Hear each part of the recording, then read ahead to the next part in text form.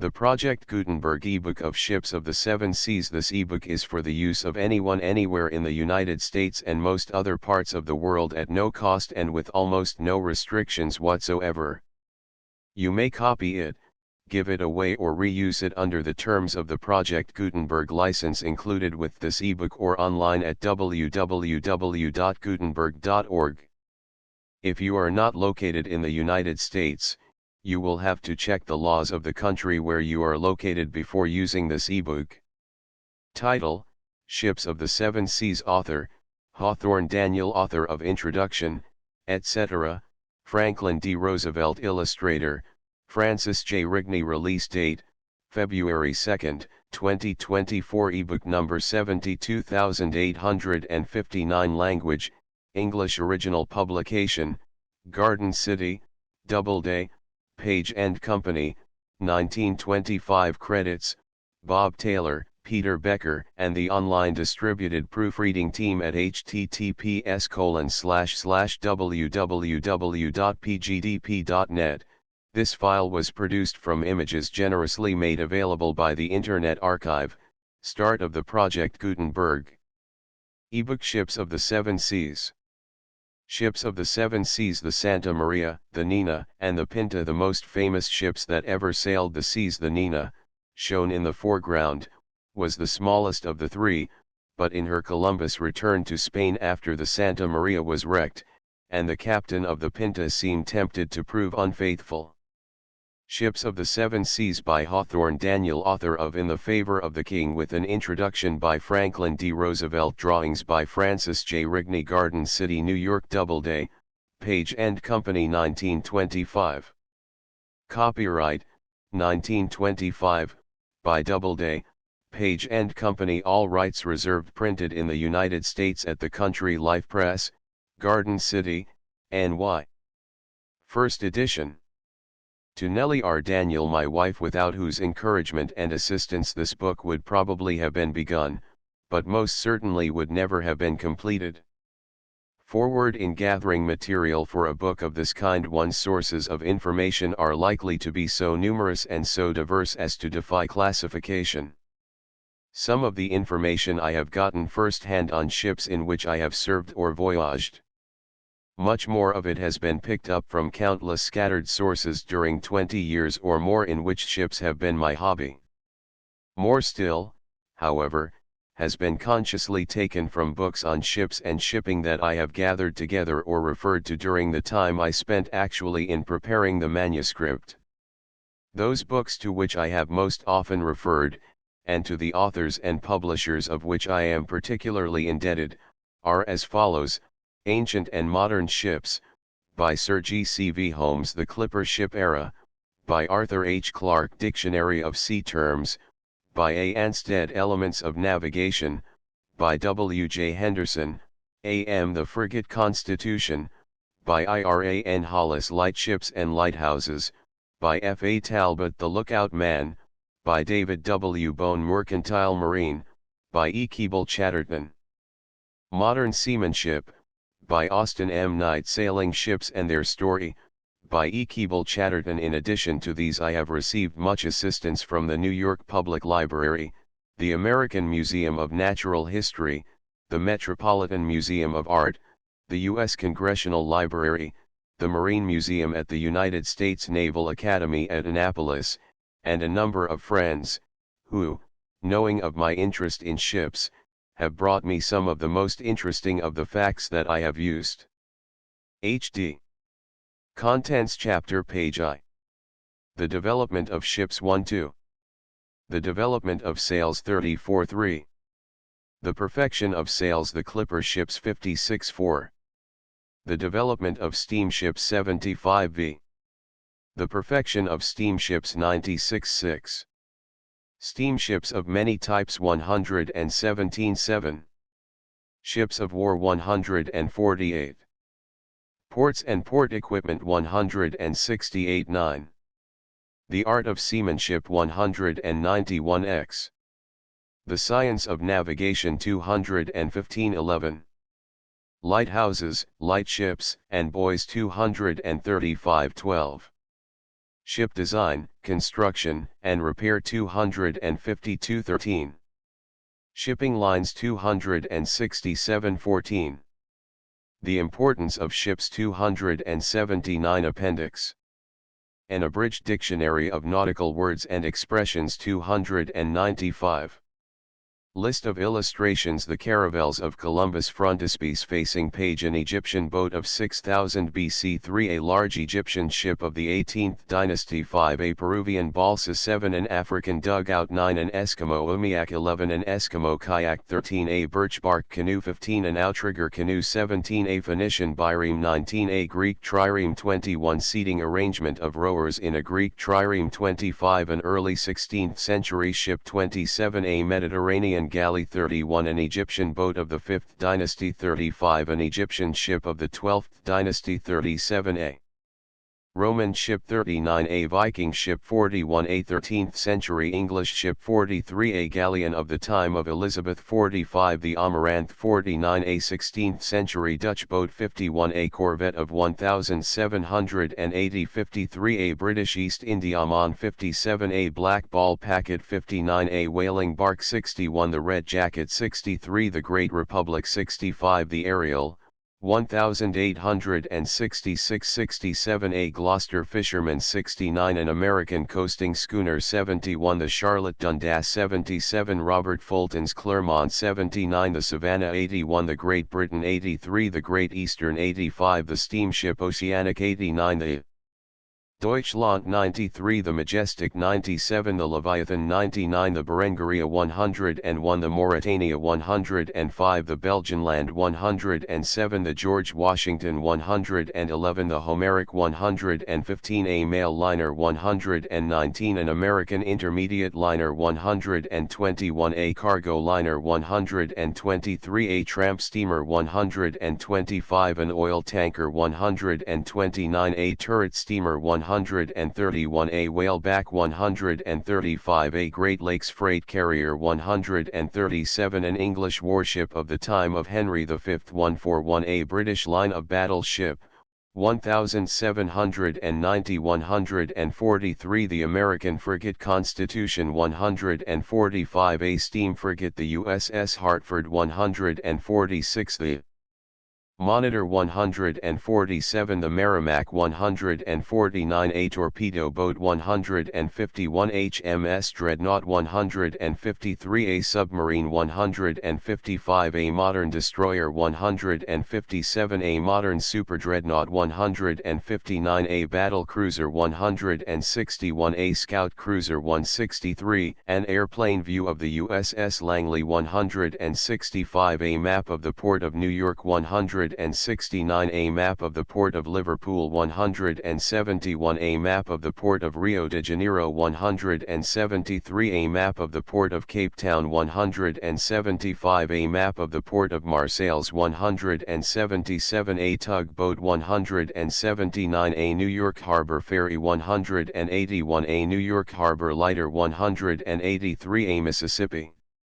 River sternwheeler. 185. A modern Venetian cargo boat. 187. A page of knots in common use. 193. Bearings and points of sailing. 195. How a fore and aft sail is reefed. 197. A freighter tied up to a pier. 199. A few types of sailing ships common in European and American waters. 201. A few types of sailing boats to be found around the world. 203. The rigging of a three-mast ship. 209. The sails of a four-mast ship. 213. Using a cross staff. 217. Using an astrolabe. 221. A sextant in use, and a ship's log. 225. Using a Polaris. 229. Sounding by machine. 233. The Pharos at Alexandria. 237. The Tillamook Rock Light Station. 239. Cape Race Lighthouse. 241. Minot's Ledge Light. 243. Bishop Rock Lighthouse. 245. Fire Island Lightship 247 Automatic Buoys 249 A Ship on the Ways 253 A Floating Dry Dock 255 The Olympic 259 The Aquitania 263 The Paris 265 The Spray 281 The Detroit 283 A reconstruction of one of Caligula's galleys 284 A European Sidewheeler 285 A Hudson River Steamer 287 A Steam Yacht 289 An Experiment of 1924 291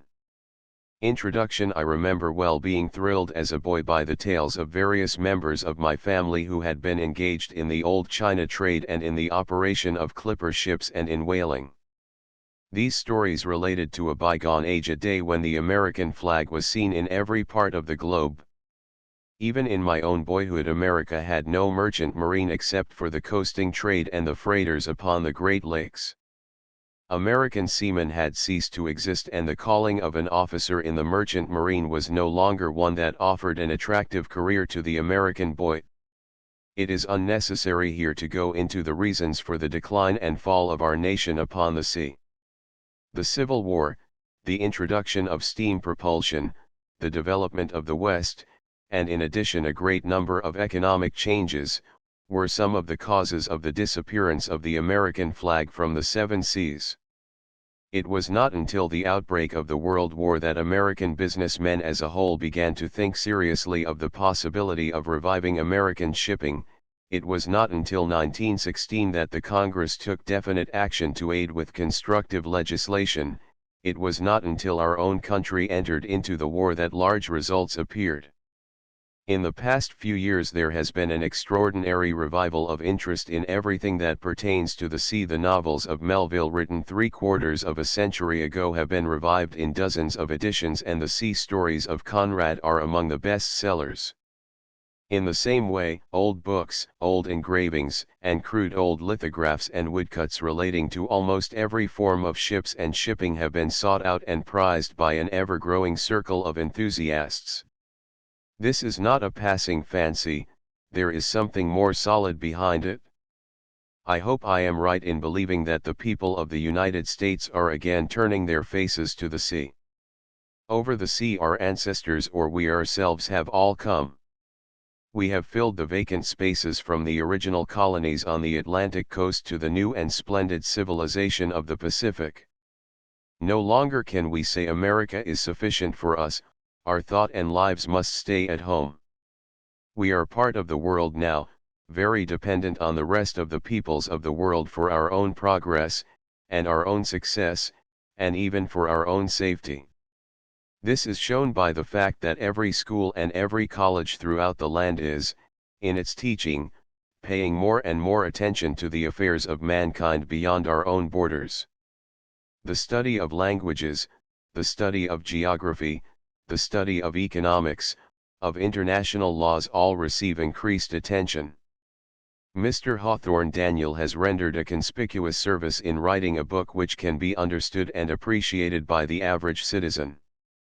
Most of us are just average citizens, and whether we live 1,000 miles from the nearest ocean or not, whether we have ever smelled salt water or not, it will be a good thing for us to have some knowledge of the great epic of ships and the men who have made them and sailed them. Franklin D. Roosevelt. Hyde Park, NY, June 4, 1924. Ships of the Seven Seas. Ships of the Seven Seas. Chapter I. The development of ships. Imagine the world without ships. Mighty empires that now exist and have existed in the past would never have developed. Every continent, every island would be a world alone. Europe, Asia, and Africa could have known each other, it is true, in time. North and South America might ultimately have become acquainted by means of the narrow isthmus that joins them. But without ships, Australia and all the islands of all the seas would still remain unknown to others, each supporting peoples whose limited opportunities for development would have prevented advanced civilization. Without ships the world at large would still be a backward, savage place, brightened here and there with tiny civilizations, perhaps, but limited in knowledge, limited in development and in opportunity. Without ships white men could never have found America.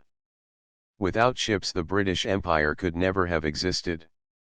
Holland, Spain, Rome, Carthage, Greece, Phoenicia, none of them could ever have filled their places in world history without ships. Without ships the Bosphorus would still be impassable and the threat of Xerxes to Western civilization would never have been known. Greater still, far greater, without ships the Christian religion would have been limited to Palestine or would have worked its way slowly across the deserts and mountains to the south and east, to impress with its teachings the Arabs, the Assyrians, the Hindus, and the Chinese. Ships have made the modern world, ships have given the white man world supremacy, and ships, again, have made the English-speaking peoples the colonizers and the merchants whose manufactures are known in every land, whose flags are respected all around the globe, and whose citizens are now the most fortunate of all the people of the earth. All of this we owe to ships. Far back before the beginnings of history lived the first sailor. Who he was we do not know. Where he first found himself waterborne we cannot even guess. Probably in 1,000 different places at 1,000 different times 1,000 different savage men found that by sitting astride floating logs they could ride on the surface of the water. In time they learned to bind together logs or reeds and to make crude rafts on which they could carry themselves and some of their belongings. They learned to propel these rafts by thrusting poles to the bottoms of the lakes or rivers on which they floated. They learned, in time, how to make and how to use paddles, and as prehistoric ages gave way to later ages groping savages learned to construct rafts more easily propelled, on which platforms were built, to keep their belongings up above the wash of the waves that foamed about the logs. And ultimately some long-forgotten genius hollowed out a log with fire, perhaps, and crude stone tools, and made himself a heavy, unwieldy canoe, which, heavy as it was and awkward, could still be handled much more readily than could the rafts that had served his forebears for perhaps 100 centuries. And with this early step forward in the art of shipbuilding came a little of the light that heralded the approaching dawn of civilization. An Egyptian boat of 6000 BC. This drawing was made from what is probably the most ancient known record of a ship. The high bow and stern seem somewhat overdone, and it is likely that they were less elevated than this picture shows them. The carving from which this was taken, however, exaggerates them still more. The very first pages of recorded history tell us of ships, and we know that many prehistoric men were adept at building such boats as dugout canoes. In Switzerland many signs have been found of a people who dwelt there in the Stone Age, and among the simple belongings of this people of great antiquity have been found canoes hollowed from single logs. In the bogs of Ireland, and in England and Scotland similar dugouts have been occasionally found, which had been buried in the course of time far below the surface of the ground. By the time the Stone Age came the dugout was perfected, and still later other types of boats appeared. Perhaps the hollowed log suggested the use of the curved bark of the tree as a canoe, and ultimately a framework of wood was developed to hold the weight of the occupant while a covering of bark kept out the water. The framework was necessary for two reasons: first, to give the structure the necessary strength to keep its shape, and second, to bear the weight of the builder and his belongings. Other coverings, such as skins and woven fabrics covered with pitch, came into use in parts of the world where suitable bark was scarce. The next step in the building of boats was a method of fastening pieces of wood together in suitable form. This probably came from a desire for boats of larger size, which required greater strength, for man early became a trader and wished to transport goods. Bark could not support a heavy hull, and dugouts are necessarily limited in size, being constructed of the trunks of single trees, although dugouts 50 or 60 feet in length, or even longer, are not unknown. Probably the earliest boats of this new type were tied together by thongs or cords. Even today the natives of Madras, in India, build boats by this method, and similar types are to be found on the Strait of Magellan, on Lake Victoria Nyanza in Central Africa, and in the East Indies. Many of these have been very highly developed until now. They are built of heavy hand-hewn boards fitted together with ridges on their inner sides, through which holes are bored for the thongs that lash them together. The boards are fastened together first, and later a frame is attached to the interior.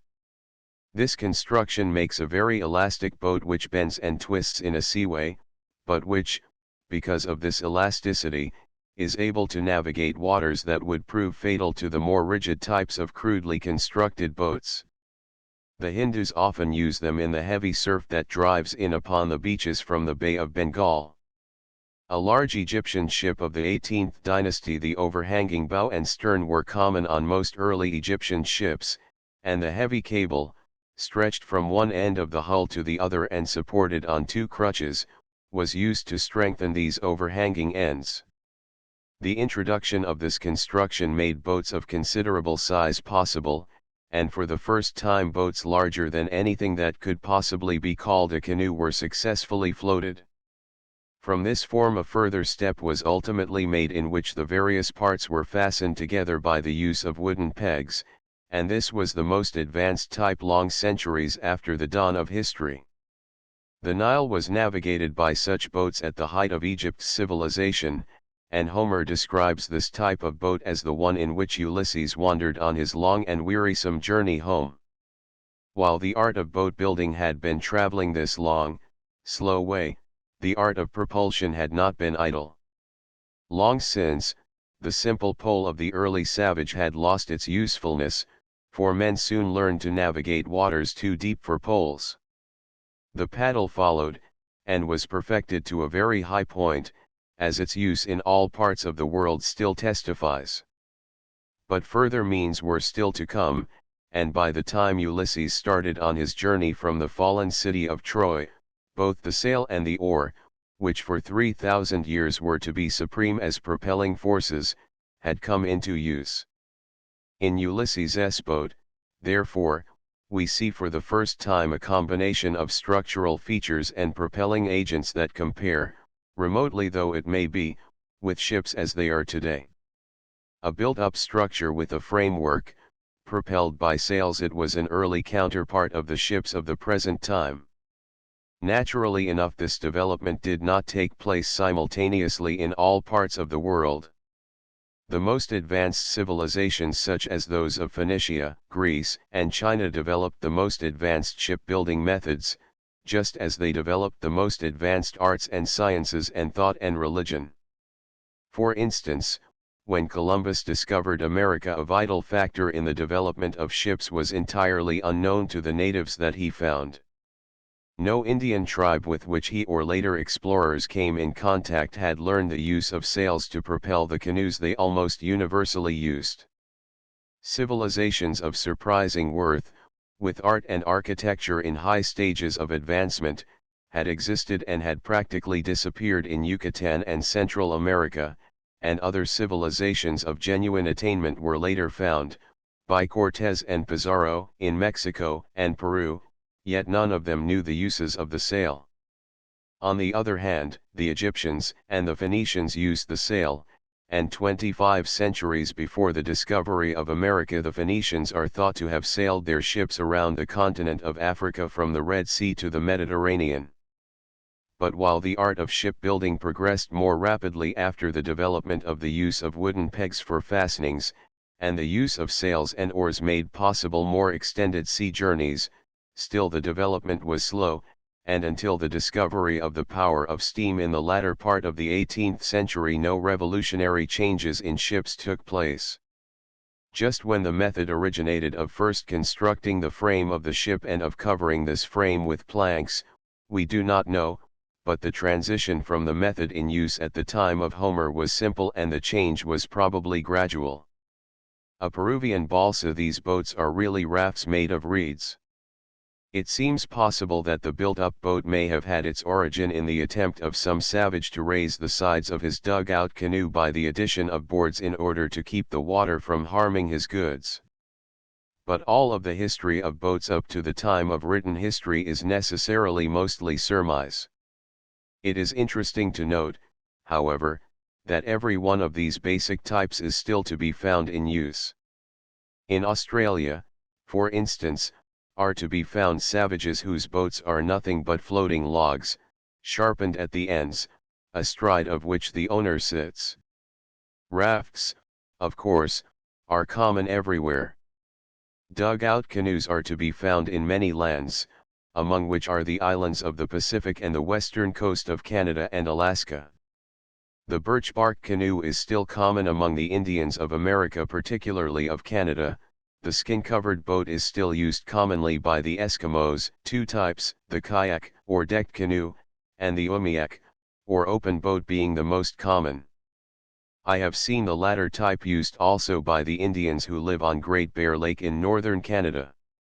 Boats fastened together with thongs or lashings are numerous in parts of India and elsewhere, the Madras surf boats being, perhaps, the best examples. Boats built up of planks fastened together by pegs are to be found in many parts of the world. I learned to sail in a boat of this type, but very much modernized, on Chesapeake Bay. The other methods, very much perfected, are still in everyday use among boat and ship builders. Thus it will be seen that some knowledge of all these various types may still serve some useful purpose, for one may find in everyday use all the fundamental types of construction that have ever existed. An African dugout, in this boat the builders have hollowed out the log but have not otherwise changed it. It is a present-day counterpart of boats known and used long before the dawn of history. One type of boat I have not mentioned, yet it is of time-honored ancestry and is still in daily use among thousands of people. This is the outrigger canoe. In different parts of the world it has different names. In the Philippines, for instance, it is called, in two of its forms, vinta and pra. These boats have one thing in common, and that is an outrigger. An outrigger is a pole made of bamboo or some other light wood, floating in the water at a distance of a few feet from the boat itself. It is held rigid and parallel to the hull by two or more crossbars. Sometimes there is an outrigger on each side, but often there is only one. On the smaller boats the outrigger consists of a single pole. On larger boats, or those which are inclined to be particularly tow-heavy because of the load they are intended to carry, the size of the sail, or for some other cause, several poles may make up each outrigger. The use of this addition is to secure stability, for the boats to which they are attached are usually extremely narrow and alone could not remain upright in the water, or at best could not carry sail in a seaway, where the combination of wind and wave would quickly capsize them. These outrigger canoes, and some of them are capable of carrying 40 or 50 passengers, are extremely seaworthy, and the native sailors do not hesitate to take them for hundreds of miles across seas often given to heavy storms. In the development of ships, however, they play no part, for their only unique characteristic has never been incorporated into ships of higher design. It is interesting that while all the cruder types of boats are still to be found in daily use in various parts of the world, the more highly developed designs, up to those of the 17th century, have disappeared. Many of them, it is true, have influenced later designs, but most of the marks they left can be traced only with great difficulty. The earliest boats of which we have definite records are those that were in use in Egypt about 3000 BC. Some of these were of considerable size, for carvings on tombs and temples show them carrying cargoes of cattle and other goods, and show, too, on one side, as many as 21 or 22, and in one case 26, oars, besides several used for steering. Many of these boats were fitted with a strange sort of double mast, made, apparently, of two poles fastened together at the top and spread apart at the bottom. These masts could be lowered and laid on high supports when they were not needed to carry sail. The boats themselves seem to have been straight-sided affairs with both ends highly raised, ending, sometimes, in a point and sometimes being carried up into highly decorated designs that at the bow occasionally curved backward and then forward like a swan's neck. The end of this was often a carved head of some beast or bird or Egyptian god. On the boats intended for use as war galleys, the bow was often armed with a heavy metal ram. An Eskimo umiak. This boat is structurally similar to the kayak except that it has no deck. It is a larger boat, and will carry heavy loads and perhaps as many as a dozen people. It is made by covering a frame with skins. These ships, for they had by this time grown to such size that they are more than canoes or boats, often extended far out over the water both forward and aft, and any concentration of weight on these overhanging extremities had a tendency to strain the hull amidships. This was offset, as it sometimes is today on shallow draft river boats, by running cables from bow to stern over crutches set amidships. While the Egyptians were the first to picture their ships, it is not certain that they were the first to have ships of real size and sea-going ability, for the very temples and tombs on the walls of which are shown the ships that I have described have also the records of naval victories over raiders from other lands who must have made the voyage to the Egyptian coast in order to plunder the wealth of that old center of civilization. The Egyptians, however, were never a sea-going people in the sense that the Phoenicians were. But strange as it may be, the Phoenicians, despite the fact that they probably invented the alphabet, did not make the first record, or, as a matter of fact, any very important records, of their great development in the shipbuilding art. The earliest picture of which we know of Phoenician ships is on the wall of an Assyrian palace and dates back only to about 700 BC, which was after the Assyrians had conquered the Phoenicians and had for the first time, for the Assyrians were an inland people, come in contact with sea-going ships. By this time the Phoenicians had had many years of experience on the sea, and the Assyrian representation shows a ship of more advanced design than the Egyptians had had.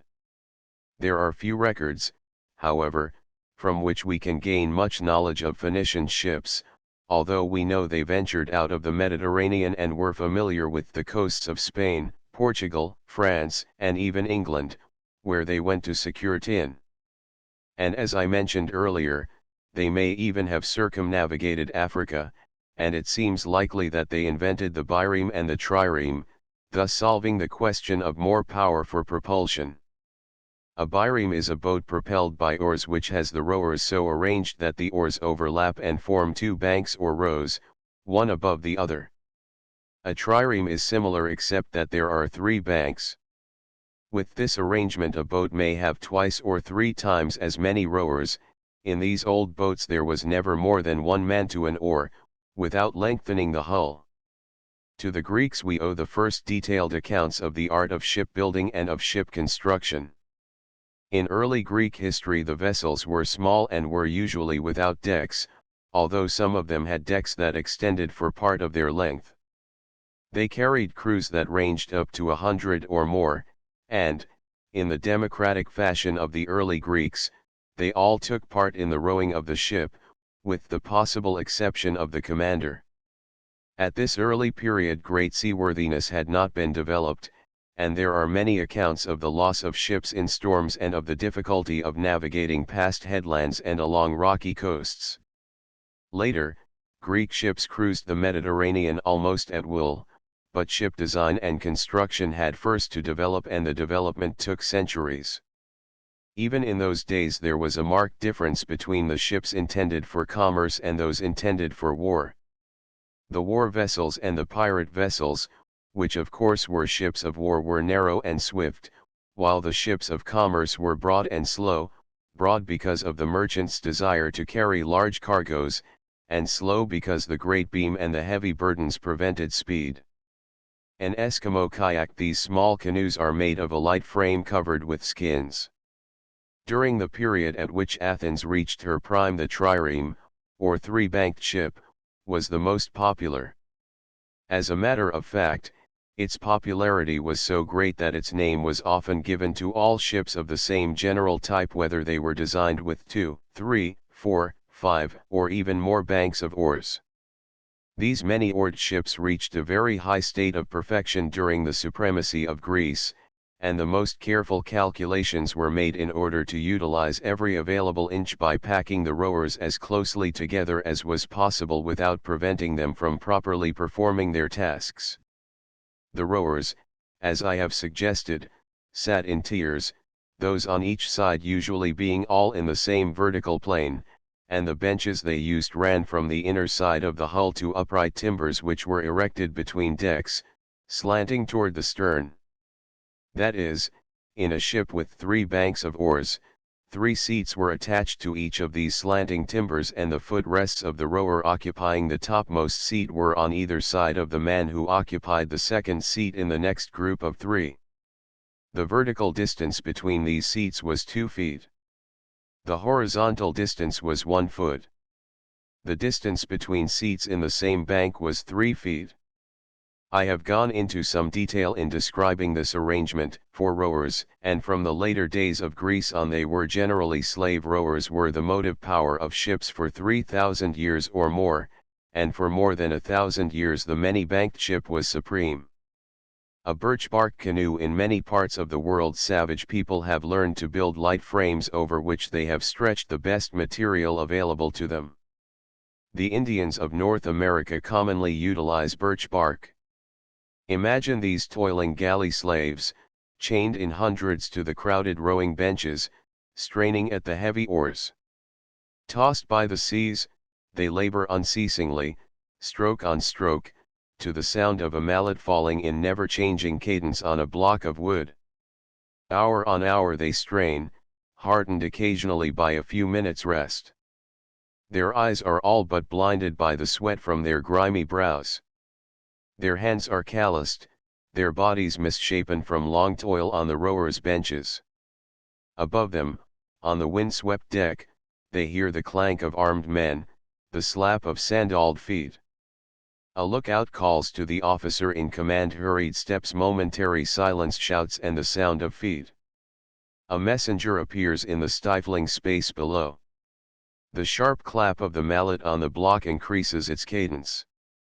Faster and faster swing the oars. Furious and more furious is the pace.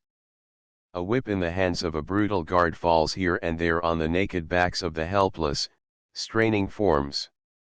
Their strength is waning, their breath is coming fast.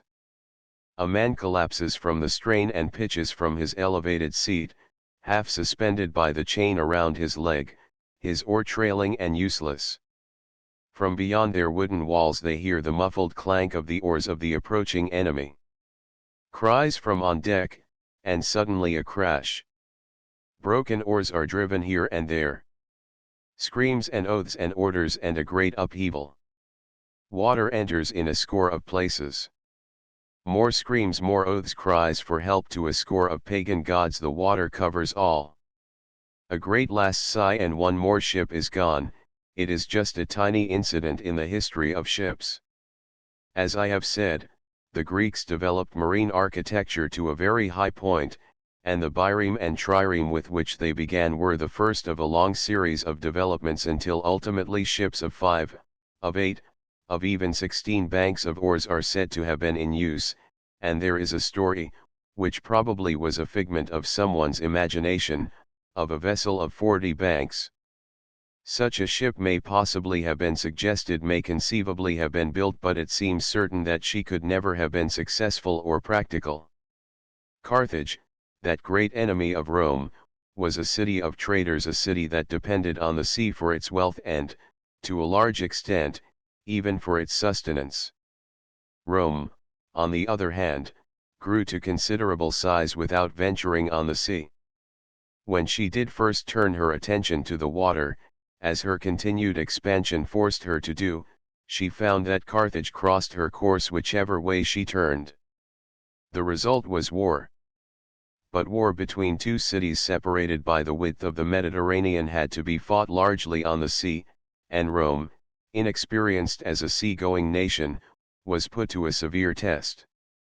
By chance, however, a Carthaginian conquireme, that is, a five-banked ship battered by storm and abandoned by her crew, drifted ashore on the sunny coast of Italy, and the Romans, quick to see the importance of the happening, hauled her high and dry, measured her, and learned from her battered hull the lessons they needed to know of ship construction. An outrigger canoe. Sometimes these canoes have an outrigger on each side, and sometimes they carry sails. They built on dry land sets of rowers' seats, and while they taught rowers to pull their oars in unison in these unique training benches, they set to work with the energy that marked Rome out for great success. 60 days after they had felled the trees, they had a fleet of conquiremes afloat and manned. Promptly they turned the prows of this new fleet toward the Carthaginians and were defeated. But with the indomitable will that characterized the Romans for 2,000 years, they went to work again, and built a new fleet and a more powerful one. This time some inventive Roman devised a kind of hinged gangplank, which could be dropped upon the deck of an enemy ship, maintaining its hold by a heavy metal barb which would penetrate the decks. Across this bridge the Roman soldiers could rush, and by this means could turn a naval battle into what was very nearly the same to these land-trained soldiers as a battle on dry land, where hard blows with sword and spear determined the result. With this new apparatus the Romans, under Tullius, in 260 BC, gained a victory at Mylae, off the coast of Sicily, and after 3 wars, covering, with intervals between, 118 years, drove the Carthaginians from the sea and razed their beautiful city to the ground. It is not my purpose, in this chapter, to go into great detail in telling of the development of ships from this time on, for the designs were infinitely great, the variations numerous, and there were, until the 19th century, but 2 vital improvements: the compass and a considerable improvement in the ability of sailing ships to make headway against the wind. Rome, during most of the centuries of her supremacy, controlled every sea within her reach. The Mediterranean was entirely hers, and her galleys and her soldiers ventured into the Atlantic and visited parts of the world that seemed to stay-at-home Romans to be the very fringes of the earth. The ships they built grew in size. The corn ships, which brought food to the capital from Egypt, are thought to have been as much as 200 feet long, 45 feet broad, and 43 feet deep. When St. Paul was shipwrecked he was in company with 276 others, and the ship they were on carried a cargo besides. These ships carried 3 masts, each having huge square sails, and on one mast was spread a square topsail as well. Roman ships that voyaged to Britain probably gave to the wild men of the north, including those who later became the Vikings, the idea of the sail, and probably all the people of northern Europe learned the use of sails, directly or indirectly, from the Romans. Ultimately Rome fell beneath the onslaughts of the barbarians, and the Mediterranean seat of power, although still called the Roman Empire, moved to Byzantium, now called Constantinople. Here Western civilization resisted for centuries the attacks of the Mohammedans, until the great city on the Bosphorus fell before the armies of Mohammed in 1453. A Phoenician bireme. Despite the fact that the Phoenicians did more with ships than any other ancient peoples before the Greeks and Romans, little is known of Phoenician ships. They developed the bireme, an oar and sail-driven ship with 2 banks of oars, and circumnavigated Africa. During all of the centuries that Constantinople had been holding out against the growing power of the Mohammedans, the west and north of Europe were being remade. For a time Western civilization seemed doomed, for the Moorish Empire in North Africa had pushed across the Strait of Gibraltar, had subjugated Spain, and had crossed the Pyrenees into France, where, fortunately, their great army was put to rout at the Battle of Tours in 732. But although they were driven from France they maintained their hold upon Spain, and not until the Granada Moors were defeated by Ferdinand and Isabella in 1492 was Spain again free of them. They controlled North Africa from Suez to Gibraltar and introduced many Eastern ideas. It is probable that the Latin sail, which originated in Egypt and is still in common use in the Mediterranean, owes at least some credit to the Moors for its introduction to Western Europe. In addition to the influx of Mohammedans, civilized Europe had to contend with the hordes of barbarians that descended from the wild country to the north of the Alps, for the most of Europe except its Mediterranean fringe was a dark and barbarous land. But the centuries that we call the Middle Ages saw a growth of culture, a growth of learning, a growth of nationalism that were to make the modern world. In all of this ships played a vital part. The Vikings, with their open boats, propelled by oars and sometimes aided by great square sails, terrorized Britain and northern Europe for a time, even driving their boats up the Seine to the walls of the city of Paris, which was then built on a tiny island in the river. But at last the Saxons, under Alfred the Great, with the first ships of the long series of ships that were built to protect England, drove the wild sailor warriors away, and a new epoch had begun. During this time Venice and Genoa had developed, and the ships that sailed from those two cities were for a time the proudest of the world. But their development was so largely commercial that it was only with difficulty that they could maintain navies capable of protecting their vast fleets, which were attacked by pirates, by the ships of other cities, and by each other so constantly that seagoing was a hazardous occupation, and ships perforce sailed always in convoys, or at least in the company of other ships, for protection. Then in the north William the Conqueror crossed the English Channel, defeated the Saxons at the Battle of Hastings in 1066, and the foundations for the present British Empire were laid. If the Saxons had developed a navy with which they could have met and defeated the Norman conqueror on the sea, think of the enormous difference it would have made in the history of Britain. A Greek trireme, these warships were about 120 feet in length, and the sails and spars were taken down and sent ashore if battle was expected. The oars were operated by slaves. During the Middle Ages following the conquest of Britain, an association of northern European cities, called the Hanseatic League, was formed in order to protect their trade, and for a time proved to be a very important factor in the maritime development of the north of Europe. Had Venice and Genoa formed such a cooperative association instead of frittering away their strength, bickering and fighting, another story would have been written in the Mediterranean. During all this time ships had been changing gradually in design. Oars still drove the fastest ships of war in the Mediterranean, but sails had taken a more important place, and now whole voyages were made by means of sails alone. The 15th century came, and with it the fall of Constantinople, and with it, too, in Genoa, that nautical city of Italy, the birth of a child named Christopher Columbus. He grew to manhood and became a sailor, and sailed on voyages here and there, and was wrecked finally on the coast of Portugal. But here was no ordinary man. Thousands of other sailors had had his opportunities, but none of them took so seriously the idea that the world was round. The idea, of course, was not Columbus's own. It had received some attention for centuries among a few great minds. But Columbus, not content with accepting the shape of the world as a theory, wanted to make the voyage that would prove it. Already, in the previous century, a great stride had been made in seamanship by the introduction of the compass. This appeared mysteriously in Mediterranean waters, from no definitely known direction, but it seems probable that it came, by a very indirect route, from China, where it had been known and used for many years.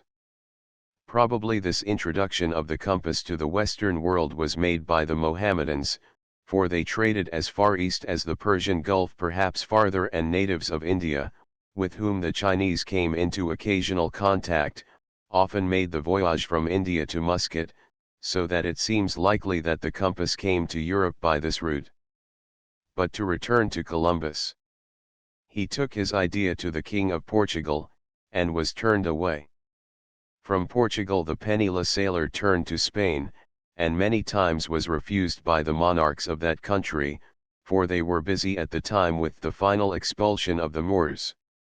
After several years of unsuccessful petitioning at the Spanish court, Columbus gave up and started on his weary way to France.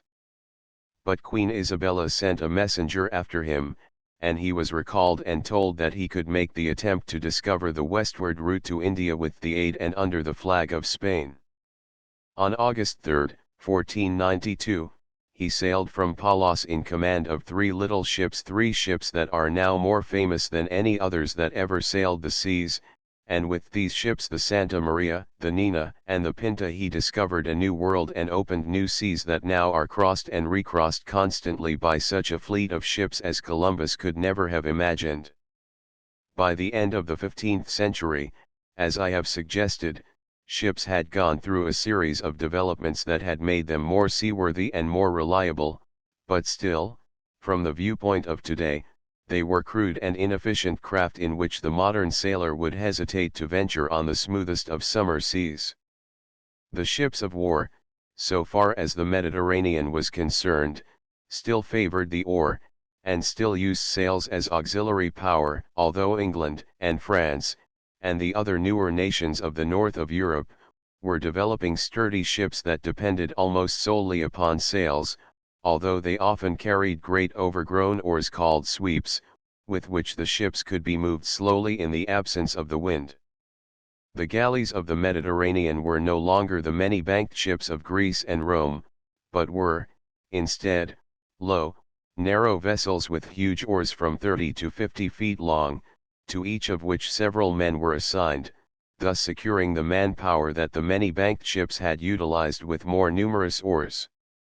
In order to manage these ungainly oars, a framework was built out from each side of the ship, and attached to this framework were the oarlocks.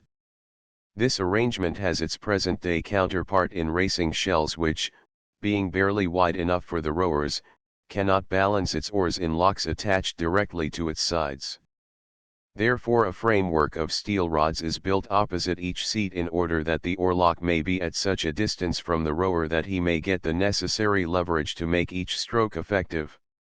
The Crusades, which began in the 12th century, had acquainted Western Europe with many luxuries of the East hitherto unknown to the rougher people of the West, and as a result, trade increased greatly, necessitating the building of many ships, and as is always the case, progress was made because new minds were put to work. In this case ships improved. Metal nails, expensive as they were, for they were made, of course, by hand, had come into use, and new designs took the place of old. The ship that, at the time of Columbus, was the most popular was the caravel. To our eyes she was ungainly, crude, and unseaworthy, yet these clumsy vessels, with their high sterns and overhanging bows, made most of the early voyages of discovery voyages that for romance, for adventure, for danger, and for importance, rank higher than any others that were ever made. Two of Columbus's three ships were caravels. The Nina, however, was but a tiny cockle shell, only partially decked, that proved, by chance, the most valuable of the three, for in her Columbus was forced by circumstances to return to Spain after the Santa Maria had been wrecked by a careless helmsman on a far-off island in the world that she had found, and the Pinta had wandered away, the discoverer knew not where, in the hands of men tempted to be unfaithful to their great commander. Seating arrangement of rowers in a Greek trireme. While there were other arrangements that were sometimes used, this seems to have been much the most common. The slaves who operated the oars were chained in place, and in case of shipwreck or disaster were usually left to their fate. So important was the work done by the Santa Maria and the other caravels of her day that were sailed by Vasco da Gama around the Cape of Good Hope, by Americus Vespucius to the South American mainland, by the Cabots to Nova Scotia and New England, and by other great discoverers on other great voyages, that they warrant closer attention than has been given to other passing types. With a fleet of caravels Magellan sailed from Spain, crossed the Atlantic, skirted the South American coast, discovered the land we now call Argentina, where he found a people he named the Patagonians because they had big feet. In subsequent accounts by a member of his crew, these people were said to be giants, although they are merely men of good height and strength. From Patagonia, Magellan sailed south and entered a channel on each side of which lay mighty mountains rising precipitately from the water. The land to the south he named Tierra del Fuego, the land of fire, either because of the glow of now extinct volcanic fires that he saw, or of distant campfires of the natives which he sighted as he made the passage, and this land for many years was supposed to be a great continent that stretched from the Strait of Magellan, as the passage Magellan found was later called, to the South Polar regions. From the western end of the strait, Magellan steered to the north and west, diagonally across the greatest expanse of water on the globe, an ocean discovered only a few years earlier by Balboa when he crossed the Isthmus of Panama, and named by him the Great South Sea, but renamed by Magellan, because of the gentle weather he encountered, the Pacific. In all the voyage across the Pacific he discovered but 2 islands, although he sailed through the section occupied by the numerous archipelagos that we call the South Sea Islands. An early 16th century ship, this ship, while similar in many respects to Columbus's Santa Maria, has made some advances over that famous vessel.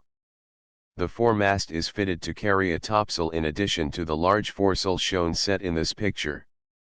On ships somewhat later than this one, a small spar was sometimes erected perpendicularly at the end of the bowsprit, and a sprit topsail was set above the spritsail, which is shown below the bowsprit here. After terrible suffering from scurvy, from lack of water, almost from starvation, the little fleet of 4 ships, one had deserted just after the Pacific was reached, finally reached the Philippines. Already Magellan had sailed under the Portuguese flag around the Cape of Good Hope to a point in the East Indies farther east than the Philippines, so he was, actually, the first man ever to circumnavigate the globe. In the Philippines, however, he was inveigled into an alliance with a perfidious chief named Cebu, who, after witnessing Magellan's death at the hands of the natives of a neighboring island, he was pierced in the back by a spear, captured and murdered 2 of Magellan's chief officers, after which the dwindling band of adventurers burned one of their ships, for they were short-handed, and sailed to the south and west with the remaining 3. 2 more ships were lost ere the Atlantic was again reached, and at last the Victoria, the only ship remaining of the original 5, reached the Canaries, where 13 men out of the 44 who still remained were thrown into prison by the Portuguese governor, and only 31 of the original 280 returned to Spain to tell their wondering countrymen the story of their travels. That voyage, saving only the first voyage made by Columbus, was the greatest in the history of men upon the sea. These voyages, as I have said, were mostly made in caravels. None of the ships was large, and Columbus's flagship, the Santa Maria, was below rather than above the average. Vasco da Gama's ships were larger, as were many others. But no other ship in history is so widely known as that little vessel of Columbus's, and a description of her, being a description of caravels in general, is of double interest. From bow to stern she measured but 90 feet, and she displaced about 100 tons. But more than that is needed to give one an adequate idea of her limitations. The bow was high and awkwardly overhung the water by 12 feet, not being carried gradually out as are the bows of sailing ships today, but jutting ponderously forward from an almost vertical stem. Amidships the deck was low, dropping down abruptly about 1/4 of the way aft. This midship deck, it was called the waist, was unbroken for another 1/4 of the vessel's length, and then another deck was built at about the level of the forward deck, behind which a high stern castle reared itself aloft until it surpassed the altitude of the forward deck, but fortunately did not jut out over the water aft as the bow did forward. These 2 raised sections at the opposite ends of the ship were originally built with the idea of defense in mind. Ships for many centuries had raised platforms fore and aft, on which the men who defended them could congregate in order to rain their arrows upon the decks of enemy ships. So useful were these castles that often enemy boarders were able to penetrate to the waist only to be driven off by the rain of missiles on their heads. When gunpowder came into general use, tiny cannon were mounted in swivels attached to the bulwarks of these castles, but old ideas were not easily got rid of, and for a long time ships continued to be built with raised bows and sterns. So it was that the Santa Maria had her forecastle and her stern castle. The former term is still in use on ships, and signifies the quarters of the crew, which still are often placed in the bows of ships. The stern castle has no present-day counterpart, and the name, too, has long since disappeared from ships. The cabin of the great admiral was aft, in the topmost section of the stern castle, and was, from our point of view, not exactly palatial. It had a bed, which looked more like a chest except that it had highly raised head and footboards of carved wood. There was a table, and there was little else. A door opened onto the high narrow deck, and windows, ports such as ships now use were not then thought of, opened in the narrow stern high above the water. The crew's quarters were almost non-existent. Generally they slept on deck, although there was room between decks for some of them. This space, however, was not ventilated. That, of course, had little effect on a 15th-century Spaniard. Even the Spaniards of the lower classes today seem somewhat averse to ventilation, and was devoted to cargo and supplies. Below this space was the bilge, which was filled with stone for ballast.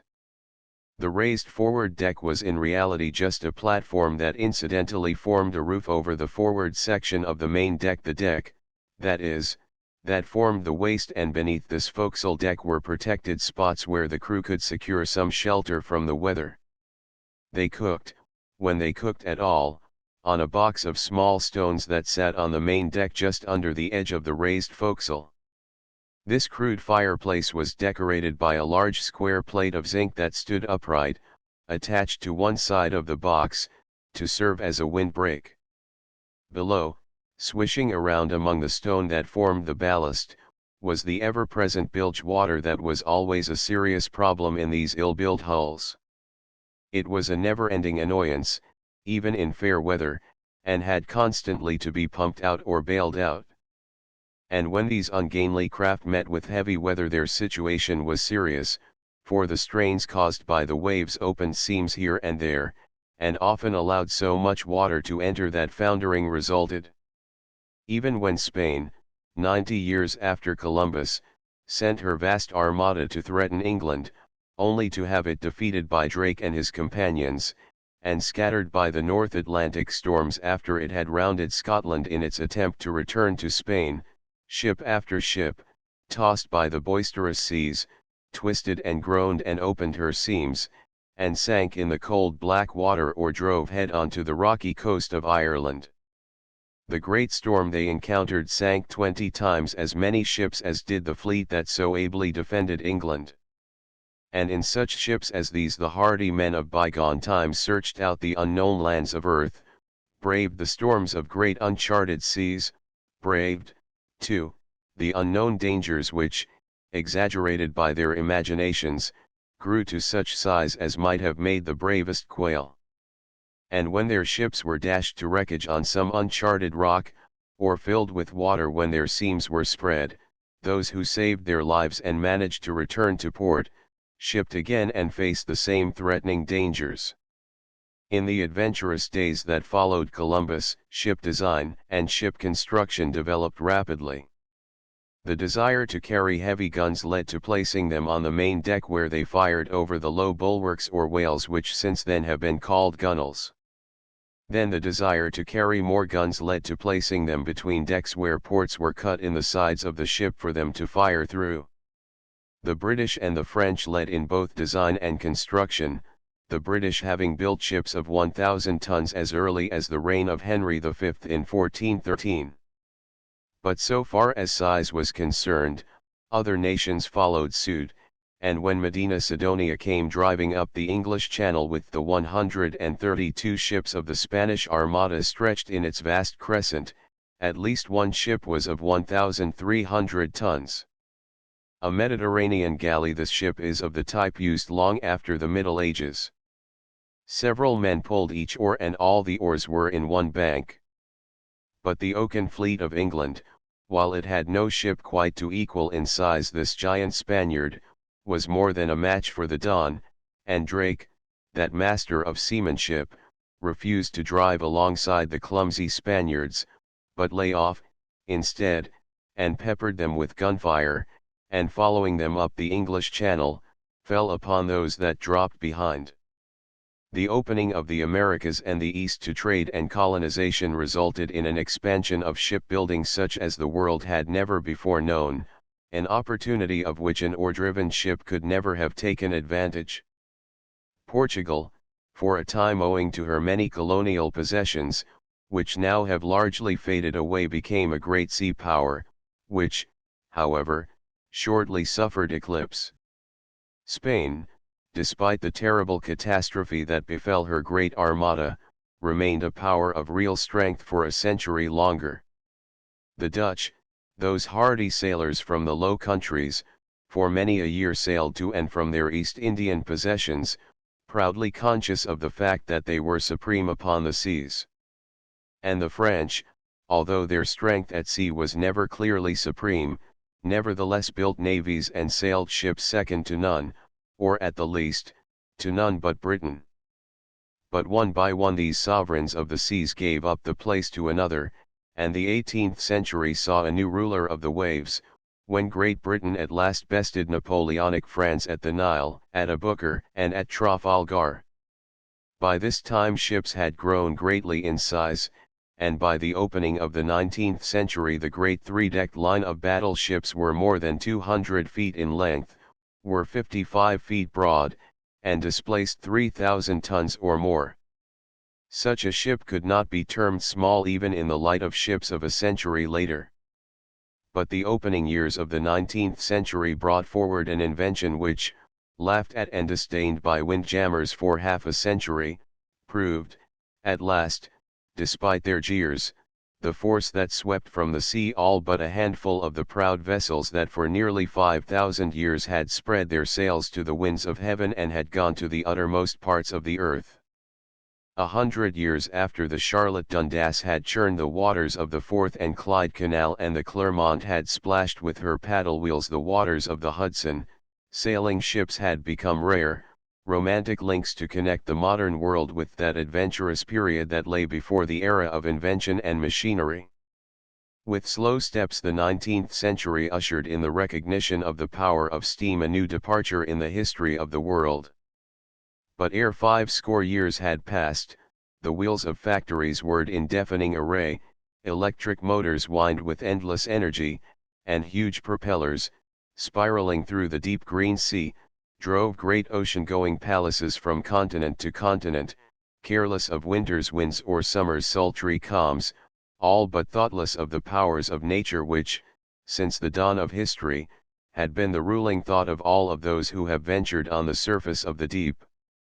Chapter 2: The Development of Sails. The origin of sails is buried in the darkness of prehistoric days.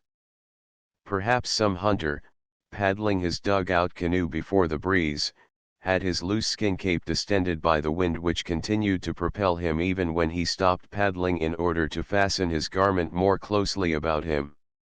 No doubt something of this kind occurred many times before some prehistoric observer noticed the cause and related to it the effect. Perhaps, then, he held the skin up on his paddle or on his staff, and sat back in comparative comfort while the breeze did his work for him. Certainly such an origin is possible, and man's desire to accomplish certain ends without expending his energy unnecessarily may, in this as in many other things, have led him to take so important a step towards civilization. From using a skin held on his staff to spreading the skin on a stick which in turn was held up by another stick was but a step, and an excellent means of propelling his canoe had been developed. The perfection of this method of propulsion, however, was slow. How many years before the dawn of written history such sails were in common use we do not know, nor can we guess with any accuracy. It is probable, however, that the time was long, for the very first accounts we have of ships tell us, too, of sails. I have already traced the development of ships from this early time, and it is not my desire to retrace my steps more than is necessary, for ships have always progressed as their propulsion progressed, and consequently the story of ships is also the story of propulsion. But sails, it would almost seem, had less to do with the early development of ships than oars, which for many thousand years after the dawn of history were apparently more important in the eyes of men of the sea than sails. Because of this attitude toward oars, and perhaps, too, because of the comparatively restricted waters in which ships originated, the inventive genius of early designers seems to have been expended almost wholly upon the perfection of the use of oars, until, as I have explained, truly great ships were built in which much thought was given to the proper seating of hundreds of oarsmen. An Egyptian boat of the 5th dynasty, the double-mast, shown in this drawing, was in common use in Egypt about 3000 BC. It is occasionally to be seen on native boats in the Orient today. Sails, then, progressed little, save in size, beyond the skin that first was stretched before the breeze in some remote savage genius's canoe, and, until the Crusades began at the end of the 11th century, sails and spars remained simple and, from the viewpoint of today, comparatively inefficient. With a favoring wind ships could hoist their sails and proceed merrily enough, but with a wind even mildly unfavorable sailors sometimes lay in sheltered harbors for weeks or got out their oars and proceeded on their way with strenuous labor. When ships first began to utilize sails to go in directions other than approximately that in which the wind blew is unknown. Certainly ships propelled by even the crudest sails could do more than drift before the wind, and as hulls became longer and deeper, they were, of course, able to sail more and more to the right and left. When, however, ships first were able to make headway against the wind is problematical. Certain it is that for many thousand years after sails were known there seems to have been no connection in the minds of shipbuilders between the use of sails and the construction of the underbodies of their ships so as to interpose any especial obstacle to the water in order to prevent the undue motion of their hulls sideways. Naturally enough, the very earliest of ships was constructed with the idea of ease of propulsion forward, but, so long as that object was gained, the shape of the hull, apparently, gave them little thought save in so far as space was needed for crew and cargo. Designs were brought out, of course, that were increasingly sturdy and seaworthy, but fin keels, or similar contrivances, are a development of recent times. Ships there were, of course, even in ancient times, that were driven exclusively, or almost exclusively, by sails, but the fact that these ships, and many that depended largely on oars, were hauled high and dry and carefully laid up during the less favorable seasons would seem to prove that except under ideal conditions sails, as they were then, were highly impractical affairs. The earliest sails of which there is definite record are those shown in carvings of ships on ancient Egyptian temples. These were hardly more complicated than the skins of the theoretical savage who first utilized the energy of the wind. They were made of cloth and were rectangular and were stretched between two spars, one at the top and one at the bottom, and these spars were raised and lowered in the process of making or taking in sail. An Egyptian ship of the 12th dynasty. It is possible that ships of this type were able, under ideal conditions, to make a little headway, while under sail, against the wind. It was not for many, many centuries, however, that sailing ships were able definitely to make much headway in that direction. Now this method of stretching a sail is not inefficient. The cloth can be held more or less flat, and such a sail could, if the hull of the ship were so constructed as almost to prevent lateral motion, propel the hull in the direction it was pointed, even though that direction were at right angles to the wind. If the hull were properly designed, such a sail might readily be made to propel the hull at a little less than at right angles, and, once that were done, the ship would actually be making headway against the wind. It is quite conceivable that the Egyptians had perfected this art not, perhaps, with the sail I have mentioned, but with a later development of the sail when the lower spar had disappeared and the upper spar had become greatly elongated and was set at an angle to the mast, so that from it depended a great triangular sail, called, now, a lateen sail. But authorities differ, and although there has been much argument as to whether Roman ships of a much later date, for instance, the one in which St. Paul was shipwrecked, could sail so as to make good a course even slightly against the wind, the argument has still remained only an argument, with neither side definitely able to make its case. And this, it seems to me, proves that while perhaps under ideal conditions and with some ships this highly important end was sometimes gained, nevertheless, the ancients were not, by and large, able to sail any course save when the wind was blowing from some angle of the half-circle toward the center of which the ship's stern was pointed, or, in the language of the sea, when the wind was abeam or abaft the beam. A Roman ship, although this ship was small, the Romans built many that were not surpassed for 1,700 years, and it was not until the 19th century was well advanced that the larger Roman ships were greatly surpassed in size. But while sails were not perfected, and consequently were of particular use only when the wind was more or less astern, ships grew in size, and consequently more sail area was required to propel them. This resulted in the enlarging of the single sail until it grew clumsy, and finally resulted in the use of more than one sail, each spread from a mast of its own. Later still, in these ships carrying several masts, one would sometimes carry two sails, one above the other. Occasionally, ships with but one mast similarly subdivided their great square sails. Roman ships of the larger sizes, notably the corn ships that brought food to the capital from Egypt, developed this subdivision of sails, but it was hardly more than a subdivision for more than 1,000 years after the time of Christ in reality, not for 1,500 years, for even the caravels of the time of Columbus had few actual improvements over the earliest ships of the Christian era. It is true that the lateen sail had been adopted largely for use on the mizzenmast or third mast from the bow, and that sail has more driving power than a square sail when the ship is heading into the wind. But still ships were weak in going to windward, that is, in making any headway in sailing into that half of the compass's circle that is marked by 90 degrees to the right and to the left of the point directly toward the wind. This is borne out by the complaints of Columbus's men, who, when they found themselves being driven westward day after day with the steady trade winds from behind them, expressed their fear of never again being able to return to Spain. But, clumsy as these old sailing ships were, they came and went, searching farther and farther into the unknown world, proving, beyond doubt, that men have always been able to get along, even with crude instruments, and that, in the last analysis, men are more important than equipment.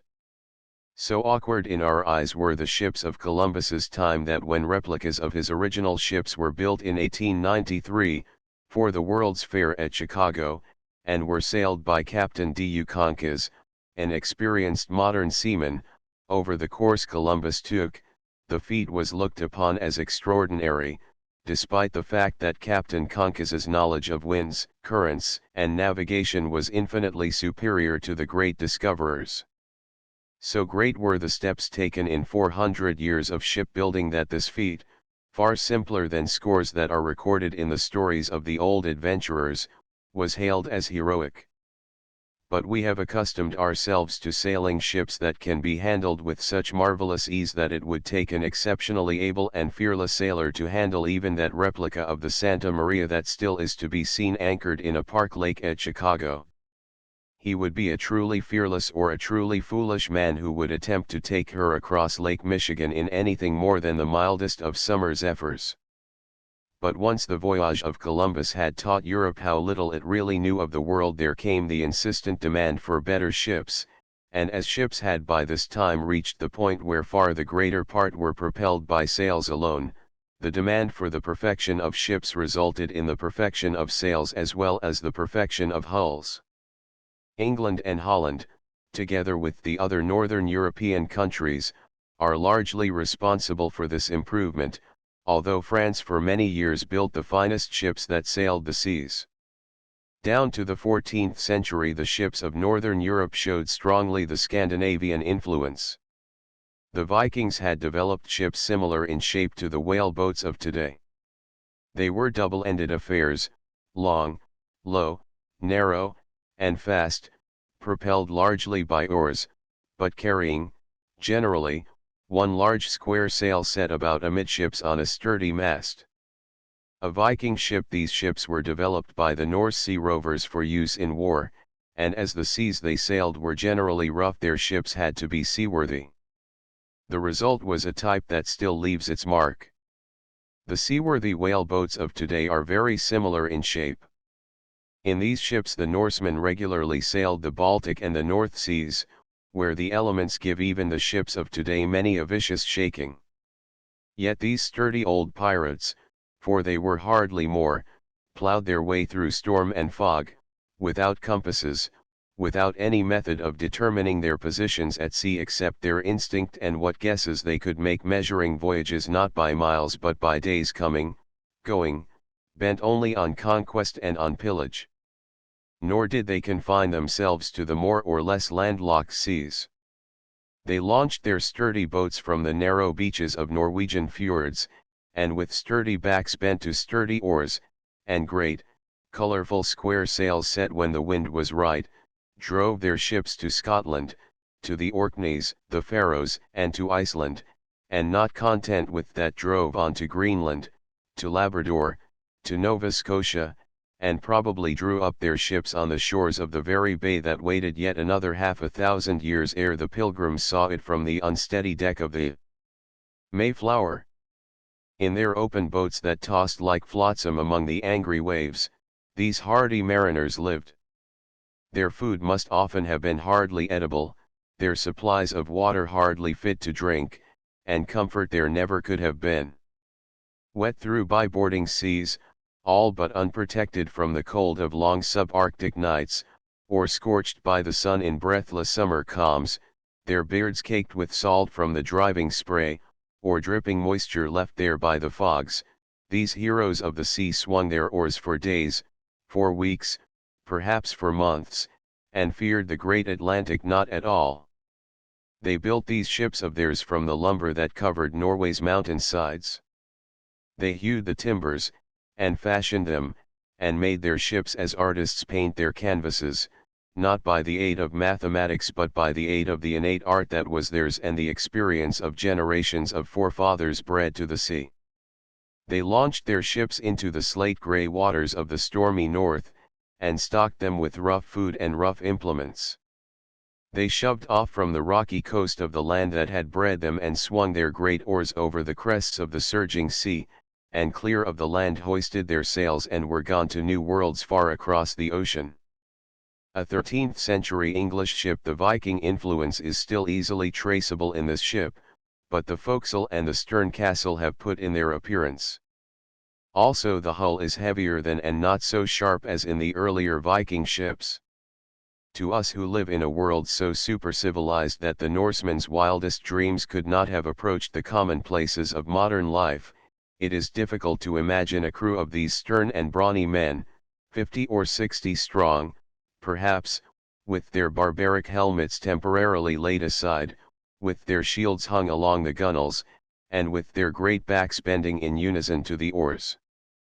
Seated on the heavy thwarts, their supplies below their feet, their swords and battle-axes strewn about carelessly, but handy to each calloused palm, they pulled for hours, chanting their songs of war, roaring their choruses.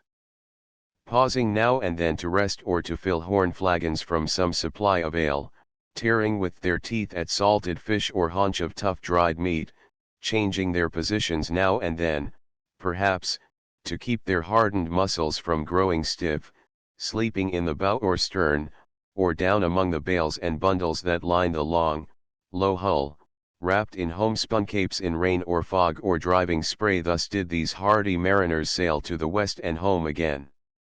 Leaving a land where life was hard, they journeyed far to other lands at least as bleak as theirs, and journeyed back again, not looking for the land of spice, or summer seas, or far, romantic Cathay.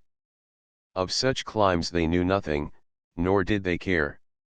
As time passed, these ships became heavier and broader, with more draught and with higher sides, although they still retained the sharp stern which was somewhat similar to the bow. The sails, however, developed little, and about the only complication was an additional strip of canvas that could be laced to the foot of the sail, increasing its area considerably. In light winds this was attached. In heavy winds it was unlaced. This, by the way, was a common feature before the later methods of reefing sails came into use.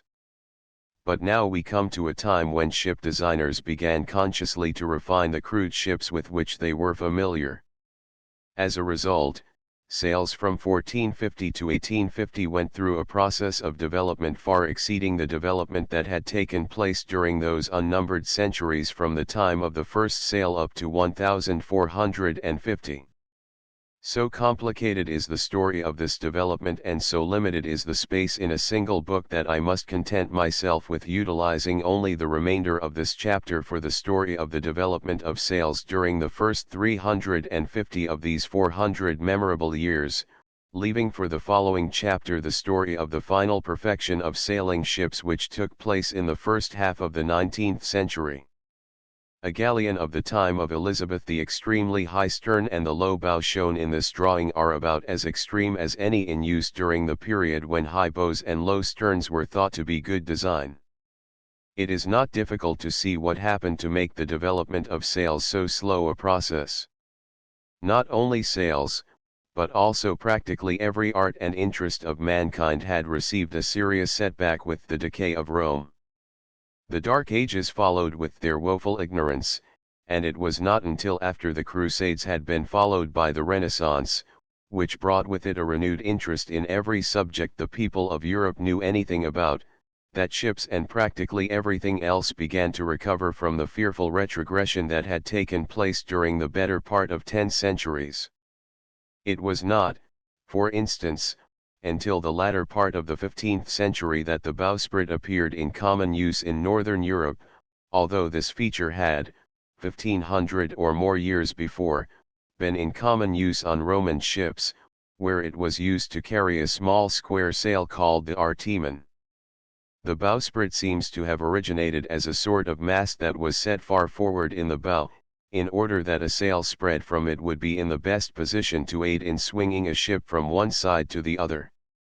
In order to make the sail still more effective by giving it greater leverage on the hull, the mast was tilted more and more forward until it projected far over the bow. From this bowsprit a small square sail was spread, called, later, a spritsail, and this development began to make real sailing ships of ships that formerly had used sails for little more than auxiliary work. But the Dark Ages ruined everything, and it was not until the Crusades later reintroduced the people of northern Europe to those of the Mediterranean that the northerners, who later became the greatest seamen the world has ever seen, began to get away from the Viking influence in the building of ships. But once the shipwrights of England and Holland and France began to see the advantages of even the crude ships that were occasionally sailed by the Venetians and the Genoese to the bleak northern waters, the improvement in northern ships began. The single mast with its simple square sail was supplemented by another mast and by the slanting mast at the bow that became the bowsprit, and it became the custom in northern waters, as it already was the custom in southern, to use 2 or 3 masts carrying square sails and 1 mast carrying the triangular lateen sail. The bowsprit was a crude affair but was highly important, which was the reason for its continued use despite the fact that even in ordinary weather in the open sea the pitching of the dumpy hulls often drove the spritsail into the waves. Perhaps this troublesome feature of the spritsail was partially responsible, as the desire for more head sails certainly was, for the addition at the end of the bowsprit of a short, vertical spar on which a new sail called the sprit topsail was spread. In heavy weather the sail could be carried without plunging it into the sea long after the spritsail, which was spread on a spar mounted below the bowsprit, had to be taken in. And now the masts of these ships began to undergo an important change. Hitherto a mast was simply a long sturdy spar made of a single tree, with a single square sail mounted on a single yard. The desire for more canvas led at first to the setting of a triangular sail above the square sail. This new sail was set with its lower corners made fast to the extremities of the yard and with its apex at the apex of the mast. Soon, however, a short yard appeared at the top of the sail, which in the course of later developments became more and more rectangular until finally it became the highly important topsail of the square-rigged ships of today. As still other sails were added, this topsail became the sail that is carried for a greater part of the time than any other of the square sails, for in heavy weather it is the last to be taken in, and continues to hold its place long after its predecessor, the great square sail below it, has been furled. So successful was this topsail that shipbuilders and sailors began to think of ways of making it larger. Its size was limited to the height of the mast above the great square mainsail. At first masts were cut from taller trees, but soon a practical limit to this method of securing additional height was reached, because of the limited size of trees. Then it was that the topmast was invented. Another mast, only slightly smaller than the first, was lashed with its base overlapping the top of the main mast, which, because the upper part was now of no use, was again shortened. This proved satisfactory, and later another section and another still was added until the mast had grown from one simple spar into a structure made up of 3 or 4 or even 5 rising one above the other until, in the greatest of all square-rigged ships, the Great Republic, built in 1853, the main mast, surmounted by the topmast, the topgallant, the royal, and the skysail masts, towered almost half as high above her keel as the summit of Washington Monument stands above its concrete base. But that was long years after the times we are discussing, and such a ship was far beyond even the imaginations of the shipwrights and sailors of 1500 years before this time. As I have already explained, ships had developed raised structures at bow and stern, called forecastles and stern castles, and by now these had become integral parts of the hull. But the hulls. It can be said with little fear of contradiction that they had become the most ridiculous ships, in appearance at least, that ever sailed the seas. Their sterns were built up and up into huge structures that contained many decks and many cabins. Forward these ships, more often than not, ran their ridiculous noses down until it sometimes seemed as if they were inquisitive to learn what was beneath the surface of the water.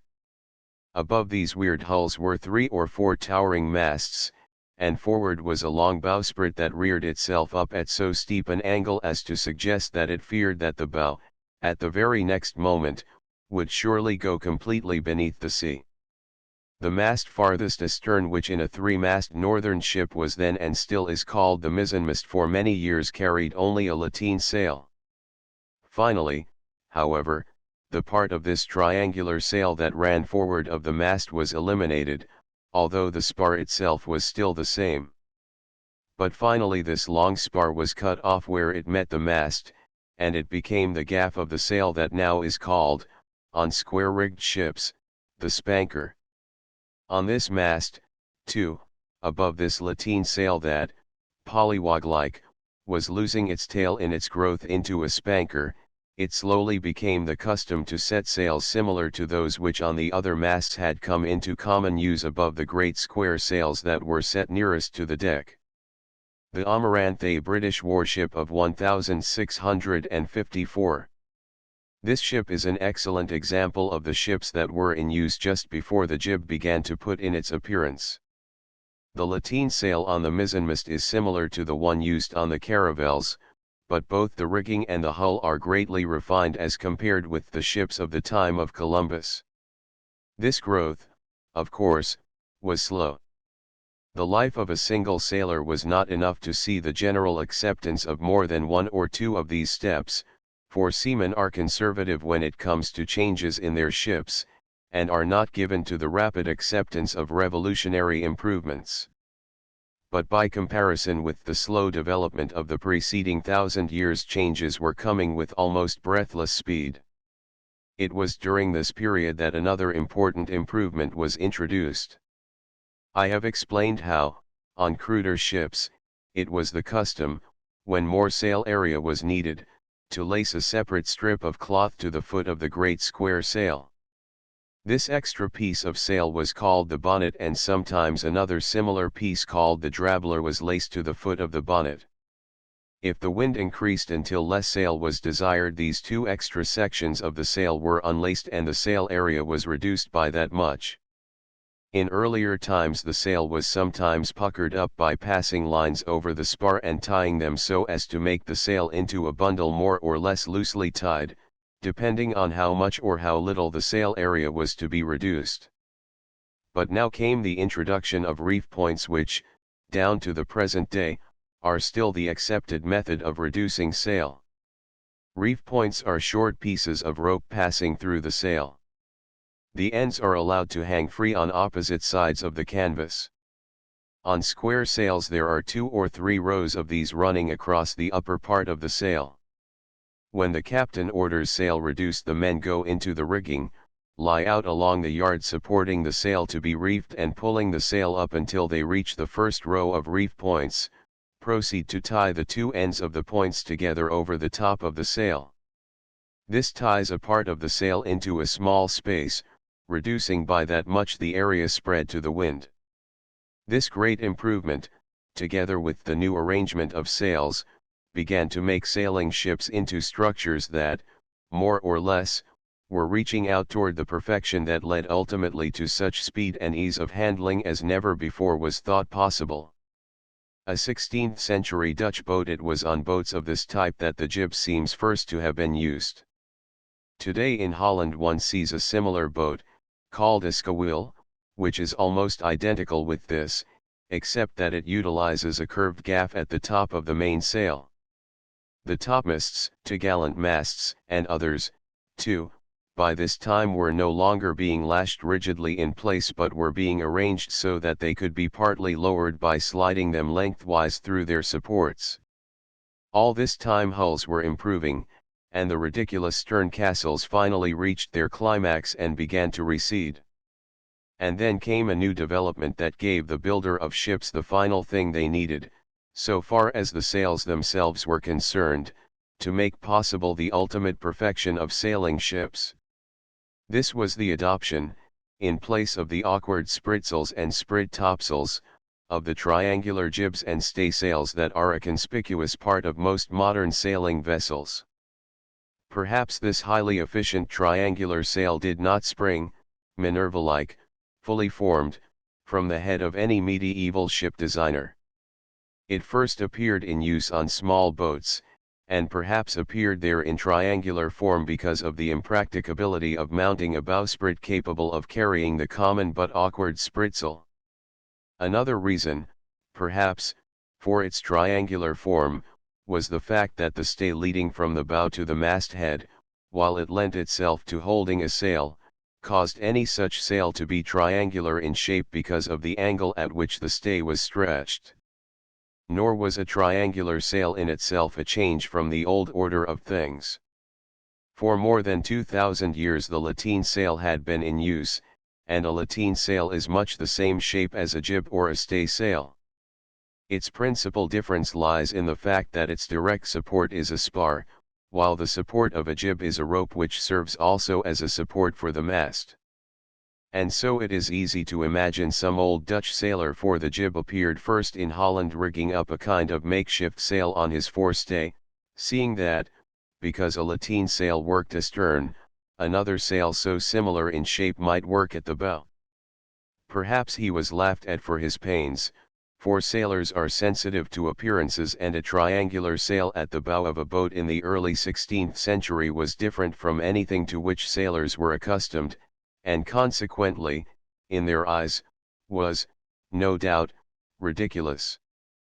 But the ridiculous sail proved efficient, as sometimes happens in other things, and because of its efficiency and its simplicity it began to take its place as an accepted form. A corvette of 1780. This ship shows the new sail plan overcoming the old. The masts carry topsails, topgallant sails, and royals, and what was formerly a lateen sail on the mizzenmast has become a spanker. Furthermore, while the ship carries jibs, she has not yet parted with her spritsails. All this description of its origin is, of course, purely imaginary. I have no information as to how it originated, but I offer the explanation I have given as a plausible surmise. The earliest actual representation of a ship using the sail is, so far as I can learn, on a map sent in 1527 from Seville by one M. Robert Thorne to a Dr. Lay. On this map, like so many of its time, there are numerous decorations and pictures. One of these is a small craft, Dutch in appearance, which carries a combination of sails not unlike those of a simple sloop of today. It is somewhat as if a lateen sail had been cut in two vertically a third of the way back from the forward end, and the two pieces mounted separately, the triangular section depending from the forestay, and the remainder from a spar similar to what we now call the gaff. This interesting old map was called to my attention by a mention of it made by E. Keble Chatterton in his Sailing Ships and Their Story. But this triangular sail, while it was in common use from so early a date on small boats, did not appear on ships of the larger sizes until the latter part of the 17th century and the first part of the 18th. At this time the lateen sail was still in evidence, although it was beginning to undergo the first of the changes I have mentioned, while the fore and main masts now commonly spread two square sails, and sometimes three, and sometimes two. This third sail, instead of being square, was triangular, as the earliest topsails had been. But the latter part of the 17th century brought the first real steps in scientific design. Men began to study the disturbances set up by the passage through the water of various shaped hulls, and began to replace rule-of-thumb methods of design with designs based on more or less scientific conclusions. This also began to show itself in the design of masts and spars and sails. Long since, the steering oar, which for centuries was mounted on the starboard or right-hand side of the ship near the stern, had given way to the rudder, hung astern as rudders are still hung, and now the science of ship design began the steps that ultimately resulted in the Flying Cloud and the Great Republic and those other clipper ships that in the 19th century set records for speed that many of our steamships of today cannot equal. Throughout the 18th century ships were gradually improved along these scientific lines until, in the merchant service, the beautiful ships of the British East India Company, with their piles of snowy canvas, their shining teakwood rails, and their graceful spars, were the proudest ships that had ever sailed the seas. In the naval services the greater ships had taken a less beautiful form but had grown into the impressive if awkward line of battle ships, of which an excellent example is still to be seen in the Victory, Nelson's famous flagship, which the British still proudly, and properly, maintain at Portsmouth. But now begins the super-perfection of sailing ships, the development of the clippers, those beautiful structures of wood and iron and canvas that for a brief time so surpassed every other ship on every sea as to set them apart in an era of their own. These were ships of such beauty and speed and spirit that they stand clearly separate and alone. Chapter 3: The perfection of sails. The clipper ships. In the 17th century a new people began to make their mark in the world of the sea.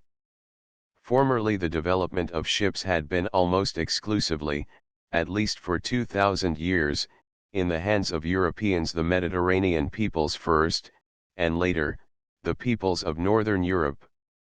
One of the important reasons for the North European interest in ships had come about as a result of the discovery of the New World and, with that, the discovery that the world was actually round. That dynamic age, now often called the Age of Discovery, opened up new lands that lent themselves to colonization, and because Europe was filled with energy and was in a proper frame of mind to take advantage of the opportunity, important colonies sprang up in the Americas, in the Pacific, and in Africa. From the point of view, however, of influences on the development of ships, these colonies, in themselves, had, with one exception, little effect. This one exception was the row of British colonies that lined the Atlantic coast of North America from the Bay of Fundy to Florida. Here there began to grow up a people whose forebears had known the boisterous seas of northern Europe, and who were scattered along a narrow coastline where they found ready and at hand the best timber in the world from which to build ships. Furthermore, the fisheries of this coast were rich, and, too, traffic between these colonies soon sprang up and demanded ships to carry it, for roads were either bad or were non-existent, and the great boulevard of the sea lay outside the entrances to the numerous fine harbors that indented the coast. A British East Indiaman, these merchant ships, which sailed from England to the Far East, were almost as much like warships as they were like merchantmen. They were finely built, but they took their time on their voyages out and back. At first, naturally enough, the ships that were built were small, but by the beginning of the 18th century the business of building ships was an important one, particularly in New England. So important was it, and so well and so cheaply were ships built in this new part of the world, that Europeans found it to their interest to buy ships from the many yards that dotted this coast. This business continued to increase in the American colonies until, in 1769, according to Arthur H. Clarke, in the clipper ship era, 389 vessels, of which 113 were square-rigged, were built. All of these, it is true, were small, none of them being over 200 tons, but the business was flourishing and valuable experience that later proved of great importance was being secured. During this same time the United Company of Merchant Venturers of England, trading to the East Indies, or, as it was later generally called, the East India Company, was gradually developing, for the long voyages from England to the East, those magnificent ships that now are universally referred to as East Indiamen. So lucrative was the trade that these ships were engaged in, for it was a carefully controlled and legalized monopoly, that truly great amounts of money were made for the stockholders of the company and for the officers of the ships. And because the trade was exceptionally profitable, these ships were wonderfully built and cost sums that, for those days, were huge. The ships, because they were navigating waters frequented by pirates and might be called upon to fight their way both out and back, were almost ships of war, and the discipline on board was more like the discipline of ships of the British Navy than like that of ordinary merchant ships. The crews were spick and span in neat uniforms. The men were drilled as carefully as man-of-war's men, and the crews were large, and consequently their work was not hard. The ships themselves were built in the finest possible manner, and the cost of one 1,325-ton ship built for this service is said to have been more than $250,000, pound 53,000 to be exact, a sum truly huge for those days, and one not exactly to be sneezed at today. This great company, with its monopoly that sometimes made it possible for a ship to earn 300% on her entire cost in a single round trip from England to India or China, was organized in 1600. The fact, however, that there was no competition for them to face resulted in a conservative outlook that made for slowness rather than for speed, and little actual advance in the science of design of either hulls or sails came as a result of the building of these costly and sturdy ships. For 2 1/3 centuries, however, this grand old company continued, and during that time many a fortune was built up for the investors, but finally the people of Britain rebelled at this monopoly, and Parliament, in 1832, withdrew the charter and threw open the trade to the east to other British lines. A black ball packet ships of this type carried the transatlantic passengers of the early part of the 19th century. Because of the demand of the owners of the Black Ball Line and of its competitors, America, where these lines were owned and where their ships were built, developed the designers who ultimately gave the world the clipper ships. But the conservatism of the sea is strong, and, while other lines took advantage of the opportunity to send their ships to the east, they patterned them more or less after the ships of the East India Company, and little effort was made to secure speed. But later, in 1849, the navigation laws which limited trade between Great Britain and her colonies to British ships, were repealed, and foreign carriers were, for the first time, permitted to enter this lucrative field. This was the end of one act and the beginning of another, for the repeal of these laws gave the opportunity it needed to that new country, now a nation, that for 200 years had been teaching itself to build ships of the trees from the rocky soil of New England. But a little more is needed to understand just why the shipbuilders of the United States of America were in a position to leap so suddenly into prominence among the carriers of ocean freight. For 200 years, as I have said, Americans had been building ships, and in that time the industry had had its ups and downs. British legislation, in colonial days, had had its adverse effect. The Revolutionary War, and, later, the War of 1812, had dealt disastrous blows at American shipowners, but these people were of sea-going stock, and each time they recovered. Then, after the War of 1812, and particularly after the long Napoleonic struggle was brought to an end in 1815, trade between the new American nation and Europe, and particularly between America and Britain, developed by leaps and bounds.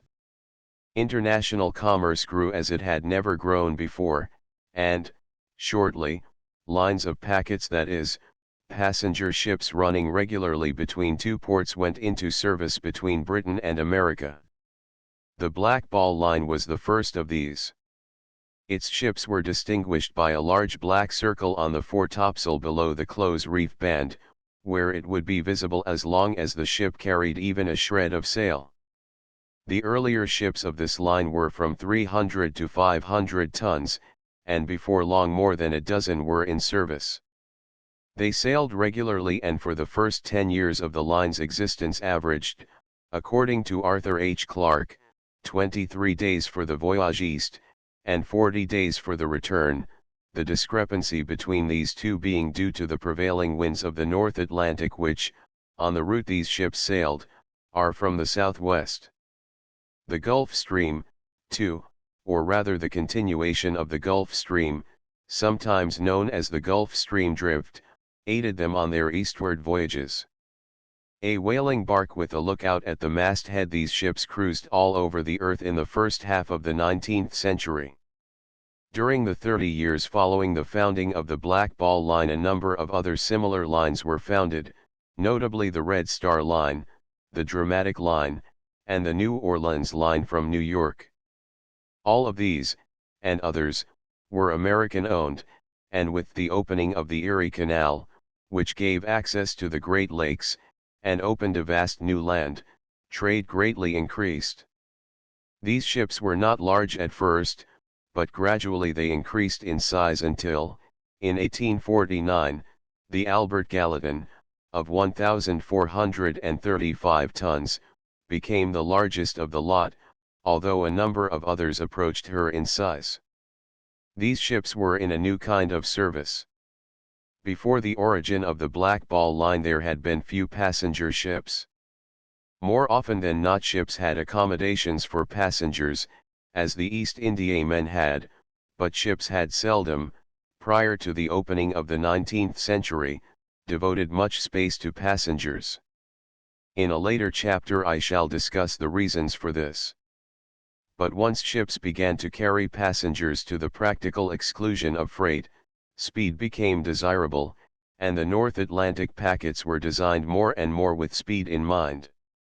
This resulted in a demand for really scientific naval architects, and because Americans were the ones chiefly interested in building faster ships, and because, too, the packet lines could afford to pay for their services, able men turned their attention to this important problem.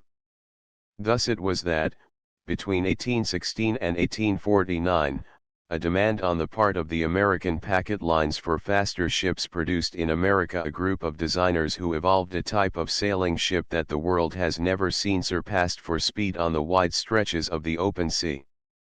And thus it was, too, that with the repeal of the navigation laws in England, America was able to put into service between Britain and the Far East such ships as made conservative British seamen gasp for breath ere they, too, set about following, with eminent success, in the footsteps of their transatlantic brothers.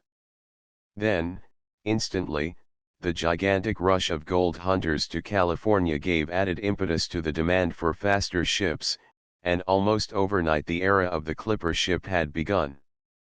The Red Jacket, the clipper ship that made the fastest trip across the Atlantic ever made under sail. Her record from Sandy Hook to Rock Light was 13 days, 1 hour.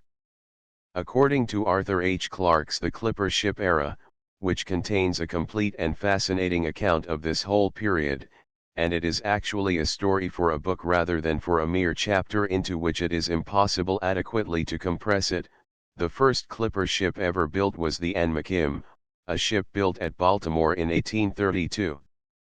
During the War of 1812 a number of Chesapeake Bay ships which came to be called Baltimore Clippers proved very successful as privateers. These ships were fast, and probably the name clipper had some connotation at the time suggesting speed. But these Baltimore Clippers were not, as the word was later used, clipper ships in the true sense. The Ann McKim, as I have said, was actually the first of these. This ship was an enlargement to scale of one of the small, fast-sailing vessels which 200 years of shipbuilding experience had taught American shipwrights to construct. The Ann McKim, then, was a small sailing ship built by the foot, so to speak, while her smaller counterparts had been built by the inch. Her proportions were identical to those of the small fry that schemed about Chesapeake Bay. Only in size and in the elaborateness of her finish did she differ.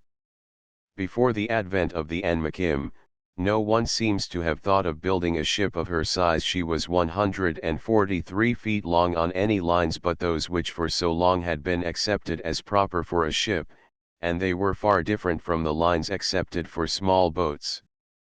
But despite her originality, the Ann McKim proved to be fast. It seems to be true that this ship did not directly affect ship design. But in the next 9 years a number of fast ships appeared, and then John W. Griffiths, a young naval architect of New York, in a series of lectures on the subject of ship design, laid down the basic rules that brought into being those beautiful ships of which there were never more than a handful, by comparison with the other ships of the world that suddenly leaped into worldwide prominence.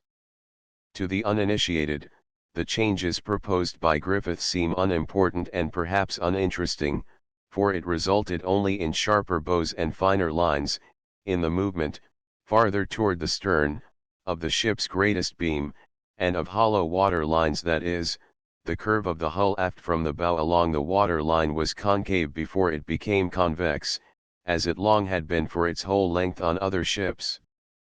The first ship to be built along these new lines, and therefore the first clipper ship of the new order of things, was the Rainbow, which was launched in 1845. It is interesting, too, to note that, while she was lost perhaps off Cape Horn on her 5th voyage, few of the later clippers ever broke the records she set. Griffiths, with the touch of genius that he had instantly approached such perfection as mortal man can reach. The Great Republic, the greatest clipper ship ever built. Unfortunately, before she made her first voyage she caught fire and had to be sunk. She was refloated and refitted, but never made a voyage in her original rig. When new masts were put in her, they were made smaller than the first ones. Still, she turned out to be one of the very fastest of the clippers. And unlike the Anmakim, the Rainbow did affect ship design.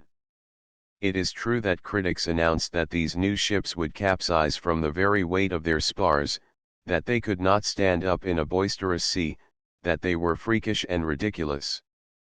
But still they were built, and there were races out to China and back again, and sometimes they brought to New York the news of their own arrivals at Canton or Shanghai. So quickly had Griffiths's ideas of ship design taken hold that in the 4 years from the launch of the Rainbow until 1849, when the repeal of the navigation laws permitted foreign ships to compete for business between Britain and her colonies, and the rush to California opened up another profitable field, a number of these new clipper ships were making regular voyages. The story of the first American clipper ship to carry a cargo of tea to Britain from China is an interesting one, and I can do no better than quote directly from Mr. Clark's account of the voyage in the clipper ship era. "The Oriental," says Mr. Clark, "sailed on her second voyage from New York for China, May 19, 1850, and was 25 days to the equator. She passed the meridian of the Cape of Good Hope 45 days out, Java Head 71 days out, and arrived at Hong Kong, August 8, 81 days from New York. She was at once chartered through Russell & Co. to load a cargo of tea from London at £6 per ton of 40 cubic feet, while British ships were waiting for cargoes for London at £3.10 per ton of 50 cubic feet.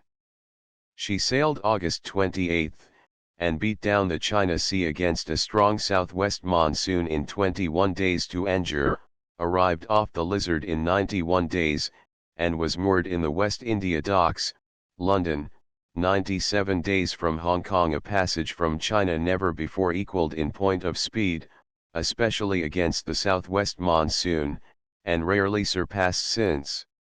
She delivered 1,600 tons of tea, and her freight from Hong Kong amounted to £9,600 or some $48,000. Her first cost ready for sea was $70,000. From the date of her first sailing from New York, September 14, 1849, to her arrival at London, December 3, 1850, the Oriental had sailed a distance of 67,000 miles, and had, during that time, been at sea 367 days, an average in all weathers of 183 miles per day. The Ariel, 1866, which, with the Fiery Cross, Teeping, Serica, and Taitsing, sailed what was, perhaps, the greatest race ever run. After sailing 16,000 miles from Fuzhou, China, to London, the Ariel, Teeping, and Serica docked in London on the same tide, the Teeping the winner by only a few minutes. The other two were only 2 days behind, although the first 3 took 99 days. Such performances were not rare for these ships, and because they were the rule, rather than the exception, the reputation of clippers grew apace, and interest rapidly grew in their comparative speed. Thus it was that many races were sailed, half around the world, during which every stitch of canvas possible was carried for every mile of the way, and captains studied winds and currents with such care and success that well-matched ships were often in sight of each other off and on during voyages of thousands of miles. The development of the clipper ship was rapid, and her decline was almost equally fast. 8 years after the Rainbow took the water, Donald Mackay, an able designer and builder, launched the Great Republic, one of the very largest sailing ships ever built. While this ship has been surpassed in size by several later sailing ships, no other ship ever built was designed to carry so enormous a press of sail. The mainmast of this great vessel was a huge stick 131 feet long and 44 inches in diameter. Above this were the topmast, 76 feet long, the topgallant mast, 28 feet long, the royal mast, 22 feet long, and the skysail mast, 19 feet long. All of this was topped by a 12-foot pole. The great structure of the built-up mainmast towered more than 200 feet above her deck. But this greatest of all sailing ships was destined never to take a voyage with these gigantic masts and spars. Just after she had finished loading in New York for her first voyage, a warehouse fire ashore dropped embers in her rigging and she was so badly burned that she was sunk in order to save what was left. Her beautiful masts had to be cut out of her during the fire, and when she was finally raised and rebuilt, freight rates had fallen so far that it was not thought best to re-rig her in her original dress. A reduced rig was installed, making possible a great reduction in the size of her crew, but even with her reduced rig she crossed the Atlantic from Sandy Hook to Land's End in 13 days. Until the Civil War broke into the peaceful development of America, clipper ships were built in many yards, although the introduction of iron as a shipbuilding material was giving Britain the upper hand again, after the Americans had temporarily wrested it from her. This introduction of iron in itself would have caused the elimination of America from mid-19th century shipbuilding, but the Civil War laid a heavy hand on the young country, and American ships largely disappeared from the sea, save along the Confederate coast where great fleets lay in wait for fast blockade runners that slipped out to Bermuda and the Bahamas for cargoes of European goods to take through the blockade to the needy South. A Gloucester fisherman. Such schooners as this are common in the New England fishing fleets. They are seaworthy and fast, and probably the men who sail them are the greatest seamen of our time. England, however, had once more found herself, and soon her yards were building clipper ships that equaled the Americans, surpassed them, some say, but more than one challenge for an ocean race was issued by groups of Americans only to find no takers in British shipping circles. Now and then, it is true, British ships outsailed American. But now and then, too, Americans outsailed their transatlantic brothers, so it is difficult to decide as to their relative merits. But there is no doubt of one thing: the greatest ocean race ever sailed was one in which 5 British tea-clippers were engaged. The Ariel, Teeping, Fiery Cross, Taitsing, and Serica sailed from Foochow, China, within 2 days of each other, on the 29th, 30th, and 31st of May, 1865, all bound for London. 46 days later the Fiery Cross rounded the Cape of Good Hope, followed by the Ariel, which also made that meridian in 46 days, the Teeping in 47 days, the Serica in 50 days, and the Taitsing in 54 days. Through June and July they sailed, and on August 9 the Fiery Cross and Teeping sighted each other. The ships passed the Azores in the following order: Ariel, Taitsing, Fiery Cross, Serica, and Teeping, all closely grouped. From there to the English Channel the race continued, with each ship unacquainted with the position of the others, save occasionally when their courses brought them together. Yet on the morning of September 5, 2 of these ships sighted each other as they entered the English Channel. As they came closer together each recognized the other. They were the Ariel and the Teeping, which had left Foochow within 20 minutes of each other more than 3 months before. Up the channel they raced, side by side, and on September 6, these 2 ships, and the Serica, which had sailed up the channel 4 hours behind them, docked in London on the same tide, and all 3 of them within an hour and 45 minutes of each other, the Teeping the winner by a few trifling minutes. Nor were they far ahead of the other 2, which docked on the 7th and 9th. 3 ships had sailed 16,000 miles in 99 days, and the other 2 in 101. Never before or since has a long ocean race shown such evenly matched ships.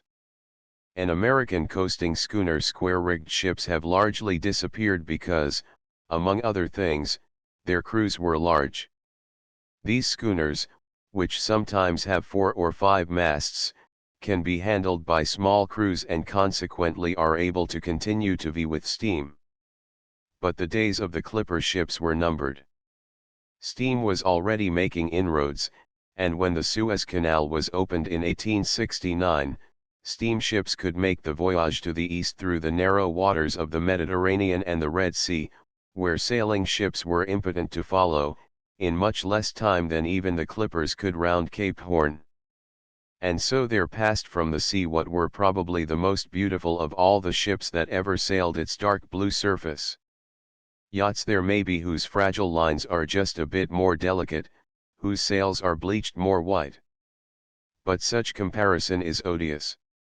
It is as if Dewberry were compared with Juno. Now and again a watchful eye may still see a square-rigged ship being impudently towed about some teeming harbor by some officious tug, and occasionally a fortunate voyager may see one with her sails set as she harnesses the wind to take her half across the world. But the romantic days of sail have gone. The voyages from London to China around Good Hope, from New York to San Francisco around the Horn, they are things long past. Steam and a ditch through the sandhills of Suez did it. And now another ditch through the hills of Panama has double locked the door, and sail is gone. But hold. Sail is nearly gone, and yet it is here. No more do fleets of monster ships with towering masts spread square sail after square sail to the honest winds of heaven. They, it is true, have almost disappeared, and what is left is not to be compared with what is gone.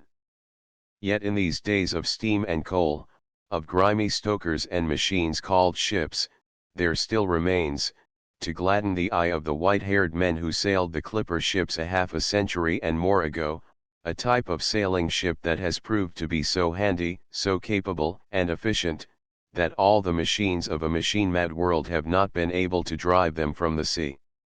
These are the schooners and the other craft whose sails, based on those old Dutch vessels that first used the jib, are of a different design. The clipper ships and their predecessors were square-rigged ships. A schooner is a fore-and-aft rigged ship, and today the fore-and-aft rig is the only rig in common use. It will have been seen, from this account, that the development of sails was slow. Century followed century and ships progressed but little. Even the most rapid period of development covered the 4 centuries, from 1450 to 1850, so that, while fore-and-aft sails have reached their present stage more rapidly than square-rigged ships, still the story is one that covers centuries. I have already told of the origin in Holland of the jib, which seemed to grow out of the lateen sail. It was from that beginning that the fore-and-aft rig developed. The narrow waterways of the Low Countries demanded a type of sail that could be handled more easily and could sail closer to the wind than the square sail could. This the fore-and-aft sail did, and so it filled an important need. I have not the space, in what remains of this chapter, to trace its growth in all its detail. Furthermore, E. Keble Chatterton has done so admirably in the story of the fore-and-aft rig. Let it suffice to say that the growth has been more a perfection than a series of revolutionary changes. At first the rig was crude. The sails were laced to the masts, 4 hoops sliding on the mast and to which the sail is made fast, while now almost universal, were then unknown. A boom was used to spread the foot of the sail, but not until the famous yacht America crossed the Atlantic and won the cup that still is held in America as the greatest racing trophy in the world was the foot of the sail laced to the boom. Many times I have sat at the wheel of the America as she lies in the basin of the U.S. Naval Academy at Annapolis, her masts denuded of the pile of canvas that drove her to that famous victory, and thought of her and of the little group of men whose careful thought resulted in her triumph. Such men as those, in the thousands of years through which ships have grown, have been the men who have made possible the growth of the dugout canoe with its sail of skin into the great republics and the Americas and, later, the Majestics. Such men as those have aided greatly in the advance of civilization. I have space here for but one more thing. The Dutch, as I have said, were responsible for the origin of the fore-and-aft rig, and Europeans largely developed the yawl, the ketch, the brig, and several other forms that use fore and aft sails. But schooners are the most numerous of these, and they originated, as their name did, in a New England shipyard. The story is an old one and well known, but I shall include it here, for it is the only case of which I know in which a new ship form together with its name appeared so abruptly. It was in Gloucester, Massachusetts, that port now famous for the ablest schooners that sail the seas, that the schooner originated. In 1713 an ingenious builder built a boat and placed in her two masts bearing fore and aft sails. For a head sail he spread that triangular canvas now so common, but this was the first time that these sails, all long familiar, had been arranged according to the now common plan. She left the stocks and floated lightly on the water, and an interested spectator cried, "Look! See how she scoons!" The owner must have been a man of wit as well as originality, for he replied, "Very well. A schooner let her be." And schooner she still is, but in the 2 centuries since that time her form has impressed itself on many thousand ships, and the port that gave her birth has gained a reputation that is worldwide as the port of the ablest schooners and the ablest sailors that ever graced the great expanse of ocean. Chapter 4: The development of steamships. From the day a really successful steam-driven vessel first moved herself awkwardly in the water until the Majestic slid from her German ways was not much more than 100 years. But that 100 years shows more of progress in the development of ships than the preceding 1,000. So breathlessly rapid has been the development of steamships that there are men still alive who remember them as frail experimental craft upon which little dependence could be placed. "Sail," said the citizen of 100 years ago, "is a dependable mode of propulsion. Steam is a ridiculous power, or at best a dangerous and highly experimental one. Steam," says the landlubber of today, "is satisfactory for me. Sailing is a foolhardy business." And neither the century-old viewpoint nor the new one is entirely right. Steam was vaguely recognized as a source of power even in early Egyptian history, and several times before the birth of what inconsequential experiments were made with it. There is a story, not now accepted as true, of one Blasco de Garay, who in 1543 experimented at Barcelona, Spain, with a boat propelled by steam. It was not for another 100 years, however, that steam was practically applied. But as early as 1690 it is known that Thomas Savery and Denis Papin proposed the use of steam as an aid to navigation.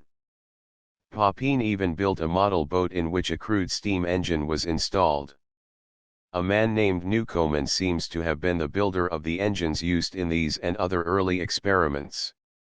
One engine built by this experimenter was used in 1736 in a boat built by Jonathan Hulls in England.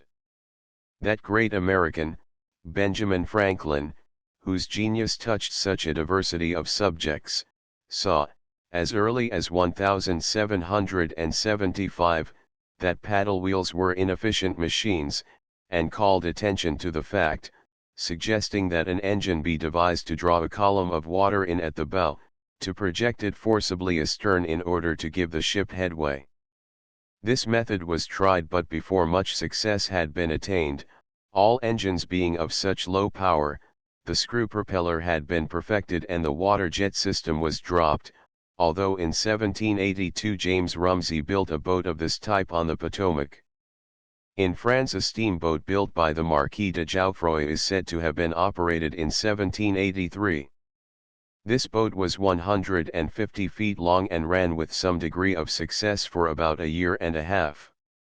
Jouffroy has sometimes been given credit for the invention of the steamboat. In 1788 a small vessel of strange design was driven at 4 or 5 miles an hour by William Symington in Scotland. This boat was built at the expense of a Scotch banker named Patrick Miller.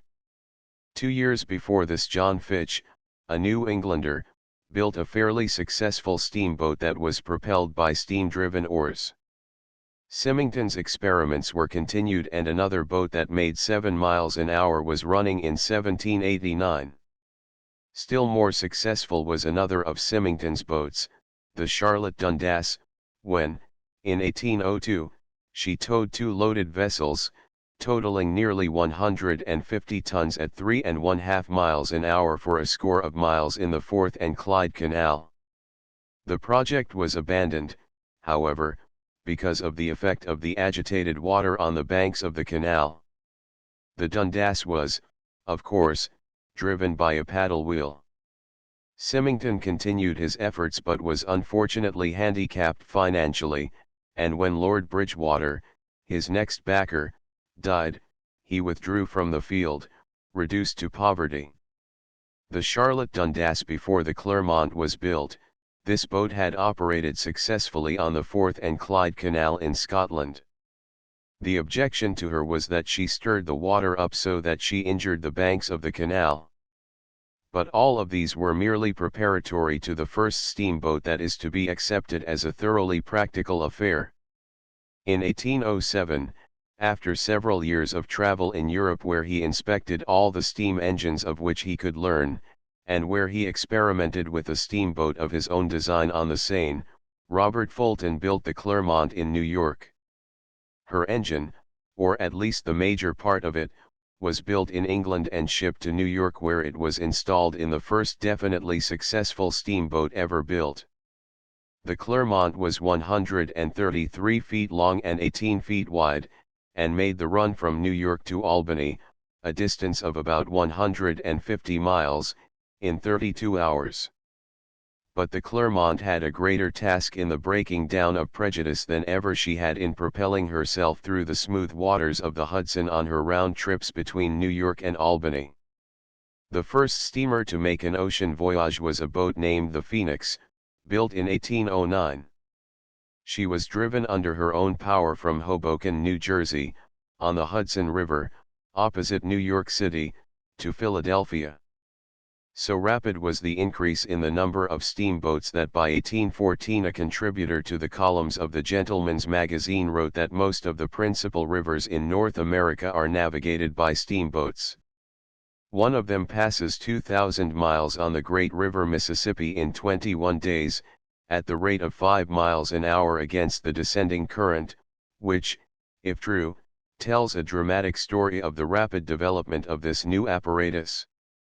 During the next decade a number of boats and small ships were built, in the hulls of which steam engines were placed, and on the masts of which the ever-present sails were spread to guard against what were, evidently, the inevitable breakdowns. But another step in the development of steamships was to be made.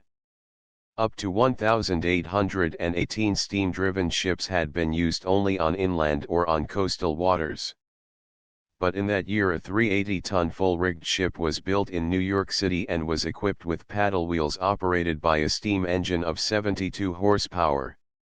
Some say this engine developed 90 horsepower, but the measurement of the power of engines was then at best an inaccurate science. After a number of trials, this ship, which was named the Savannah, crossed the Atlantic in 1819, taking 25 days from Savannah, Georgia, to Liverpool. The passage attracted much attention, even though the ship had been under power for only a part of the time. This did not prove, however, that her engines were not capable of more extended operation. They were stopped for the excellent reason that the fuel ran out. While this voyage created widespread interest, it also suggested to the wits of the day the necessity for a fleet of sailing ships to accompany the steamers of the future in order to keep them supplied with fuel. Later, when the Savannah returned to America, her engines were removed, but she had served a useful turn, and she is accepted as the first steam-driven ship to cross the Atlantic. With this mark to shoot at, the progress of steamships became more rapid, although for 60 years most of them that were intended for deep-sea work carried masts and spars from which sails could be spread. Robert Fulton's Clermont, the first completely successful steamboat ever built. Others built before the Clermont were made to go, but this ship carried passengers for years. Confidence in steam grew slowly, and with reason, for the engines were anything but reliable, safety appliances were unknown or inadequately understood, and steam-driven vessels often broke down, or worse still, blew up. So common was this latter happening that an advertisement that appeared in an American paper enlarged upon it. The notice went on to say that there had been much talk about the explosions that had taken place on the vessel that was being advertised, but that was no cause for alarm, for not a passenger has been injured.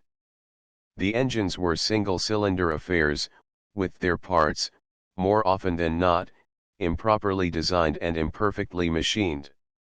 Good lubricants were unknown and proper lubrication was almost impossible, with the result that parts wore out and shrieked dismally at their treatment. The boilers were crudely made of iron, riveted together by hand, so that leaking seams were, apparently, the rule, when any pressure was generated. Pressure gauges were long in coming, and the safety valves worked so imperfectly that the engineer's first notice of any excess pressure was often the bursting of a steam pipe, the further widening of a leaking seam, or, worse still, the sudden, and sometimes tragic, eruption of the whole boiler. Then, too, another trouble affected the boilers. They were, more often than not, unprotected from the weather, and, their design being of the simplest, it was difficult, when the temperature was low, to get up enough pressure to operate the crude engines. They burned wood, at first, and ate cords of it, so that frequent stops were necessary in order to secure more fuel. There were no condensers, and so steamboats that sailed on salt water often ran out of fresh water for their boilers. Furthermore, good insulation had not been developed, and occasionally, when the perverse machine seemed ideally happy, when the cylinder energetically turned the awkward paddle wheels with a will, to the tune of creaking bearings, clanking joints, and hissing steam, the whole vessel was thrown into a furor, the engine was stopped, the passengers and crew were forced to turn to in an effort to save the ship from some fire or other, started by a red-hot fire box, or a burning ember from the funnel.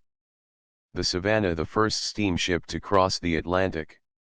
Such were the difficulties that the pioneer steamboatmen had to face, and it speaks well for their patience and nerve that they hung on until improvement after improvement turned those dangerous and imperfect machines of theirs into the safe and almost flawless examples of mechanical artistry that now propel so many thousands of hulls in every part of the world. In 1820 the General Steam Navigation Company was formed in England, and this, the first steamship company, may be considered, properly enough, a highly important influence in the development of steamships, for the merchant ships of the world are almost exclusively in the hands of lines of greater or lesser strength, and it is these lines that make possible the building and operation, and consequently the perfection, of such vessels. In the next few years a number of steamships were built in America, in Great Britain, and on the continent, and in 1825 a 470-ton ship, the Enterprise, made a voyage from England to India, 11,450 miles, around Good Hope, in 103 days, during but 39 days of which she was under sail exclusively. This accomplishment, together with others less spectacular, added impetus to the growing popularity of steam, and by 1830 Lloyd's Register listed 100 steamers, and there were others, particularly in America, not included in that list. The Register, published in 1841, announced that in 1839, 720 steamers were owned in England, Scotland, and Ireland. In the 30s steam navigation went ahead by leaps and bounds, and before the 40s came, a steam-driven vessel, the Great Western, had crossed the Atlantic in 15 days, which was well under the fastest time for sailing ships of her day, and only 2 days over the fastest crossing ever made by a sailing ship. The Red Jacket, a clipper, crossed in 1854 from Sandy Hook to Rock Light in 13 days, 1 hour. But with the rapid increase of steamships arose a condition due to the change in economic conditions and the widening power of Great Britain that was of the greatest value in the development of shipping and consequently of steamships. Steam had been applied to machinery on land no less than to the propulsion of ships. Factories sprang up, railroads slowly spread their tentacles over Great Britain, the continent, and the American seaboard, and commerce consequently became more rapid. Goods were shipped in ever-increasing amounts, and the widening field of business called men here and there who formerly had done what overseas business they had had through the captains of ships, or through supercargoes and agents. The Great Britain an awkward and unsuccessful ship.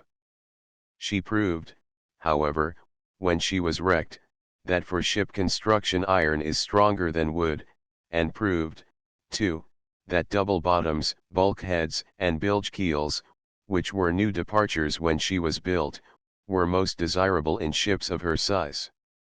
Great Britain, in addition to, or perhaps because of, her growing power as a center of manufacture and shipping, thrust out her long arms to India and China, to Australia and New Zealand. The growth of the population at home and the opportunities for colonists in America, in Australia, and other parts of the world, resulted, almost for the first time, in the construction of ships intended solely for the purpose of carrying passengers and mails. A large traveling public was, for the first time in history, beginning to appear. In the 40s, therefore, began a division of ships into two major classes: carriers of freight and carriers of passengers. Sailing ships were still greatly more numerous than steamships and, as a matter of fact, the finer sailing ships were still considered the aristocrats of the sea. But as steam engines were perfected, and particularly after the screw propeller was invented by Colonel John Stevens, an American, early in the 19th century, and perfected by F. P. Smith, an Englishman, and John Ericsson, the Scandinavian American, steamships increased in power, in speed, in reliability, and consequently in popularity. This period saw the beginning of a number of new steamship lines, some of which, notably the Cunard and the Royal Mail, are still in existence, although they are now operated on a scale that could never have been imagined even by their forward-looking founders. And now, as if for the purpose of aiding this great increase in the efficiency and size of steamships, came another development, without which the leviathans of today would be impossible, and but for which the beautiful clipper ships which were brought so close to perfection in the middle of the 19th century might still be supreme upon the seas, or at least might still be able to hold their own against their steam-driven sisters. It was the rolling mill, a thing prosaic enough today, that made possible the great increase in the size and strength of ships. The rolling mill and the screw propeller are still the basic improvements that have led to the building of most of the ships on the high seas today. The first suggestion of the use of iron plates for the building of ships was received with withering sarcasm. How could ships be built of iron when everyone knows that iron will sink? But even in the face of such criticism ships were built, and they were not only built, they were launched and they floated. The Great Eastern A ship that was built half a century too early. This huge vessel, built in 1857, was designed to make the voyage from England to Australia without refueling. She never made the voyage to Australia, but was used to lay the Atlantic cable. She was ahead of her time, for engines had not developed to the point where she could be properly propelled. So far as I can learn, the first boat to be built of iron was launched in 1777 on the Foss River in Yorkshire. Later several lighters for canal work were built, one in particular being constructed near Birmingham in 1787. Less spectacular, but still highly important, was the introduction of iron for special uses in wooden vessels.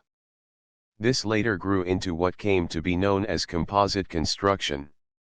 The year 1818 is sometimes given as a definite date for the recognition of iron as an accepted shipbuilding material because in that year a lighter named the Vulcan was built in the vicinity of Glasgow, but it is known that several iron hulls were built prior to that time. An iron steamboat named the Arran Manby, after her builder, was operated for 20 years on the Seine after being built in England in 1821. She crossed the English Channel under her own power and made the trip from London to Paris. Still, however, there were many doubters, and not for more than 20 years was an iron ship of large size built. In 1843 the Great Britain, a ship of 3,600 tons, was built of iron, and this vessel was a notable step in the advancing art of shipbuilding. She was 322 feet long, 50 feet 6 inches broad, and was equipped to carry 260 passengers and more than 1,000 tons of freight, surely no mean vessel, even today. This ship, as a matter of fact, proved a highly important affair, for she proved many things to the wiseacres of the day. I am indebted to E. Keble Chatterton, author of The Mercantile Marine, for his valuable story of her building and her adventures. So great and so unusual was this ship that, according to Mr. Chatterton, no contractor could be found who was willing to construct her. Consequently, the Great Western Steamship Company constructed her itself. She turned out, says Mr. Chatterton, to be an awkward, ill-fated monstrosity, but despite the fact that she did not prove that the combination of screw propeller and iron construction were successful, she did prove, after she ran ashore on the coast of Ireland, where she remained for 11 months exposed to the weather, before she was refloat, that an iron hull could withstand far more strenuous strains than any wooden hull could hold up under. This ship, furthermore, was divided into watertight compartments and was equipped with bilge keels, which are accepted today as an excellent method for lessening a ship's rolling. By the time the American Civil War broke out in 1861, steam had made such definite strides that there were few to question its supremacy over sail. The navies of both the North and the South were, except for a few out-of-date ships, exclusively steam-driven. Then, in 1862, the Cunard Line built the Scotia, a 3,300-ton iron steamer, driven by paddle wheels. She had 7 watertight compartments and a double bottom, the value of these having been proved by the unfortunate Great Britain, and she crossed the Atlantic in 8 days and 22 hours, a record not to be ignored even today with the records of the Mauretania and the Leviathan before us. Many ships on transatlantic routes today cannot equal that record, and for the first time the outstanding records of the fast-sailing ships were finally and completely outclassed. But before the Scotia slid from her ways the Great Eastern was launched. So great was she and so unusual that she created a furor in the shipping world that even yet has not entirely subsided. The idea of building so great a ship originated because of the desire to carry a large passenger list and a great cargo from England to Australia without having to coal on the way. This desire led to the designing of a ship of truly huge proportions. She was driven both by paddle wheels and by a screw propeller, and was 679 feet 6 inches long, 82 feet 8 inches beam, and her tonnage was 18,900 dimensions that were not surpassed until 1905 when the White Star Line launched the Baltic. She was under construction for 4 years, being launched in 1858. So huge was the Great Eastern that her engines, which were of only 3,000 horsepower, were inadequate, and she never proved to be a real success, financially or mechanically, although her hull proved to be staunch enough, despite the little past experience her designers and her builders could profit by in her construction. This great ship was equipped with 6 masts, each capable of carrying sail, 5 funnels, 2 paddle wheels, and a propeller. She never voyaged to Australia, but she did cross the Atlantic, and from 1865 to 1873 she was used for laying the first Atlantic cable. In 1888 she was beached and broken up. She, however, was ahead of her day. Engines had not developed to the point where ships of her size could be properly powered, and she merely stands for the courage and inventiveness of the mid-Victorian shipbuilders who dared to undertake so vast and so new a task. With the exception of the Great Eastern, however, ships increased only gradually in size, and their increases in speed were approximately parallel to their growing tonnage.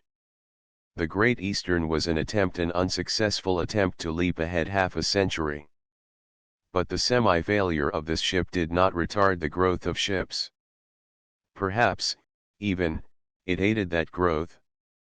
And now again a new development puts in its appearance in the world of ships, a less spectacular one than the introduction of steam, less spectacular even than the introduction of iron, but important, nevertheless. In the 70s steel was first introduced as a serious competitor to iron for the construction of ships. Its greater strength and its comparative lightness were its principal claims to superiority, but so important are those that while the Allen liner Buenos Aires, launched in 1879, was the first steel seagoing ship, today every merchant ship, with exceptions hardly worthy of mention, is built of steel. About this same time the White Star Line organized its transatlantic service, and in 1870 a 420-foot liner, carrying sails in addition to her engines, as was still the rule, was launched and put into service in the North Atlantic.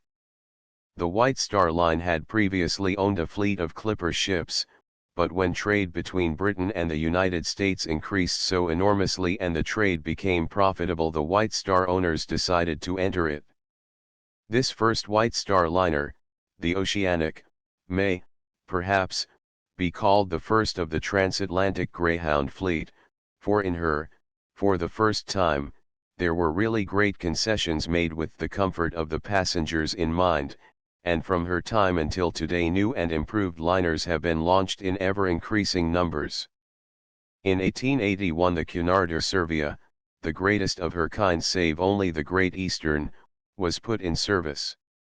This 515-foot, 7,300-ton ship was a marvel of mechanical perfection in her day and lowered the transatlantic record to 7 days, 1 hour, and 38 minutes.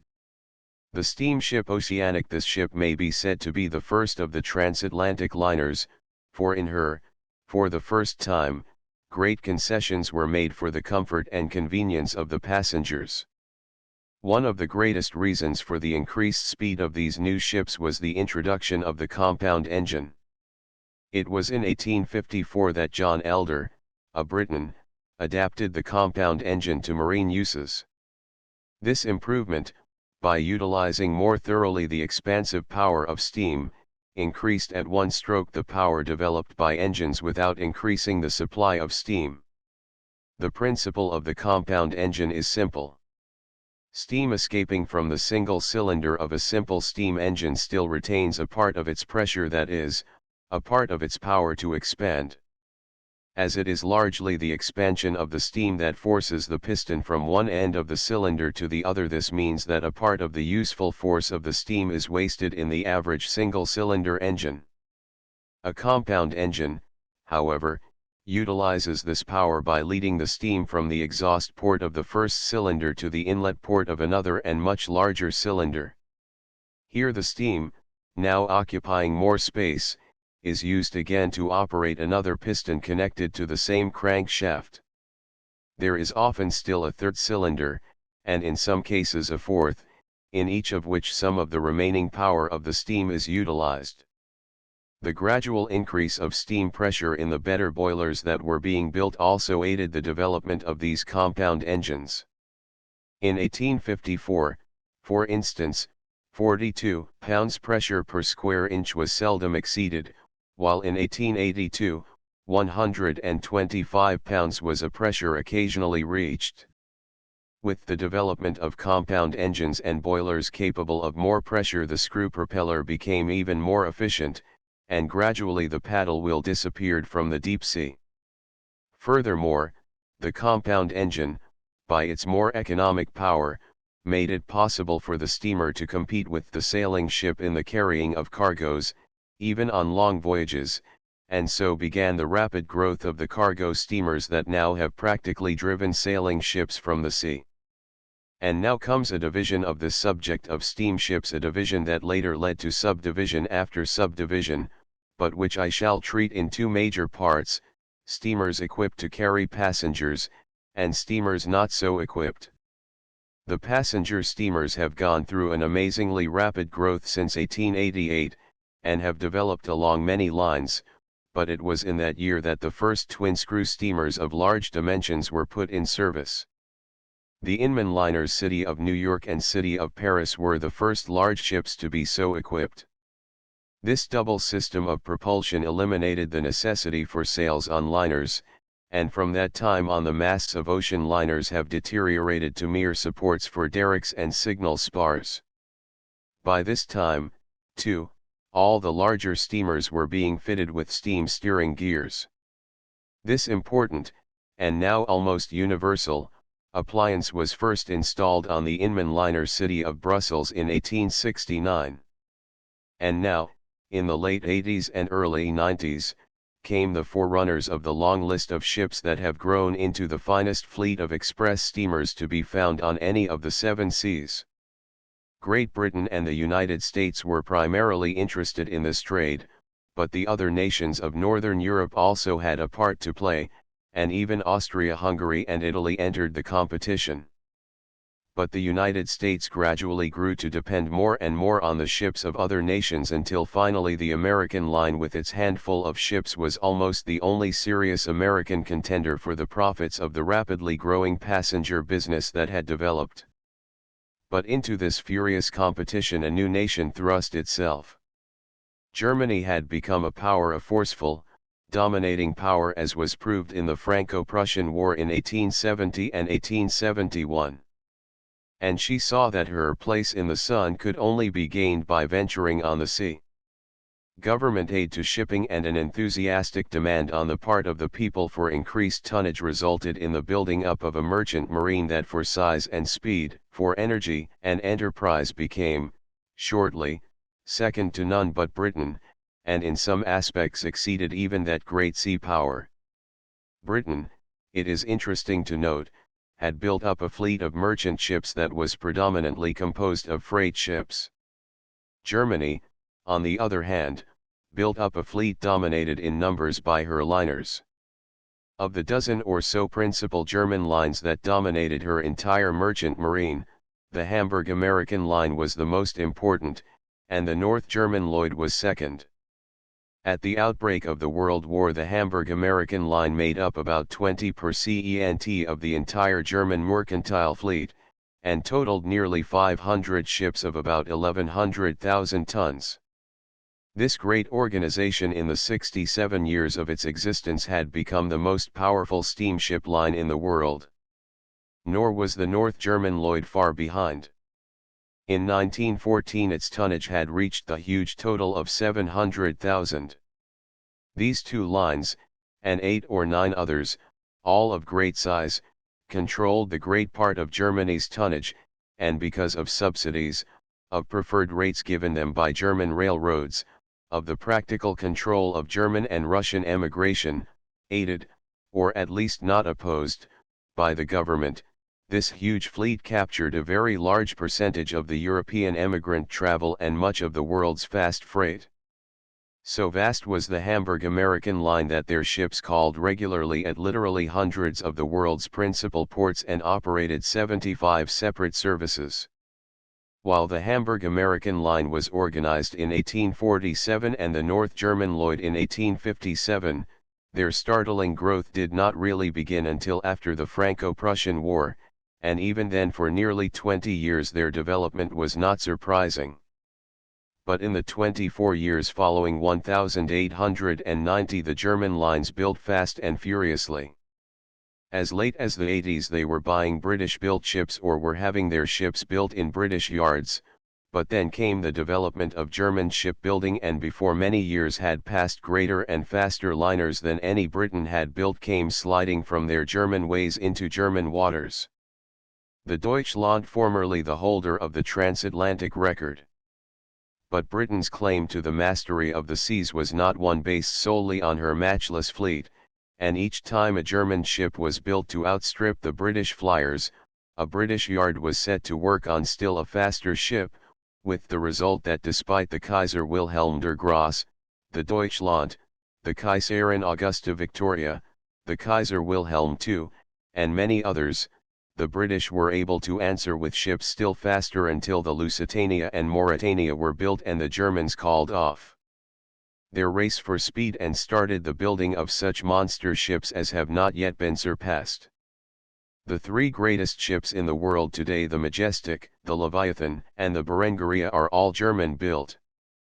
But Germany overreached herself and fell, carrying with her in her collapse all her ambitions upon the sea, for the end of the World War saw her reduced to an inconsequential sea power, and reduced to such a state largely because of her illegitimate use of another kind of ship, the submarine. While the race with Germany was at its height, however, Britain was never for a moment out of the running. The Olympic, the Titanic, the Justitia, the Britannic, the Lusitania, the Mauretania, and many others came from her ways.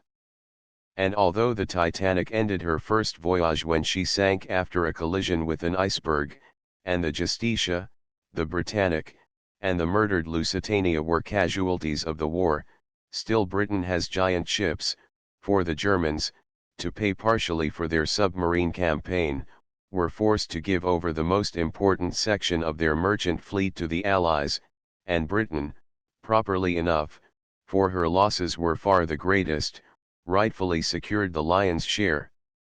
These giant ships, however, and their smaller sisters in the passenger trade are only a part of recent shipping developments. Once the compound engine had been perfected, steam, as I have said, began its competition with sail in the carrying of freight. Already the major portion of passenger travel had been taken over by steam, but until steam had become a more reliable and a less expensive power, sailing ships contended successfully for freight, particularly on long voyages. In the 80s, however, or perhaps a little earlier, steam began its irresistible competition for freight, and in 30 years sailing ships had come to play a small and comparatively unimportant part in the world's affairs. Still there remain many sailing ships, particularly in the fishing fleets and the coasting trade, and occasionally, but with less and less frequency, one sees a fine old square-rigged ship driving through the great green swells of mid-ocean, but they are few, and for the person who is drawn by the drama and adventure of the sea, painfully few. In the 60s steamship tonnage was launched at about the same rate as sail in Great Britain, but early in the 70s the rapid increase of steamship tonnage began, and sailing ships correspondingly declined. Sailing ships were built, of course, and are still being built, and in Britain their average size even continued to increase until 1892, but then began to decrease in size to correspond with their decrease in numbers. Steamships, on the other hand, increased both in individual size and in numbers. This increase in size had been noticeable ever since steam came to be a recognized source of power for ships. In 1815, for instance, steamships averaged only 80 tons. By 1830 this had grown to 102 tons, by 1860 it had risen to 473 tons, and its temporary maximum was attained in 1882 when the average had grown to 1,442 tons. The next few years saw a decrease, but 1890 saw the figure raised to 1,500 tons. By that time steam had absolutely proved itself, and the day of the supremacy of the sailing ship on the high seas had definitely passed, and steamships had reached the point of almost infinite variety of design. So great and so diverse are the designs of present-day ships that Captain David W. Bone, in The Lookoutman, published in 1923, expended the space of an entire volume to a discussion of them, nor did he enter into technicalities other than those that, at least to the sailor, lie on the surface. With this precedent to guide one, I feel that I am perhaps unduly optimistic in endeavoring to cover this subject, even superficially, in the following 2 chapters, but so vast is the subject that this book pretends to cover that each chapter could easily be enlarged to many times its size. Chapter V: The perfection of steamships. Most people who have had little experience with the sea, and many who have traveled on it, have little idea of the size of ships. Probably this is due to the fact that we see so much mention made of the world's greatest ships, with their tonnage and their other measurements, and so little of the thousands of ships that carry the bulk of the world's passengers and practically all of the world's freight. Our newspapers refer frequently to ships of 30 or 40 or 50,000 tons, but rarely do they mention the ship of 3,500 or 4,000 tons. Consequently, with such frequent mention of the giant liners before us, our tendency is, naturally enough, to imagine that they are typical of the sea, which is a very great error. In the transatlantic service there were, in 1924, but 10 steamships of more than 25,000 tons. On other routes none of them exists. It is as if we thought all buildings small because they do not equal in size St. Peter's in Rome, or Versailles in France, or the Woolworth Building in New York, for the greatest steamers are as much greater than the average as St. Peter's is larger than the little parish church, as Versailles is greater than the average home of a country gentleman, as the Woolworth Building is greater than the countless thousands of office buildings that house the great majority of business offices. Yet these great ships, trifling in number though they are properly of interest to stay-at-homes and travelers alike, to landlubbers and sailors. The thing to remember, however, is that from the viewpoint of world commerce they are comparatively unimportant, and that the world could much more readily carry on its great affairs without these gigantic sea-borne palaces than without the smaller passenger ships and the countless thousands of tramps that roll and pitch and plod across the 7 seas and make possible the commerce upon which the modern world depends. The majestic, formerly the German liner Bismarck. It is now the property of the White Star Line. It is important, therefore, to bear in mind what measurements constitute greatness in size, and what measurements are average. Such ships as the Majestic, the Berengaria, and the Leviathan are truly gigantic, and probably for many years to come they will not be greatly surpassed in size. So large are these 3 ships that they can enter only a few of the world's great harbors, they cannot be tied up at more than a handful of piers, they cannot be docked at more than a few of the world's great dry docks. There are a few other liners that approach these great ships in size, but not many. The Aquitania, the Mauretania, the Olympic, the Homeric, the Paris, the George Washington, the Belgian Land, the torpedoed Lusitania and Justitia, the Titanic which was wrecked on an iceberg, all these ships belong to the same race of giants, but there are no others, although, of course, there are other ships that bridge the gap between the wallowing tramps and these that I have mentioned. For the present, however, I shall pass by the smaller ships, more important though they are, as a race, and describe, in some detail, the marvelous ships that voyage between the English Channel on the east and New York on the west, for it is in this service that all the greatest ships are to be found. Modern marine engineering is quite up to designing, constructing, and operating ships greater than any that now exist, but should much larger ships be built, little would be gained. New dry docks would have to be built, new piers constructed, deeper channels dredged, all at huge expense, and the building of such ships would in itself call for disbursements so vast that the companies operating them would find it difficult or perhaps impossible to make them pay. Consequently, I shall content myself with describing what now exists, feeling certain that any developments within many years will not so much surpass these great ships already afloat as to make my remarks entirely out of date. As an example, therefore, let us take the Majestic, which, despite some argument on the part of those who put the Leviathan in commission, is slightly larger than any of the others I have named. To say that she is 956 feet long and 100 feet broad means little. It may, perhaps, mean more to say that it would not be advisable to anchor more than 4 such ships in a harbor a mile square and 45 feet deep. But even that, perhaps, may leave one wondering. The Leviathan, formerly the German liner Vaterland, and taken over by the United States during the World War. An automobile can turn around without difficulty in a street 50 feet wide.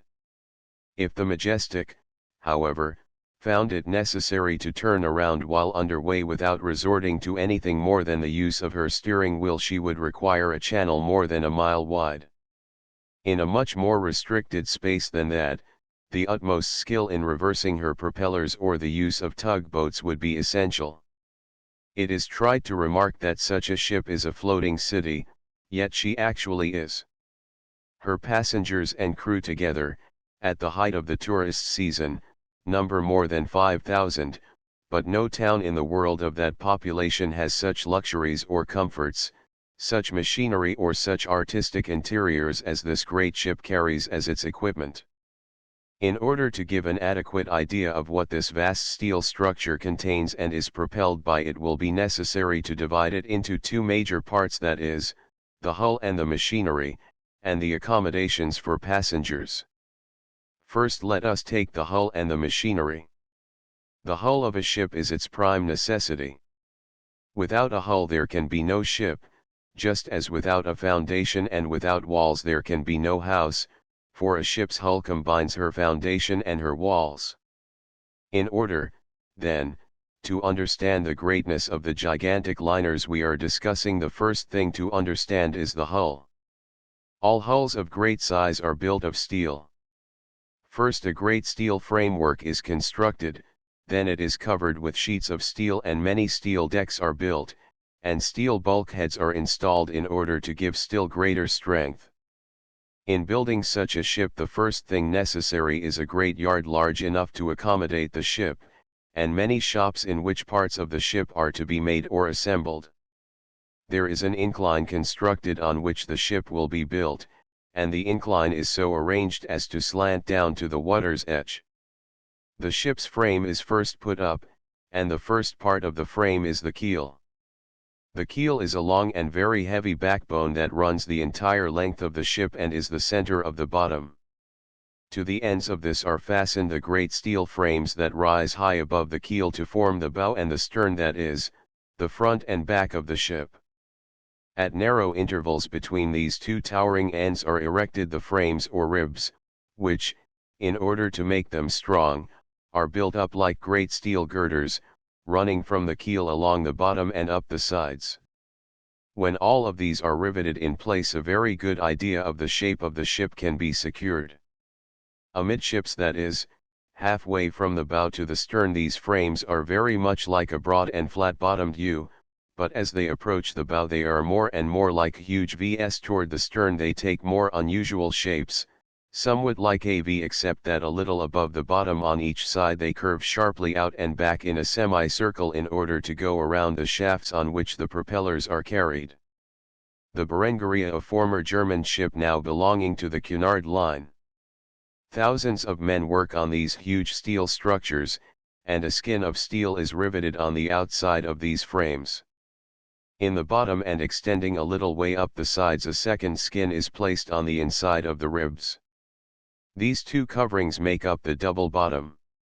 Girders for decks are put in place, great rooms are left for boilers, engines, and other equipment, the shafts are installed, the engines and boilers are bolted in place, and finally, when the ship is getting fairly well along toward completion, she is launched.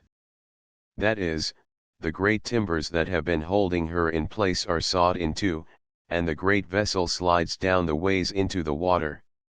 After she is launched, the infinite number of tasks still untouched are attended to, and finally she is completed, a marvelously complicated and wonderfully perfect fabrication, into which almost every industry in a nation has put something.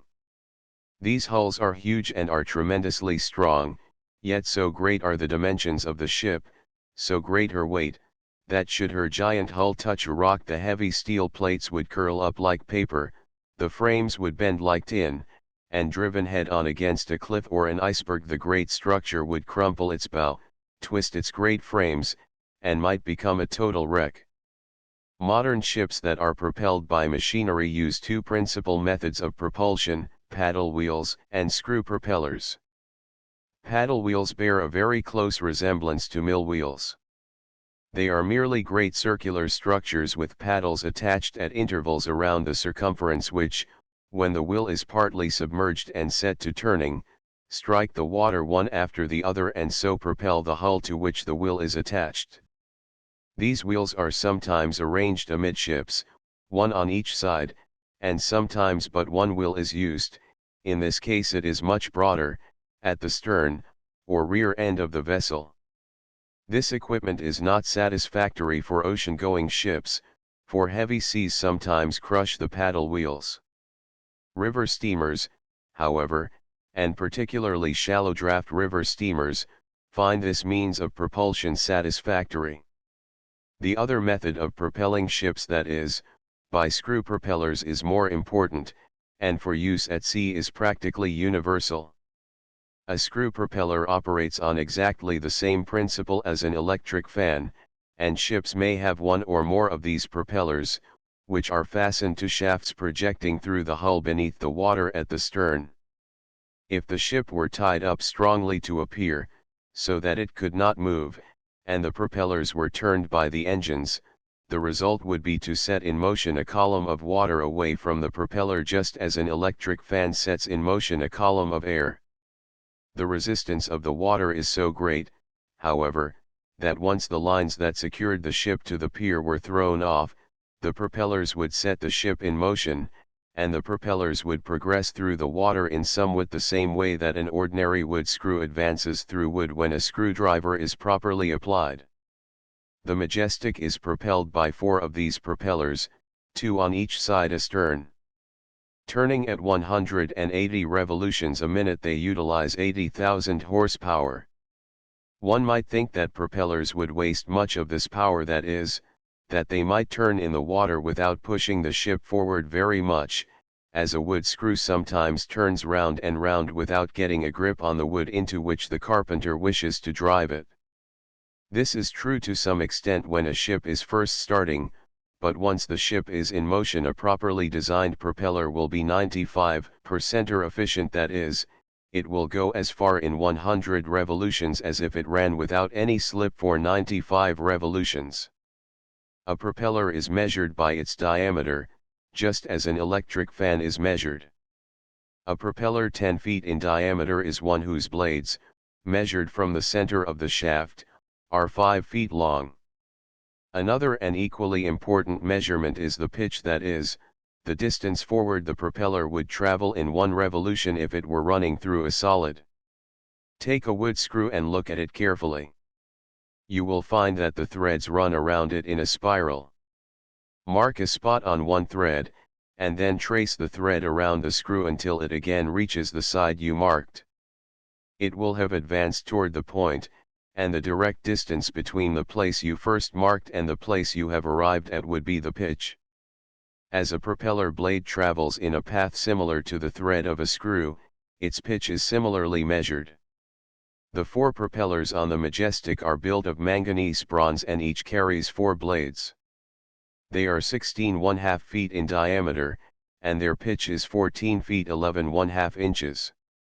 2 of these propellers turn one way and the 2 on the opposite side turn the other. This is to offset the tendency to swing the ship out of its line of travel, which would be very apparent if all the propellers turned one way. Ships with one propeller feel this action very plainly.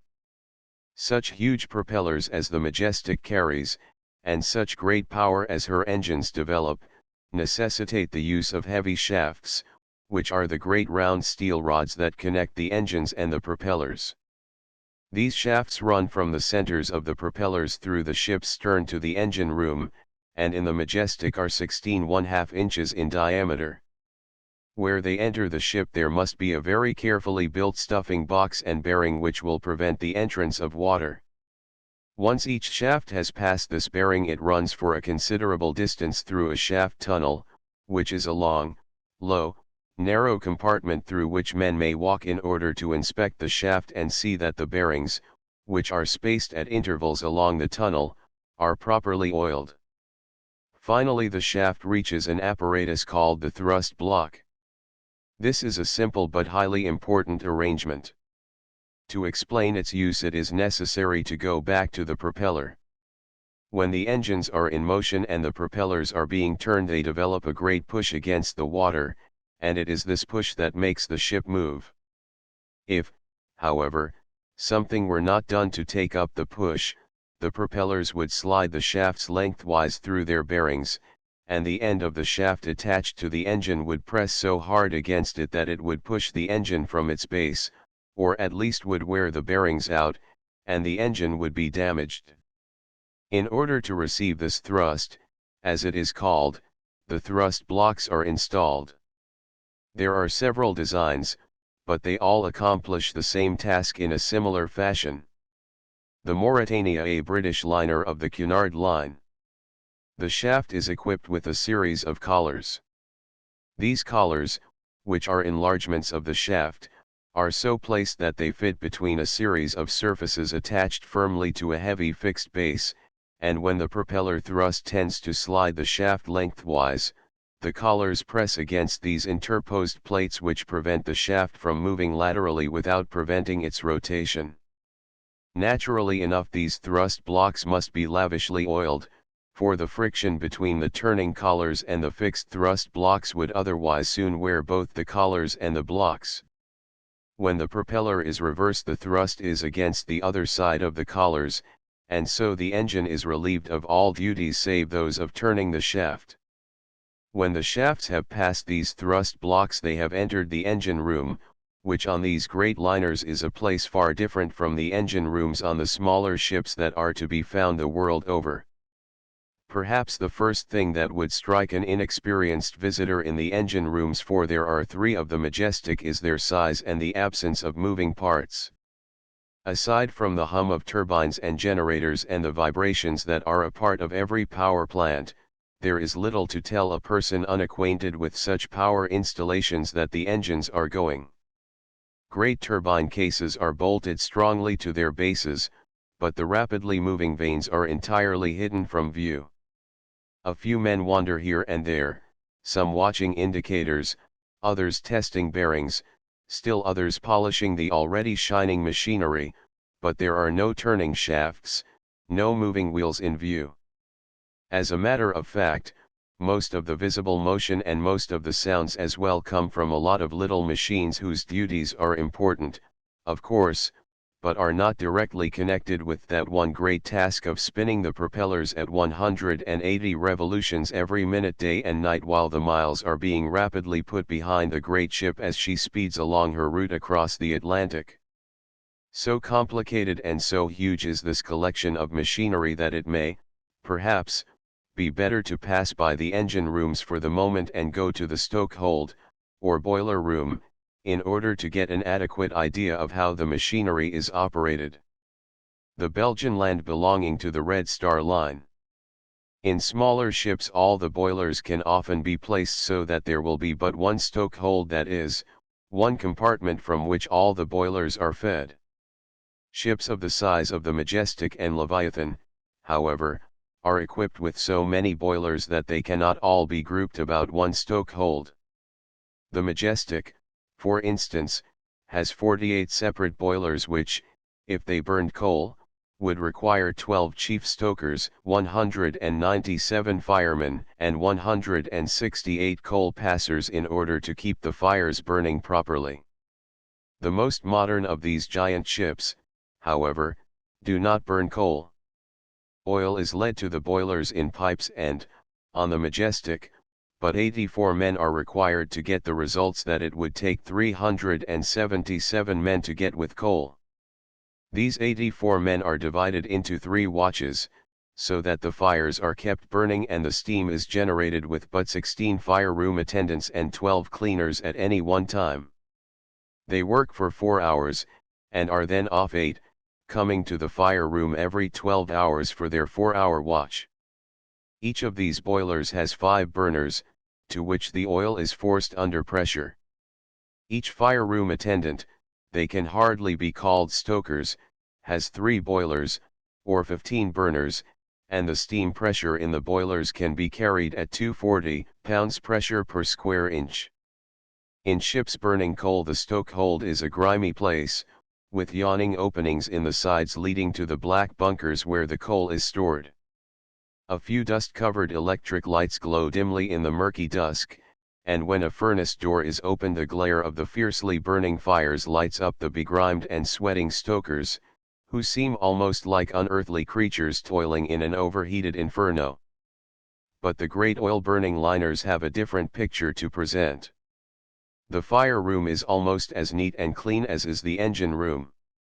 The firemen do not seem to be overworked, as they step from one to another of their burners, looking through a series of peepholes to see that the oil is burning properly.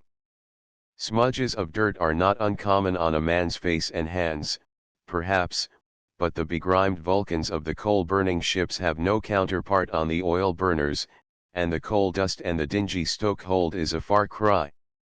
The Majestic's boilers do not depend upon natural draft, but a set of 4 powerful fans draws the warm air from the turbine rooms through 2 great air shafts about 7 feet in diameter and forces it under pressure beneath the boilers.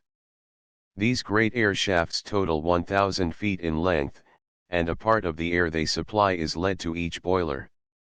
In addition to this supply for the furnaces, there is a separate supply of fresh air for the crew of the boiler rooms. The boilers are all separate and any one or any series can be completely shut off from the others in case of necessity. The steam that is generated in the 48 boilers of the Majestic is led by a complicated system of pipes to the turbines, which drive the propellers. Formerly steamships universally used the reciprocating engine, but gradually the turbine is being adopted, until now the fastest ships are universally equipped with this later design. A reciprocating engine is one that has one or more cylinders in which pistons are pushed back and forth by the steam which enters alternately one end of the cylinder and then the other, thus turning the shaft. This piston, running first up and then down, is joined to a connecting rod which in turn is connected to a crankshaft which is a continuation of the propeller shaft. As the piston moves up and down, one end of the connecting rod moves with it, for it is fastened by a hinge to the lower end of the piston rod which runs out of the bottom of the cylinder. The other end of the connecting rod is attached to the crankshaft which has a section of itself carried out to one side just as the shaft on which a grindstone is mounted is bent at right angles and attached to the handle. As the piston goes up, carrying the connecting rod with it, the off-center section of the crankshaft is carried up also, as the handle of a grindstone is carried up when the operator begins to turn the wheel. When the piston has reached the top of its stroke, the connecting rod has pulled the crank until it is pointing straight up.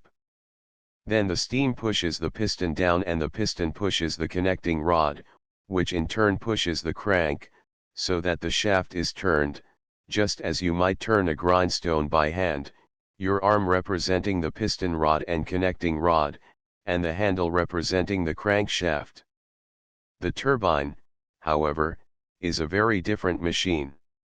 There are no pistons and no other parts similar to those of the reciprocating engine. Instead, there is a shaft on which is mounted a great steel wheel.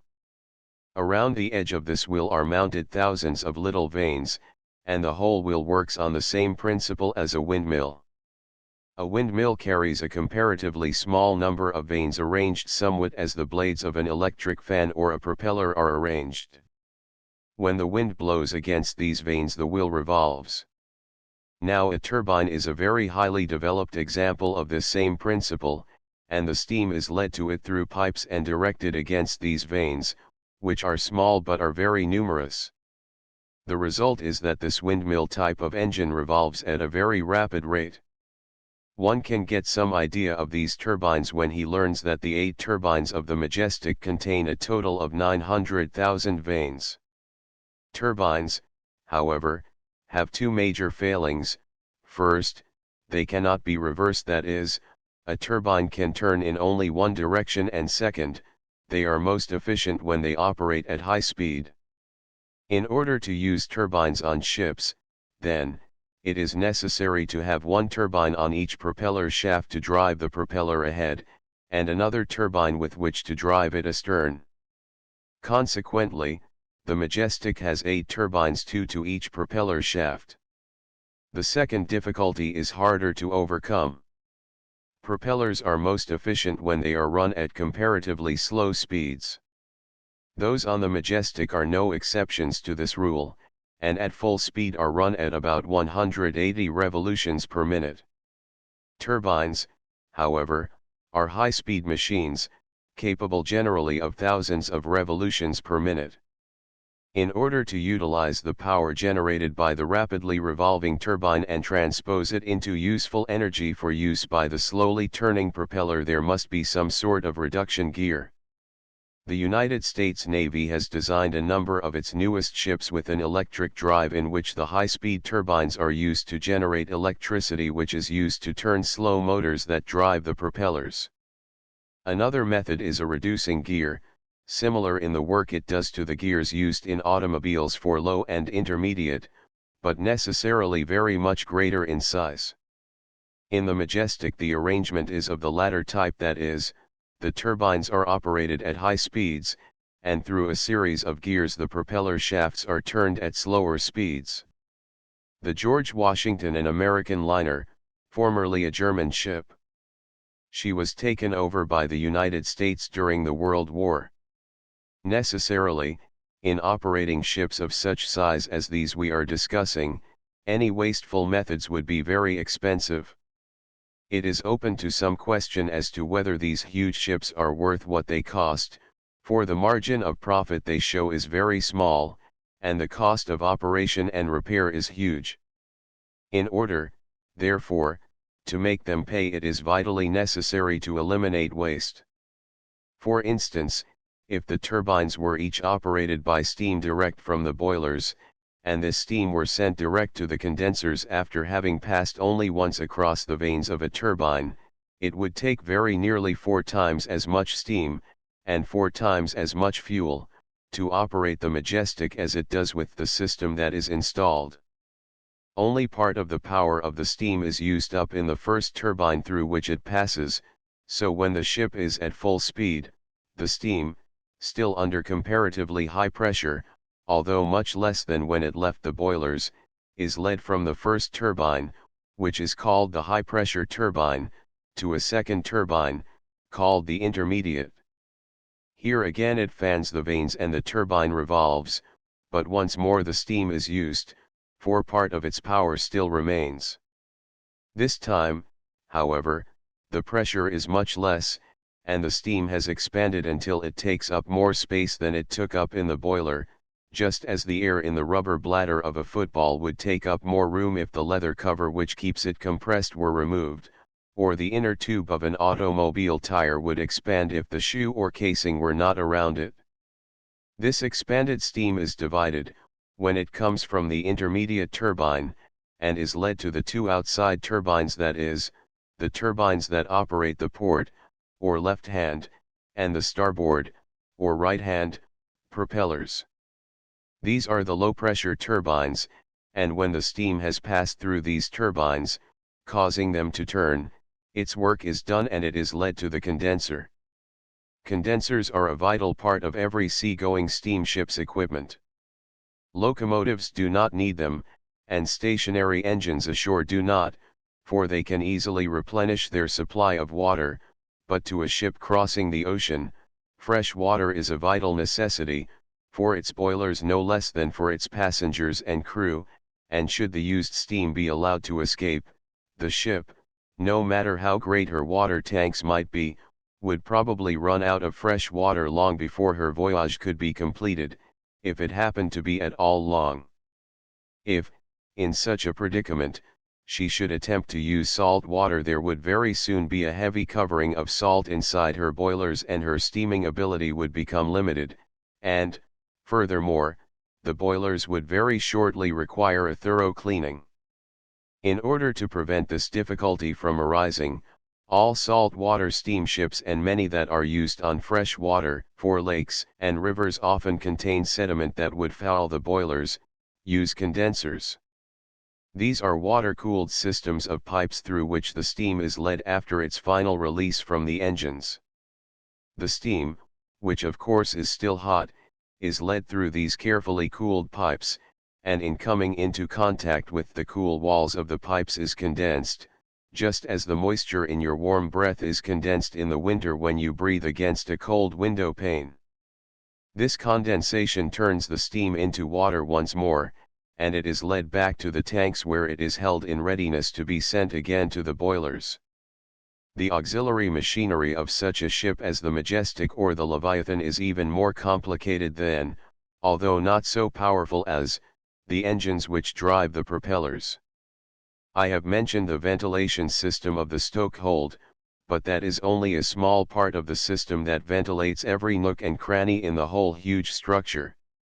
There are refrigerators, which are capable of keeping in cold storage large quantities of perishable products.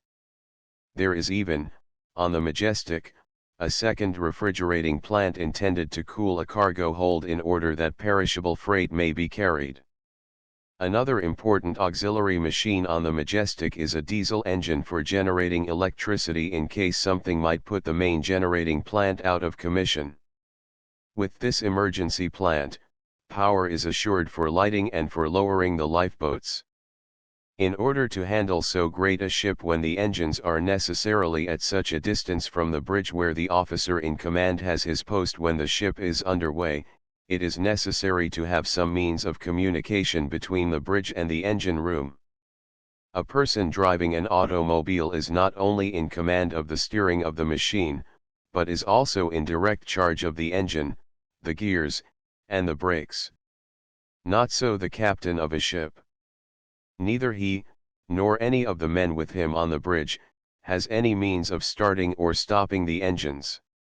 There is a man at the steering wheel, of course, but the men who start and stop and reverse the engines are far below the bridge and far aft, hidden away beyond where any shouted orders could possibly reach them. Yet the engines must be operated as the captain commands, for he is the man who can see what must be done, he is the one upon whose judgment the safety of the ship depends. In order to bridge the gap between the bridge and the engine room, an apparatus called the engine room telegraph has been perfected. There are a number of designs, but all of them by simple mechanical means permit the officer on the bridge to operate a handle and set a hand on a dial placed in the engine room so that it signifies the officer's orders. The Homeric, a British liner belonging to the White Star Line. All this that I have so far described, and much more that I have not even hinted at, is put into a ship merely in order that passengers and freight can be quickly and safely carried over the sea. In these days of luxury, however, passengers demand more than speed and safety. Comfort is, from the viewpoint of steamship lines vying with each other for passengers, a vital necessity, and competition has added comfort to comfort until ships have become lavish and luxurious, and such service as can be had only at the finest hotels and watering places ashore are commonplaces of the sea. Every luxury that lies within the bounds of reason and, to be truthful, a few that seem to lie just across the border are to be found on the greatest ships of today. Does one wish a suite of rooms with private parlors and solariums, numerous bedrooms, and private baths? It is to be had, by the payment of a price, and one is king of truly regal quarters for a passage. Does one wish to bathe in such a bath as Caracalla would have marvelled at? One has merely to go below, put on a bathing suit in the privacy of a perfectly appointed dressing room, and plunge into the crystal water of a pool that would have been the envy of any luxury-loving Roman, a pool so great that in it the smallest of Columbus's ships could comfortably ride at anchor. Does one wish to entertain one's friends at dinner? A word to the steward, and when the party is led to its table, there it finds all the brilliance of snowy napery and polished silver, of sparkling crystal and fragrant flowers, with specially printed menus prepared for the event. Has one snapped some scenes about the deck with his camera? He has merely to take the film to the dark room and develop it himself, or have the task performed by an attendant. A doctor is on duty. An orchestra is carried in order that music may be had for dances, for entertainments, and during meals. A library, with great thick rugs, with easy chairs, and cases filled with books, beckons to one when other pastimes pall. A smoking room where card games can be played is a popular center. A palm garden and an à la carte restaurant are to be found in addition to the regular dining room. A gymnasium is convenient. A nursery for small children is available. But a complete description of such a ship is all but impossible. These are the ships that are the perfection of the type that have all but driven sails from the seas, that have, in the carrying of passengers, entirely eliminated sails. Yet hardly had they reached the point where they might comfortably settle down to profit from the elimination of their ancient rivals, when an upstart ship, a ship whose lineage is so limited that its entire development lies in the 20th century, put in its appearance and already has gained such a foothold among steam-driven vessels that it seems not unlikely that the days of steam upon the sea are numbered. These new vessels are the motor ships. In 15 years they have grown from experimental craft to great and powerful liners capable of holding their own against all comers. The Aorangi, a great liner of 23,000 tons displacement, now operating on the Pacific, and hundreds of other motor ships of scores of types point dramatically to the end of the era of steam. Chapter 6: Steamships. Of many types of the supergiant ships there were, in 1924, but 10, but as one starts looking for smaller ships, he finds them much more numerous. Under the British flag alone there are about 200 ships of 10,000 or more tons. In the entire world there are about 29,000 steamships of 500 tons or more. It is this enormous fleet to which we now must turn in order that we may continue our ever-widening story of the development of ships. And with this vast fleet we shall include the countless thousands of still smaller steamers that serve as many thousand masters in a great diversity of ways. The ships to which I shall refer in this chapter are so diverse in size, in duties, and in model that it almost seems that the only thing they have in common is their universal ability to float on the surface of the water.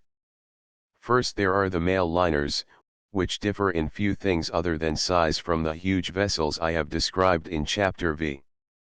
And even in size they are more or less comparable, as they are from 12 or 15,000 tons to 25,000. As a class they are hardly less luxurious than their greater sisters, and their speed is only slightly less. And aside from these two things there is no essential difference, except that they are more numerous and are less expensive to build and to operate. And, too, they are less expensive to travel on, which is a blessing for those of us who cannot afford to pay the rates of the giant liners. But other differences are few, and a description of the superliners is, in all details save those I have just mentioned, a description of these other ships which travel most of the main ocean lanes, and girdle the earth with comfortable travel routes. They cross the North Atlantic between Europe and America. They cross diagonally from the Old World to the wonder cities of Rio de Janeiro, Montevideo, and Buenos Aires. They journey through Suez on their trips to the Far East and return. They link China and Japan with the United States and Canada, and regularly sail from North America to South. For all their comparatively limited numbers these ships visit many of the world's important ports, for they are busy, very busy, and one never sees them laid up when business is slack, nor do they idle about port for lengthy stays. Every minute that is possible they are on their way across the oceans, and a year or more ahead their sailing dates are scheduled. These are the ships that sail the great sea lanes almost as regularly as the great express trains pass along their tracks. And these are the ships that visit the most important ports of Earth. But important though they are, we can give them no more time. Already we have told about their greater counterparts and, too, have said that there are no vital differences save size. But dropping down the scale of size, which is the only yardstick that is ready at hand by which to classify these ships, we come to a more numerous category. Captain Bone, in the Lookoutman, lists these as intermediate liners. I have vainly endeavored to find a better way to list them, but I always come back to his method, and so, I suppose, must use it. The intermediate liners, ranging, perhaps, from 5,000 tons to 12 or even 15, are of many types and are engaged in the performance of many tasks. They visit the lesser ports and the greater with a fine disregard for anything save the business on which they are engaged. You will find them stopping at Cape Town on their way to Australia from Liverpool. You will find them at Central American ports loading bananas. They visit Guayaquil, Havana, Piraeus, and Sydney, and lord it over the smaller craft that fill those busy harbors. They fill a less pretentious place in Liverpool and New York, and now and then they drop their anchors in tiny mid-Pacific ports, or manage, with difficulty, to get behind the breakwaters at Ponta Delgada, or churn the tropic water at Mombasa, or anchor at Christchurch. A mail liner, these ships, while somewhat smaller than the biggest ships and not quite so fast, are perhaps the most popular of passenger ships, for their rates are not so high as those of the great ships, and their accommodations are more or less comparable. Some of them are dowdy and old and keep themselves respectable only by many applications of paint, as a man who has seen better circumstances will often keep his ancient suit from appearing too unpresentable by the frequent application of the whisk broom and the pressing iron. But others of these ships are sparkling in bright woodwork and have the smoothest of unscarred sides. Their decks are holystone to the whiteness of a Dutch matron's kitchen table, and their passenger accommodations are beyond criticism. But the passenger space on these ships is generally somewhat limited, although many of them are most elaborately equipped, and the holds are forever being emptied or filled with the kinds of freight that require rapid shipment, or, coming in small parcels, can afford to pay the higher rates these ships demand. They sail on scheduled dates and have routes of their own, which often include more or less numerous ports of call, and they all belong to steamship lines of major or minor importance which maintain offices or representatives at most of the ports that give them their business. The United Fruit Company, the ships of which traverse the Caribbean, and call at Havana and other major ports in addition to many small ones on their voyages from and to New York, maintains great banana plantations, which furnish the larger portion of the freight these beautiful white ships carry.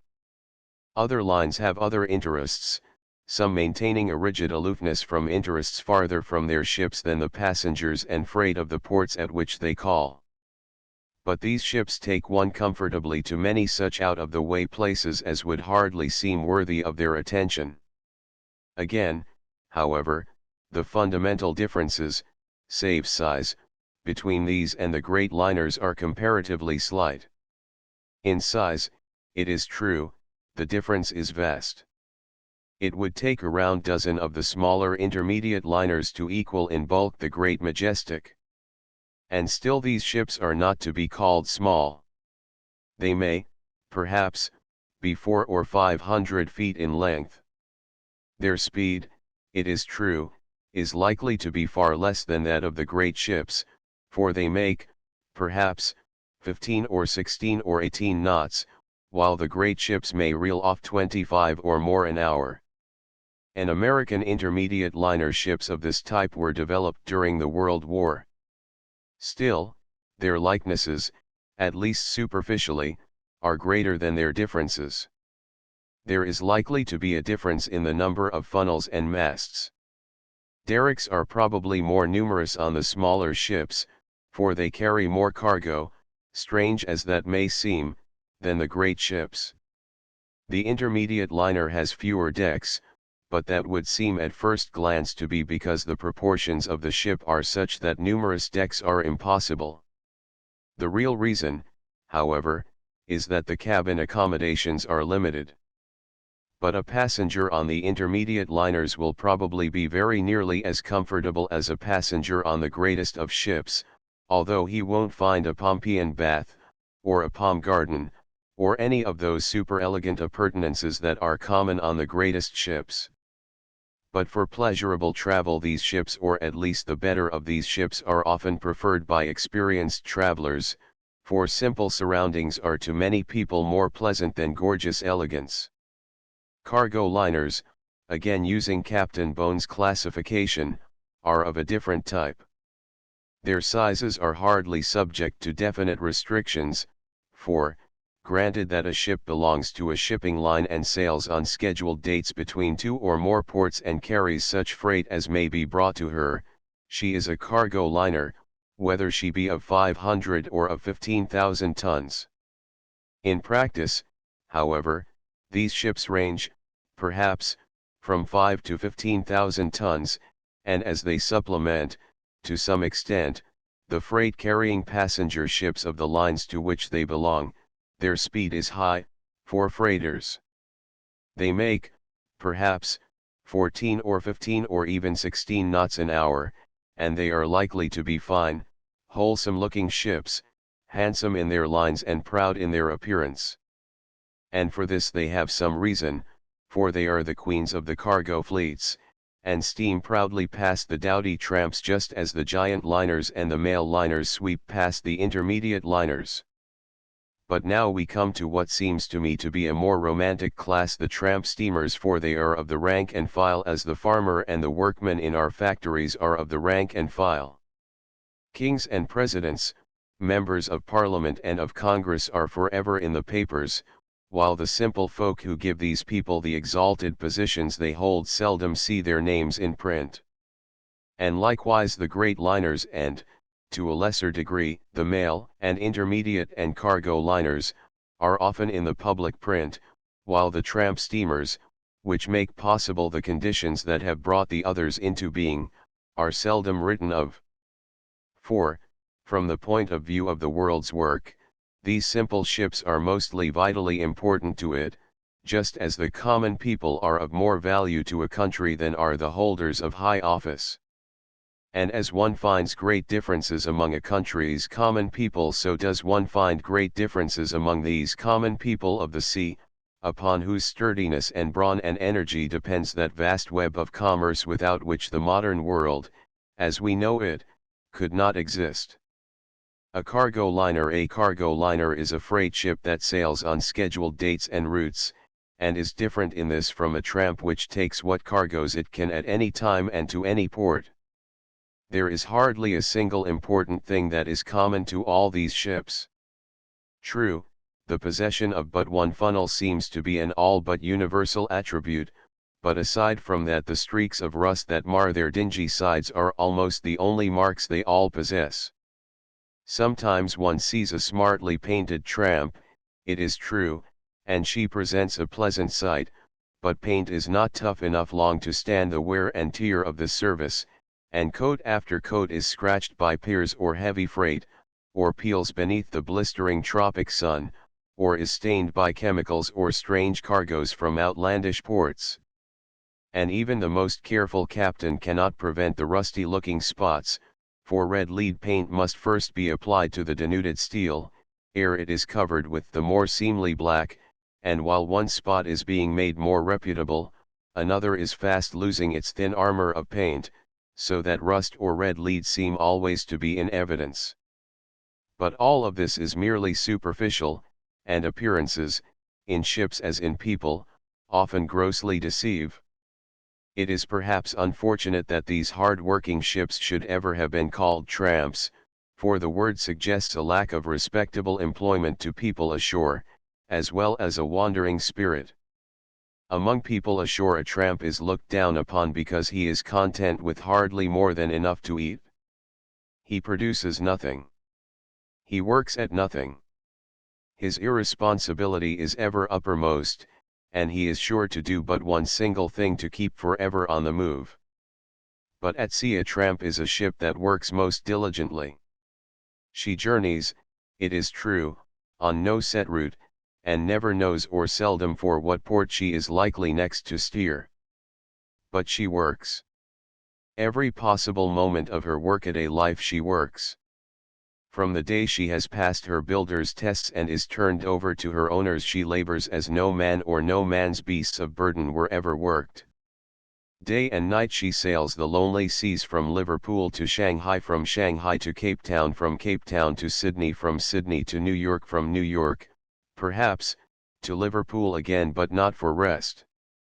She may, it is true, be docked and repaired, but once afloat again, and noisy, dirty streams of dusty coal pour chokingly into her cavernous holds, and off she goes again, perhaps to Spain, where her coal may be exchanged for a cargo of iron ore, and back she sails, to discharge and load again and sail, until, at last, when years have passed, she has outgrown her usefulness and is flung upon a scrap heap where everything of value is taken from her hulk, and she is forgotten as workmen sometimes are, who through all their lives have labored, day after day, at forge or bench, making for the world some of the many things it needs, only to find themselves, when they are worn out, forgotten and replaced by a man more new. A tramp steamer, perhaps the hardest working machine ever designed by man, and undoubtedly the most romantic of all steam-driven ships. These are the ships that make world commerce possible. These are the ships that carry the world's goods. These are the ships that make a nation's merchant marine, and these, basically, are the ships that make necessary great navies and great ports. Here, then, lies the modern romance of the sea. The most common type of tramp steamer has a raised section amidships, where are placed the bridge, the funnel, and a group of houses containing the galley, which is the kitchen of a ship, staterooms for her officers, and, perhaps, a mess room. Below this lie the boiler and engine rooms. Forward of the bridge the deck drops 6 or 8 feet to a lower level, and as it nears the bow, it is raised again to a little above the altitude of the midship deck. This is still called the forecastle, after those weird structures raised at the bows of ships in the Middle Ages. Aft the midship section the deck drops away as it does forward, and at the stern is raised again, until the stern is about level with the midship deck. Long since, however, the name stern castle has been dropped. This section is the poop. Sometimes light bridge-like runways are raised above the lower parts of the deck forward and aft of the midship section, connecting the bow and stern with the group of deck houses amidships, for when the cargo has been stowed these ships are deep in the water, and these low decks are but a little way above the surface. Once they are at sea, at least in heavy weather, lippers, or waves that reach their crests just over the low bulwarks, seem forever to be flooding these sections of the ship.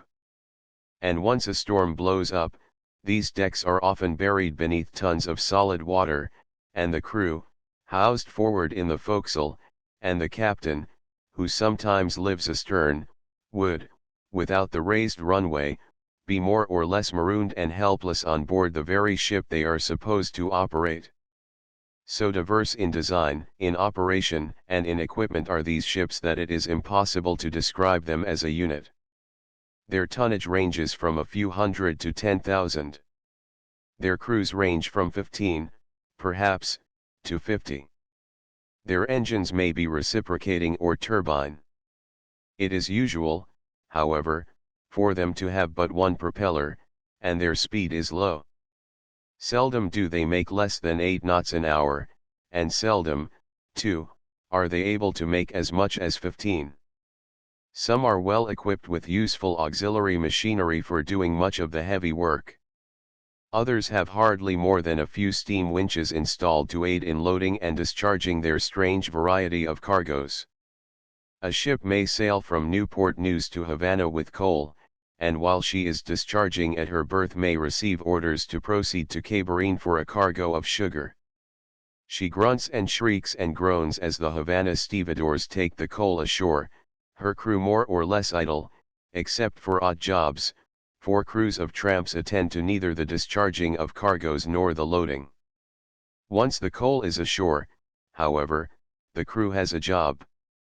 The ship must be fumigated, by order of the port authorities, and once fumigated the hatches must be lifted off, and the vast caverns into which the new cargo is to go must be swept and cleaned with care, for sugar does not mix too well with coal dust. And then the ship is off down the Cuban coast, riding high out of water, her propeller blades splashing half in and half out. If the weather is pleasant the holds may be cleaned on the way, and once she arrives off Cape Francis, for she cannot enter the shallow harbor of Cabarine, her captain orders the motor boat over the side, if he has one, and journeys a dozen miles to the little port. Here he tries to hurry the cargo lighters out to his anchorage, for it costs money to keep a ship idle. She is paying dividends only when she is on her way from port to port, and it is one of a captain's important duties to do everything he can to get her on her way again.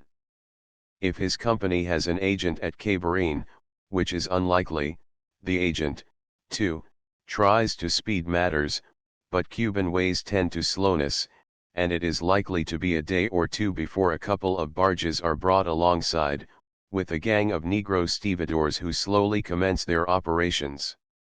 The derricks are rigged beside each hatch and the great bags come aboard in 6s or 8s and are dropped into what seem to be the bottomless pits below the yawning openings. Far below, another group of stevedores cast the tackle off, and one by one the bags are packed, so as to fill the hold to the exclusion of a cubic inch of space not utilized. All day they load, and all night, for as one barge is emptied another appears. Relief crews of stevedores appear, and under a cluster of lights hanging from bridge or mast they labor their toil seemingly endless, but gradually, nevertheless, approaching its conclusion. Lower and lower the ship sinks into the water. Her propeller blades disappear, and down she goes. No longer is she the wall-sided affair that anchored a day or two before. And finally, as the bags reach up and up to the coamings of the hatch, she is down once more, until her plimsoll mark, which is cut in her side by Lloyd's to show how deep she is permitted to ride, is washed by every wave. A few more bags, the last big barge is empty, the last bit of space in her great holds is filled, and she is ready for her voyage to Brooklyn. Once more the crew becomes active. Girders are lowered into their places across the 20-foot wide hatches. Great planks cover the opening, and several huge tarpaulins are unrolled and spread above the planks, for cargoes must be guarded against salt water. These coverings are carefully put in place while the stokers raise the boiler pressure once more, and ere the last of the preparations is completed another voyage has been begun. There are many other types of ships that busy themselves about the sea. One of these is the oil tanker, a ship built for but a single purpose. These are owned by the big oil companies whose products come from Mexico or the Dutch East Indies, or, originating in the United States, are sold to countries not so fortunate as to have oil wells of their own. An oil tanker. These ships have come to the seas in very recent years. They are used only for the transportation of oil, and are owned largely by the great oil companies. An oil tanker has an appearance more or less its own, although the great carriers of ore and grain on the Great Lakes are very similar. On these ships the engines and boilers are in the stern, and sometimes, too, the bridge is there, with the funnel rising from behind it, in a position which few sailors can accept as normal. Sometimes, again, the bridge and a small deck house are amidships. On these tankers the propelling machinery is in the stern in order that the cargo may be insulated to the greatest possible extent from the fires. Incidentally, too, it is the empty tanker that requires the most care, for just as an empty gasoline tin will explode while one filled to overflowing with gasoline will not, so the empty tanker, reeking with the gas left by the oil it carries, is more apt to explode. The turret steamer falls into almost any category. It is built in order to save money on certain port and canal dues and other taxes, and its appearance is perhaps the weirdest of that of any ship, save, perhaps, the antediluvian whalebacks once so common on the Great Lakes. Below the water line these turret steamers are much the same as other freighters, but from there up they are vastly different. Just above the water line their sides are turned in until they are almost a deck. These decks run forward nearly to the bow and aft almost to the stern. But the central portion of the ship from bow to stern is raised 10 or a dozen feet above these strange side decks, which in reality are not decks at all, but only sections of the sides of these strange hulls. The turret ships have few, if any, advantages over more normal ships, their only purpose being to save what money they can in tolls that ships less strangely designed are forced to pay. The turret ship is only the naval architect's way of making it possible for the ship's owners to take advantage of certain technicalities in wording. They are few in number and are of minor importance. In these days of large shipments it does not usually pay owners to send ships of small tonnage on long sea voyages. Few steamers of less than 500 or 600 tons make voyages across the Atlantic, for instance. Time was, and not so long ago, when a 500-ton clipper sailed halfway round the world, but steam and steel have made deep-sea cargo ships much larger than they were, and the smaller fry are kept in the coasting trades or busy themselves in the Mediterranean or other more or less landlocked waters. These coasters seem to be as diverse in design as naval architects are capable of producing. Every coast has developed its own particular type, although, of course, the fundamentals of their construction are basic and permit of little change. Many of them cross the North Sea, and consequently must be seaworthy, for the North Sea has a habit of being rough. The Irish Sea is filled with them of many shapes and sizes. European ports seem always crowded with these little ships, which steam about their business with a sort of jaunty cocksureness that is amusing in smooth waters. But they lose that jauntiness when they poke their noses into the ocean swells, and as they roll and pitch along their way they have a worried but determined air. Europe is the home of more of them, perhaps, than all of the rest of the world combined. America uses schooners or sends out ocean-going tugs with long tows of ancient ships once proud under their own canvas, but now converted into barges with stubby masts and sawed-off bowsprits. A turret steamer. These strange vessels are comparatively rare, and seem to be passing away entirely. Now and then one sees an ocean-going car ferry, carrying trains of boxcars across some narrow arm of the sea. A notable one of these, the Henry M. Flagler, runs from Key West to Havana, carrying American freight trains to Cuba and Cuban trains back, in order that the freight need not be handled at each end, from car to ship, and again from ship to car. The tourist, too, is sure, sooner or later, to travel on fast express steamers that cross similar narrow straits. The cross-channel steamers between Calais and Dover, the small ships from Copenhagen to Norway and Sweden, and others, are of this type. Their runs are short, and their schedules often are set to meet trains. Consequently, they are powerful, speedy, and sometimes most uncomfortable. But being meant for passengers, they are attractive, in their way. Sturdy, self-reliant, fast, they are perfectly adapted to the work that they perform.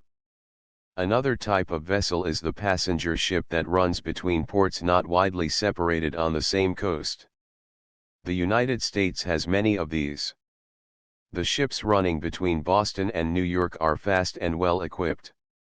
The lounges and dining saloons are handsome, and the staterooms, while they are small, are thoroughly comfortable. These ships are popular, and many travelers prefer the all-night ride on them to spending 5 hours on the train. Other ships run from New York to Norfolk, from New York to Charleston, Savannah, and Jacksonville. Others still make the longer voyage from New York to New Orleans. On the West Coast, similar ships run regularly from Los Angeles and San Francisco to Portland and Seattle and return.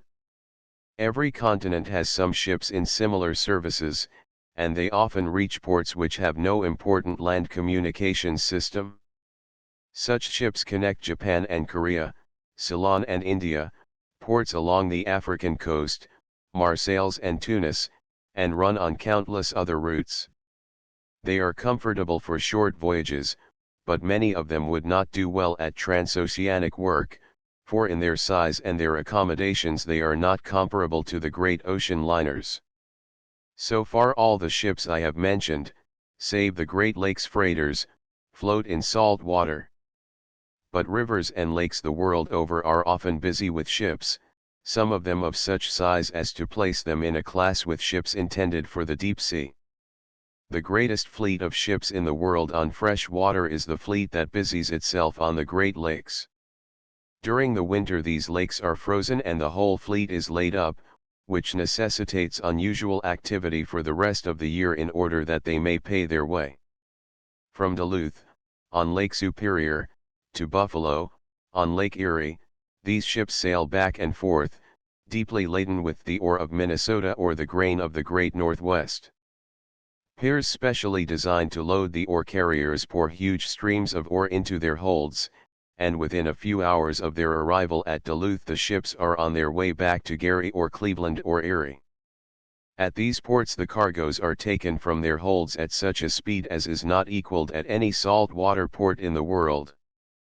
The freighters of the Great Lakes make up the greatest part of the fleet, of course, but passenger ships comparable to almost any of the intermediate liners in the world sail regularly from half a dozen of these inland ports. Car ferries, too, are used by the railroads to take great freight trains across the lakes in order to save the land trip around. Icebreakers, also, are used to keep open channels through the ice in order that ships may sail in winter. The icebreakers are powerful ships whose bows are so cut away as to make it possible for them to ride up on the ice, as their powerful propellers drive them along. The ice is broken by the weight of the ship, the bow of which is built of exceptional strength to stand such rough usage. Such ships are used, too, in the Baltic, in Russia, and in Siberia, but little use is found for them elsewhere, and they are rare. But other inland waters have developed other types of ships.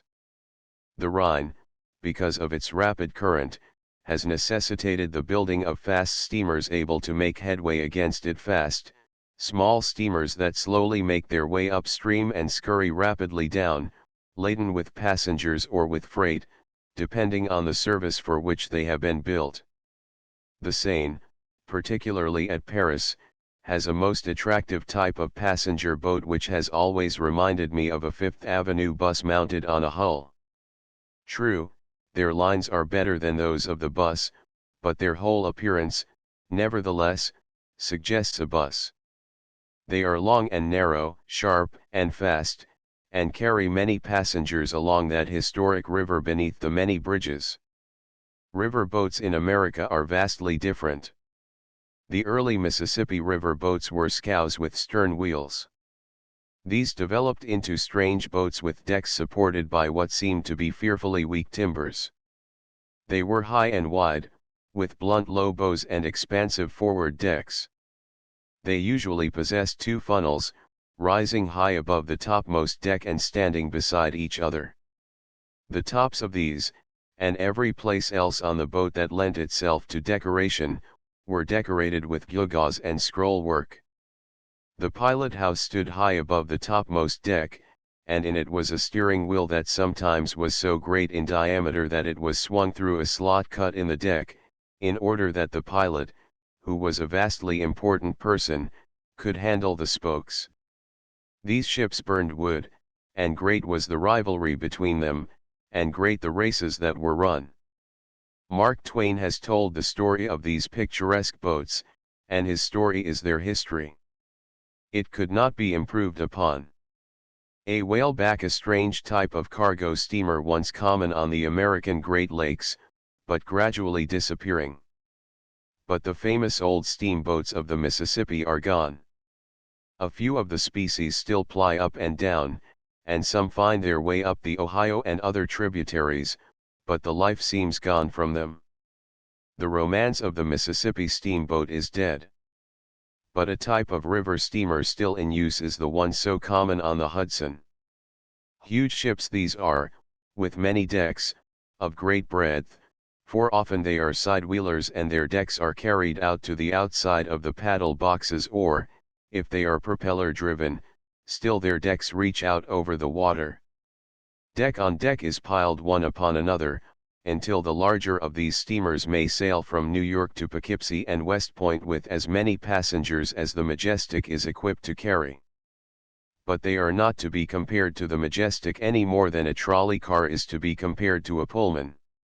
This chapter is a hodgepodge, and contains as great an assortment of goods as a country store, so I may, perhaps, be permitted to jump from the river steamers, to which I have done scant justice, to the tugs and other harbor craft that are occasionally to be seen about the many-decked river steamers at such a port as New York.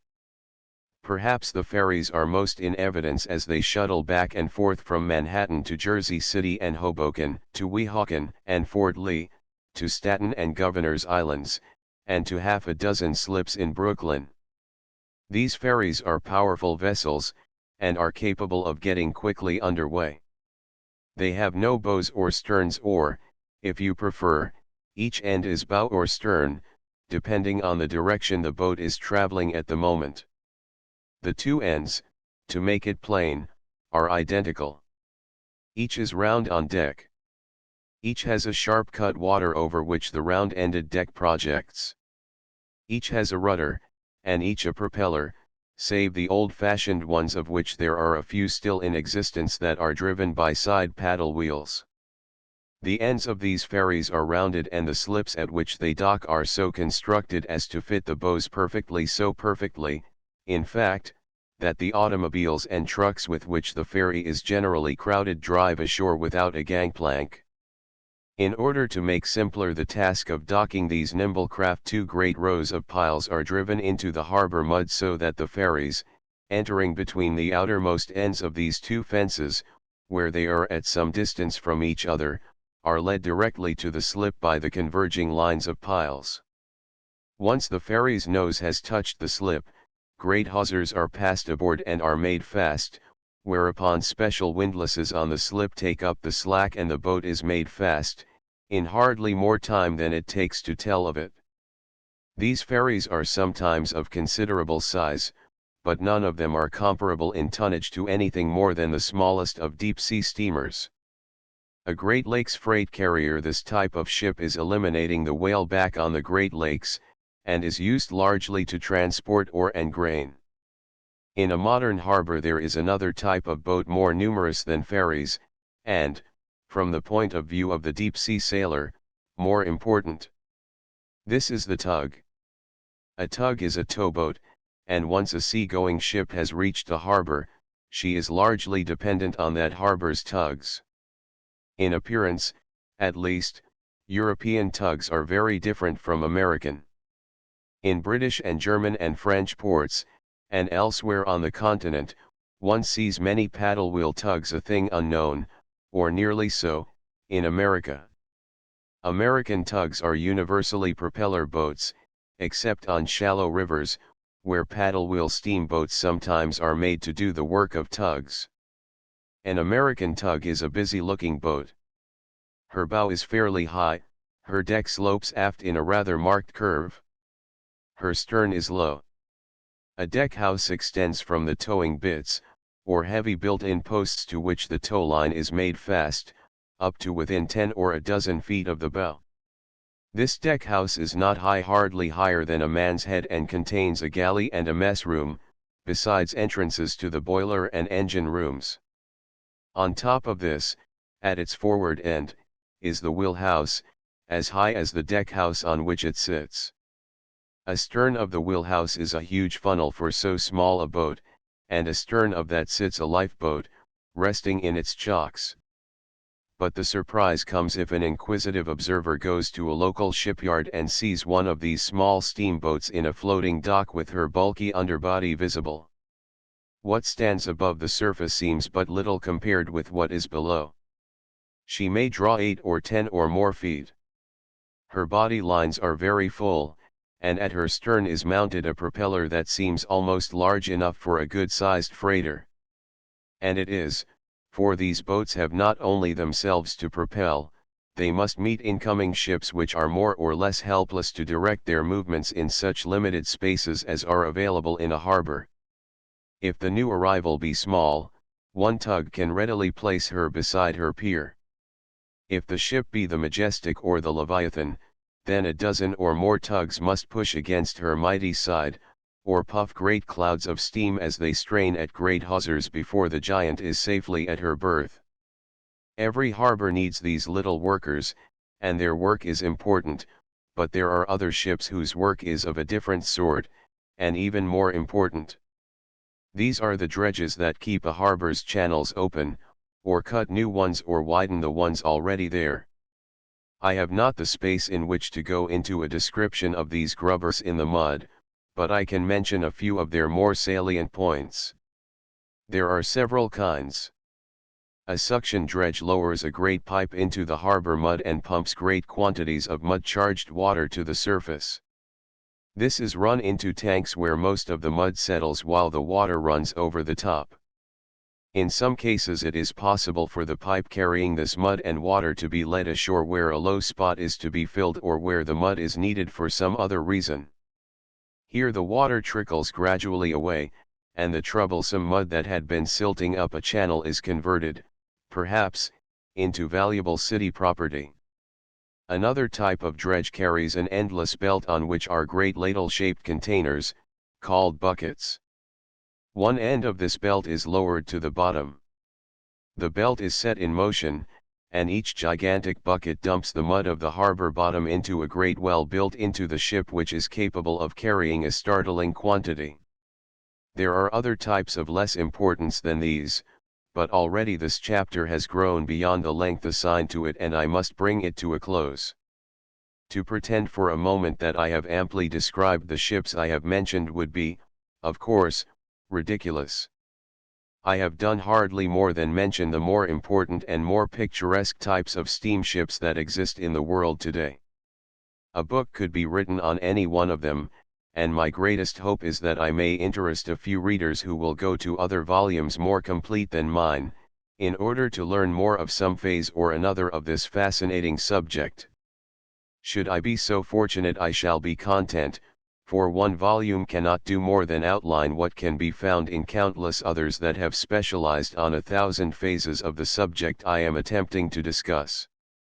Chapter 7 Ships of War. Much of the story of ships is contained in the story of ships of war, which, from time immemorial, have been vital factors in the lives of nations. The Egyptians fought battles on the sea. The Greeks saved their civilization from the armies of Xerxes by defeating the ships of the Persians at Salamis. Rome defeated Carthage because Rome secured the upper hand on the sea. It is true that much of the story of the Punic Wars is the story of Hannibal and Hamilcar, but while Hannibal marched his army from Spain across the Pyrenees, across France, across the Alps, and finally into Italy, where he spent years harrying the land, Carthage owed her downfall to the ships of Rome, as Hannibal owed his final defeat by Scipio Africanus to those ships. Similarly, Napoleon, 2,000 years later, owed the collapse of his plans not so much to the defeats he suffered on land as the defeats he suffered on the sea at the hands of Nelson and the British Navy. It is not, however, within the province of this book to discuss wars and battles on the sea. The person interested in that important subject should read Admiral A.T. Mayon's The Influence of Sea Power Upon History in order to gain a clear picture of the great phases of that subject. But all of this is outside the range of this book, which deals only with the types of ships and their development. The first warships of which history gives any account were those of the Egyptians. They differed little from the other ships of the time except in having affixed to their bows a metal ram. This, however, was well above water. When these ships were in action, the sail was rolled up and made fast by loops of line to the upper yard. They were driven by large paddles, and were steered, as well, by paddles, many being required. Egyptologists tell us that the Egyptians, between 3000 and 1000 BC, fought occasional naval battles with people as far distant as those of Sicily, for Egypt seemed to have a fascination for all the Mediterranean peoples even of this early day, and occasional forays were made against the Egyptian coast.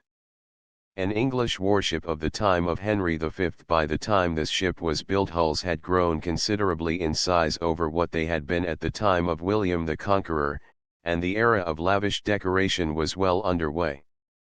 The numerous decks of this ship were not unusual for the time. The Phoenicians came next as a sea-going people, and it was they who so greatly developed ships. So little, however, is known of Phoenician ships that it is necessary, in this hurried account, to pass them by in order to take up the Greek ships of which many records are still extant. In Chapter I have mentioned the galleys, but there are many things concerning them upon which it is interesting to enlarge. These ancient war vessels are divided into two major types: aphract, or those which had no protection for the topmost tier of rowers, and cataphract, or those that had a raised bulwark which shielded them from the sight and arrows of the enemy. These two words mean, literally, unfenced and fenced. In other words, the cataphract ships had a fence built up above their sides to shield the oarsmen, while on the aphract ships this fence was not installed. Both these types had upper and lower decks, although the cataphract type was higher than the other. The oars used on these ships were not so large as one might think. On a trireme, or three-banked ship, the oars of the upper bank were about 14 feet long, the next lower oars were about 10.5 feet, and the oars of the lowest bank were about 7.5 feet long. Even the topmost oars on the Tessaracontaries, or 40-banked ship, which some questionable authorities mention as having been built, are said to have been but 53 feet long, but as the seats of the rowers are said to have been 2 feet apart vertically, it is difficult to see how a 53-foot oar, of which perhaps a third was inside the ship, could have reached to the water. But these 40-banked ships sound more like imaginary craft than like real ships. In the cataphract ships the lower deck was only about a foot above the water line. Below this deck was the ballast, and through the deck were cut a number of hatches through which buckets could be lowered in order to bail out the almost ever-present bilge water, for these ships, particularly when they were subjected to the strains coincident to sailing in a seaway, were more than likely to leak at an uncomfortably rapid rate.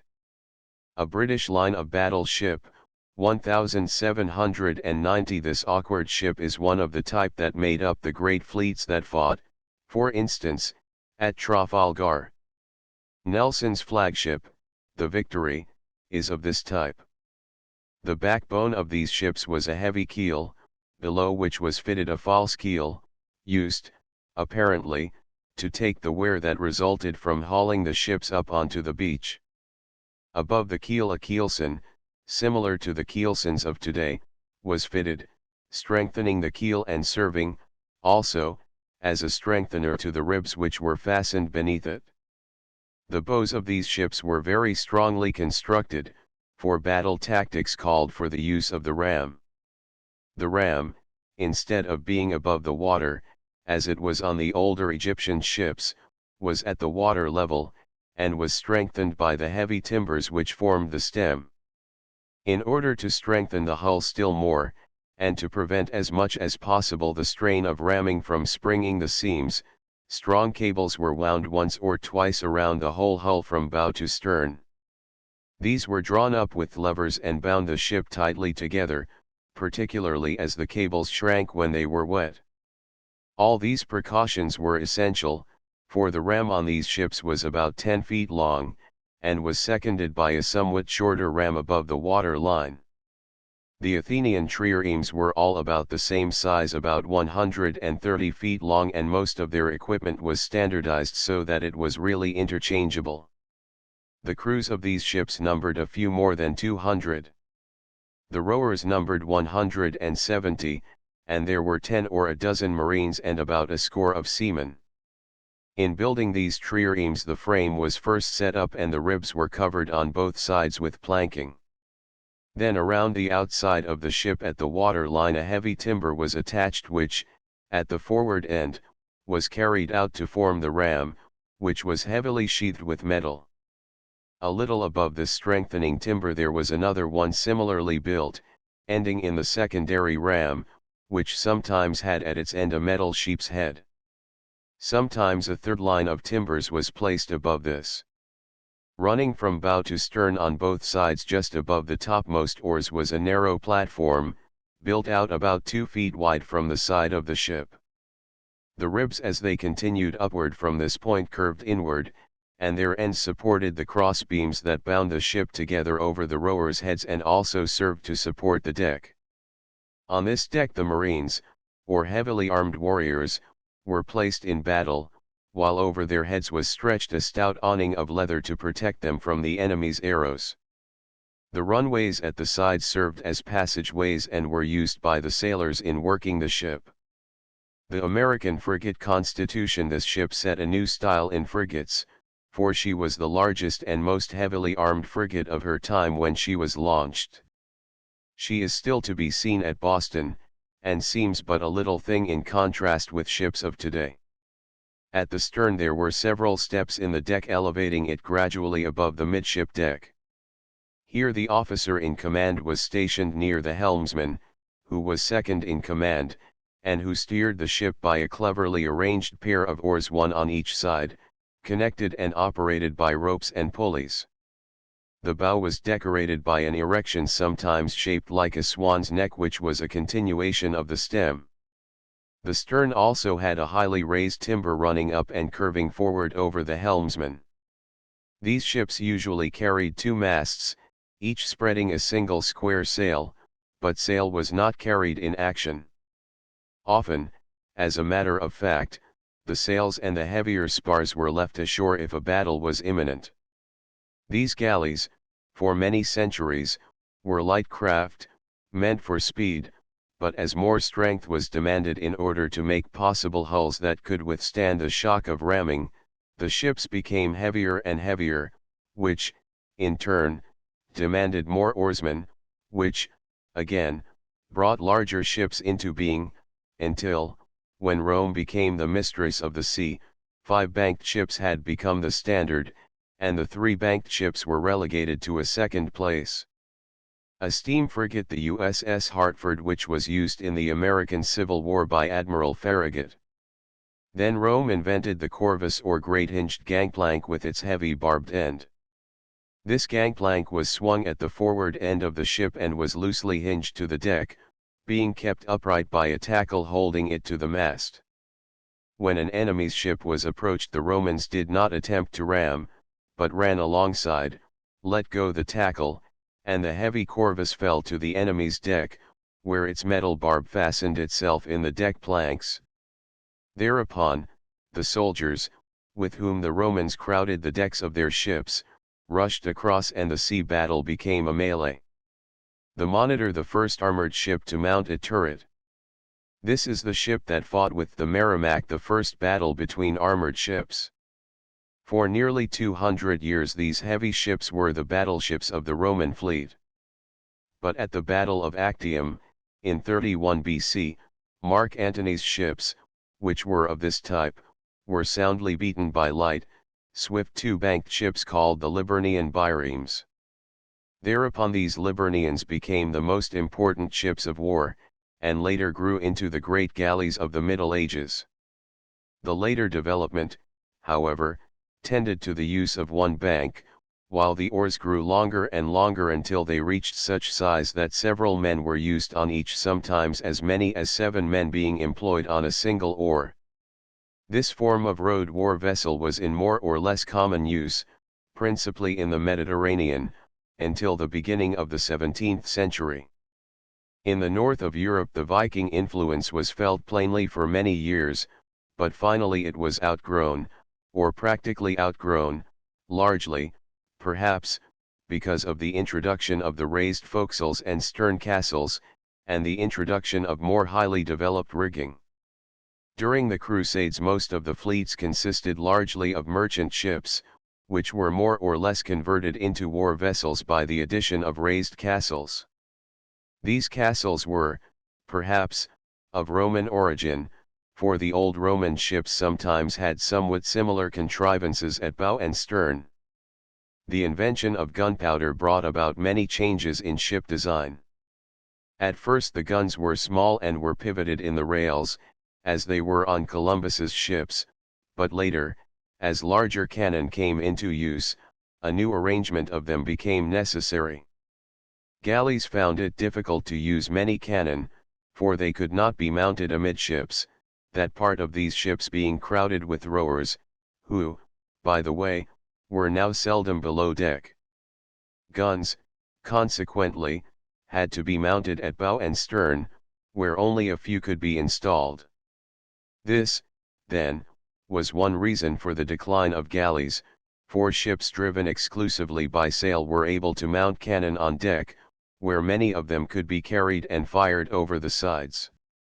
As ships increased in size it became possible to mount cannon below deck and to cut portholes through which they could fire. It was along these lines that warships next progressed, until, at the end of the 18th century, the line of battleships were great unwieldy affairs with 3 gun decks below, on which were mounted 100 guns. Earlier ships had been built which had carried even more guns than this, but the guns had been smaller and consequently less effective. For those interested in the details of the development of warships from the time of the introduction of gunpowder down to the beginning of steam, I recommend 2 books: The Royal Navy, by W. Laird Clowes, and Ancient and Modern Ships, by Sir G. C. V. Holmes. I have the space to describe only the final forms that the larger ships took ere the introduction of steam and steel changed radically the design of all naval ships. The Merrimac, an ironclad built by the Confederates during the American Civil War. This ship proved how superior to wooden ships armored ships could be. She was armed with a ram with which she sank the Cumberland, and her armor amply protected her from the enemy's guns. At the end of the 18th century and the beginning of the 19th the greatest warships were called line of battle ships. They were great unwieldy affairs, slow and cumbersome under sail, and were meant only to take the shock of battle when rival fleets met. Their sides were high, and below the main deck were 3 gun decks, each carrying many cannon that fired through square ports cut in the sides. Sometimes, if the wind was abeam, as it generally was during an engagement, the lower ports on the side away from the wind could not be opened because the deck was so low that the list of the ship would have allowed the water to enter, perhaps in such quantities as to sink her. Gradually, however, this lower deck was raised until all the guns on the lee side could be used except in heavy weather. The Victory, Nelson's flagship at the Battle of Trafalgar, was a typical line of battle ship, and in the hearts of Britons she occupies much the same place as with Americans the frigate Constitution occupies. These 2 ships, the one a line of battle ship and the other a frigate, are of the 2 types that, toward the close of the era of sail, were the most important ships of naval powers. They occupied in their day positions similar to those occupied by the battleship and the cruiser of today. In describing these 2 particular vessels, then, I shall be describing not merely 2 outstanding ships, which, fortunately, are carefully preserved by the countries for which they fought, but shall also be describing the two most important types. The Victory was built in 1765. She is 186 feet long, 52 feet wide, and her tonnage is 2,162. She carried 100 guns on her 3-gun decks, and is, in rig, a ship that is, she carries 3 masts, spreading square sails, the mast farthest aft carrying as its lowest sail a spanker. Her head sails, that is, the sails at the bow, were jib set between the foremast and the bowsprit, which was elongated by the addition of a jib boom and a flying jib boom. Her shape is clumsy, her sides are high, but the highly raised forecastle and stern castle are entirely missing. A section of the bow is called the forecastle, but only the name is left of the earlier raised structure from which the name came. Astern there is a slight sign of what, centuries before, had been the stern castle, for there is a raised deck, called the quarter deck, in evidence. The stern itself is a highly ornamental affair, fitted with many windows and with much scroll work, and, at least in the eyes of the present day, is anything but nautical in appearance. A torpedo boat. About the time of the Spanish-American War, these boats were common in the navies of the world. Now they are eliminated, and their successors are the torpedo boat destroyers, now called destroyers. This high-sided, bluff-bowed craft carried about 700 men in her crew, although where they kept themselves is, to the average person of today, a mystery. They slept, of course, in hammocks, and these were lashed to their hooks between decks. So thick were they that when the crew had turned in, the whole deck looked like a cave filled with strange huge bats hanging parallel to the ceiling. The guns on these ships were crude affairs. They were muzzle loaders, of course, and were generally cast of brass or iron. They were mounted on awkward wooden carriages which were set on 4 small wheels. But such a weighty implement mounted on wheels needed much careful attention to keep it tightly secured when the ship, once outside her harbor, ceaselessly rolled from side to side, even in an almost glassy sea, and, in a seaway, rolled and pitched and rolled again, until, should one of these wheeled monsters have broken its fastenings, it might readily have become more dangerous than an outside enemy. Victor Hugo's powerful description of such a scene in 93 presents a graphic picture of the danger that such a misfortune would bring with it.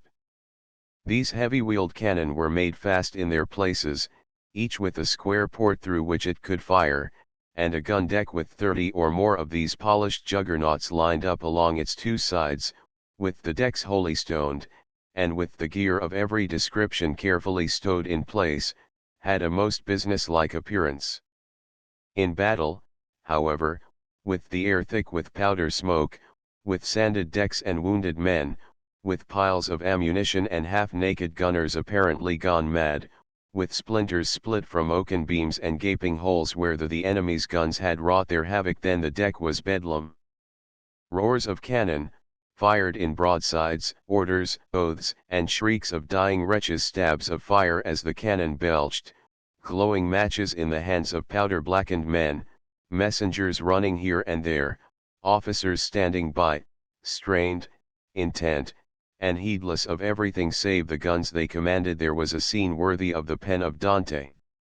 HMS Dreadnought, the first all-big gun ship, and the one that gave its name to present-day battleships, which are universally called dreadnoughts or super-dreadnoughts. And such a sight as a fleet of these ships presented as it grappled with a rival fleet perhaps equally strong.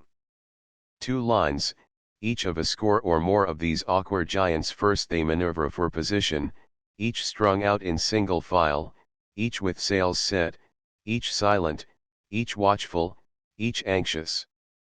Slowly they converge. Closer and closer they come, their ports open, the black muzzles of the cannon protruding. On the gun decks men are waiting quietly, peering out, waiting for the command to fire. Above, on the quarter decks, groups of officers with their awkward field glasses, watching the enemy, watching the flagship. Aloft, in the masts, groups of sharpshooters with muskets ready, waiting for an opportunity to bring down the officers and men on the decks of the enemy's ships. Closer the ships sail and closer still, still noiseless save for the gurgle of water at the bows and the sounds of the rigging. Then on the flagship a string of flags is run up and the attacking fleet changes its course sharply toward the enemy. Another string of flags and a crash of guns, the battle is on. Great clouds of smoke, more cannon roars, the enemy has answered. Closer still, and closer, until each ship is alongside one of the opposing fleet. Grappling irons are thrown over the rail, and the two fleets have become a long tangled row of dueling pairs, each locked tightly to its adversary, their sides grinding together, their rigging tangled. An hour, perhaps, of awful havoc. The line is broken, ships drifting here and there. Broken masts and spars clutter the decks. A ship catches fire and her magazine explodes, and as she sinks the victor cuts the lines that bind the two together and stands on to help a friend. An hour or two, maybe a little more, and the victory is won. History is made, perhaps Trafalgar has been fought and the whole world will feel the effect. Such were the duties of the line of battle ships. But the frigates were built for a different work. They were the cruisers of 100 years ago. They were the commerce destroyers, the raiders. A frigate was a ship which carried guns on the main deck and on one gun deck below. Sometimes they sailed with other ships, but more often played their game alone. The Constitution was one of these, and an important one. Not only did she win battles, also she affected the design of ships. She was launched in 1797, and was, actually, an improvement on the frigates of the day. She was 204 feet long, 43.6 feet broad, and she carried 30 24-pounders on her gun deck, 22 32-pound carronades on the quarter deck and forecastle deck, besides 3 bow chasers or long guns for use when pursuing a fleeing ship. Thus she had 55 guns, although later this was reduced, and consequently far outclassed foreign frigates of the day. They carried from 32 to 50 guns, and these of lighter weight. While the main battery of the Constitution consisted of 24-pounders, foreign frigates used 18-pounders. A 24-pound shot is naturally more effective than an 18-pound shot from the same type of gun. But not only was the Constitution heavily armed. She was built of timbers of about the size of those used in line of battle ships, and so was much stronger than other frigates. As a matter of fact, she so outclassed the frigates of the British Navy that several line of battle ships were cut down until, technically, they became frigates, in order that they might meet her on more favorable terms.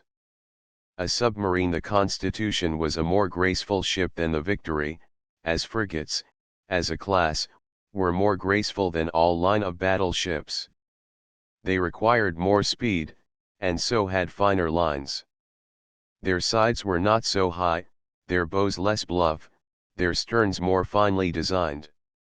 Line of battle ships were hardly more than floating wooden forts, carrying as many guns as possible. Frigates were fine ships, having all the qualities of fine ships, and carrying modified batteries. So regularly did the Constitution defeat other frigates, and so simply was she able to refuse battle with superior forces, that the British Navy profited by her advantages and built similar ships. But the end of the era of sail was approaching, and before much could be done in the further perfection of ships of this kind, new warships propelled by steam had come into being, throwing into the discard both the line of battle ships and the frigates of an earlier day. Following the War of 1812 there were no engagements of great importance in which warships played a part until the Crimean War, in 1855. During this period both steam and iron had been utilized by the designers of warships, and navies had made the first of the great steps that changed the fleets of the world from the wooden sailing ships of Trafalgar to the steel monsters of Jutland. Typical warships of the most improved design just prior to the Crimean War were not greatly dissimilar from the line of battleships and frigates of the War of 1812, except that they used steam as well as sails. They were larger, it is true. Such a ship was the British Duke of Wellington. She was 240 feet long, 60 feet wide, and displaced 5,830 tons. Her engines were of 2,000 horsepower, and her speed under power was a trifle less than 10 knots, nautical miles per hour. She carried 131 guns on 4 decks.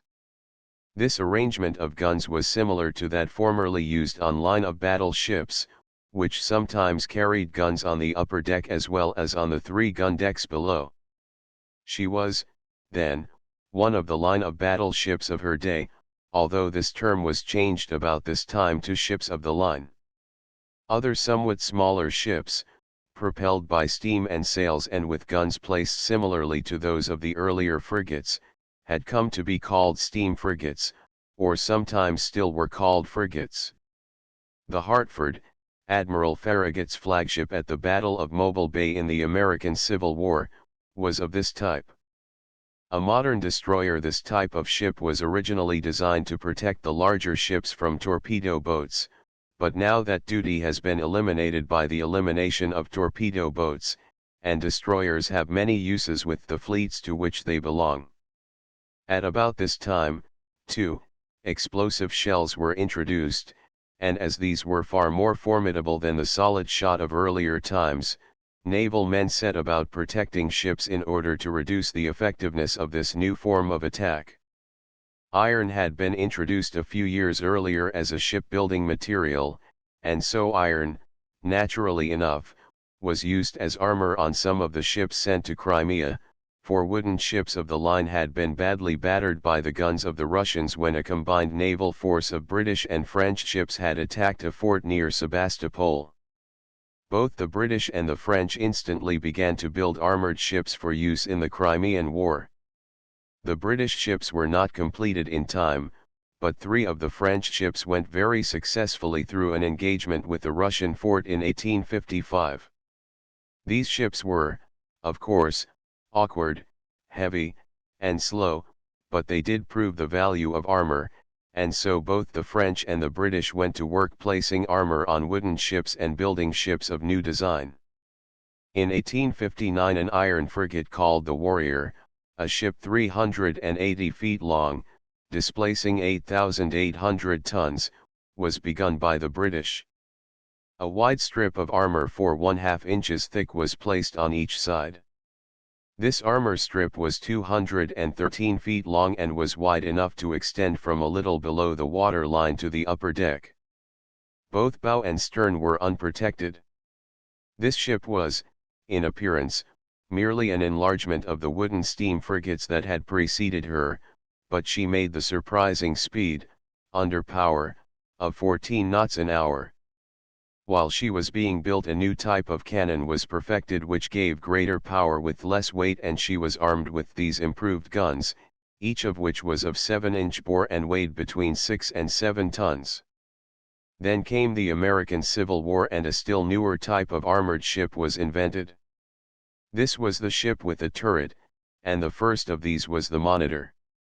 She was designed by Captain Ericsson, the same man who perfected the screw propeller, and the turret, the most important feature of this ship, is the original one from which the highly perfected turrets of today have developed. The idea of mounting guns in turrets had been suggested before, as a result of the experience gained in the Crimean War, but Ericsson, when he designed the Monitor, was the first to put the idea into practice. A modern superdreadnought which carries the heaviest type of guns, and is protected by heavy armor. Its speed is less than that of cruisers. The Monitor was a strange appearing ship. The fact that she was said by the Confederates to be a cheese box on a raft gives some idea of her appearance. She was 170 feet long, 41½ feet wide, and displaced about 1,200 tons, but her appearance was unique. Her deck was but 2 feet above the water, and from bow to stern she was as smooth as a paved street except for a tiny pilot house near the bow and a huge round cheese box amidships. This cheese box was the turret, and in it were mounted two 11-inch Dahlgren guns, the Monitor's only battery. The turret was about 22 feet in diameter, and the sides of it were of iron 8 inches thick. This was built up of 8 thicknesses of 1-inch plates bolted together. The broad smooth deck was covered with 3 inches of iron and the low sides with 5 inches. This strange vessel was completed just in time to be sent to Hampton Roads in order to protect the wooden ships of the Union Navy from the ferocious and effective onslaughts of the Merrimac, a Confederate ironclad that had just sunk the Cumberland and set fire to the Congress. This ship had been the wooden frigate Merrimac, which had been partly burned when the Union forces had abandoned the Norfolk Navy Yard. The Confederates had raised her, repaired her, cut her sides down almost to the water line, and had built a huge deck house amidships. This deck house, in which the cannon were mounted, had sloping walls which were covered with railroad rails. Harking back to the time of Greece, they affixed a huge ram to her bow, and then sent her forth against the Union ships in Hampton Roads. Their shells ricocheted from her armored sides like hail from a tin roof. All the cannon the helpless Cumberland could bring to bear disturbed her not at all, and slowly bearing down upon her wooden adversary, she buried her ram in the Cumberland's hull. Slowly the old sailing ship filled and sank, her guns still firing and her shells still glancing harmlessly from the Merrimac's armor of rails. The Confederate ship then turned her attention to the Congress, shelled her and set her on fire, and then calmly returned to her base, none the worse, save for a few dents in her armor. But during the night that followed, the Monitor appeared, having slowly made her way down the coast from New York. The next day the Merrimac came out to finish her work of destruction, when the Monitor, a tiny ship beside her great opponent, steamed slowly toward the approaching ironclad. A duel memorable in naval annals followed the first battle between ironclad ships. As the two ships approached each other, the Monitor's turret slowly revolved. The black muzzles of the two guns came to bear on her great antagonist. A double blast from them, and the Merrimac reeled from the shock, but the turning turret had carried the gun muzzles on around, away from the fire of the Confederate ship. As the turret revolved, the gun crew, with feverish haste, loaded again, and once more the muzzles faced the Merrimac. All this time the Confederate had been raining shells at her little opponent, but they glanced harmlessly from the deck or barely dented the iron walls of the turret. The Merrimac tried to ram, but the Monitor outmaneuvered her and the battle continued. A shell struck the Monitor's pilot house and the commander was temporarily blinded, but the fight continued. At last, however, the Merrimac withdrew. The fight, perhaps, was a draw, but can more properly be called a victory for the Monitor, the first ship to mount a turret, for the Merrimac never again faced a Union ship, and later in the war was sunk by her own men to keep her from falling into the hands of their enemies. A battle cruiser, a ship carrying the heaviest of guns but lacking the heavy armor of the dreadnoughts. Its speed is greatly superior to that of dreadnoughts. Following this engagement, many ships similar to both the Monitor and the Merrimac were built to take part in the Civil War. And others of other designs were constructed. The war ended, however, with no further important steps having been made in the design of warships. Following the Civil War, the Navy of the United States fell into decay for 20 years, but European nations continued the building of ironclad and, later, steel-clad warships. In these, many experiments were made with turrets and side armor, but little of permanent value resulted. Guns were perfected, it is true, and the old muzzle-loading smoothbores of Civil War and earlier times were succeeded by breech-loading rifles. These new guns, too, became more and more powerful and more accurate. Still, however, the accuracy of gunfire was not greatly improved, although it improved slowly. The newer ships gradually eliminated sails and came to depend exclusively on their engines, just as passenger ships did during this same period, and the engines increased in power and reliability until, in the early 90s, many of the world's cruisers were capable of a speed of more than 20 knots an hour. Turrets had become revolving armored turntables carrying 1 or 2 guns, and these had been placed on an equally heavily armored barbette or circular steel base through which shells and ammunition were hoisted into the turret. Side armor grew heavier and heavier, and a protective deck, somewhat above the water line, was built in. This deck was of comparatively thin steel armor, and as it approached the side of the ship it was bent down so that it was attached to the sides at or below the water line, thus placing over the all-important boilers, engine rooms, and magazines the protection that they needed from the enemy's shells. During this period, guns were such that an enemy's projectile would probably strike the side of the ship, and this deck, therefore, did not have to be designed to prevent the entrance of shells striking it except at a small angle.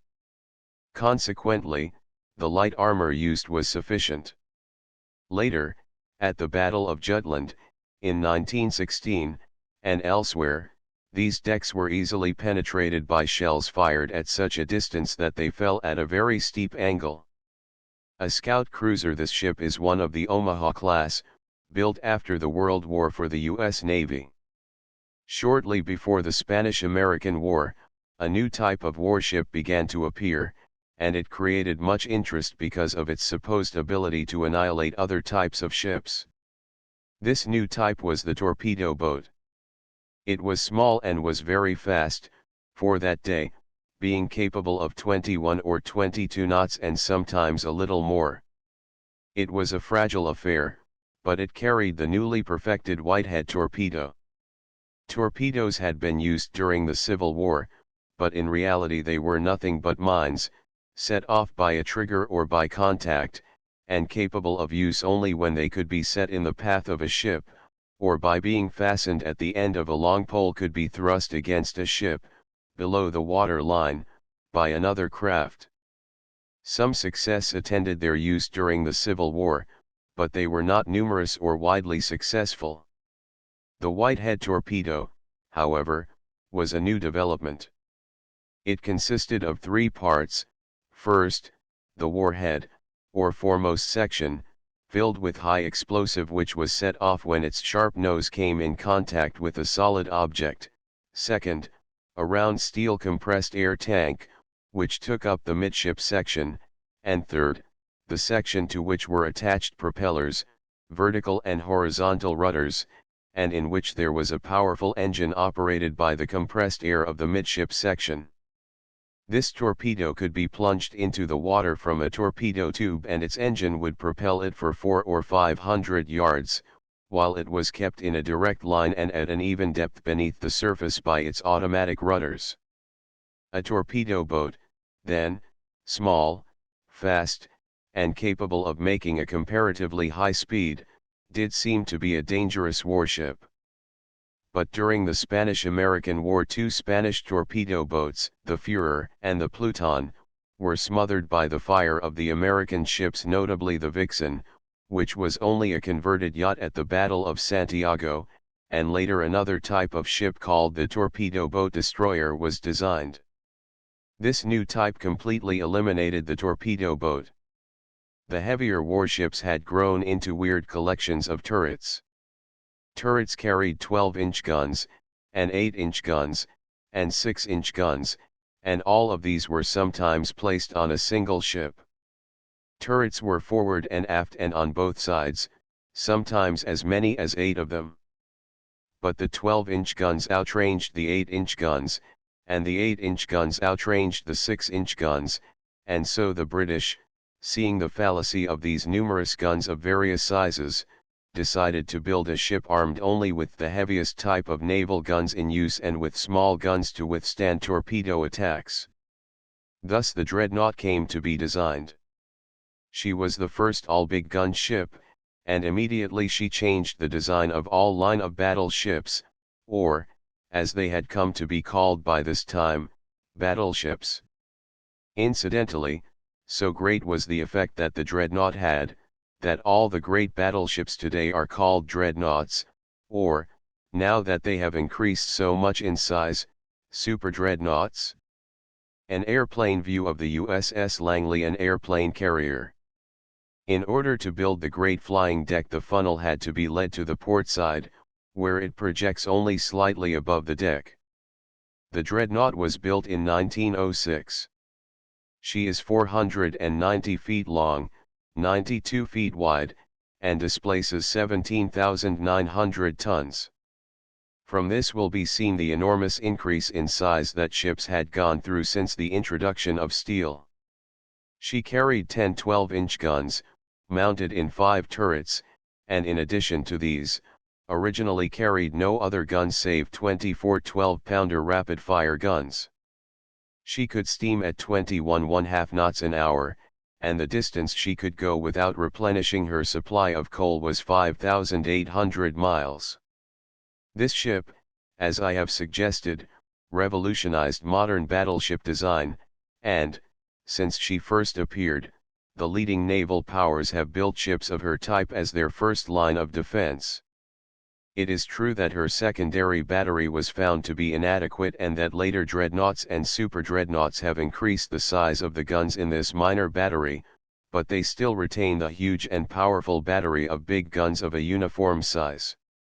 Dreadnoughts have enlarged their guns from 12-inch to 14-inch and at last to 16-inch, which, under the disarmament treaty signed at Washington in 1921, is the limit in size, and some of the newest ships have their guns mounted 3 in a turret instead of 1 or 2, but the characteristic that made the dreadnought a dreadnought is still a characteristic of all present-day first-line battleships. Other types have come into existence, but unfortunately I have no space in which to discuss them. Battle cruisers are fast ships of tremendous size. They are the largest of modern warships which carry little armor but are armed with huge batteries of the heaviest guns and are capable of enormous speed. They can make from 28 to 35 knots an hour, a speed that can be equaled only by destroyers. There are submarines, those slinking creatures that infested the North Sea, the Atlantic, and the Mediterranean during the World War. The hours I have spent on duty in the English Channel and the Bay of Biscay, leaning on the bridge rail, scanning every wave and every bit of wreckage, helping to pick up occasionally the crew of a torpedoed steamer, searching night and day for the submarines sent out from Kiel and Zeebrugge, have not made of submarines a type of warship for which I have any love. But I realize that, despite the aversion I grew to have for them, they are marvelous structures, capable of amazing feats, and capable, too, of better, or at least not such vicious, uses as those to which the Germans put them. But the warships of today, they are of almost innumerable designs and sizes and uses. A modern fleet is no longer able to maintain itself with fighting ships alone. Supply ships, hospital ships, airplane carriers, colliers, gunboats, fleet submarines, ordinary submarines, destroyers, scout cruisers, battle cruisers, dreadnoughts, super dreadnoughts. These are some of the types that only an encyclopedia of naval information could adequately describe. Chapter 8: Ports and Port Equipment. Not all of the story of the sea is in the story of ships. Ships have always required shelter from the stress of sea, where repairs could be made, where cargoes could be loaded and unloaded, where crews and passengers could be taken on board or put ashore. In ancient times a river's mouth might have been sufficient, or a natural indentation in the coastline where a small protected body of water lay in the lee of a jutting headland. Sometimes a small bay, almost completely surrounded by land, and still deep enough for ships to ride at anchor, served as a harbor of refuge. Sometimes islands might be found that protected a small arm of the sea. All such places along the Mediterranean coast early became known to navigation, for the early sailor was inclined to skirt the shore, fearful of the perils of the open sea. At first these sheltered spots were left, of course, as nature had made them. Perhaps a bar at the mouth made entry difficult, perhaps the prevailing winds drove piled up seas into the broad mouths of others, perhaps marshes surrounded others still, and in such cases these harbors were less used than those without such disadvantages. But wherever a fine harbor existed there grew up a port, for ships, except those meant for war, have no uses save to carry the goods and passengers that originate ashore. If, on some one of these finer harbors, a port sprang up, and if a rich interior country was easy of access from it, because of a navigable river, perhaps, or because caravan routes converged there, or an easy defile through some mountain range led to some rich valley not too far distant, these ports became important. They grew in size because the ease of land or inland transportation permitted the people of the interior to bring their goods for sale. Because of their increased size they attracted the makers of cloth, of leather goods, of glass, of metalware and cutlery, and of all the great list of goods that go to make up commerce. These artisans came to important ports because the ease of distribution made it simpler for them to sell their wares. A map of the port of New York. The lower bay has not yet been developed, but about the upper bay and along the Hudson and East Rivers hundreds of piers are in everyday use. While New York is a huge port and while it can continue to grow for many years, it has numerous disadvantages, one of the chief of which is the absence of a belt line railroad. At first, the ships being small, they could be drawn up on the beach, but as trade increased it was found advisable to build warehouses and sea walls, so that goods could be stored and easily loaded and unloaded. The port having become important, it became vital to protect it from pirates and other enemies, so walls were built about it on the landward side, and sometimes sea walls were built on the water side, in which a narrow entrance was left open during the day and closed with a heavy chain or a floating barricade at night. These sea walls were often as important to shield the ports from storms as to protect them from enemies. Thus the early ports developed, and within these walls were not only all the traders with their goods, but shipyards and those who supplied ships with cordage, lumber, and sails, as well. This simple type of port was the rule down to long after the Middle Ages. As a matter of fact, the great complete structure of the modern port has been developed within very recent times, principally since the introduction of steam. Naturally enough, such cities as Venice and Genoa, in their heyday, about or a little after the year 1200, were no longer simple ports, but by comparison with even minor ports of today they were simple places.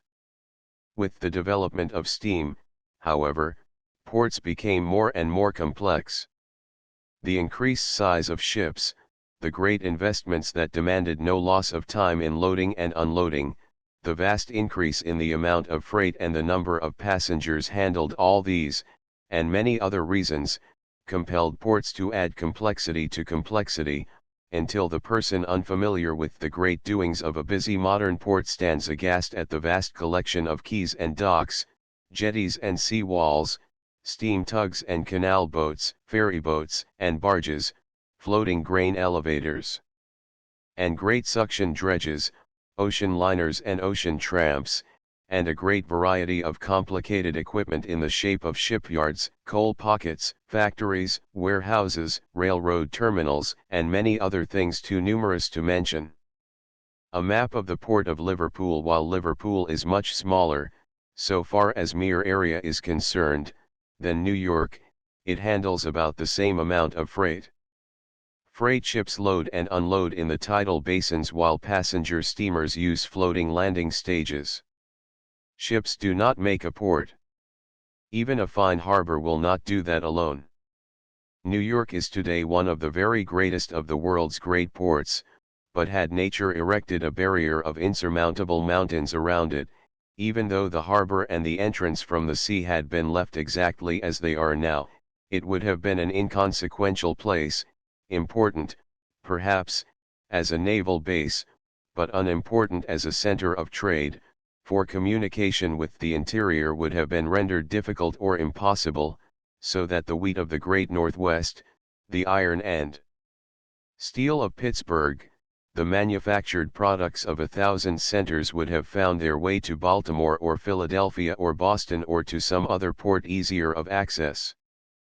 Thus a port depends on two things: first, ease of access to the sea; second, ease of access to a productive hinterland.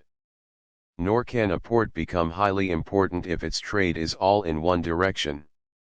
If it imports but does not export, ships can come loaded but must go away empty, and to do that they must charge very high and possibly prohibitive rates for the freight they bring. If the port exports but does not import, then ships must come empty before they can secure their cargoes, and the result is the same. A healthy port, then, must have a constant and steady stream of freight bound in both directions.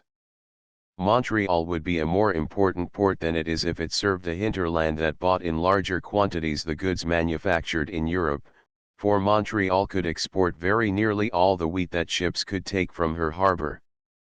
But her imports are so much less than her possible exports that ships cannot afford to come in sufficient numbers to carry away all that she could send, especially as the wheat can be, and a large part of it is, diverted to Philadelphia, New York, Boston, and Portland.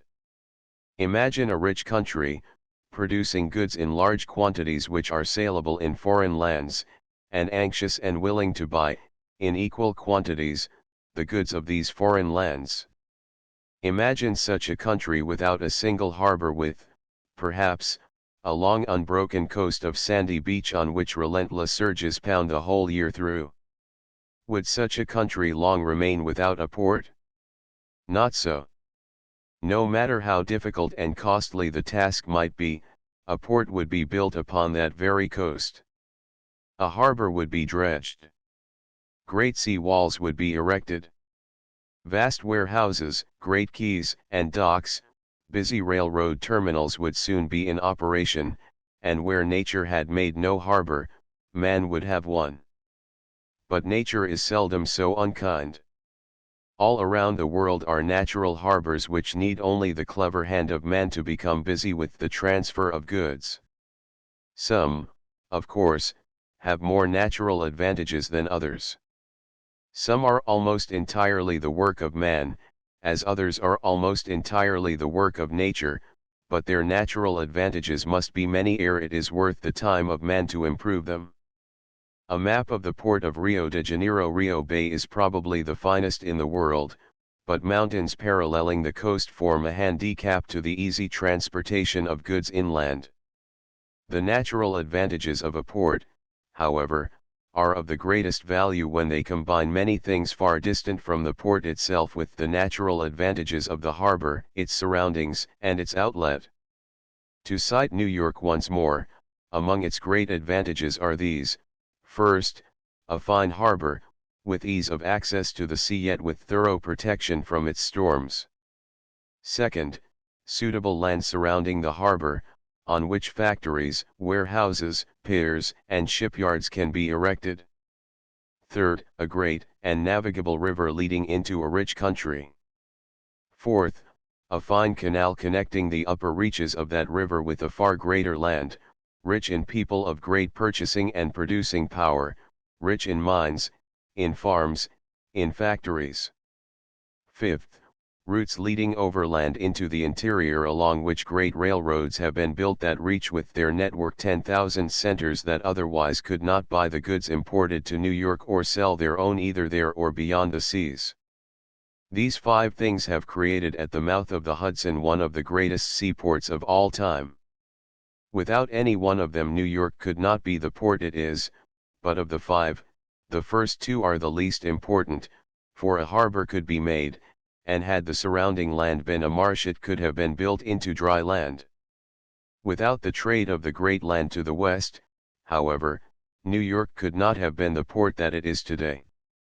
But an account of all the factors that go to make a port would take one far afield, So with only this inconsequential statement in reference to the vast economic structure that lies behind a port, I shall confine myself directly to the port itself and to its environs, its equipment, and its activities. No two ports are identical, but the major ports of the world divide themselves more or less readily into types which I may be permitted to call the European and the American types, inaccurate as those classifications may be. I shall describe, in more or less detail, these two types, and add to this something from other ports that fall less readily under these two inaccurate classifications. To begin with, it needs to be said that mere size has little bearing on a port's ability to handle large quantities of freight. By comparison with the area of the Port of New York, the area of the Port of Liverpool is limited, New York being perhaps 6 times larger. Across the Mersey from Liverpool are the Birkenhead docks, which, so far as mere area is concerned, are hardly larger than the Come-in-Epaw terminal of the Central Railroad of New Jersey, which lies across the Hudson from the Battery. The Port of New York, including the New Jersey side of the Hudson and the Bay, has a developed waterfront several times as great as the Port of Liverpool, including the Birkenhead docks, yet the tonnage of overseas freight handled in each of these two ports is roughly the same. The same comparison can be made with many other European ports, which are all far smaller than New York, although several equal or exceed New York in the tonnage of transoceanic freight handled. But let us take New York and describe it, in order that other ports may be compared with it. A map of the port of Cape Town Table Bay is open to the force of north and northwest winds. Before the bay could protect ships from the frequent storms blowing from these directions, a series of breakwaters had to be built, in the lee of which ships could anchor. Entering New York Bay from the ocean, a ship passes between Coney Island on the right and Sandy Hook on the left. Within these 2 points lies the lower bay, a great and largely undeveloped body of water around which practically none of the port's equipment is placed. Standing on up the channel, with Long Island on the right and Staten Island on the left, the ship enters the Narrows, a restricted passage connecting the lower and the upper bays. Once through the Narrows, the port begins to show itself. The upper bay is smaller than the lower and is roughly rectangular, while at each corner a river or a strait connects it with other bodies of water. Of these, the Narrows, just mentioned, is the most important, for through it flows far and away the greatest stream of shipping. The Hudson River is second in importance, for this great and navigable stream penetrates far into the interior and is connected with the Great Lakes by the Erie Canal, or, as the newly finished improvement on the Erie Canal is called, the State Barge Canal. The other two exits from the upper bay are the East River, a strait connecting the bay with Long Island Sound, and, least important, the Kilvon Cull, leading from the upper bay to Newark Bay. Piers and huge railroad terminals are to be found on every side, and, more important still, they line the Hudson River for 4 or 5 miles on each side from its mouth at the Battery, to 59th Street on the Manhattan side, and to Fort Lee in New Jersey. Similarly, but to a less extent, the East River is lined with piers, while a great railroad terminal is located on Long Island Sound just beyond where the East River ends. Yet thriving as it is, this great port, compared with some other great ports, is an inefficient place. Marseilles is a smaller port than New York, yet Marseilles, for every linear foot of equipped quay, averages annually 1,500 tons of cargo transferred as against 150 at New York. The reason for this is that the ports are two different types. In New York, the piers are long and narrow and are built on piles from the shoreline out into the water to the pier line. Such structures are inefficient in many ways. The piers being narrow, they make it difficult for a roadway to be kept open throughout their entire length, and force the handlers of freight to store it high on both sides. Furthermore, the strength of the structures will seldom permit of the erection of numerous cranes along each side in order to expedite the loading and unloading of ships. A map of the port of Marseilles. In this case the city grew up practically without a harbor. Finally a breakwater was erected parallel to the shore in order that ships might be protected from the sea. In Hamburg there are quays 1,500 feet long with 3-ton cranes spaced every 100 feet. In all of New York Harbor there is no installation similar to this. It is true that at the Bush terminals there is an excellent installation of warehouses, piers, railroad facilities, and other port equipment, an installation comparable to the best, but New York as a whole could be greatly improved, although it is only fair to say that the difficulties and expense would be great. But while foreign ports are likely to be more lavishly equipped with loading and unloading machinery, it must be remembered that they, long since, have developed the small areas at their disposal and cannot readily expand, while New York, great as it is, still has room for expansion and could add many times its present equipment to what it now has. Furthermore, New York labors under another, and a very serious, handicap. It has grown to be one of the world's great manufacturing centers. It abounds in factories. The wholesale houses, the stores, and other places of business handle huge stocks of goods, and the railroad facilities are limited. Every port should have a belt line railroad, that is, a railroad circling it about, crossing all the lines that come to it from any direction. With such a railroad, freight could be brought into the city by any line, turned over to the belt line, and switched to almost any of the industrial sections or quays. But New York has no such railroad. To begin with, New York proper is on the island of Manhattan, and only one freight line comes into the city. The others all have their terminals in New Jersey, save for one on the north shore of Long Island Sound and one in Brooklyn. Therefore, it is necessary to transfer the freight intended for New York by means of car ferries. Furthermore, all the freight landed on New York piers must be transported by trucks, or re-embarked on canal boats and barges. Except on the New Jersey side of the Bay and the Hudson River, on Staten Island and at the Bush terminals, there are few places in the entire port where railroads can run their cars to warehouses conveniently placed for the reception of cargoes. Busy as are the piers on Manhattan Island, they are devoted almost exclusively, so far as freight is concerned, to the shipments intended for the business houses located in Manhattan. The congestion always noticeable along West Street is due to the unfortunate location of the principal borough of New York City on an island, and little of this busy district is given over to the handling of foreign commerce. A tugboat. The bows of these boats are often protected by pads to which much wear often gives an appearance of a tangled beard. Were the facilities for handling freight more highly developed, a large percentage of the cost of shipment would be eliminated.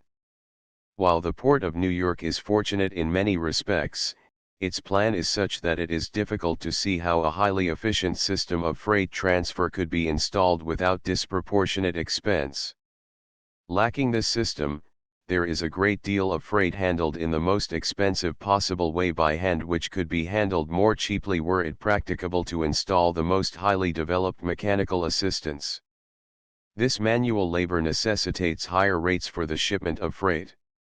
How great these costs are is apparent when one realizes that once aboard ship, a cargo of coal could be carried from New York to Rio de Janeiro for what it would cost, to move by hand, a pile of coal the same size as the cargo, a distance of 60 feet.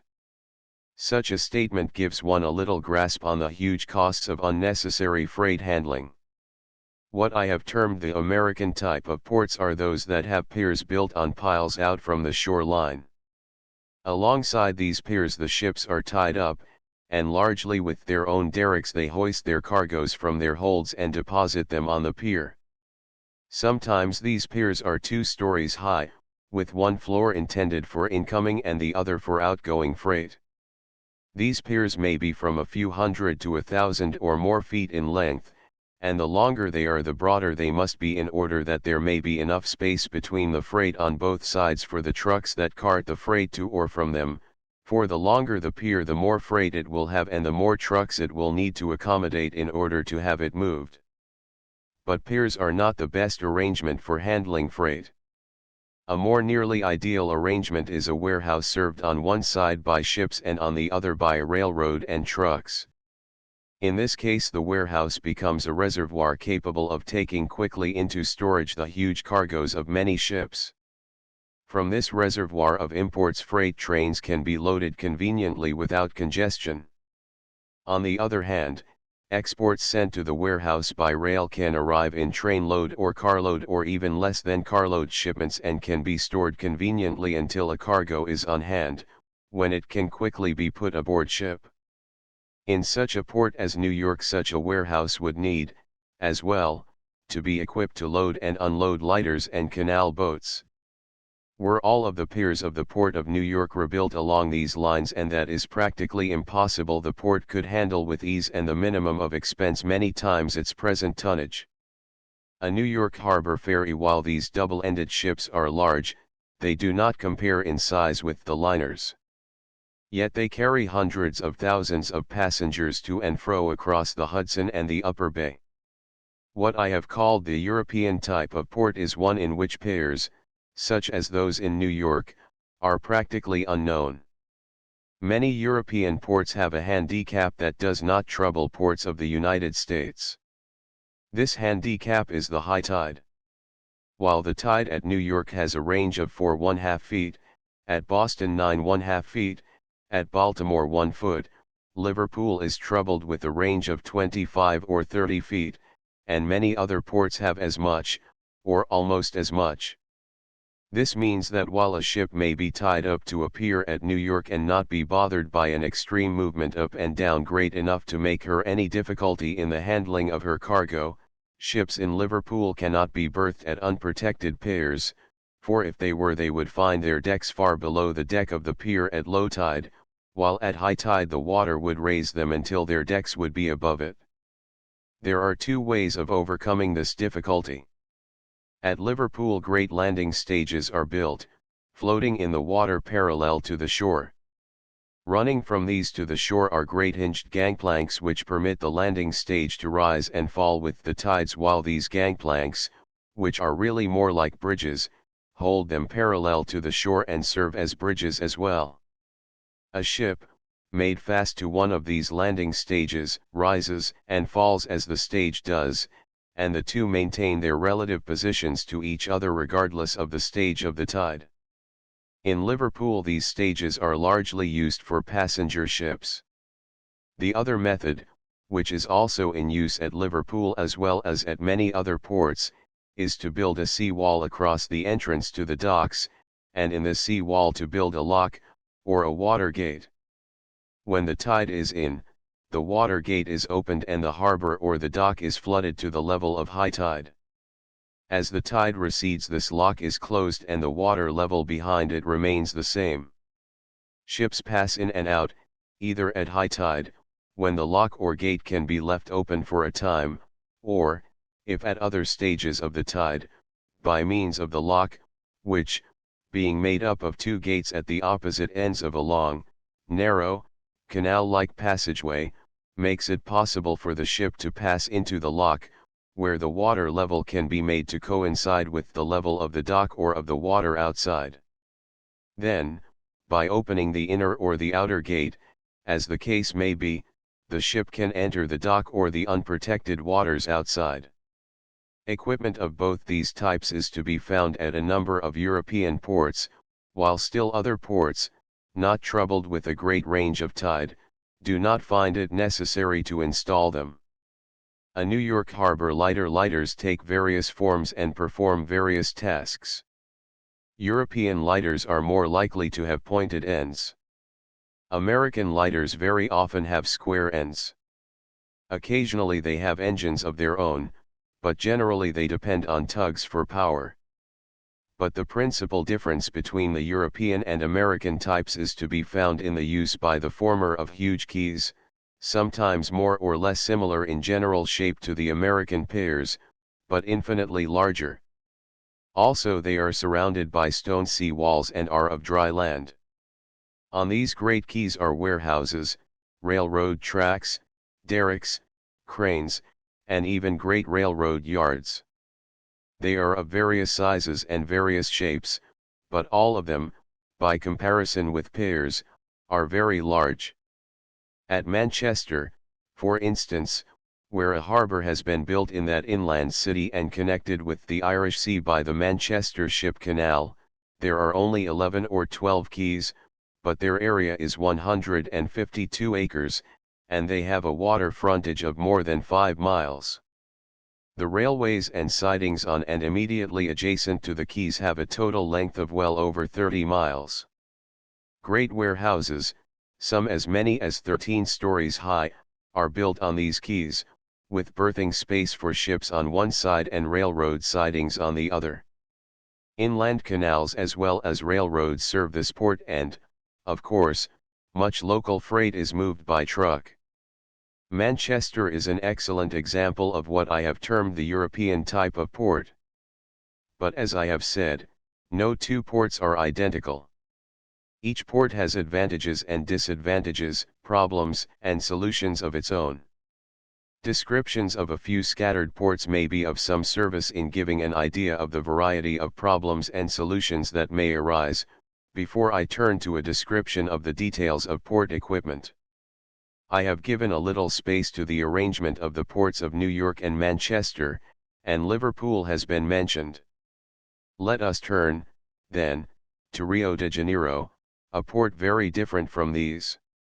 Rio is on one of the most magnificent harbors in the world, and is becoming an increasingly important port. It labors, however, under a very serious handicap in that it has no waterway leading into the vast interior of Brazil. Furthermore, other easy routes inland from Rio are interfered with by the mountain ranges that lie close to the coast. Railroads have been built across these mountains for some distance into the interior, but the grades are heavy, and by present methods it would be expensive and difficult to send great quantities of freight by these routes. For this reason Rio is not likely ever to become a South American New York. Here, then, is a case of a magnificent harbor that will probably never be used to its capacity. The harbor itself is about 16 miles long and is from 2 to 11 miles in width. It is deep enough to accommodate the world's greatest ships and could readily be equipped with an almost perfect arrangement of terminal facilities. As it stands, the port is excellent, but by comparison with other large ports its tonnage of freight is limited. Quays similar to those so often used in European ports are in use in Rio, and in the development of the port the European system is being followed. A Mississippi River stern-wheeler Cape Town is less fortunate in its harbor than Rio, for Table Bay, upon which Cape Town is situated, is 20 miles wide at its entrance and is fully exposed to the north and northwest gales. This handicap necessitated the construction of huge breakwaters which enclose two basins of a total area of about 75 acres. In addition, there is a good anchorage in the lee of one of the breakwaters, and the port is expanding in order to utilize this protected spot. Here again the several miles of quays are of the European type. Marseilles, on the other hand, can hardly be said to have a harbor at all. It is situated on an indentation of the coast which is slightly protected by Cape Croix, but which is entirely unprotected from the west. This has necessitated the erection of a breakwater parallel to the shoreline, behind which are a series of basins in which are a dozen or so docks and quays. The Mediterranean is practically tideless, so the basins at Marseilles do not require locks, but the basins, in almost every respect, except for the absence of dock gates, are similar to those, for instance, at Liverpool. A glance might suggest that Marseilles would be an inefficient port, but the contrary is the case. I could go on almost indefinitely listing ports that differ as greatly from these as these differ from one another, but I could hardly show more clearly how diverse are the problems to be solved by the designers and builders of ports. There are many books, of which Ports and Terminal Facilities, by Roy S. McElwee, Ph.D., is one, that discuss the numerous economic, engineering, and structural phases of ports, and to these I refer the person interested in the technicalities of port design, construction, and operation. This outline, being consciously non-technical and limited, must pass on to other things. What is most obvious to the casual observer at a busy port is the great and varied stream of shipping that seems forever on the move. For a moment I shall turn to this collection of ships in order to explain the uses of the different types and the necessity for them. A ship arrives in a busy port from a foreign country. The ship is large and is designed so as to be easily handled at sea. She is not, however, easy to handle in the restricted and crowded waters of a port. It takes a quarter or a half-mile circle for her to turn around in, if she is underway, and she is not entirely to be trusted if the tide catches her in narrow waters. A collision may result, and so there are tugboats which, among their numerous duties, are employed to tow her about the harbor, or to assist in turning her, or to push her awkward nose across the sweep of the tide in order that she may enter a dock or swing into a narrow slip. A modern Venetian cargo boat, this is hardly more than a barge, with the sail plan of a modified form, somewhat suggesting the lateen rig common in the Mediterranean, and something like the lug sails common in French waters. Tugs are even more necessary when sailing ships appear, for a large sailing ship without auxiliary power is hard to handle in a crowded and narrow harbor. Barges, too, require outside power, which the tugs furnish, for few barges have power of their own.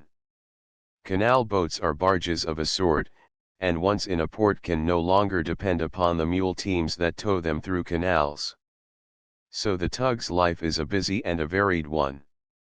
It swings on the end of a huge hawser in its attempt to keep the Leviathan or the Majestic from sideswiping a pier. It tows barges loaded with coal, or piled high with any other kind of cargo. It tows a string of empty and wall-sided canal boats up the river, or steams along with one lashed to each side.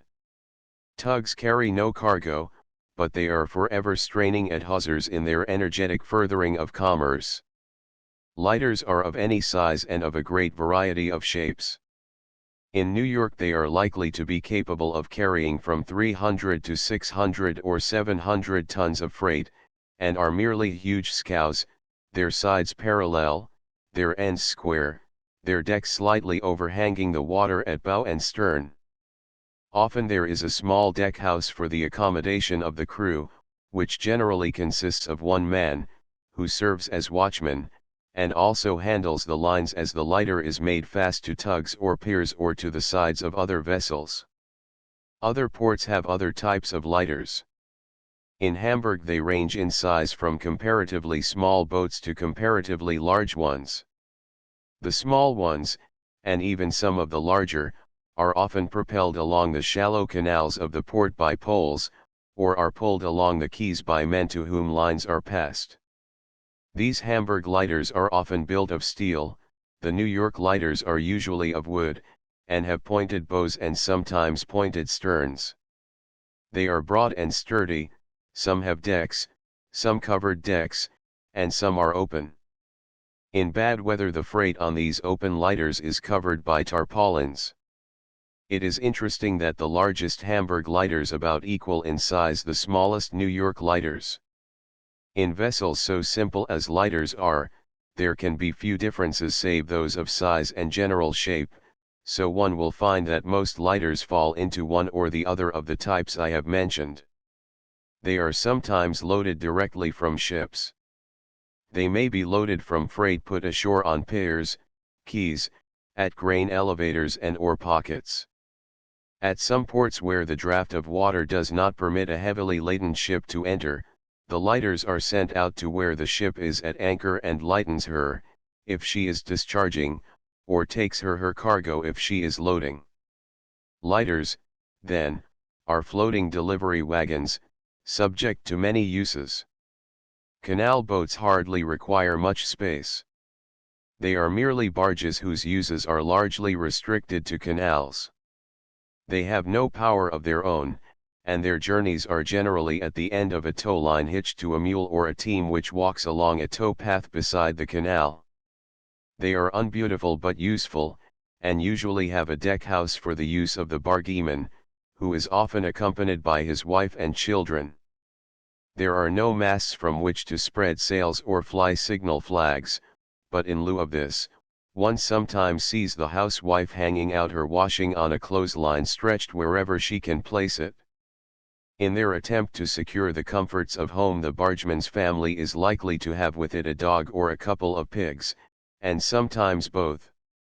Such a collection of human and animal passengers can live on a canal boat with a considerable degree of comfort, for the dangers of the sea are not for them. Although life on a canal boat is subject to some handicaps, at least it does not include danger from high seas and uncharted reefs. The introduction of the gasoline engine has made possible successful small boats, of almost every size and shape, speedy, slow, seaworthy, or cranky, depending on their design or lack of design. They scoot everywhere on 1,000 errands and add a nervous note to ports that otherwise would seem to be calm and self-possessed. These motor boats are infinite in number and are put to every use. Here, however, I shall not do more than recognize the very apparent fact that they exist. These vessels I have named are all a port would need to take care of its overseas commerce. Most ports, however, are busy with an infinite number of other ships engaged in coastwise or inland trade. River steamers, fishermen, ferry boats, and coasting freighters are perhaps commoner than ocean-going ships. Then, too, one sometimes sees a floating grain elevator, not dissimilar in appearance to some grain elevators ashore. There are water barges, which supply ships with fresh water. There are dredges, seemingly forever at work. There are glistening yachts and frowning warships. There is everything that floats rubbing elbows with everything else that floats, and yet despite the seeming confusion, the whole port is orderly, and seldom indeed are there collisions or accidents to mar the smoothness of the flow of commerce. Chapter 9 The Art of Seamanship. Seamanship is the art of handling ships and is not to be confused with navigation, which is the mathematical science of determining ships' positions and their courses. Only sailors who have had experience at sea can be adept at seamanship, but it is quite possible for a person who has never seen a ship to learn all the intricacies of navigation. Neither is a knowledge of one requisite to the mastery of the other. In this chapter I shall devote myself to a few of the more obvious phases of seamanship, leaving navigation for the next chapter, where I shall also touch upon piloting, a related science. Seamanship, being an art, can be acquired only by practice, and seamen being formerly an all but unlettered class, jealous of their calling, wrote no textbooks of their art until Captain John Smith, the famous old adventurer in Virginia, and Sir Henry Mainwaring, of the Elizabethan Navy, wrote their treatises on the subject in the early part of the 17th century. It is difficult, therefore, to say with any degree of certainty just what were the general practices of seamen of earlier times. Because of this lack of definite information concerning ancient seamanship, I shall discuss the art only in its more modern aspects. It is interesting to mention again, however, what I have mentioned elsewhere, that the ancients were coasters rather than deep-sea sailors, who, until Columbus's time, were unaccustomed to making long voyages out of sight of land save here and there, as, for instance, between Aden, at the mouth of the Red Sea, and India. On such a route they came and went with the monsoons, which blow alternately at different seasons of the year from and to the Indian coast. But, aside from such exceptions, the ancients, able seamen though they may sometimes have been, seldom sailed far out of sight of land. In ancient times a sailor, it would seem, was anxious to stay near shore, for then he could readily follow his route, indirect though that might be. Today the sailor is more at ease if he is well away from land, for the perils of the deep sea are trifling by comparison with the perils of the coast. Storms at sea can usually be ridden out without danger. Storms that blow as ships approach the shore are cause for apprehension. The ancient sailor kept his eyes open for heavy weather, and if he saw it coming he made straight way for the beach, and, if possible, pulled his little ship high and dry until it had passed. The sailor of today, too, keeps his eyes open for storms, but if they come he would rather be safely far out at sea than near the coast, unless he could ride it out in some safe harbor. These differences between the ancient and the modern seaman are due to the increase in the size and seaworthiness of ships, and to the universal use nowadays of the compass, an instrument unknown to the ancients. Nowadays, too, steam has changed things, for ships that carry, in their hulls, powerful engines capable of successfully combating the wind need fear that danger of the sea far less. A page of knots in common use. Many books on seamanship have been written since Captain John Smith and Sir Henry Mainwaring published theirs. Modern Seamanship, by Admiral Austin M. Knight, USN, is a deservedly popular work, even though it is largely given over to the art in its connection with ships of war. The fact, too, that it contains 250,000 or more words shows how great the subject is, and how superficial my brief discussion must be. The first duty of a sailor is to be familiar with his ship and the apparatus he is called upon to use. In the days of the clippers every sailor had to know how to perform almost every task. Many ships of that time carried cooks, sailmakers, and carpenters, it is true, and the duties of these men were for them alone.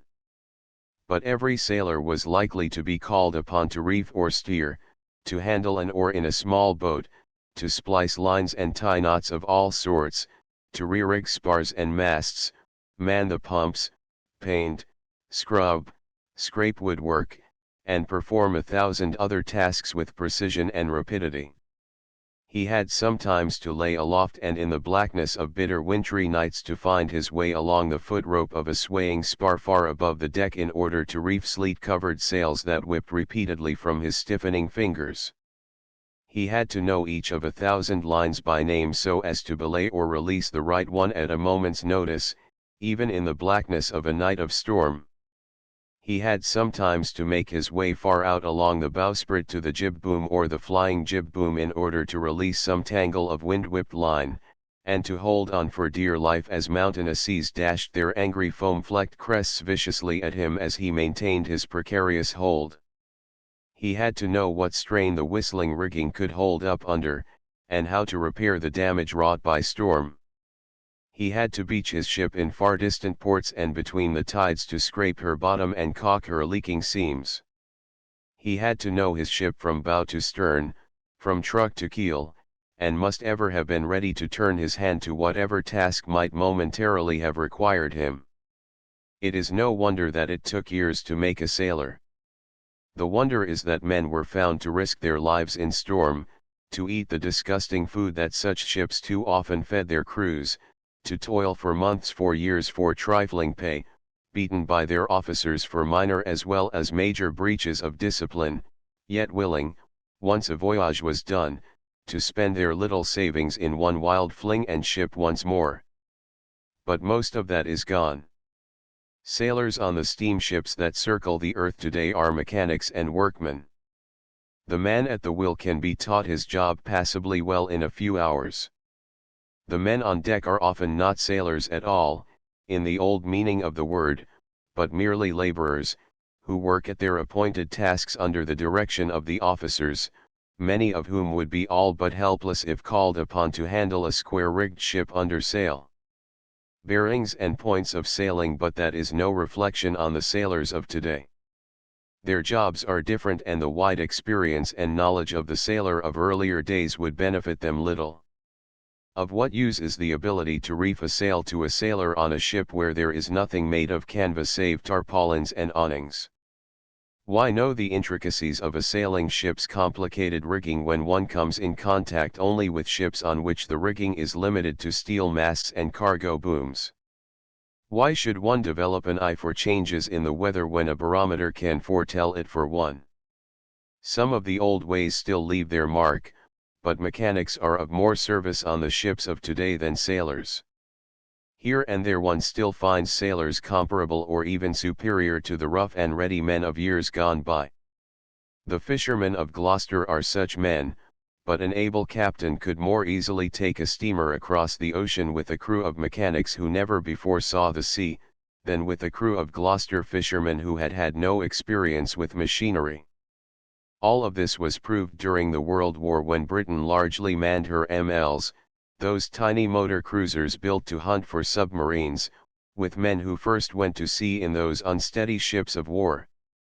And America, in 1917 and 1918, sent across the Atlantic scores of craft only slightly larger, the 110-footers, most of them officered and manned with college boys and others who had had no experience at sea.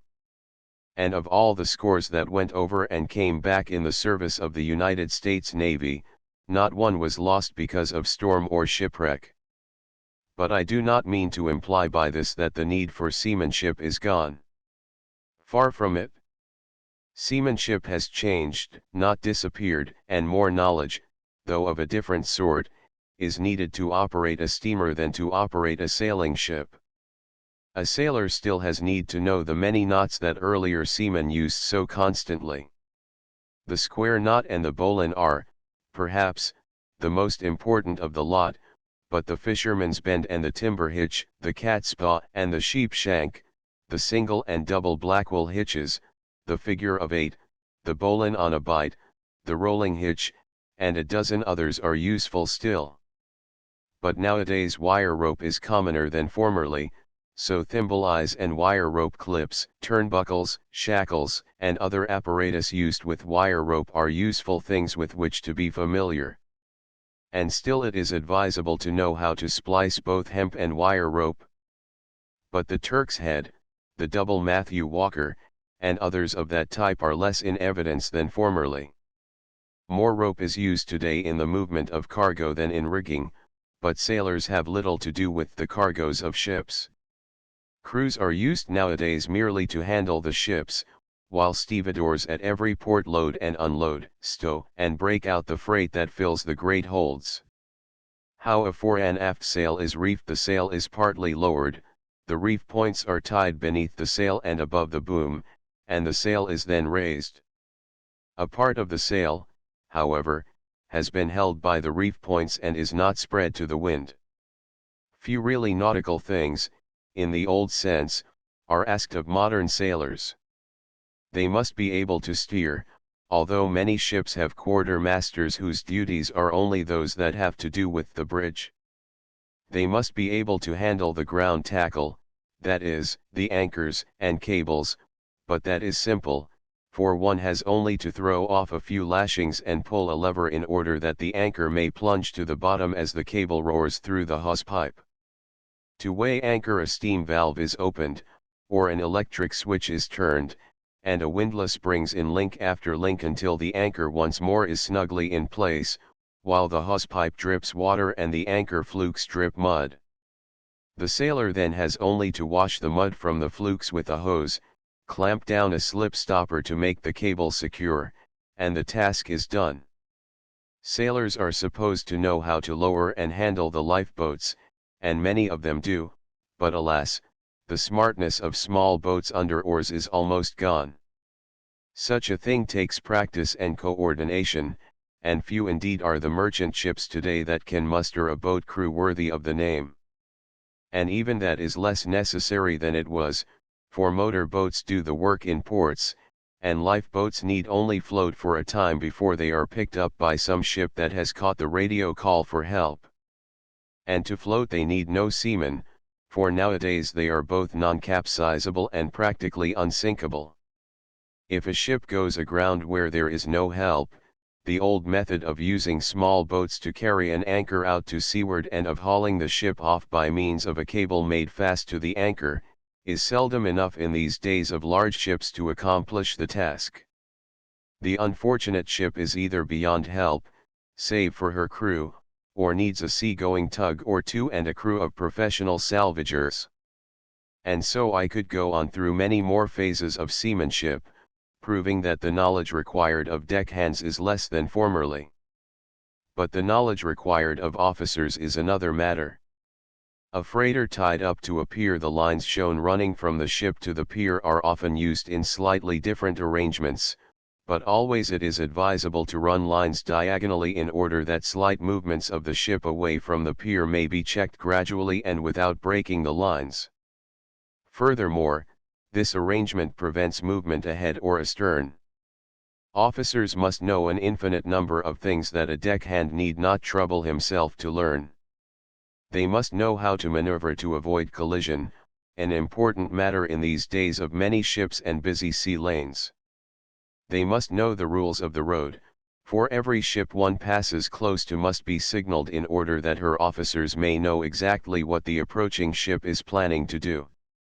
An officer must know 100 different arrangements of lights at night, which may mark ships under sail, under power, at anchor, with barges in tow, ships not under command, buoys, lighthouses, cable vessels, pilot ships, fishermen with their gear drifting about them, open boats, and a variety of other things. He should be able to signal in the international code with a flashlight. He must know how to handle his ship in heavy weather in order that her hull shall not be unduly strained, her upper works unduly battered, or her cargo shifted. He should be adept at handling his ship around a dock, and must be equally adept at making her fast alongside pier or quay. He must know what to do in case of collision, in case of fire, in case any of a score of contingencies arise. He must be familiar with first aid and the use of medicines, for few ships carry doctors. He must be seaman enough for all his crew, for on him rests a great responsibility, the responsibility for a great and costly machine, for valuable cargoes, for the health, and even for the lives, of many men. Should a man ashore be employed to manage a factory as costly as a 10,000-ton ship, with an output as valuable as the cargoes of such a ship, he would be paid many times what a captain is paid, and, should fire destroy his factory or tornado crush it, he would probably be given the insurance money in order to build another. Not so the captain.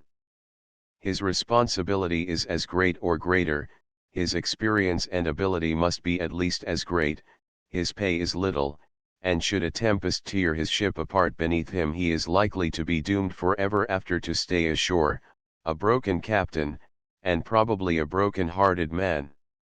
The captain of a sailing ship must be familiar with many things that the captain of a steamer need not know. As in practically every other line of modern endeavor, the handling of ships has developed specialists. The chief engineer is responsible for the motive power of ships today. And he need know nothing more than how to operate the machinery. The captain need only know, so far as power is concerned, whether he wants the propeller to drive him ahead or astern and how fast, and how to use his propellers in tight places. The argument as to who is more important to the ship, despite its futility, still sometimes waxes strong. Both are essential, for the engineer harnesses the steam that drives the ship. He must be subject to the commands of the captain, who formerly had need himself to know how to harness power by means of sails, which were his engines. A few types of sailing ships common in European and American waters. To a traveler unfamiliar with ships, the captain of a steamer seems generally to have an easy job. The mates stand the watches on the bridge, the engineers below, and often a captain is actively engaged in handling his ship only in leaving and arriving at ports. For the remainder of his time at sea he reads or paces the deck, takes his meals regularly, and does little else save make observations with his sextant in the morning, at noon, and in the afternoon, spending at this task hardly more than a few minutes each day. These are his activities during fine weather, which, fortunately, is most of the time. If fog and storm intervene, the story is a different one, and every captain finds it necessary, at times, to spend whole days and nights on the bridge, his food brought to him, his every sense alert to take advantage of each opportunity the elements present to ease his ship, to keep her on her course, to watch, if land is near, lest breakers and black rocks should be his port of call. Nor should a captain content himself with knowing how to handle his ship in heavy weather. A knowledge of the causes and actions of storms is highly important. From a barometer much can be deduced about changes in the weather, and if one knows what to expect he is likely better to be able to meet it. I said that a man could be taught to steer passably well in a few hours, and that is true at sea. But the steering of a ship amounts to more than holding her to her course across wide stretches of smooth water. Many a ship has been saved from collision because her officers knew accurately her turning circle, her pivoting point, her kick, and other fine points of her steering. It could readily happen if two ships were approaching each other bow on that they could safely pass if each put her rudder half over to the right, and that their sterns or even their sides would collide if each put her rudder full over to the right. Such a thing is due to the fact that ships steer with their sterns. To change a ship's direction to the right, the rudder moves her stern to the left. It is as if an automobile were being backed. To turn a corner, its hind wheels would not change their course until the front wheels had been swung sharply to one side. A few types of sailing boats to be found around the world then, too. Ships steer differently in shallow water than in deep. Sometimes a ship which, at sea, is responsive to the lightest shift of her rudder will behave like mad in a shallow channel. This is due to the shape of the hull and the paths followed by the displaced water as it flows past her sides and beneath her keel.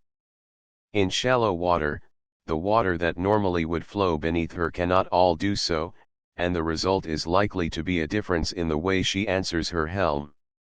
For other reasons, a ship must not be driven too rapidly through a shallow channel.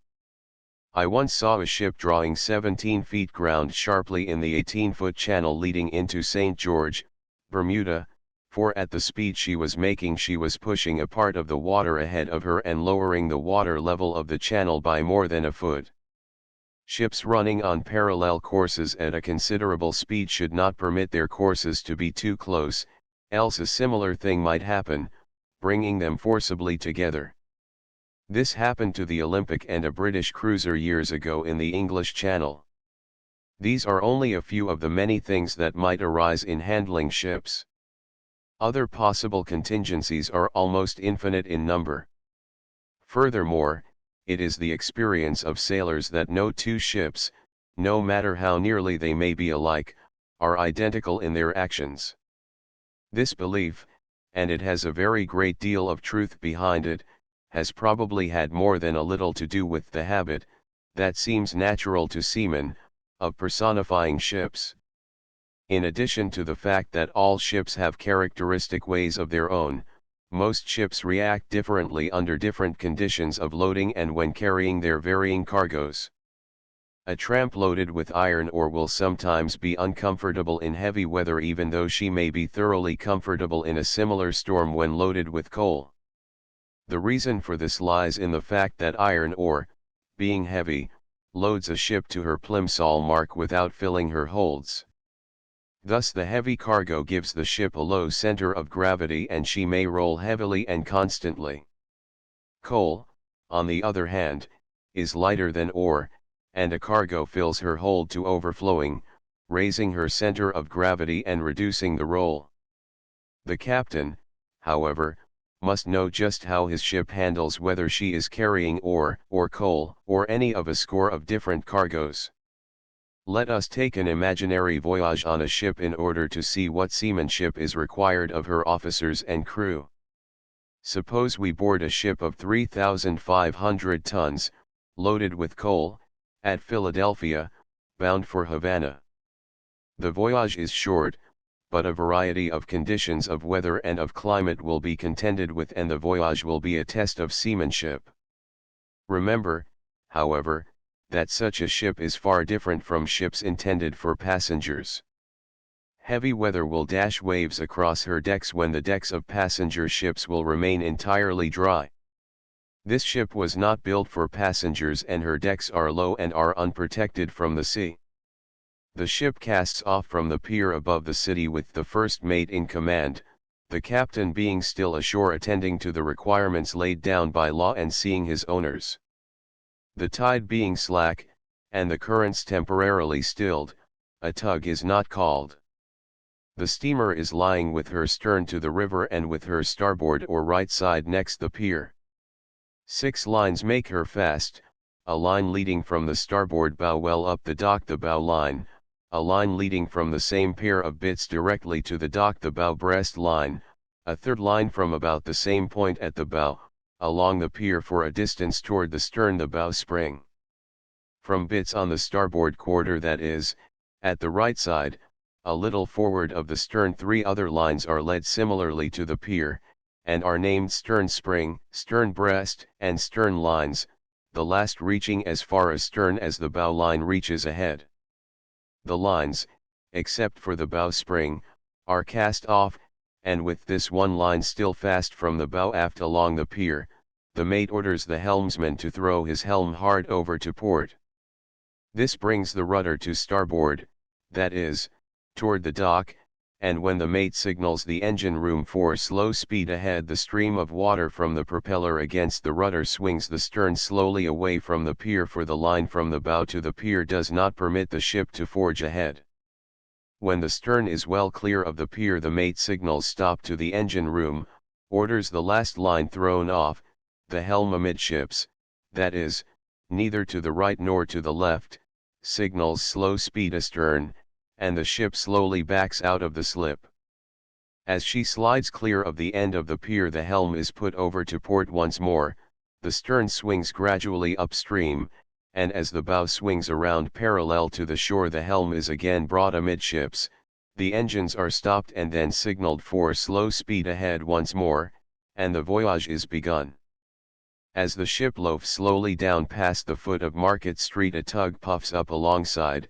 Our captain steps from its bow to the rail of our ship, for we are deeply laden, and the lowest sections of our decks are hardly more than 4 feet above water, waves to the skipper of the tug, mounts to the bridge, speaks to the mate, orders half speed ahead, and we steam sedately through the ferry lanes and gradually leave the busy section of the river behind.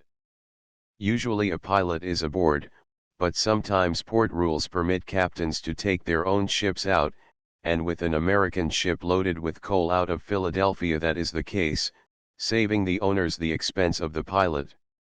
So our captain, sitting on a high office stool, which looks very much out of place on the bridge, takes us down the river, turning here and there as he makes out the buoys, which are red and conical to port and black and cylindrical to starboard as we leave the port. As the deeper water of Delaware Bay is reached, the speed is increased to its maximum, which is only about 9 knots an hour, and the captain, after hours on the bridge, is relieved by the first mate and goes below. The ship, having been loaded with coal, at a coal pocket, where tons and tons have roared down into her holds through great chutes, is covered with a thick layer of coal dust, and looks like an unfit habitation for men. The deckhands are set to work cleaning the deck amidships, but one wonders if the ship will ever be clean again. And then the first of the swells from the Atlantic raises her bow gently. Another follows and another, and then one climbs straight over the blunt bow, cascades over the forecastle, and one begins to realize that the tumbling waves are already at work cleaning the dust from the grimy ship. Dusk has fallen, and the 14-foot bank lighthouse and the one on Cape May gleam mysteriously, and as darkness hides the restless sea, the lights still gleam. A steamer passes us, her running lights and range lights clear green and red and white, and then we are alone, bound outward to the heaving bosom of the great Atlantic. The light on Cape May fades from sight, and only the fading ray from the 14-foot bank lighthouse is left to bind us to the busy world of North America, and finally that, too, is gone, and we are alone upon the dark and pathless sea beneath a clouded sky, dependent for our directions upon a swaying compass card lighted by a dim lamp mounted in the side of the brass binnacle. As we passed the 14-foot bank lighthouse, and were able accurately to check our position on the chart, the log, a sort of nautical odometer that tells with a fair degree of accuracy the mileage traveled, was set in motion by heaving the rotator over the stern at the end of the log line. This rotator, set in motion by the passage of the water, twists the line to which it is attached, and the line, in turn, rotates the mechanism that records the mileage. It is very similar to the speedometer on the dash of the automobile, except that it shows only the mileage. If we visit the bridge, we may learn from the mate on duty that the barometer has fallen a little, and that we probably will have a touch of heavy weather by morning. We turn in a comfortable stateroom situated in the deck house just aft the bridge, and, leaving the port open, for ventilation, go almost instantly to sleep, forgetful of the man at the wheel, who stands with his eyes fixed on the slightly moving compass card, turning the wheel first this way and then that, absolutely confident in the unerring compass. Outside, pacing back and forth on the bridge, is a mate, who went on watch at 8 and will be relieved at 12. As he leans over the port rail for a moment, the red rays from the port running light palely illuminate his tanned face. He is confident of his ship, confident of the engineers and firemen below, confident of the man at the wheel, and is calm and contented. The rigging of a three-masted ship, 1. Foremast, 2. Mainmast, 3. Mizzenmast, 4. Main, and mizzen topmasts, 5. 4. And mizzen topgallant masts, 6. 4. And mizzen royal and skysail masts, 7. 4-yard, 8. Main yard, 9. Crossjack yard, 10. 4. And mizzen lower topsail yards, 11. 4. And mizzen upper topsail yards, 12. 4. And mizzen lower topgallant yards, 13. 4. And mizzen upper topgallant yards, 14. 4. And mizzen royal yards, 15. 4. And mizzen skysail yards, 16. Spanker gaff, 17. 4 and main trysail gaffs, 18. Lower shrouds, 19. Topmast shrouds, 20. Backstays, 21. 4 skysail stay, 22. 4 royal stay, 23. Flying jib stay, 24. 4 topgallant stay, 25. Jib stay, 26.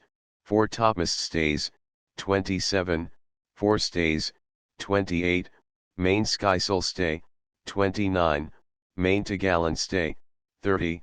Main topmast stay, 31. Mizzen skysail stay, 32. 4 and main lifts, 33. Topsail lifts, 34. Topgallant lifts, 35. Spanker boom, 36. Bowsprit, 37. Jib boom, 38. Flying jib boom, 39. Martingale or dolphin striker, 40. Braces, named from the yard to which they are attached, 41. Bobstays, 42. Martingale stays. During the next 7 or 8 hours the storm gradually approaches. Higher and higher roll the waves, deeper and deeper rolls the ship, and suddenly we are aroused by the crash of a sea that mounts the side, dashes across the deck, and pours in a great stream through our open port.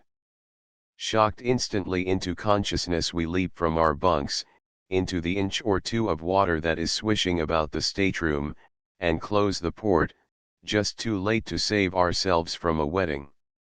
But our interest is aroused by the dull grey sea, the rising and falling waves, the driving spray, and, quickly dressing, we hurry out on deck and up to the bridge, fearful, perhaps, that trouble is at hand. But once on the bridge everyone is calm, no one is worried. Another mate, now on duty, sings out a cheery good morning. The man at the wheel looks up, nods, and drops his eyes once more to the compass card. We tell of our wedding and are laughed at, and the ship goes rolling and pitching on, the waves piling one after another over her weather rail, filling the low deck forward of the bridge, gurgling around the hatches, and finally pouring back into the sea in cascades through the scuppers. Now and again the combination of the ship's roll and an advancing wave forces a great foamy cloud high over the bow, where the spray is caught by the wind which whistles aft with it, stinging our faces and leaving a pleasant taste of salt upon our lips. The sky is still overcast, and as 8 o'clock comes the clouds grow heavier, if anything, making it impossible for the officers to take the elevation of the sun with their sextants in order to work out our position.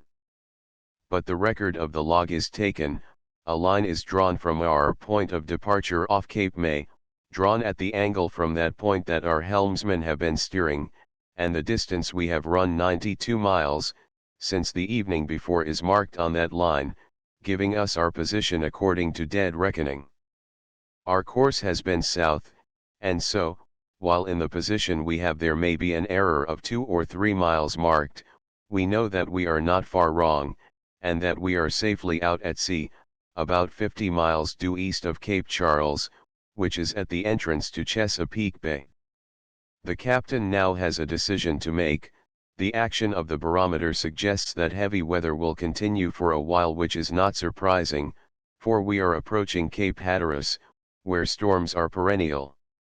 If the sky remains overcast we will not be able to get a glimpse of the sun, and consequently will not be able to work out our position, and dead reckoning, while accurate enough for short runs, is liable to grow progressively inaccurate if the run is long.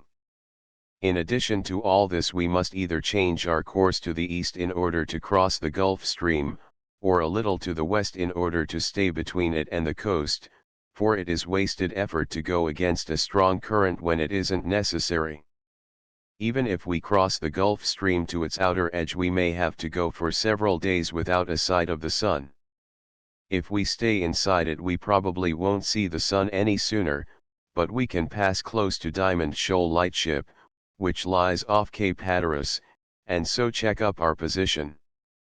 The captain decides for this latter course, after studying the barometer again and deciding that the chance for more violent weather is slight, and with a mark on the chart for our position at 8 a.m. the course is changed slightly to the west of south. All day we roll and pitch, not badly, but very steadily, but from the calmness of everyone about us we, too, view the gale as of no great importance. Nor is it, for, while the wind is kicking up a rough sea, the waves are far from mountainous, and in our deeply laden condition almost anything more than a ripple would wash over our low forward deck. We have our meals and return after each one to the bridge, always the most interesting place on a ship, particularly in heavy weather, but by the time darkness has returned we have seen nothing on the grey and smoky sea save, in the distance, a steamer, that has been lost to view again, and a schooner under double-reefed sails that passed us bound north during the afternoon. We are ready to turn in early, for all day on the bridge with the spray-laden wind blowing strongly in our faces has been tiring. We leave word to be called when Diamond Shoal Lightship is sighted, and roll into our bunks. At 4:30 in the morning we are called, and bundling ourselves into our clothes we stumble out on deck. The wind has increased, and sweeps back from the bow furiously and heavy with moisture. The ship is rolling deeply, and ever and anon a huge wave pounds heavily on the high steel bow.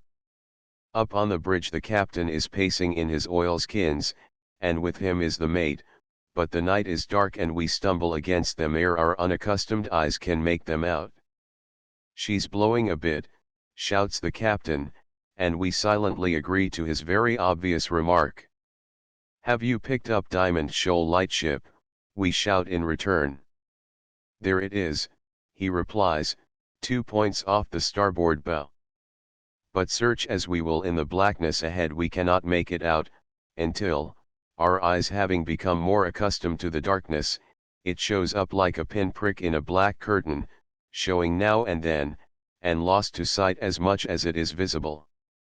The gale has grown stronger and is almost from dead ahead, while the huge waves cascade over the forecastle, roaring and tumbling grey with phosphorescence in the darkness. The eastern sky pales slowly, and gradually the morning comes, ghostly and without color. The sky is grey, the sea is grey, flecked everywhere with white, and nothing is in sight as daylight comes. The lightship is invisible, and everywhere about us is the tumbling water. We go below and have breakfast from a table on which the racks are placed to keep the dishes from crashing to the deck. We return to the bridge, and still the lightship is not visible. Have we passed it? No, we learn.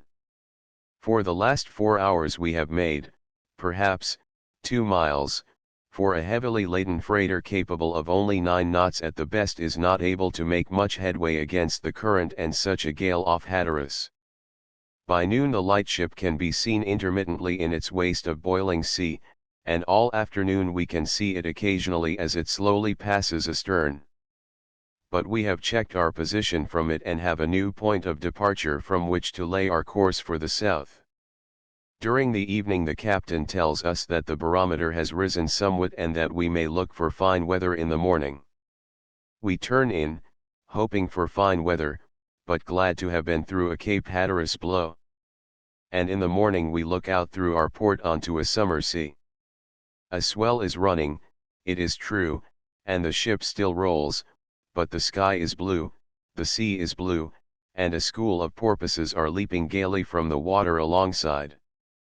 The sails of a four-masted ship, 1, foresail, 2, mainsail, 3, crossjack, 4, jigger, 5, lower foretopsail, 6, lower maintopsail, 7, lower mizzen topsail, 8, lower jigger topsail, 9, upper foretopsail, 10, upper maintopsail, 11, upper mizzen topsail, 12, upper jigger topsail, 13, fore topgallant sail, 14, main topgallant sail, 15, mizzen topgallant sail, 16, jigger topgallant sail, 17, fore royal, 18, main royal, 19, mizzen royal, 20, jigger royal, 21, fore skysail, 22, main skysail, 23, mizzen skysail,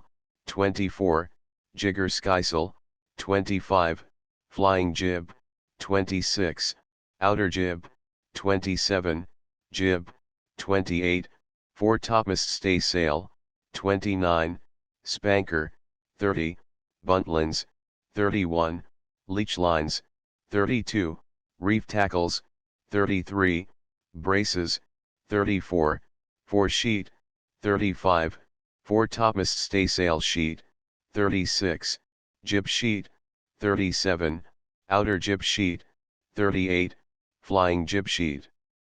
Our course has been changed to southwest, and after breakfast the captain and his mates take the sun's altitude, work out our longitude, and compare notes.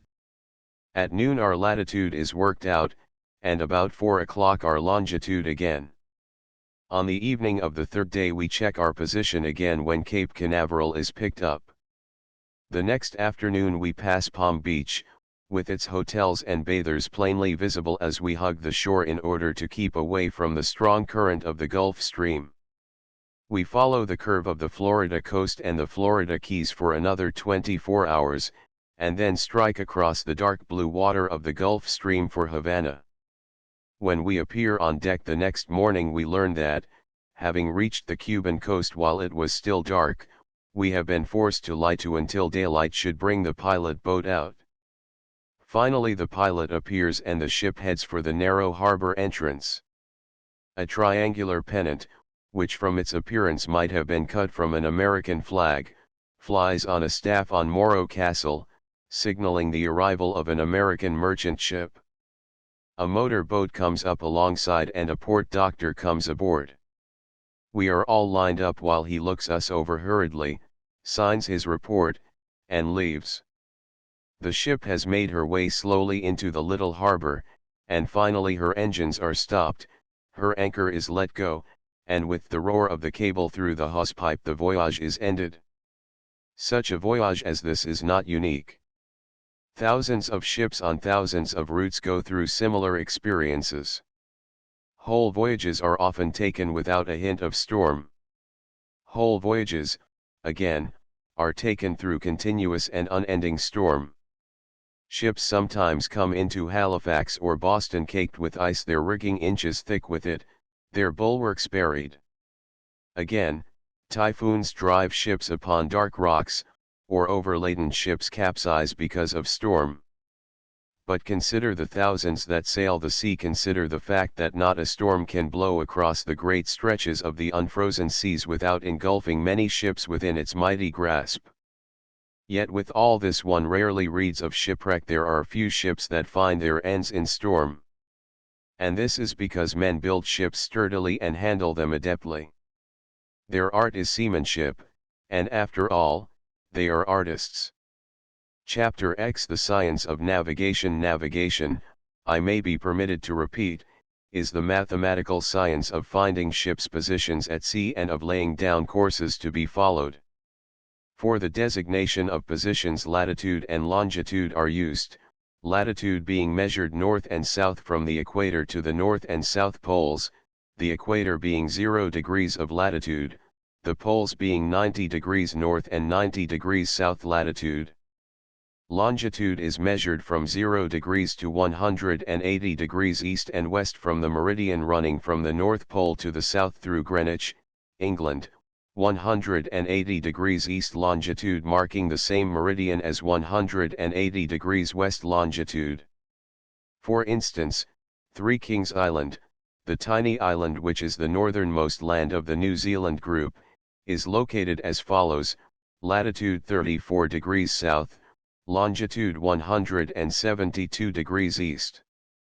This means that this island is 34 degrees south of the equator and 172 degrees east of the meridian of Greenwich. Actually, navigation is a problem in spherical trigonometry and astronomy, depending principally, nowadays, upon an instrument called a sextant, which is used to measure the altitude above the horizon of a celestial body, sun, moon, or stars, and upon a very accurate timepiece, called a chronometer, which shows the time of a given meridian, generally the meridian of Greenwich, England.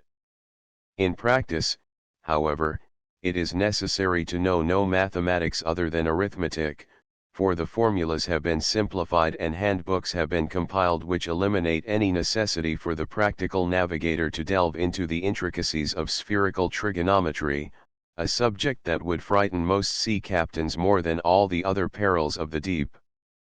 There is another but less accurate method, called dead reckoning, which is used in connection with the more accurate science, and is used by itself when clouds obscure the sky or fogs hide the horizon.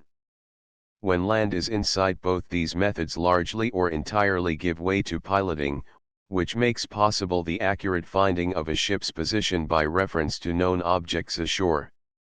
I shall not attempt to explain all the intricacies of navigation, for even a simplified complete explanation would in itself become a small book. There are many books on navigation. Nathaniel Bowditch's exhaustive treatises have been revised many times and the whole compilation is kept up to date, so that, while Bowditch himself died in 1838, the book bearing his name, and still referred to almost universally as Bowditch, is accepted as a peerless authority. But it is a huge tome, and other practical books, such as Elements of Navigation, by W. J. Henderson, are available for the person who wishes to profit by a simpler, if less exhaustive, explanation. To these two books, and to a dozen others, I refer the interested reader anxious to learn what, after all, is beyond the range of this outline. Up to the 15th century the science of navigation was unknown. Before that time mariners occasionally ventured out of sight of land, for short passages during which, because they had no compasses, they attempted to guide themselves by reference to the sun or stars. When clouds obscured the sky, however, they usually lost their direction, and even when the sky was clear they knew no way of ascertaining anything more than rough approximations of the cardinal points. It seems just a bit strange that sailors were so backward in developing means of determining their positions at sea by reference to the sun and stars, while even the ancients were fairly accurate in their ability to locate their positions ashore by such methods. This undoubtedly was as much due to the lack of general knowledge among sailors as it was to the unsteadiness of the ships themselves, which made it difficult for careful astronomical observations to be made. But whatever the reason, the fact remains that it was not until after the introduction of the compass that navigation began to make its first faltering advances. Using a cross staff, this crude instrument was used in an attempt to work out problems in latitude. After holding one end of the staff to the eye and sliding the cross staff along until the observer sighted over one end at the sun and under the other at the horizon, the instrument was placed on a circle marked in degrees, and the angle was determined. That this beginning was made during the period in which Portugal expanded her commerce only goes again to show that the application of new minds to old problems results, almost invariably, in progress. Columbus, of course, did not begin the era of discovery. Prince Henry, the navigator, sent out an expedition from Portugal in 1432 which rediscovered the Azores, an astonishing thing for times so early, for the Azores lie 830 miles west of Portugal and are farther from a continental mainland than any other of the islands of the Atlantic. That the islands were known to the ancients, however, is proved by numerous Carthaginian coins found on the island of Corvo, but their location and practically everything else concerning them seems to have been lost until Henry the Navigator attached them to Portugal. But the rediscovery of the Azores proves only that the sailors put great faith in their compasses, and sailed, despite their fears, out to the west where all of them knew, it was no matter of mere belief, that the sea ended somewhere suddenly, and that their cockle-shell ships would, if they but sailed to the edge, fall down the smooth green cataract of an awful, endless waterfall, into limitless space, or, mayhap, to the vast foundations upon which the world was built. To them it was as if a canoe were being paddled downstream to the brink of a cataract to which Niagara itself would be but a raindrop falling from the eaves. At the time of the rediscovery of the Azores, navigation was, with the exception of the compass, without any of the instruments that later came into use. Prince Henry, however, realizing the importance of compiling information useful to mariners, systematized all the information available and erected an observatory to determine more accurately the data in reference to the declination of the sun. Most navigators use the sun far more than any of the other celestial bodies in order to determine their positions, and the first thing necessary is to know its declination, that is, its distance north or south of the equator.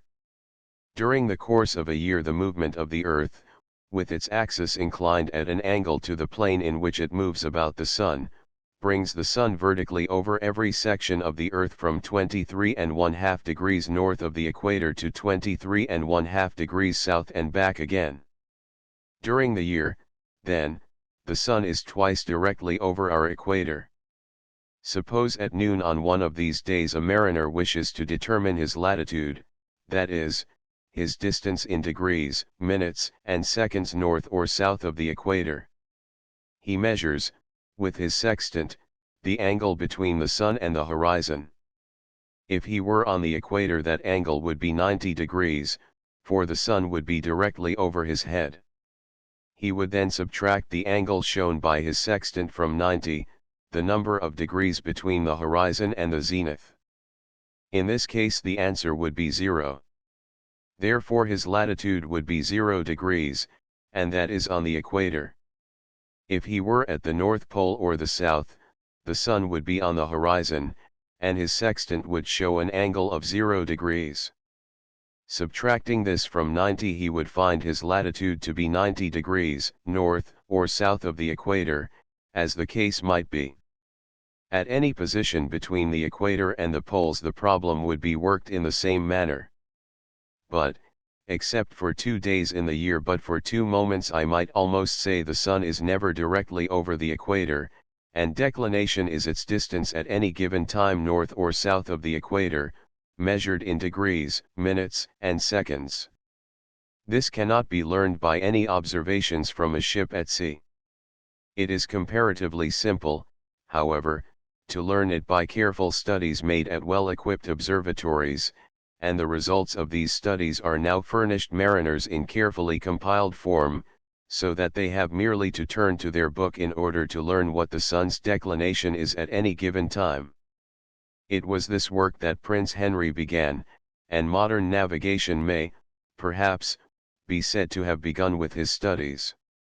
But all the tables of declination are of no use without an instrument with which to measure accurately the angle between the sun and the horizon, and such an instrument was slow in coming.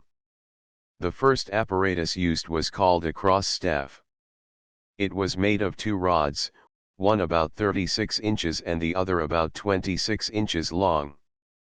The shorter staff was arranged so that its center slid along the other while it remained rigidly at right angles to the longer staff. To work out one's latitude with this instrument the observer waited until noon was almost upon him. He then took his cross staff and, placing one end of the longer crossbar to his eye and holding the instrument so that the shorter bar stood in a vertical plane, moved the shorter bar back and forth until he could sight over the upper end at the sun and, at the same time, beneath the lower end at the horizon.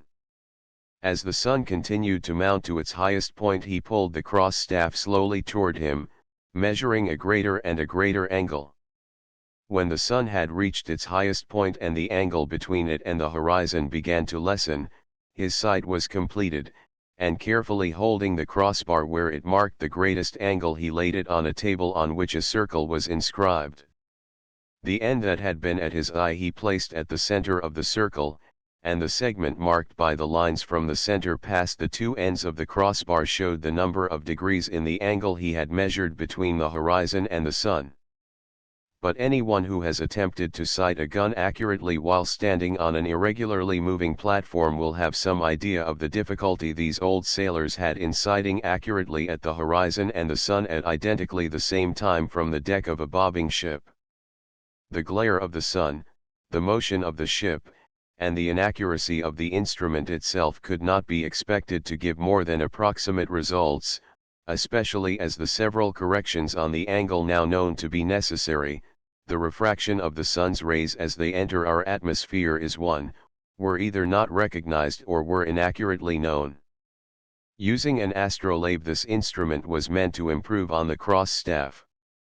One man held it, when it was supposed to hang with the horizon line horizontal. Another man sighted at the sun or the stars, and a third read and recorded the angle. Needless to say the instrument was very inaccurate. Later the astrolabe, an instrument almost equally crude, was introduced. It was made of a heavy tin or bronze plate, circular in shape, and pivoted to its center was a bar running across it from side to side.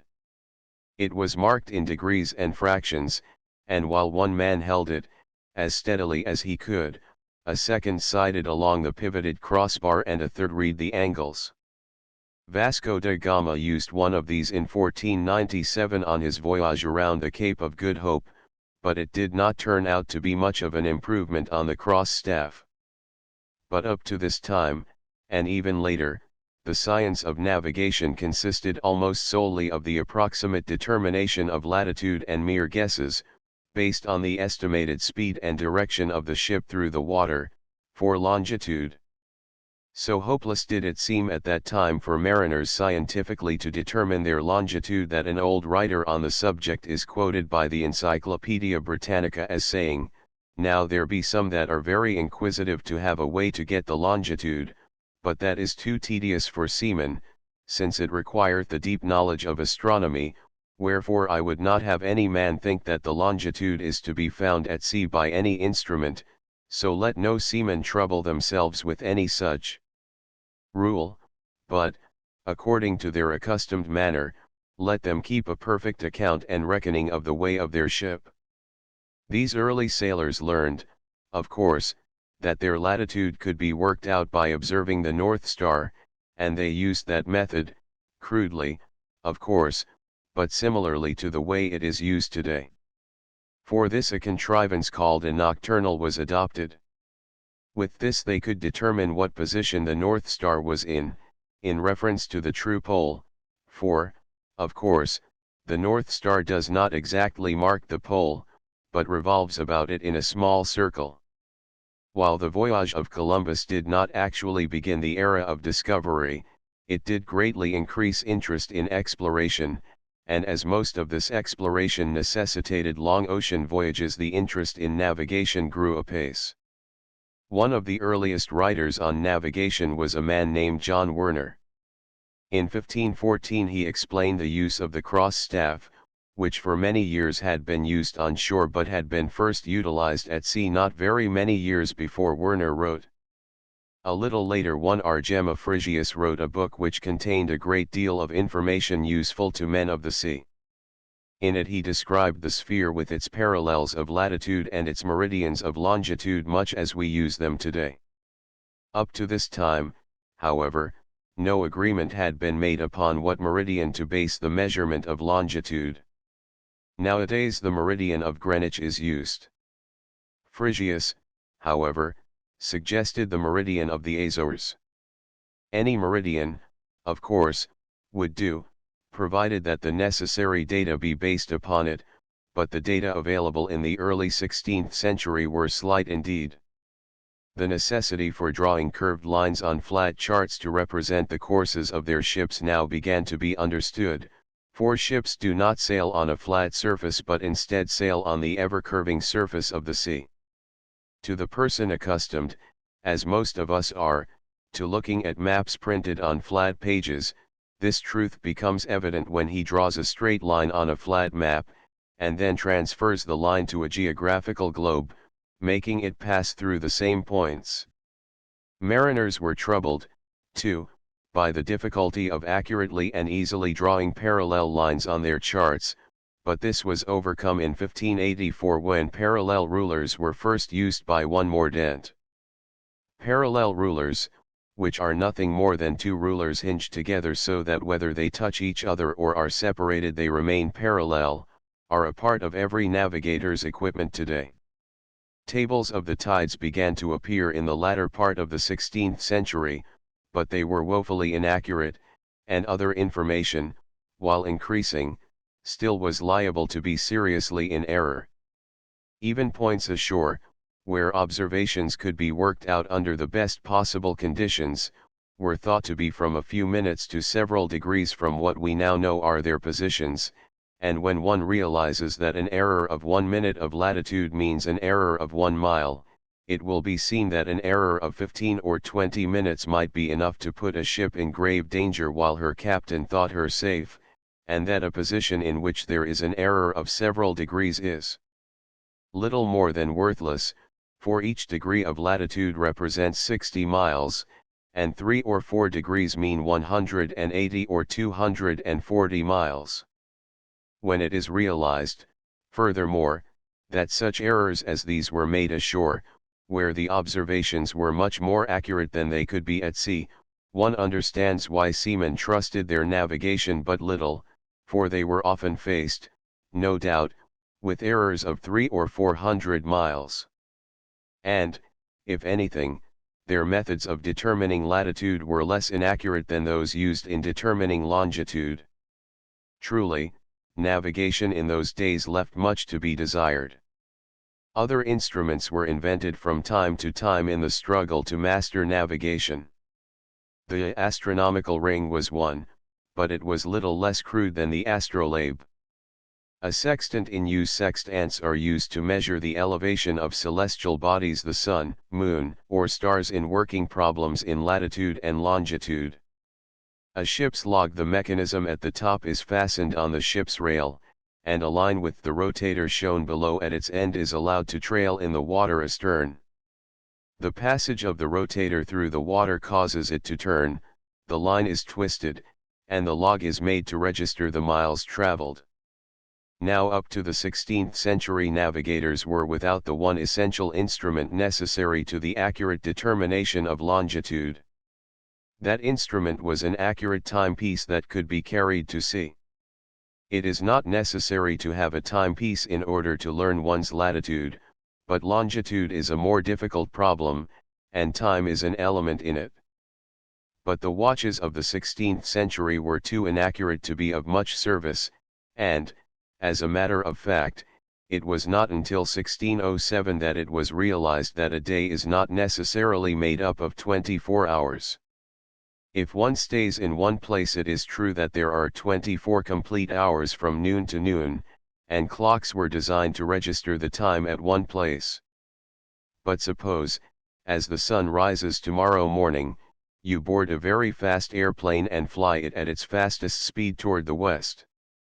Suppose this airplane flies at the rate of 1,000 miles an hour. In 24 hours you have flown around the world, and wherever you have been during that time the sun has been just rising behind you. It has been early morning for you all the time. Suppose, on the other hand, you had flown east at the same rate of speed. If you started at 6 o'clock in the morning, in 3 hours the sun would be overhead, that is, it would be noon for you. In 3 more it would be evening. In 6 more it would be morning again, for you would be halfway around the world.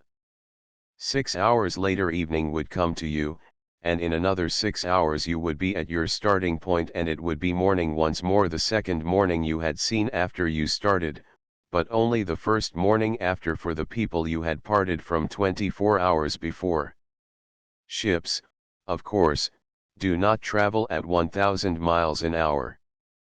But they do travel many miles, perhaps several hundred, in 24 hours. Therefore, if you start at Guayaquil, Ecuador, I use that, for it is very nearly on the equator, and sail west for 24 hours, making 240 miles, your watch will tell you that it is exactly the same time of day that it was when you left Guayaquil. But that is not true. It is the same time of day at Guayaquil, but you are 4 degrees west of Guayaquil, and the sun must still travel past 4 degrees of longitude before the time at the spot you have reached will be what your watch suggests. It will take the sun 16 minutes to cover that distance, and therefore your watch is 16 minutes fast. Great strides were made during the 16th and 17th centuries and many books were published.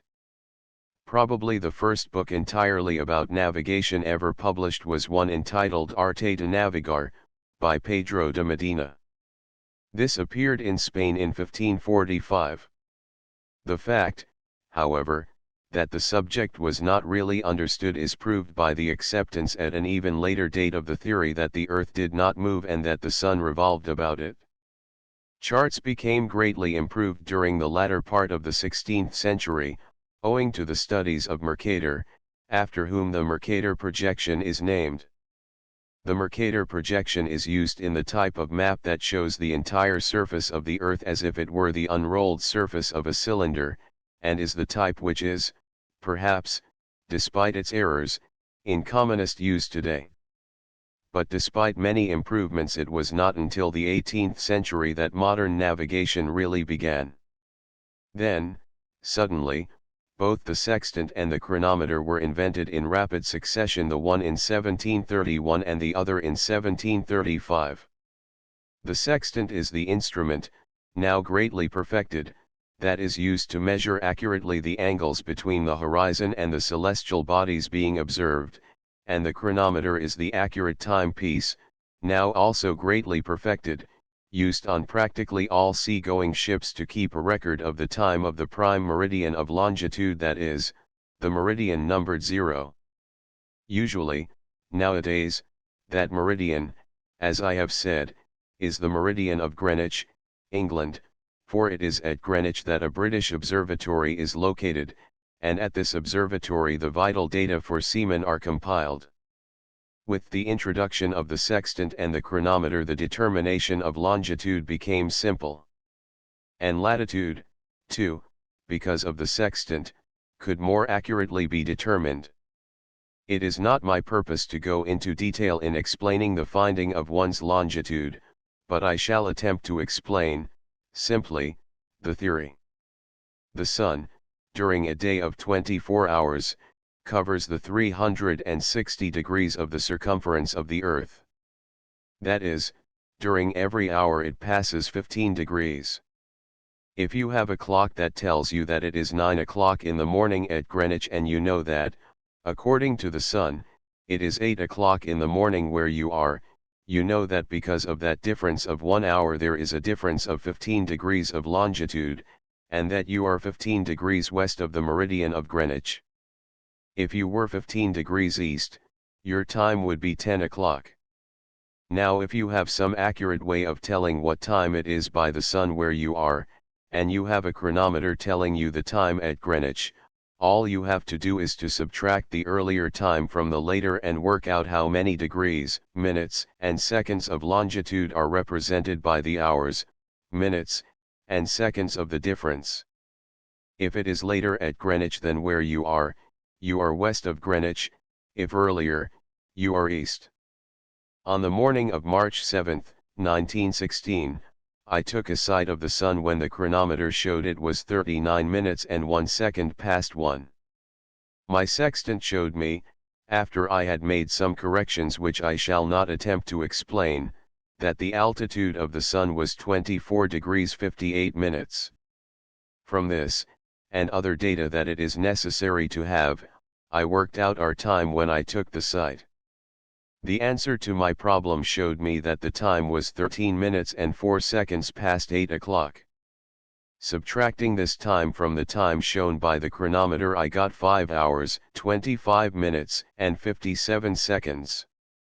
Because a difference of 1 hour of time represents a difference of 15 degrees of longitude, a difference of 5 hours, 25 minutes, and 57 seconds in time represents a difference of 81 degrees, 29 minutes, and 15 seconds in longitude.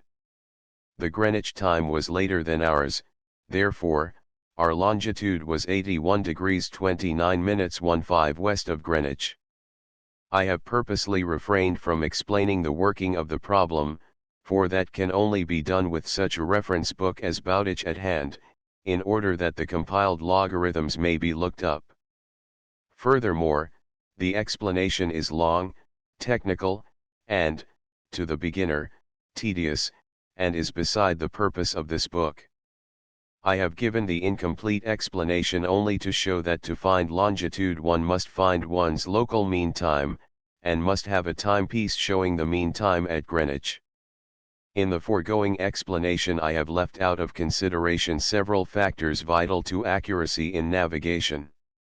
For instance, I have not mentioned the fact that the Sun is not so accurate in its movements as an accurate chronometer.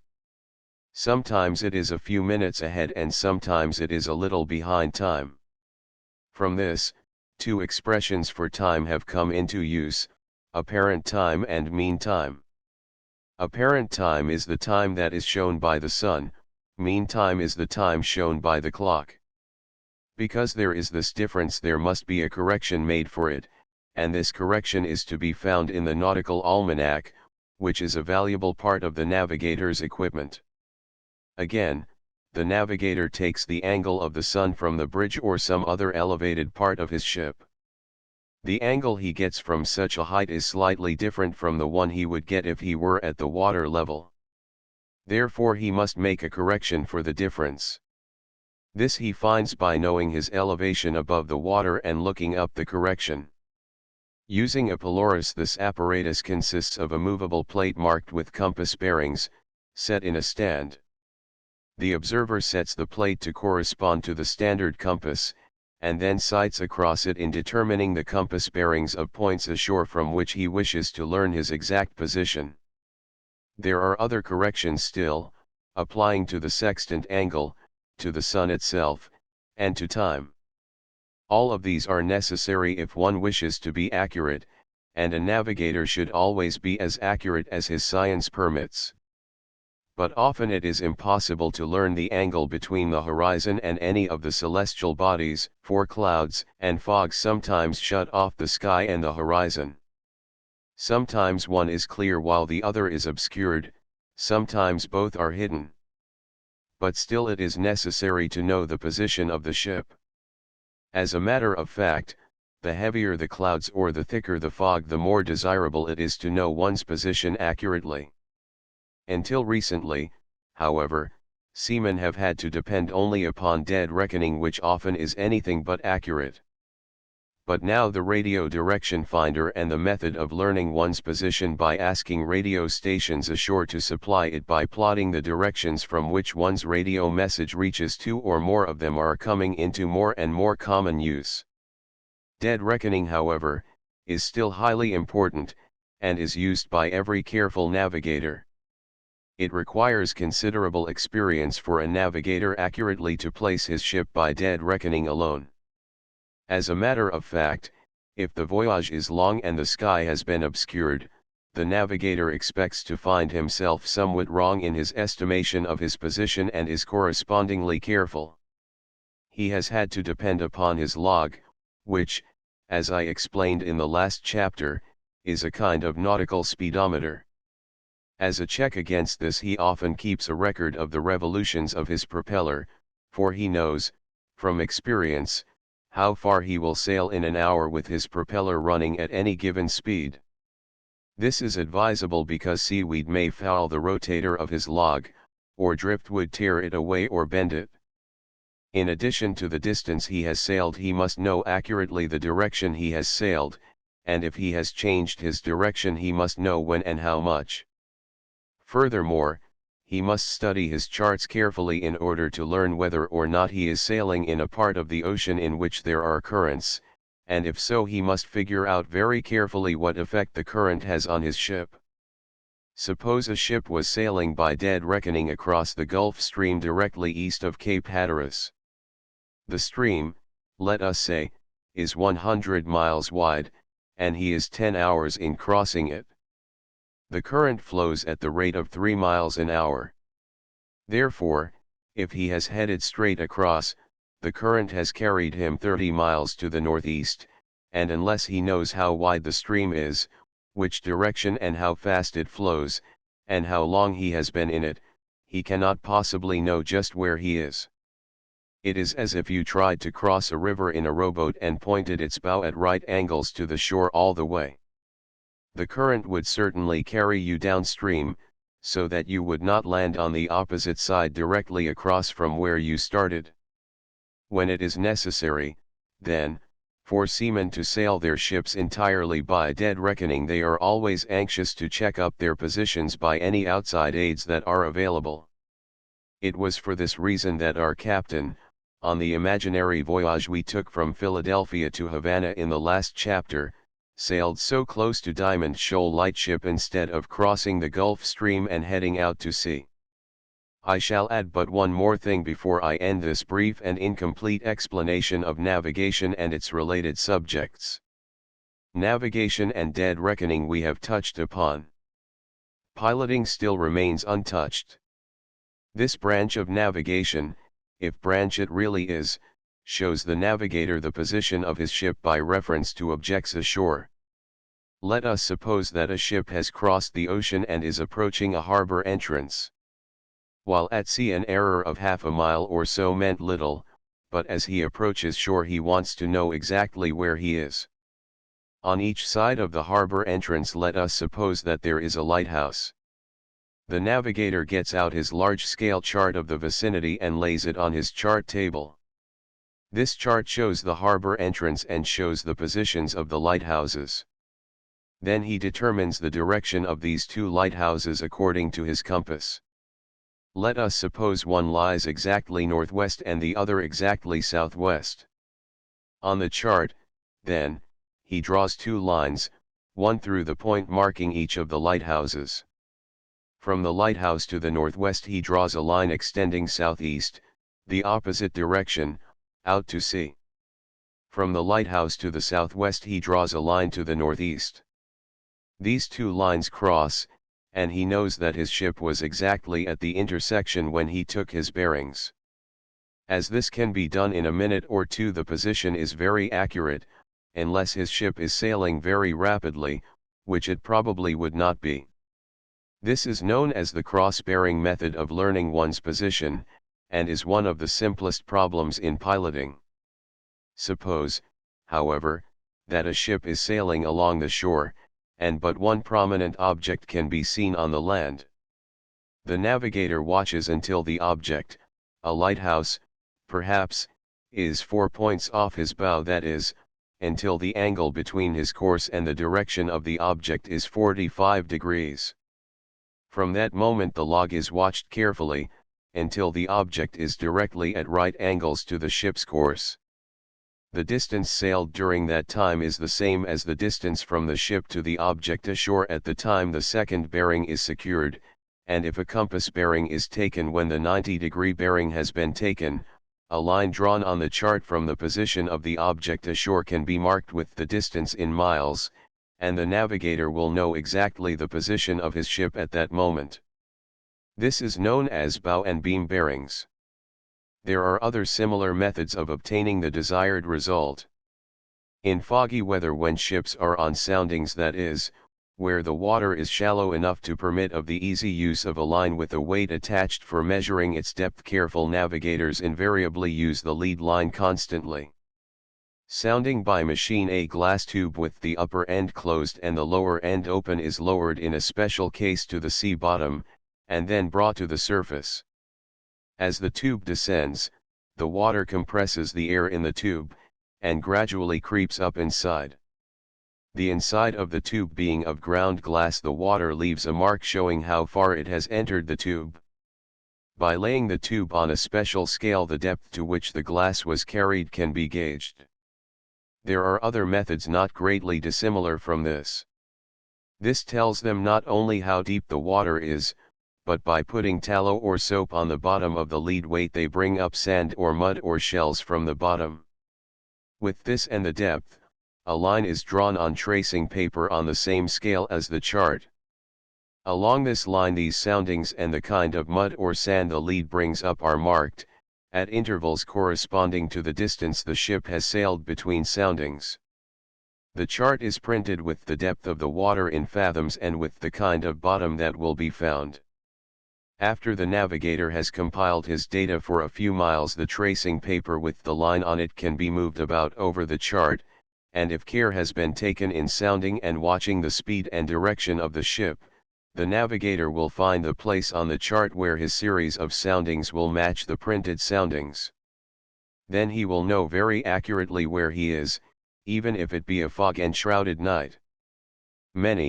Many important aspects of these three vital subjects have been completely passed over in this short chapter.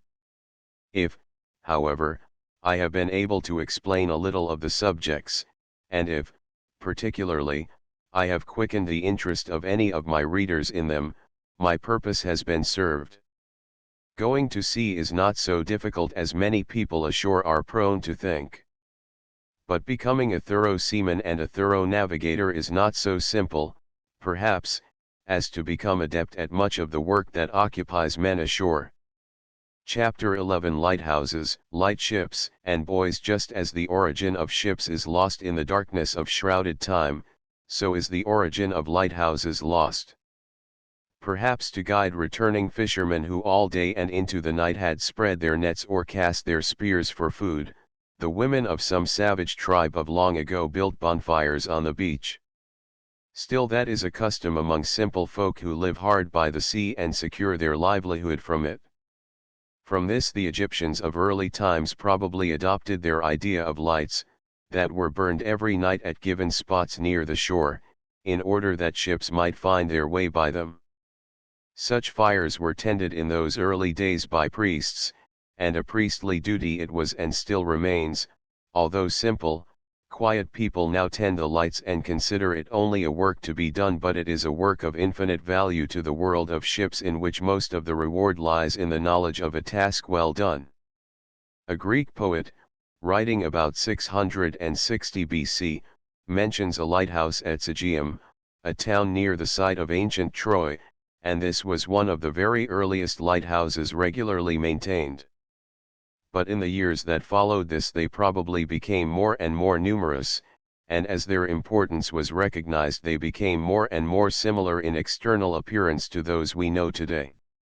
That this is probably true seems to be borne out by the erection at Alexandria, Egypt, about 275 BC, of the famous Pharos, which, we are told, was 600 feet high and similar in shape to the minarets so common in Mohammedan lands today. That the structure was as high as it is said to have been seems doubtful, but that it was of extraordinary height is proved by its inclusion among the 7 wonders of the ancient world. So impressive a lighthouse could hardly have been the first of its kind, although, no doubt, it far surpassed all others. At the top of this great tower a fire was kept burning, and for nearly 16 centuries its great shaft stood the test of time, before it collapsed in an earthquake. Centuries before its end, however, the Mohammedan conquerors had come to be the rulers of Egypt, and near the top of this great tower a small praying chamber was placed. Perhaps from its great height the muezzin called the faithful to their prayers, and certainly its graceful lines left a deep impression on the Mohammedans, for from it came the idea that resulted in the erection of the numerous minarets that mark almost every Mohammedan city of the earth. And ere the convulsion of nature toppled this striking edifice to the earth the idea of lighthouses had greatly widened, and widely separated lands had built lighthouses of their own to guide the sailor as he sailed the sea. Rome built many along the coasts her ships were forced to visit, one at Dover and one at Boulogne being, probably, the earliest on the shores of England and of France. Both of these are gone, leaving only traces of their existence, but the ruins of the ancient tower at Ostia, at the mouth of the Tiber, still remain to remind us of great galleys that were guided by its fire in the nights of the 1st century after Christ. At Corunna, Spain, there still stands an ancient Phoenician or Roman tower, known as the Pillar of Hercules, and from its top, in ages now long dead, a flaring beacon marked the spot for sailors far at sea. But all of these earlier lighthouses were built on dry land, sheltered by the shore from the crash of waves. It was the city of Bordeaux, on the Gironde River in France, that first built a lighthouse on a wave-swept rock to warn ships from its treacheries. The Pharos at Alexandria, one of the 7 wonders of the ancient world, and one of the first great lighthouses. The Gironde River flows into the stormy Bay of Biscay, its wide mouth often filled with foaming waves driving in from sea, which crash upon a rocky reef that lies in the very center of the estuary. So great a toll of passing ships was taken by these rocks that the thriving city of Bordeaux was like to lose its waterborne commerce, and to keep the trade that meant so much to the city the citizens agreed to mark the spot with a light. A simple tower was erected on this spot about the year 805. For years it served, until Edward the Black Prince, temporarily in control of the vicinity, erected a slightly greater tower. For a time this, too, was kept, but finally, an aged keeper having died, the fire was no longer lit. For many years the rocks remained unlighted, and then, in 1584, during the reign of Henry II of France, a new lighthouse was begun. For 25 years the work of construction was underway, and when it was completed it was the most magnificent lighthouse of all time. Nor has another been built since to equal it in magnificence. About its base a great stone breakwater was built, surmounted by a balustrade. The lowest floor of the structure contains a beautiful hall and an apartment originally intended for the king. Above is a chapel, beautifully designed and decorated, and above this stands the tower which contains the light. This, originally, placed the light about 100 feet above the rocks. Later the tower was increased in height to 207 feet and now it is equipped with the most modern apparatus, visible in clear weather for 27 miles, to take the place of the blazing log fire that for so long did its best to guide the mariners in from sea. Until the 18th century the fires of these beacons burned wood, and then coal came gradually into use. The objections to such fires are obvious. They had no definite range, for fires died down or burned furiously, and when a strong wind drove in from sea the fire was often all but hidden from sight of ships as it curled around in the lee of the tower. But America had been settled and had such lighthouses on its own coast ere other methods superseded this. The first lighthouse in the United States was the one on Little Brewster Island on the south of the main entrance to Boston Harbor. It was built in 1716, although the lighthouse now occupying that site was erected in 1859. During the Revolutionary War the structure was destroyed and rebuilt 3 times. The third structure was a stone tower 68 feet high, and 4 oil lamps were used to illuminate it. Wood and coal fires continued to be used, here and there, until the 19th century was well begun.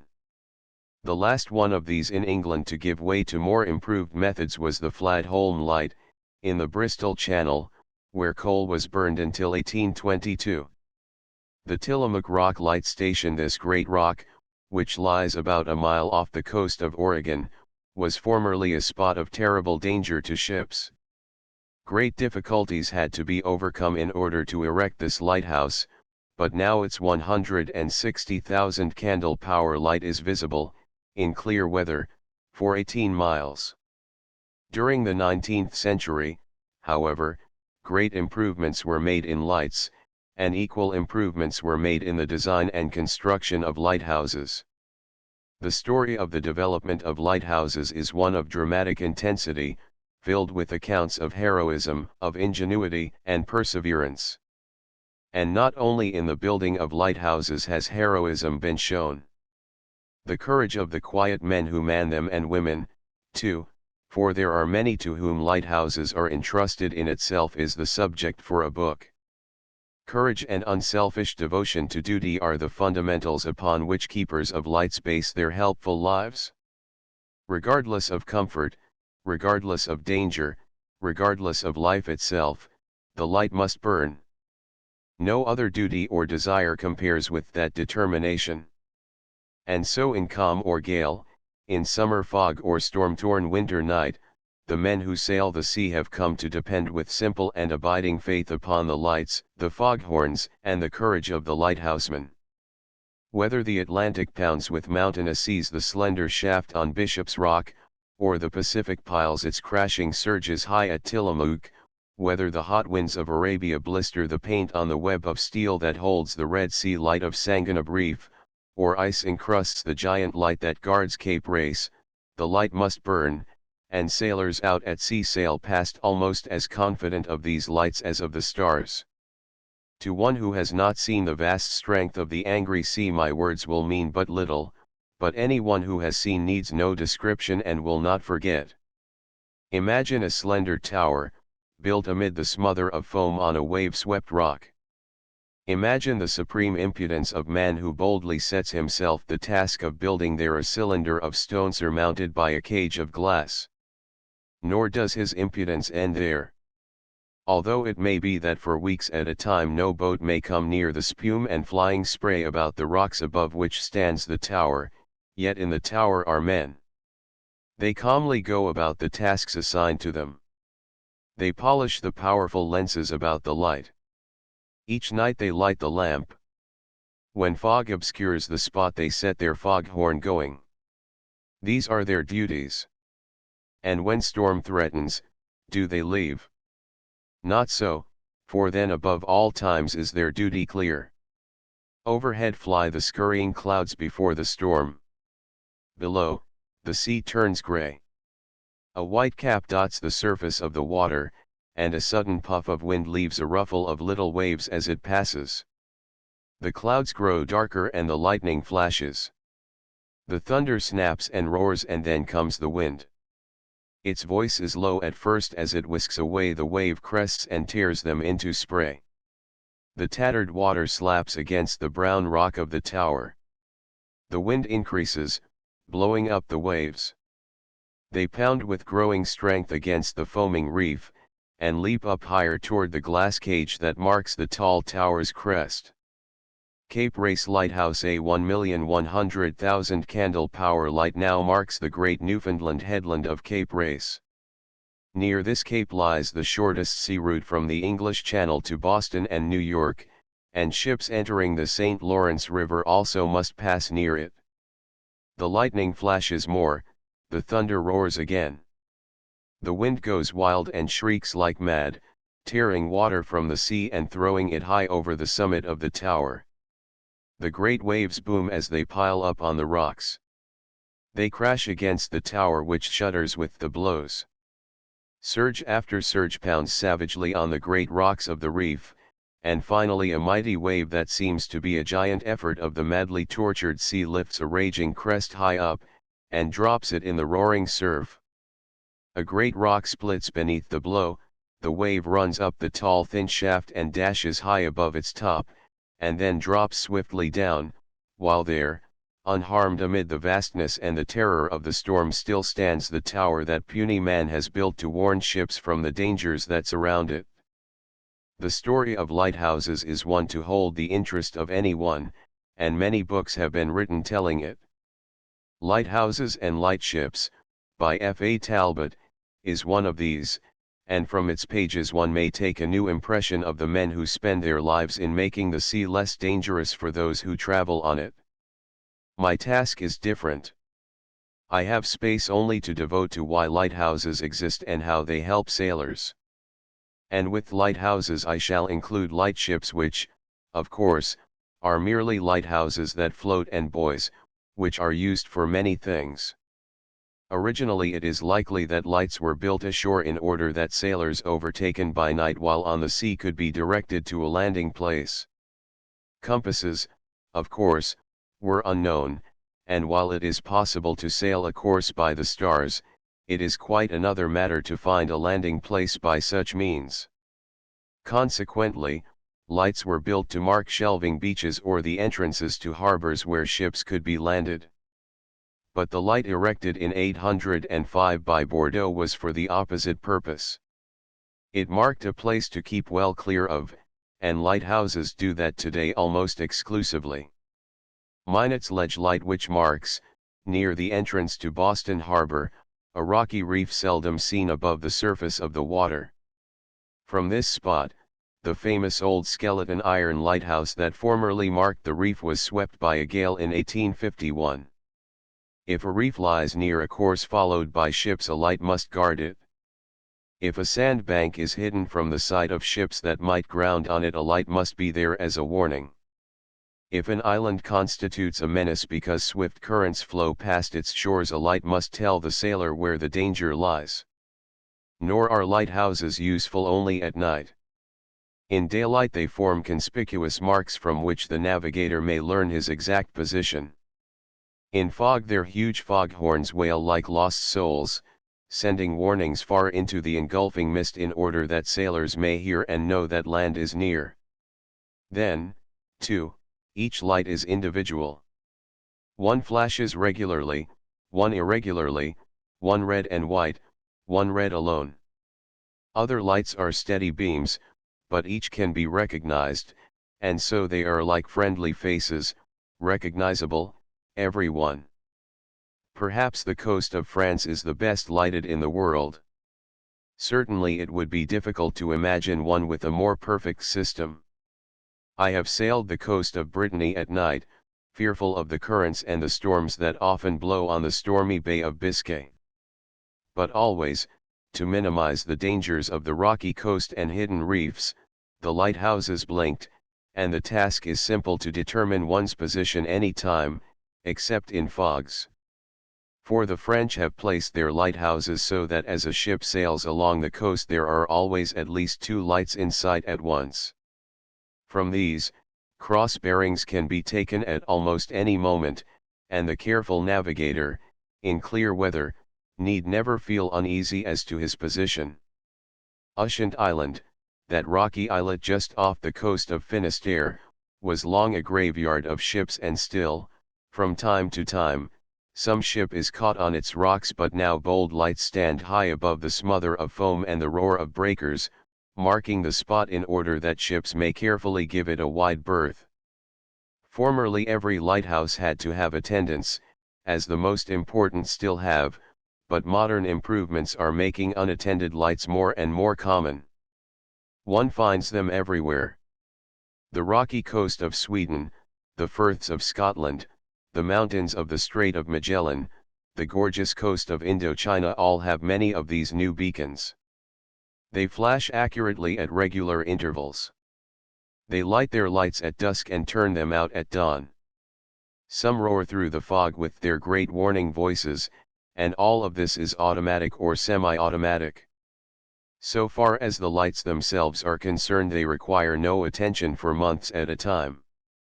The sun turns them off as it rises in the morning, and as it sets, the delicate apparatus that its light expands contracts once more and the light is turned on. From time to time a tender visits each of these. The apparatus is overhauled, the supply of fuel renewed, and again for months the light performs its task. Nor are all lights placed in lighthouses. Many spots require other means, and lightships have been designed and built to perform the duties of lighthouses where lighthouses cannot be built. Bishop Rock Lighthouse on a cluster of rocks off the Scilly Islands near the entrance to the English Channel, where converge the most important of all the world's shipping lanes. To transatlantic travelers perhaps the most familiar of these is the Ambrose Channel lightship, that rolls and pitches at its anchor outside the entrance to New York Harbor. But the most famous lightship on the American coast is the one that marks Diamond Shoal, that infamous spot just off Cape Hatteras. Several times the government has attempted to build a lighthouse on this shoal, but the attempts have invariably been frustrated by the sea. A lighthouse does mark the cape, but Diamond Shoal runs out beneath the stormy water for about 9 miles from the cape, and it is this dangerous sand bank that the lightship guards. 4.5 miles out from the bank the lightship is anchored in a stretch of water that has hardly a pier on earth for the frequency and suddenness of storms. Here this little ship jerks at her anchor, pounded by great seas, tugged at by swift currents, swept by fierce winds. She rolls and pitches, shipping seas over the side and then that, and jerking, always jerking at her cable. There is no easy smoothness to her roll as there is with a free ship at sea. There is no exhilaration to her pitch as she rises over the seas and plunges to the troughs, for always the jerk of the cable interferes, and from one month's end to the next the little crew endures the discomfort and the hard work, in order that ships may be warned away from the treacherous sand of Diamond Shoal. These sturdy little ships do mark other things than dangers. In many cases they are the modern counterparts of the beach fires of those early peoples which lighted belated boats into shore. Today, however, those lightships which perform this task swing at their anchors outside the entrances to harbors, marking the channel through which the ships must pass on their way in from sea. In this duty they are similar to the lighted buoys which, in recent years, have been put to so many uses, the lightships being, however, greatly more conspicuous and generally marking a spot well outside the entrance to the channel. Buoys are of many uses and of many shapes and sizes, marking danger spots, submarine cables, sunken wrecks, channels, as well as temporary obstructions. Some are used for mooring ships in harbors, some carry bells or whistles for sounding warnings, some carry lights. Attempts have been made to standardize the shapes and markings of buoys in all countries, but many lands still maintain their own designs, and the officers of a ship visiting strange waters must acquaint themselves with the particular designs there in use. Fire Island Lightship. This lightship is anchored off Fire Island, near the southern coast of Long Island, USA. Lightships sometimes mark shoals, and sometimes mark the entrances to harbors.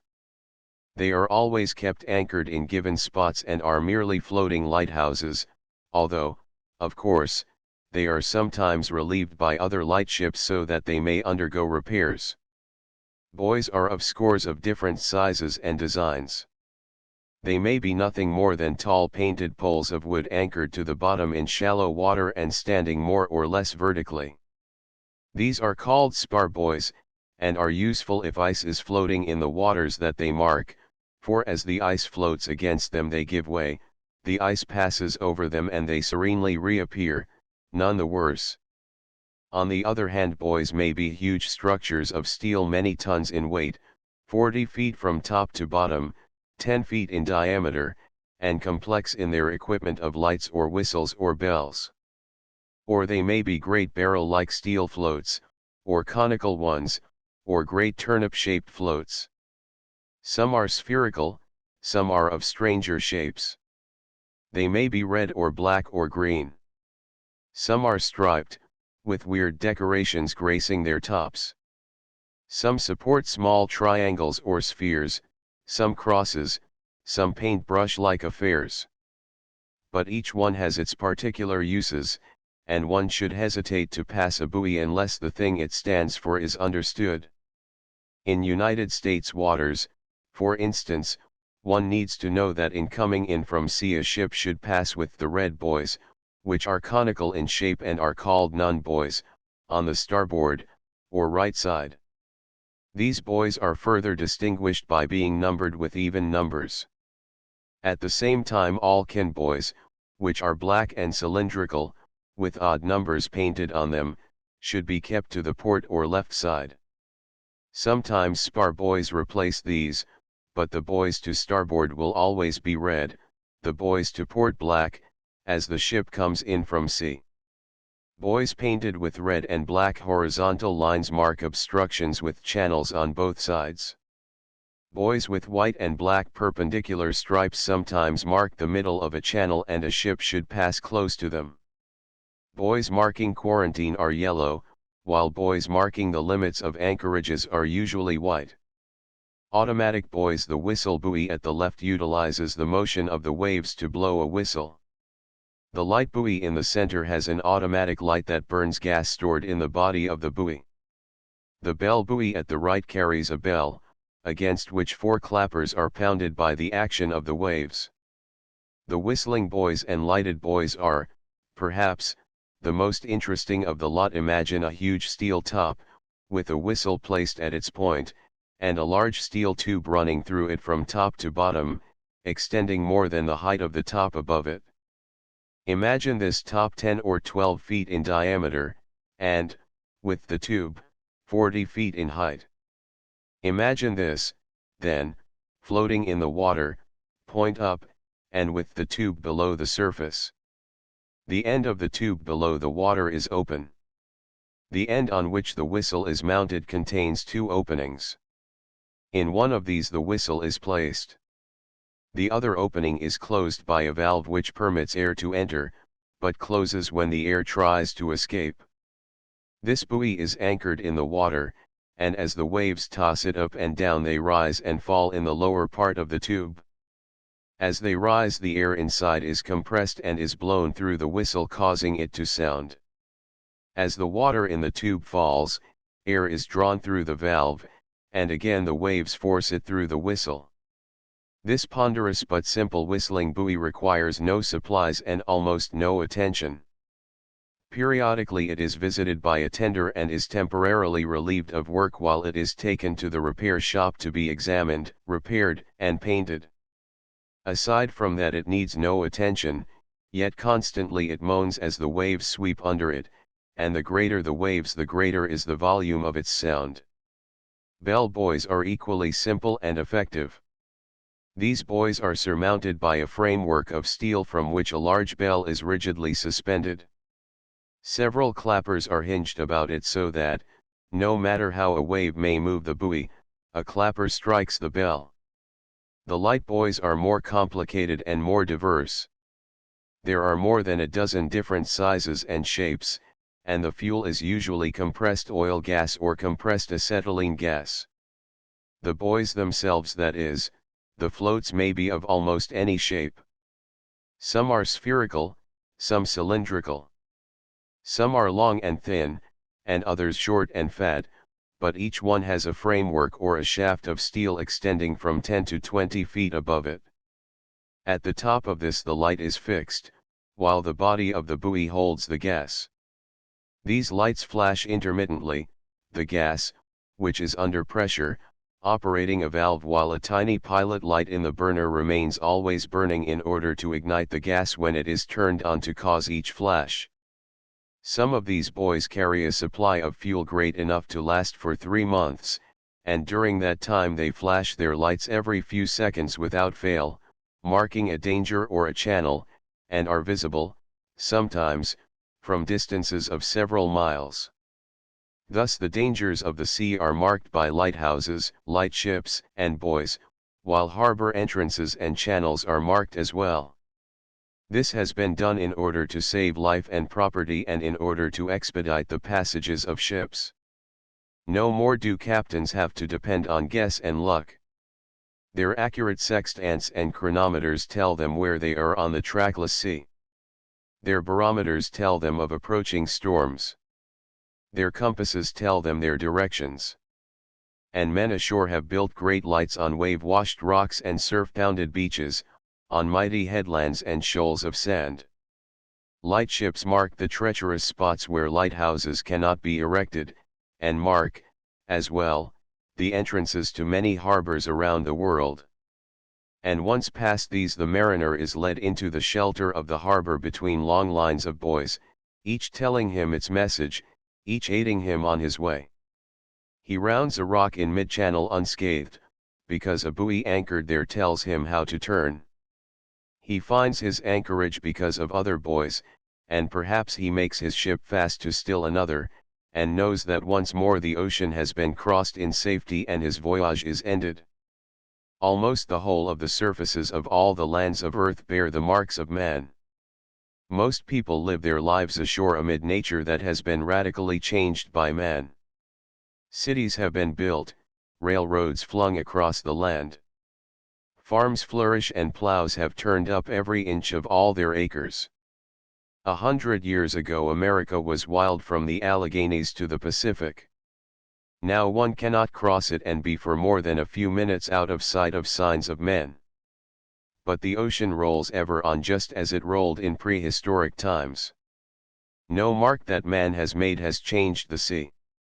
Yet, while man is unable to change one single thing about its solitary waste, he has marked its greater perils and has conquered it. The perils of the sea are growing ever less, and ships owe much of this to the lights that mark its danger spots.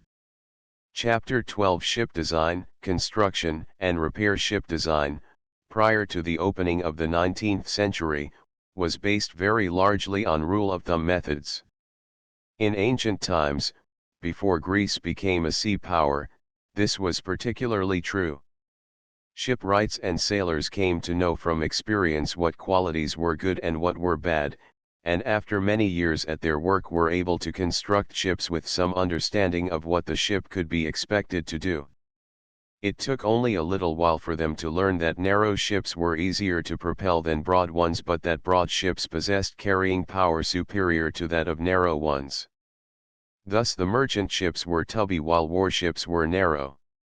If a ship proved to be unseaworthy in heavy weather, shipwrights naturally did not build other ships like her if they were looking particularly for seaworthiness.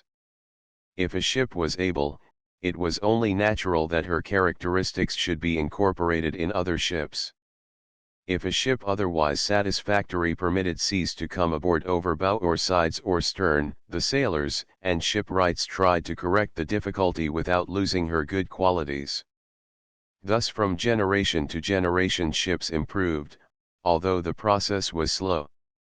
When Greece was at her zenith there seems to have been a more thorough study made of structural design, and many things about ships were more or less standardized. Just how far the Greeks carried their study of ships it is impossible to say, but crude methods gave way to finer ones, and Greece passed its understanding of ships on to Carthage, and from the Carthaginians it went to Rome. But the Middle Ages lost this information, as it seems to have lost almost everything else, and a new beginning had to be made. A ship on the ways. While a ship may look large on the water, she looks gigantic when on land. The great hulls and the collection of scaffolds and machinery in a shipyard are always a source of surprise to the visitor who is unfamiliar with the construction of ships. The Norsemen went through a similar development. The seas their ships were called upon to sail were almost always boisterous. The principal use to which their ships were put was war. They had, then, need to be both seaworthy and fast. The early crude attempts of the Norsemen, therefore, grew slowly into those beautiful ships for which they are famous. Today the seaworthy whaleboat is very similar to the finest examples of the Old Norse serpents. These old ships were long, narrow, pointed at bow and stern, and had both ends raised, while amidships they were low. The sheer, that is, the line from the high bow to the low section amidships, and from there up again to the stern, was a beautiful sweeping curve. Such ships readily rode rough seas, while their low freeboard amidships permitted the oars to be used to good advantage, and their narrow hulls presented a minimum of resistance to the water. This refinement, however, can hardly be said to have resulted from thought so much as from experience. By that I mean that these ships at the highest stage of their development were not consciously designed, but were outgrowths from experience, and that the shipwrights, only after many generations, had learned that such a design combined the advantages they particularly desired. It was with the Crusades, as I have said before, that ships began to improve more rapidly. This was due to the broadening spheres of travel of Western European sailors. They visited the Mediterranean and Asia Minor, and found in that part of the world ships that were strange to them.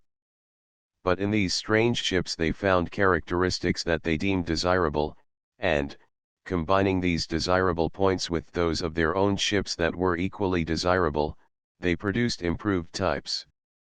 Thus they profited by the experiences of others who, in their own little spheres of activity, had gradually developed ships that answered, at least to a considerable extent, the requirements of their own localities. It hardly needs to be pointed out that the British, who sailed the rough waters of the North and Irish Seas and the English Channel, developed ships far different from those developed by the peoples of Mediterranean countries, where the distances sailed were shorter and the weather conditions were so radically different.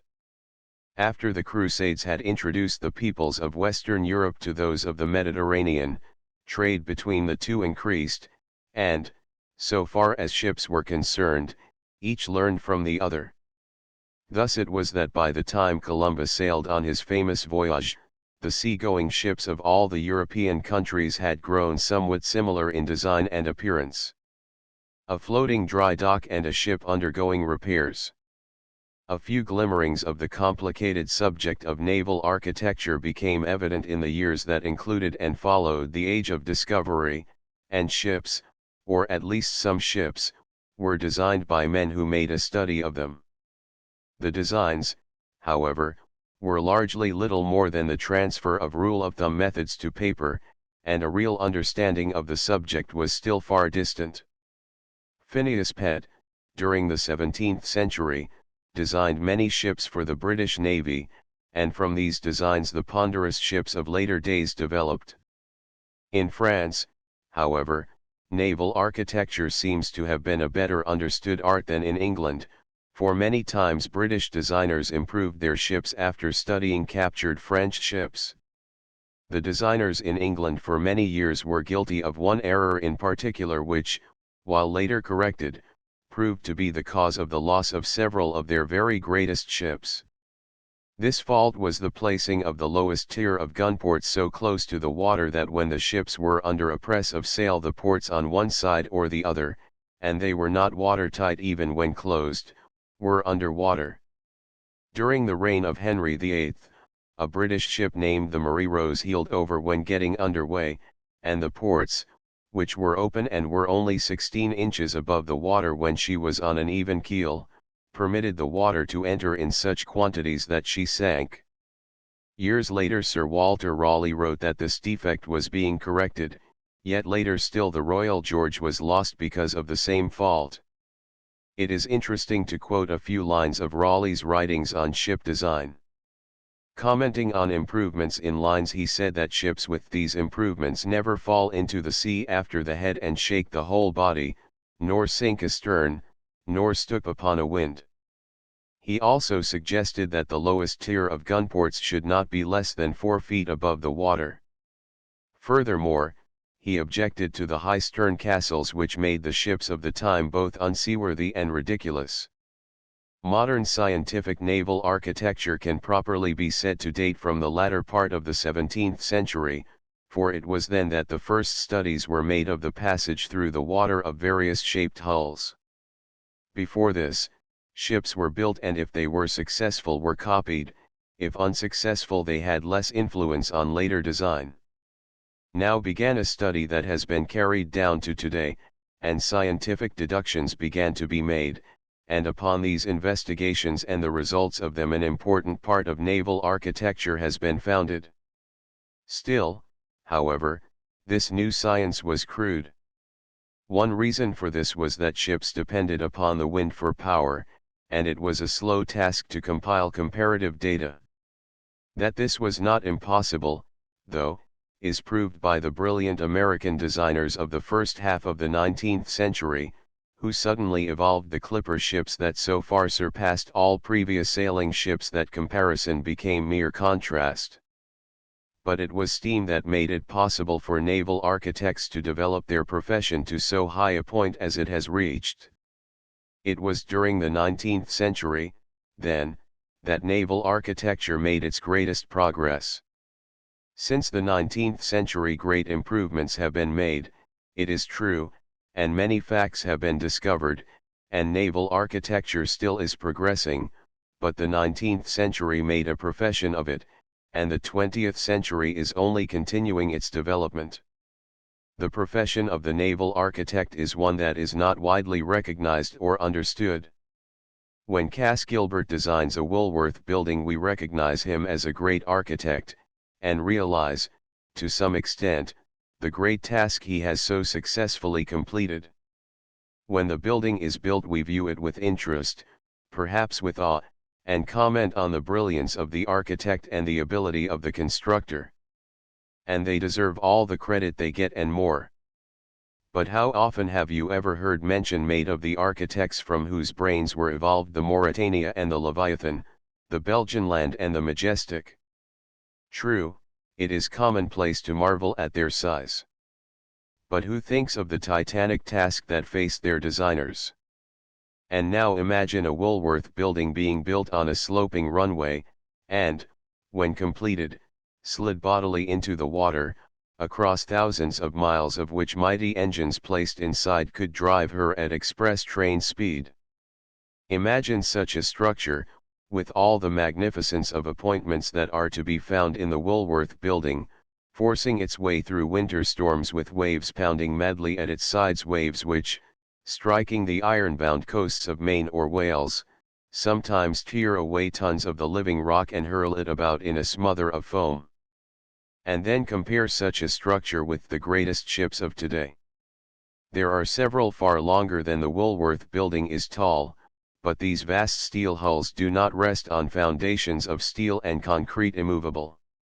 They float in the water, and may pitch and roll in the giant swells of the deep sea, but still their huge steel frames easily bear the strain, and while a tremor of the earth might dash skyscrapers disastrously about our ears, the almost constant motion of the sea, whether violent or weak, affects them little. For such work as this the architects of ships deserve all praise. In such huge and complicated structures as ships have grown to be, repairs, naturally, are frequent and vital. The ordinary wear to which the machinery is subjected necessitates constant adjustments and replacements. Improved mechanical apparatus sometimes is installed to take the place of less reliable or less economical apparatus. The action of sea water on the exposed metal and the collection below the water line of barnacles and other marine growths require periodic attention, while paint seems forever necessary and, at least on warships, Wet paint is omnipresent. Before the introduction of iron and steel, ships were comparatively small, and consequently it was a simpler job to haul them out of water or ground them at high tide in order that, when the tide had gone out, their underbodies could be examined and repaired.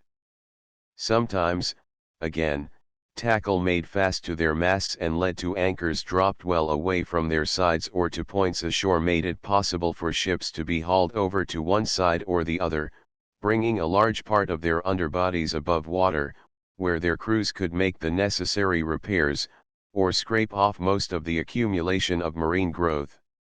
The Olympique sister ship of the ill-fated Titanic, and operated by the White Star Line. Nowadays, however, when the very smallest of our ocean-going steamers is many times the size of Columbus's largest ship, such methods avail little. Sometimes, still, in harbors where there is a large rise and fall of tide the smaller ships avail themselves of it for minor repairs, but for most modern ships such methods are impossible and dangerous. Yet even the greatest ships must from time to time be taken out of the water for repairs and for the inspection of the hulls, and for this purpose dry docks, or, as they are sometimes called, graving docks, came to be designed. Dry docks are long narrow basins, the dimensions of which are slightly larger than the largest ships they can accommodate. Nowadays they are usually built of reinforced concrete, although brick and stone are sometimes used, and formerly timber dry docks were not uncommon in the United States. The entrances to these basins are equipped with hinged gates, or a floating or sliding caisson. Dry docks in the United States ordinarily use the floating caisson. European dry docks commonly use the other two. These seal the mouths of the dry docks, preventing the entrance of water from the outside as powerful engines pump the water from the dock itself. The sides of dry docks are usually built in steps, so that at the top they are wider than at the bottom. The bottom is very nearly level, but there are careful arrangements made for draining all the water into pits from which it is pumped out. Extending almost the length of the center of a modern dry dock is a row of large wooden blocks, called keel blocks. These can be moved and are made fast when they are put in place. Often this row of blocks is paralleled on each side by a row of somewhat similar blocks called bilge blocks which run along tracks laid at right angles to the line of keel blocks. The bilge blocks can be moved individually along these tracks by means of ropes and pulleys.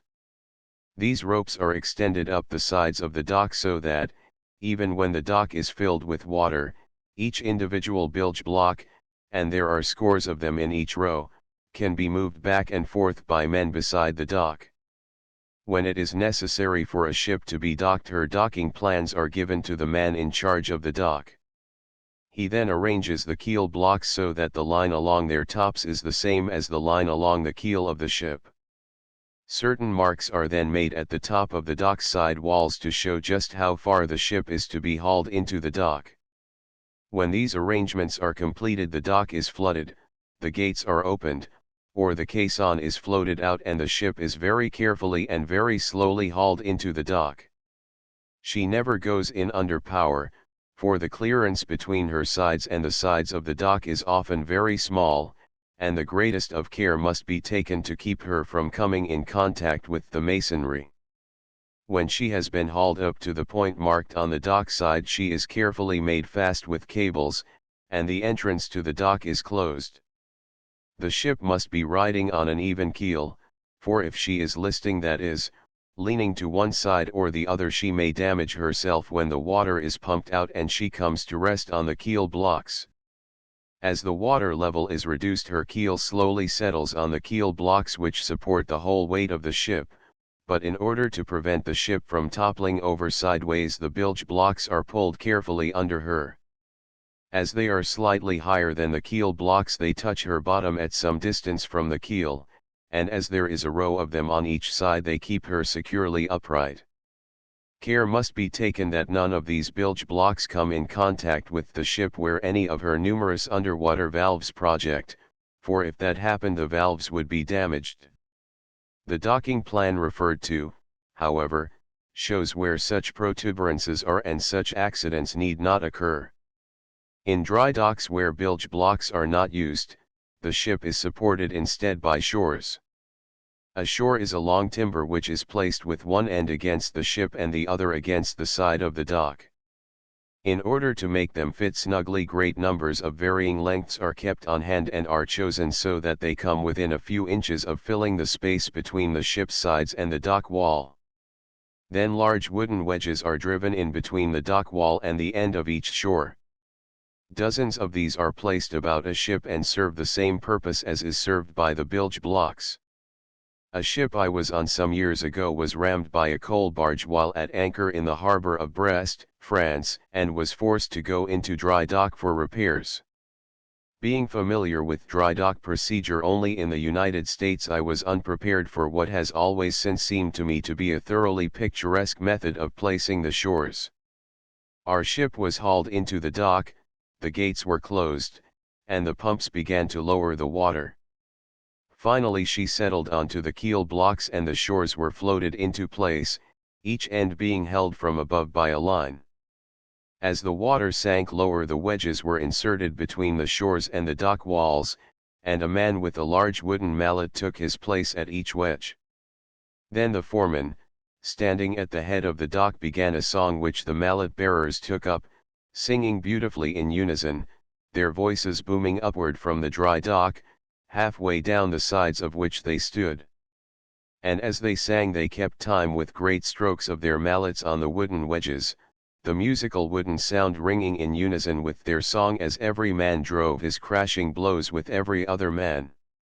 I stood on the bridge of the ship listening to the lilting song, and the great musical crashes that punctuated it, every man striking at exactly the same instant that every other man struck.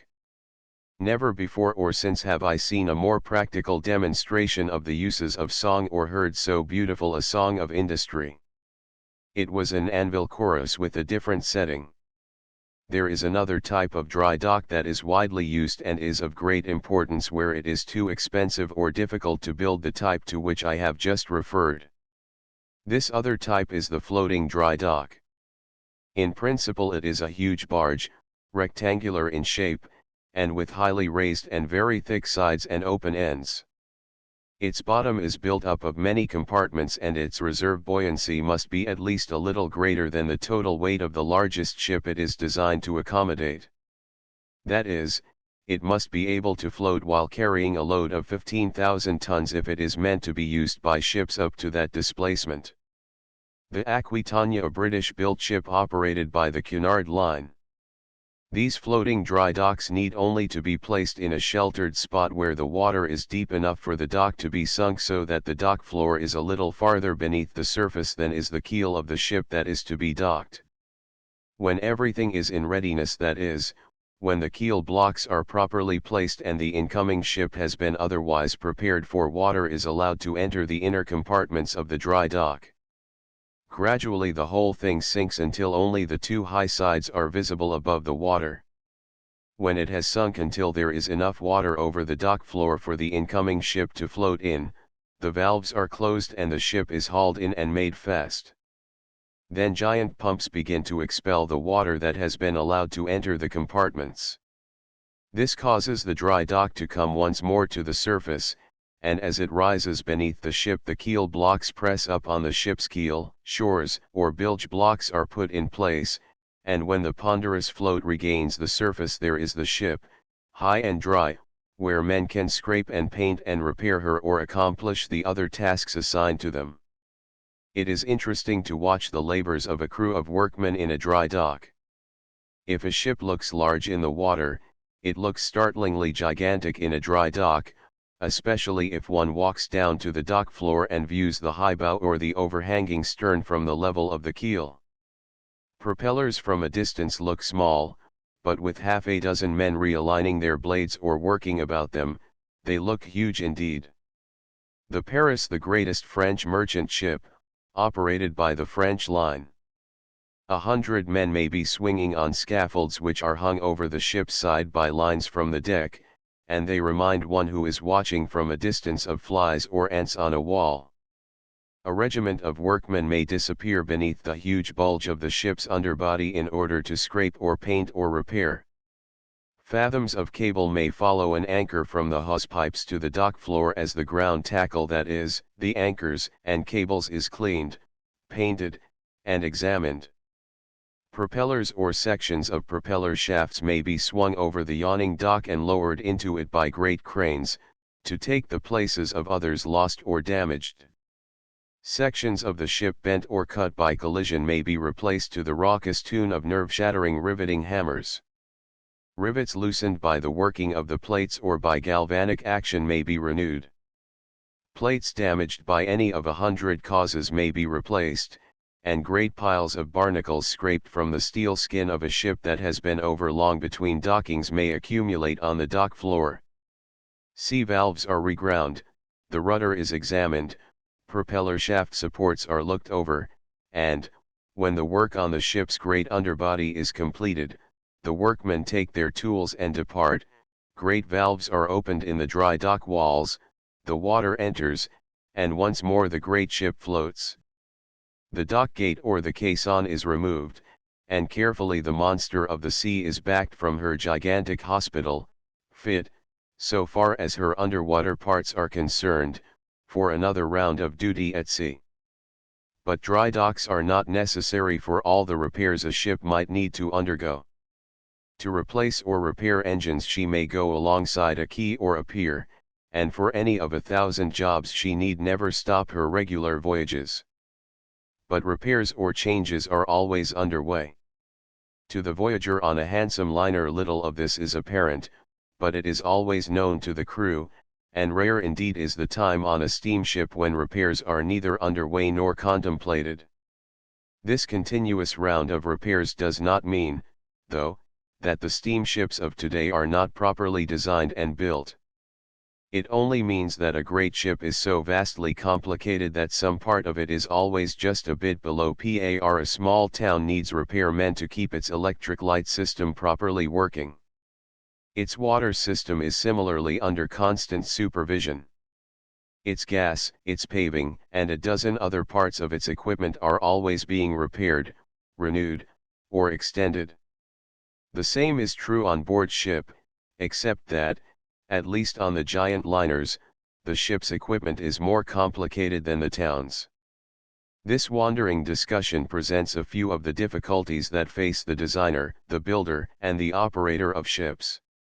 Such difficulties are all but infinite in number, and constant vigilance is vital to the efficient operation of the ships of today. But so reliable have these great structures grown to be that one of the greatest, the Mauretania, while launched in 1907, was able after 15 years of constant and efficient service consistently to defeat newer ships of greater size and greater power in her constant voyages to and fro across the Atlantic. Such results as this must be credited to the designer, the builder, and the officers and crews of these complicated structures of the sea. Chapter 13 Shipping Lines. The development of ships has been largely influenced by competition. The ship that can make the quickest voyages can demand the highest freight rates for most things. Furthermore, a fast ship can make more voyages than a slow one, and the owner may make a greater profit because of the greater amount of freight handled. These factors, and others less evident, enter into the operation of ships. Today great shipping lines control most of the Earth's merchant ships. As we know these lines, they are a growth of hardly more than 100 years, but thousands of years ago their counterparts existed. Phoenicia was the greatest trading nation of the ancient world. Ships sent out by the traders of Phoenicia sailed to every corner of the Mediterranean, and even went out into the Atlantic, where they braved the rough waters of the Bay of Biscay and sailed up the English Channel on their adventurous trading voyages. For every ship that sailed to distant parts, however, many remained nearer home, visiting ports but a little distance off, and returning with less romantic but equally important cargoes. Many merchants of Tyre, of Acre, and of Sidon were ship owners. Some sent their ships to Egypt, some to Greece, some to Sicily and Italy, some to the Bosphorus and the Black Sea. Some traded with Cyprus and the Aegean Isles, some with Asia Minor. Some again sent their ships to the Adriatic. It was only a few who risked their ships and cargoes on those long voyages to the ends of the world, out beyond the Pillars of Hercules, and north along the tide-washed coasts of Western Europe to where the days were far longer in the summer than the nights, and where the winter nights left but little of the day. Naturally, the traders who were successful built other ships, and sent them in the same trade that had made their fortunes, for that was the trade they knew. If a ship owner had had great success in sending his ships to the Bosphorus, the natural thing for him to do with any new ships he might build was to send them there. When he died and his son came to rule over the destinies of his business, what would be more natural than for him to continue to send his ships to the same part of the world? Naturally, the frequent wars of ancient times upset the plans of merchants even as wars upset such plans today, but barring such unfortunate events, trade went on in the more or less even tenor of its ways, save for rather numerous difficulties caused by pirates and by storm or shipwreck. One can almost imagine Tyre and Sidon with their streets of merchants' houses, over the doors of which, if they were given to the modern idea of signs, which is unlikely, hung shingles reading Ithobal and Son, traders to the Bosphorus and the Euxine. Assurbani Pal, shipowner and trader to the valley of the Nile. But whether or not their places of business were decorated with such signs, their warehouses were full, and ever and anon their ships departed and returned, laden with goods of value that they carried across the seas. Properly enough, then, some of these old traders may be considered the operators of some of the very earliest shipping lines. One can almost imagine some old and experienced trader talking solemnly with the builder of his ships. "Tuvalu, my friend," one can think of him as saying, "that last galley thou builtest for me was all but lost while on her very first voyage to the Bosphorus. Tiglath, her captain, tells me that just as he passed the rocks that lie off the island of Chios, a summer storm, not great, but rather sudden, smote him. His ship was so distressed by it that he all but gave himself up for lost. He has told me that, had his prayers to the gods to end the storm availed him not, most certainly would he have been dashed to pieces, and all my cargo of precious wares would have been lost. He tells me that the ship is not fit for storms, and that had he not, by the goodness of the gods, been favored by good weather for all the rest of his voyage, he could never have returned with his cargo, which has made for me so good a return upon my moneys. What thinkest thou of the ship?" My good friend Ithobal, the builder of ships, might be supposed to have replied, "Methinks the ship was just a bit too deeply laden when she left Tyre. So deeply did she lie upon the waters that I warned Tiglath against the very danger that he later came upon. Yet did he heed me not, saying that to make moneys for his master he had need to carry many goods. And so he has, Tuvalu, my friend," Ithobal might have replied. "My ships must carry many goods to make profits for me on such long and dangerous voyages." "Then, Ithobal, my friend," the shipbuilder possibly replied, "but let me raise her sides by a cubit and mount upon her stern a larger steering oar. Methinks her safety will be then assured." So it might be supposed that ships were improved in those far distant days. Traders similar to those of Phoenicia were common in Greece, in Carthage, in Rome, in Venice and Genoa, and in other ports for thousands of years. Until the introduction of machinery and the use of steam power for manufacturing goods, the cargoes of ships were limited largely to valuable goods taking up but little space, and so such methods were efficient enough, especially as the purchasing power of the masses was small, and their necessities were almost entirely homemade. The period following the 11th century showed some increase in the amount of freight handled, and a result of the discovery of America was to enlarge this still more. Still, however, the greater portion of the population of European nations had simple wants and simpler pocketbooks, and not for another 300 years did the mighty purchasing power of great numbers of people begin to make itself felt in a demand for imported goods. With the introduction of machinery, however, and especially with the introduction of steam, the workmen found it possible to purchase what had theretofore been unthinkable luxuries, and the demand for imported goods grew enormously. The East India Company was an early concern in this new epoch of world trade. In 1600 this organization was founded and, by government charter, was given a monopoly on trade to the Far East. Because there was no competition, this company grew fabulously rich, bringing to Great Britain wonderful cargoes of goods not securable except in India and China. This, however, was but a greater attempt at trading, and except in size and in organization was not greatly different from the methods in vogue 2,000 years before. It was not until the 19th century that shipping lines as we know them came into existence. Actually, it was the steamship that brought about the introduction of shipping lines, although the famous old packet lines that ran between Europe and America went by the name of lines several years before the first steamship line was organized. The first of these packet lines was the Black Ball Line, which was established in 1816. So successful did this line become that it was followed within the next few years by several others. The Red Star Line, the Swallowtail Line, and the Dramatic Line were some of the most important. Winter and summer the packets operated by these lines raced across the Atlantic, sailing on scheduled dates, and making remarkably short passages, and giving remarkably good service for the times.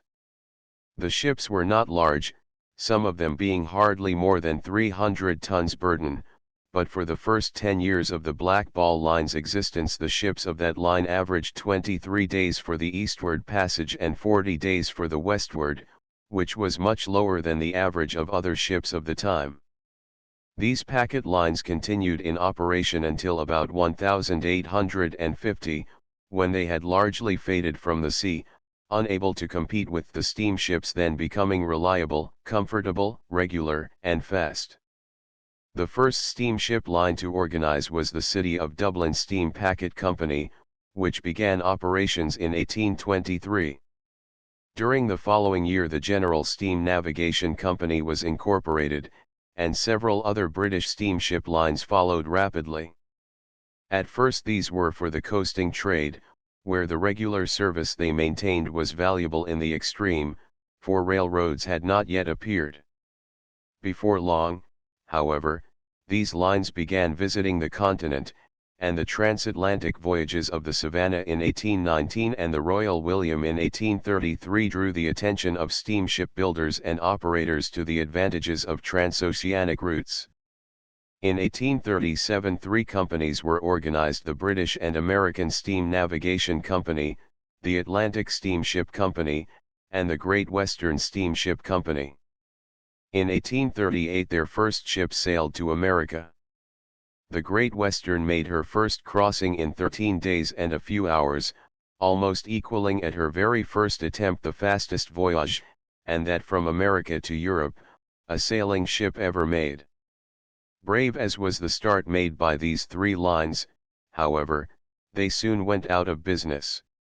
It is probable that one of the most serious blows they received in their short periods of activity resulted from the success of Samuel Cunard in securing from the British government the contract for carrying the mails from Liverpool to Boston and Halifax. This contract, which included a fairly sizable subsidy, required that Cunard build and operate 4 steamships, which the subsidy enabled him to operate successfully despite the competition of the other 3 lines. Cunard's steamers, being all alike and of very nearly the same speed, and being dispatched at regular intervals, soon took from his competitors the little business they had, and they went out of business or transferred their ships to other duties.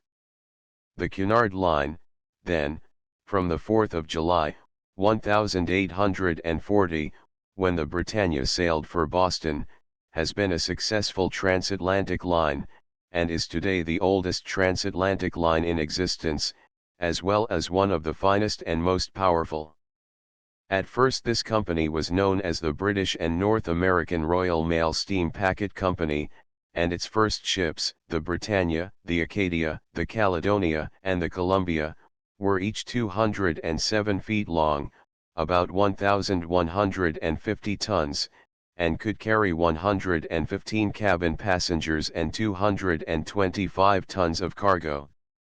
In 1840 the Pacific Steam Navigation Company obtained its charter and was the pioneer steamship line along the western coast of South America. Earlier than this, however, in 1835 a firm of London merchants began to run steamers from England to the Far East. These steamers, sailing more regularly and with more dispatch than the sailing vessels, were given the contract to carry the mails. This service became the Peninsular and Oriental Steam Navigation Company, which is still a vigorous and enterprising line, although now it sails out and back through the Suez Canal and not by the long route around the Cape of Good Hope. One of the two oldest existing steamship lines is the General Steam Navigation Company, which I have already mentioned. Founded in 1824, this line still runs steamers from England and Scotland to the continent and the Mediterranean. In 1846 one of its ships, the Giraffe, carried the first cargo of live cattle to England. While the Allen Line has operated steamships only since 1852, it may be said to have been founded about 1816, when Captain Alexander Allen began running several sailing vessels between Scotland and Canada. Although this line did not adopt steamships until 36 years after it was founded, it has had a leading place in the development of steamships. An Allen liner inaugurated the spar deck in order that a clear promenade deck might be constructed. The first Atlantic steamship to be built of steel, the Buenos Aires, was an Allen liner built in 1879. The Virginian and the Victorian were built in 1905 and were the first transatlantic steamships propelled by turbines. Such developments as these entitle a steamship line to great credit. The largest privately owned shipping company in the world is the Wilson Line, and it is also one of the oldest. It traces its beginnings to 1835 and operates ships between Great Britain and Scandinavia as well as between Britain and the Far East, and to the United States. It also operates ships to South America and other parts of the world. The World War radically affected steamship lines, almost eliminating some and crippling many. The peace brought about the enlargement of several at the expense of the German lines that, during the preceding 2 decades, had thrust their way to the very forefront of the shipping world, only to lose it all by the terribly mistaken policies that they themselves had helped to foster. In 1900 the two greatest steamship lines in the world were the Hamburg American and the North German Lloyd. In 1910 they were surpassed only by a consolidation of 7 British and American lines known as the International Mercantile Marine. Yet these two huge companies, at the close of the World War, were left with hardly more than a handful of ships each, all of their greatest liners, as well as most of their smaller ones, having been taken from them to sail under the British, American, French, and other flags. Consequently, the greatest steamship company today, and it is so great as to have no close second, is the International Mercantile Marine, made up of the White Star, the Leland, the American and the Atlantic Transport Lines, the Dominion and British North Atlantic Company, the National Steamship Company, and some other allied shipping interests. This combination of shipping lines is controlled by British and American capital, but most of its ships sail under the British flag. American shipping laws are partly responsible for this, because of numerous restrictions they insist upon, which have proved to be detrimental to lines operating ships under the American flag. Other lines, entirely American-owned, have been transferred to foreign register for the same reason. Prior to the World War, American deep-sea shipping had shrunk to a woeful degree, and most of America's imports and exports were carried in foreign ships. The war, however, changed all that, and the United States, in a remarkably short time, had built ships enough to place it second only to Great Britain on the sea. Many of these ships were hurriedly and badly built, it is true, and many ridiculous experiments were tried out, but, despite mistakes, a great merchant fleet was built and put into operation. This, of course, was a war measure, but with the signing of the armistice America set herself the task of operating this huge fleet. Post-war trade, however, did not call for so many ships as were in operation, and vast fleets of ships were tied up to deteriorate in idleness. Not only America suffered. Great Britain, too, found herself with more ships than cargoes, and all over the world ships were tied up to wait for better times or to fall to pieces in the waiting. This unfortunate condition, however, was not entirely without advantages. It forced economies in operation that resulted in increased efficiency, for ships could only continue to carry cargoes if they did so at low rates, and the shipping lines, therefore, studied every method by which they could reduce their costs of operation. This, of course, brought about many rearrangements. Some formerly successful lines went bankrupt. Many new and inexperienced lines disappeared. Many masters and mates found themselves ashore without work, forced to take employment at whatever tasks they could get. But new lines did make their way, and most of the experienced lines managed to hold on, even going into new fields, as the practical elimination of the German lines gave them some opportunity to do. And following the war, American ships became known in ports where the American flag had not been seen for a generation or more. This probably means that America is on the seas to stay. No longer do internal developments take the attentions of the entire nation. The growth of manufacturing, the lack of wide public domains open to the homesteader, the widespread American interests overseas, all point to a permanent merchant marine, not, perhaps, so great as is Great Britain's, because America is not so vitally dependent on the sea as is Great Britain, but great because America is great, and growing because America is still developing. In this development, shipping lines are the vital factors. Individual ships are merely pawns on a worldwide chessboard. A single ship can do nothing in the complex structure of modern commerce. Lines must maintain regular service. They must maintain home and foreign offices. They must know where cargoes are to be had and where they are to go. They must have armies of agents and brokers constantly in touch with them. Their ships must be able to voyage and return again, always filled, never idle, never at a loss for cargoes, else their costly structures will crumble, their finances wane, and they will find themselves faced with bankruptcy, disruption, reorganization, or destruction. Because of world economics, shipping lines find it possible to develop or find themselves broken. Because the margin between success and failure is usually a narrow one, shipping lines find it essential to seize upon every development that increases efficiency and decreases cost. Simple steam engines became compound, because shipping lines had to operate their ships with a smaller outlay for fuel in order to compete with sail. Iron gave way to steel, because greater strength was thus secured with less weight. The turbine has made its way against the reciprocating engine because of its increased efficiency and its consequent saving in expense. Oil is being more and more widely burned instead of coal, because its efficiency makes it cheaper through the use of fewer men, through increased steaming ability and less weight, as well as its cleanliness, on passenger ships, and the reduction in time used in coaling. Shipping lines are very similar to railroads. A railroad train would be of no use to anyone if it were owned and operated as a unit, even though it had all the tracks in a nation at its disposal. The train is practical only because the railroad company maintains freight and passenger stations, foreign and domestic agents, and all the detailed force that a modern railroad requires. Furthermore, it sends its trains over certain routes at certain specified intervals, ready to move freight and passengers as they are ready to be moved.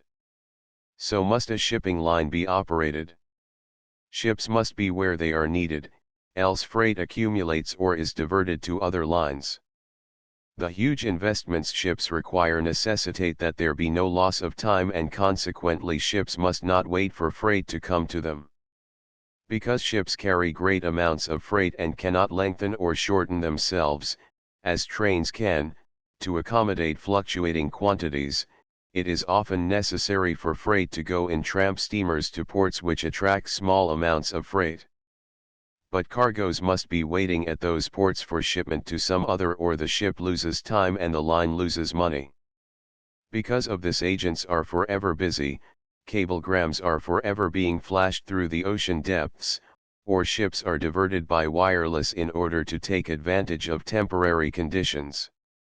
These are the duties of shipping lines, and the vast companies of the modern world of the sea are amazingly capable, brilliantly alert, forever in touch with shifting channels of trade, alert to fill the needs of a busy world that pays them only for the service it demands.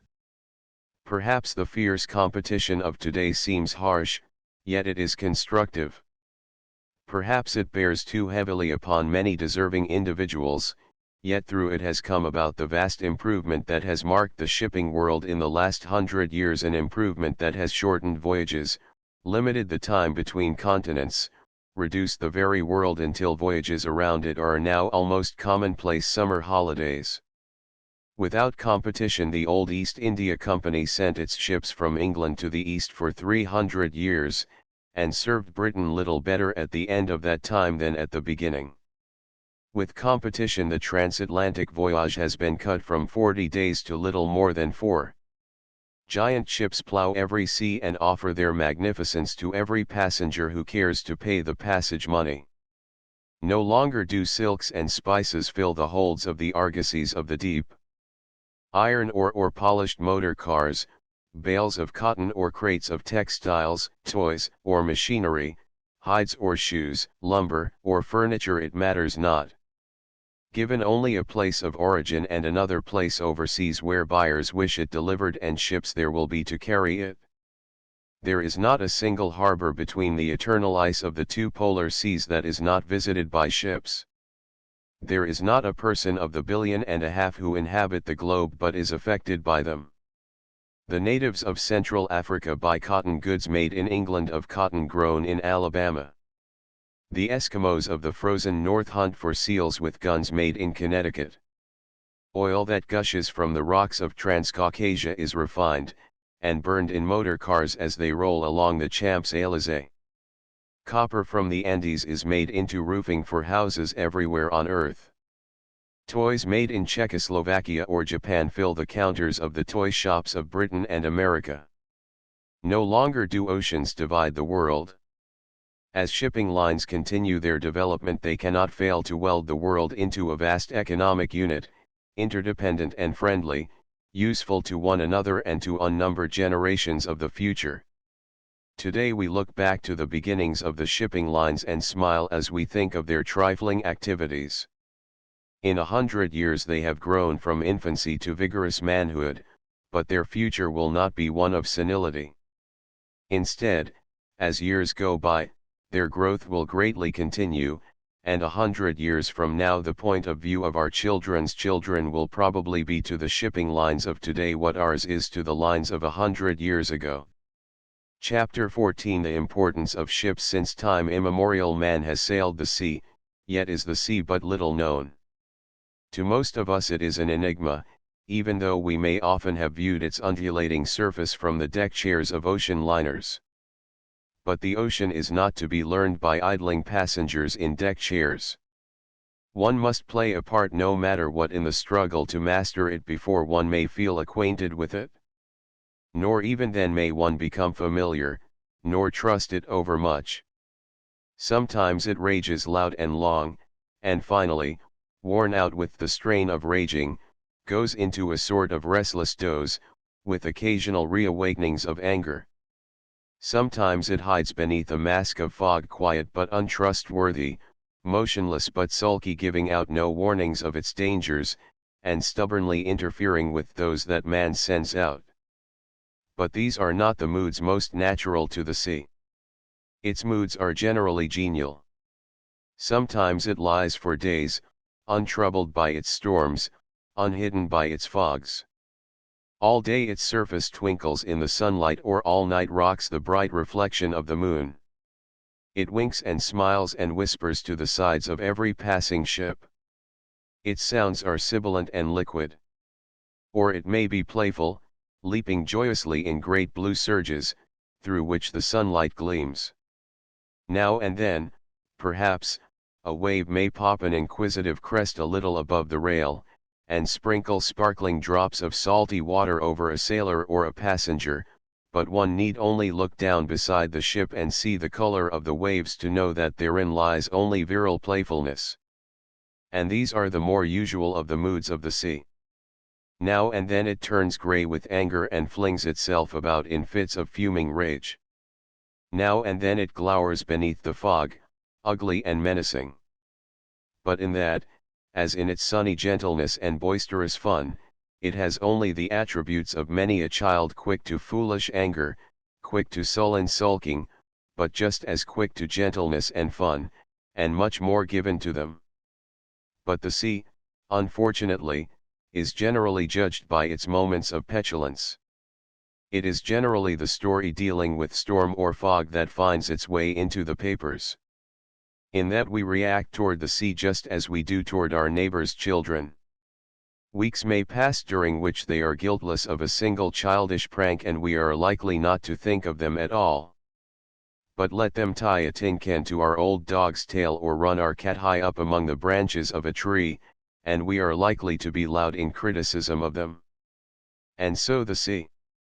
It periodically, so to speak, ties tin cans to the tails of even the biggest ships. It sometimes drives badly treated vessels into the protecting reaches of our harbors. But for every traveler who has seen a storm at sea there are 100 who never saw one, albeit many of these latter, because the ship may have rolled a bit too much to suit their untrained stomachs, would swear that they had passed through storms of the very greatest magnitude. But storms, by and large, are not so serious as landsmen sometimes think. This is proved by the numerous long ocean voyages that have been made, that are constantly being made, as a matter of fact, by small ships, by yachts, by tiny sailboats, even by open rowboats, all over the world, and often for pleasure. In 1896 two young Americans left New York in a small light rowboat, without sails or engine, and 62 days later landed at Havre, France, having rowed the entire distance, aided, of course, by the Gulf Stream drift and by the fact that the prevailing winds were from astern. Such a trip is foolhardy in the extreme and proves nothing except that there are people foolish enough to do even so nonsensical a thing. The spray in which Captain Joshua Slocum circumnavigated the globe. In 1849 a 41-foot sailboat sailed from New Bedford for San Francisco, a 13,000-mile voyage around Cape Horn, the most notorious cape in the world, and in 226 days had arrived at her destination. In 1877 a man and his wife sailed a 20-foot decked whaleboat from New Bedford to Penzance, England, in 49 days. In 1878 a certain Captain Andrews and his brother sailed from Boston to England in a boat only 15 feet 6 inches long. They made the crossing in 45 days. Captain Joshua Slocum is famous among small boat sailors. He made a voyage of 5,000 miles from Brazil to the United States in a 33-foot decked dory built from material salvaged from a wrecked ship. Later he sailed alone around the world in the 37-foot yawl Spray, on a voyage that occupied 3 years and 2 months. Captain Voss, a Canadian, sailed 40,000 miles in a 40-foot Alaskan war canoe which he had decked and otherwise prepared for the voyage. In 1911 Captain Thomas Fleming Day and two companions sailed the 25-foot yawl Seabird from Providence, Rhode Island, to Gibraltar in 37 days including a 5-day stop at the Azores. In 1912 the same Captain Day, with another party, took the 35-foot motor cruiser Detroit from Detroit, Michigan, to St. Petersburg, Russia. In 1921 Alfred Loomis and some friends sailed a 28-foot yawl from New York to Panama. Nor have I listed more than a fraction of the small boats that have crossed wide stretches of open ocean. That such voyages are not so ridiculous as many people unacquainted with the sea believe is proved by the valuable services rendered by the British motor launches during the World War. These 60 and 80-foot motor boats patrolled the rough waters of the Irish and North Seas and the English Channel throughout the long submarine campaign, and America, as I have said before, in 1917 and 1918, sent shoals of submarine chasers, each but 110 feet in length, across the Atlantic to England, Ireland, France, the Mediterranean, and even to the Arctic coast of Russia, all without the loss by shipwreck of a single vessel. Yet despite all this evidence that proves the seaworthiness of small vessels and proves, too, the essential kindliness of the sea, most people ashore think of long voyages in small boats as being foolhardy and suicidal. Of course, many such voyages have been foolhardy, and some have been suicidal. But to the person who knows the sea and who knows boats, such voyages need be neither the one nor the other. A properly designed and constructed small boat well handled is not likely to founder. When carelessness or lack of information enters into either the designing, the construction, or the operation of such a boat, the result may be different, although the sea, being usually in kindly mood, allows many such to pass unscathed. The Detroit. This 35-foot motorboat made the voyage from Detroit, Michigan, to St. Petersburg, Russia. A reconstruction of one of Caligula's galleys. This luxurious ship was built on Lake Nemi, Italy, during the reign of the Emperor Caligula, 37 to 41 AD. It sank to the bottom at some unknown period, and has often been examined by divers, for it is still in a fair state of preservation. It is 250 feet long, and its equipment was of the most luxurious kind. Suggestions for its recovery have been made, and it is possible that the lake, which is a small one, may be drained in order to study this old ship and another one that is lying near it. In 1922 A.Y. Gowan sailed a 98-foot motor cruiser around the world. That the boat was not designed for such a voyage is proved by the fact that her gasoline capacity was not great enough to permit her to make the longer jumps between ports entirely under her own power. This necessitated tows, and for many a weary mile of the way she wallowed and jerked at the end of a tow line. Yet this yacht, intended though she was for protected waters, made the voyage, although she must have been uncomfortable to a degree in rough weather. This voyage proves that with a little thought, in these days of weather reports and compiled data on prevailing winds and stormy seasons, a small vessel may lay her course so as to avoid the most serious bad weather, barring, of course, local storms that do, sometimes, attain great ferocity. It is well known, for instance, that during the summer months the North Atlantic is generally mild, while during some of the winter months it grows exceptionally boisterous and ugly. Therefore the small boat that would cross it had best choose the summertime. Should Mr. Gowan's little yacht ever find herself in the grip of a really serious North Atlantic winter gale, she would run a most excellent chance of never seeing pleasant weather again. Yet, as I have said, a tiny rowboat crossed this very stretch of water in the summer of 1896. A European sidewheeler. These steamers are often seen in European waters and are widely used as excursion boats. All of this merely means that good judgment, based upon experience and compiled information, is about the most valuable bit of seagoing equipment that the deep-sea small boat sailor can have. Nor does that apply only to small boat sailors. Nor, again, is it always necessary for the sailor, merely because his boat is small, to feel that he must stay in port in heavy weather or founder if it come upon him while he is on the sea? Not by such a doctrine have the fishermen of Gloucester made for themselves the reputation that they have. Summer and winter they take their schooners out to the Grand Banks and live out the greatest storms that try those storm-tossed waters.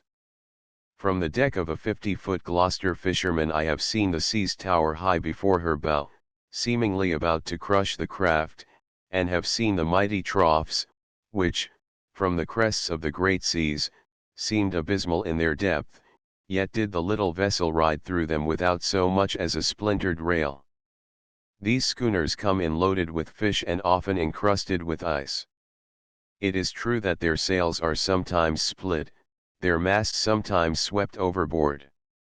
Yet is the fatality among such vessels light, despite the fact that they face most of the storms that blow each winter on the banks.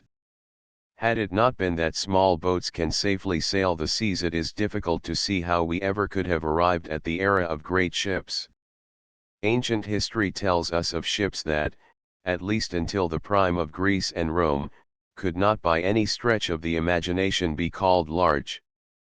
Yet the old ships of the Phoenicians sailed, even before the days of Greece, all over the Mediterranean, out into the Atlantic, as far north as the English Channel, at least, and on one occasion, around Africa.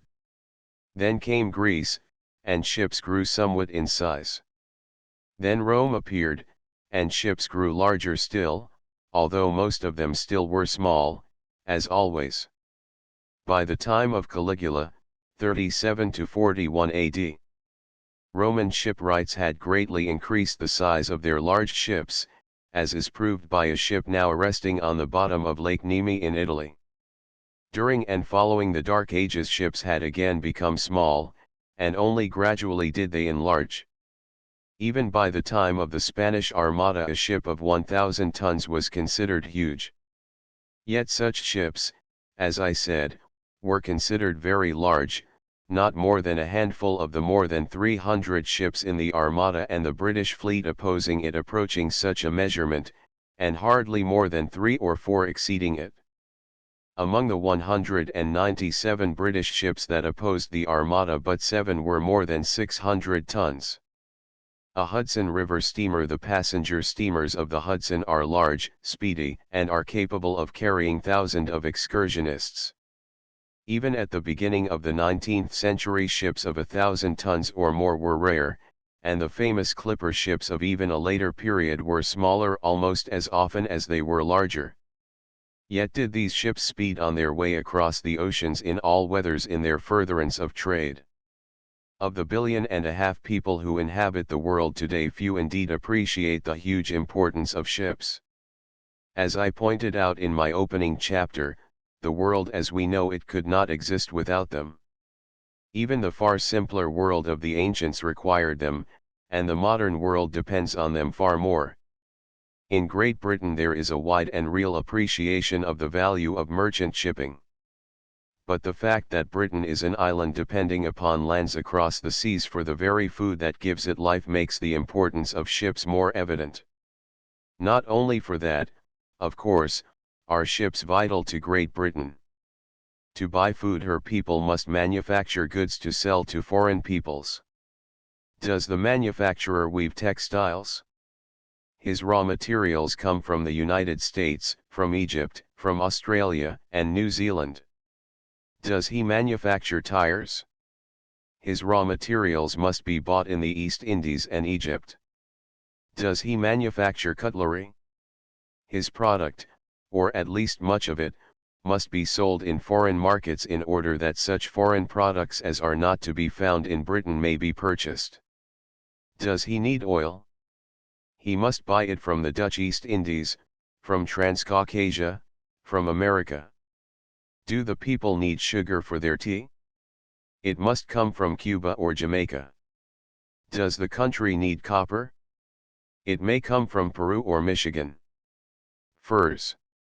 From Canada. Wheat. Argentina, Canada, Australia, the United States, Russia. Coffee, Brazil or Java. Rice, Japan, the Philippines. Lumber, Canada. Paper, Canada or Scandinavia.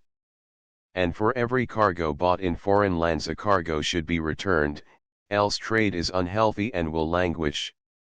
Britain, to a large extent, imports raw products and food, and exports manufactured articles and coal. This the people know and deeply realize. The result is that Britain's merchant fleet is the greatest the world has ever seen. A steam yacht, unfortunately the type of yacht pictured here, is less common than formerly. These are being replaced by yachts with less graceful lines, differing from this in many respects but perhaps most noticeably in having a perpendicular bow and no bowsprit. But in the United States the vital importance of ships is not widely understood. During the last decade of the 19th century and the first one of the 20th, it might almost have been said that the subject was not understood at all. The World War corrected that somewhat, but even after that Holocaust had forced the subject before the public and had created a condition that demanded ships, the subject was not more than superficially grasped. The result was that the nation that had suddenly leaped to a position in world shipping second only to Great Britain so lightly took its responsibilities that its great fleet of ships was permitted to run down when an economic crisis made it impossible for them to find cargoes. Almost as important in this deterioration of the American merchant marine after the war were the backward laws and lack of interest on the part of the people. But the United States is not so situated that the importance of ships can easily be appreciated. The people would not starve if there were no ships, for the nation's own resources, seconded by those of Canada, would prevent such a calamity. The land has coal and steel, has copper and cotton and farm products. It could have enough sugar without going overseas. Its great area and diversity of climatic conditions produce, perhaps, more of the necessities of life than can be produced by any other single nation. Yet is it dependent upon ships. Without them the millions of automobiles would shortly stop running for lack of rubber, from which to make tires and insulation. Without ships the vast wheat crop could only with difficulty be harvested for lack of binder twine, which is made from Yucatan sisal. These imports are vital and there are others equally so, besides thousands without which we could get along, but less comfortably. Coffee and tea, spices, silk, diamonds, not merely for jewelry, which is unimportant, but for industry in which vast numbers of them are essential to many processes of manufacture, chocolate, fish, or at least most of them, many metals necessary to industry, ingredients for many important drugs and medicines, mahogany and other fine woods which are vital for more than furniture, and 1,000 other things that now are a part of everyday life. The high standards of living now commonly accepted by the people of the United States would be greatly lowered were it not for the ships that bring to its ports the products of foreign lands and take away the country's excess food products and manufactured and raw materials bought by those foreign lands. An experiment of 1924. This ship, designed by a German, is propelled by the wind blowing against the two strange towers. These towers are rotated by a motor with the result that, according to the Magnus law, the pressure of the wind becomes greater on one side of each tower than on the other, thus tending to move the ship. It seems hardly likely, at the time this book goes to press, that this application of a formerly unused physical law will revolutionize the propulsion of ships. Nor, as the World War showed Americans, is it wise to depend upon foreign nations to transport all their products to America and carry all America's products away. To be healthy, the nation should maintain its own cargo fleet, which, in turn, should provide itself with terminal facilities not only at home but also abroad, in order that cargoes may be loaded and unloaded economically and without delay. America has passed the era in which the interior development of the nation utilized all the energies of its ambitious population. Already it has stepped into the field of foreign commerce in which it must now continue. Time was when the nation's interests lay entirely at home, but that time is no longer. Increasingly will America's exports be a factor in foreign markets, and upon this depends to an ever-growing extent the welfare of Americans. Time was when the land was the producer only of raw materials.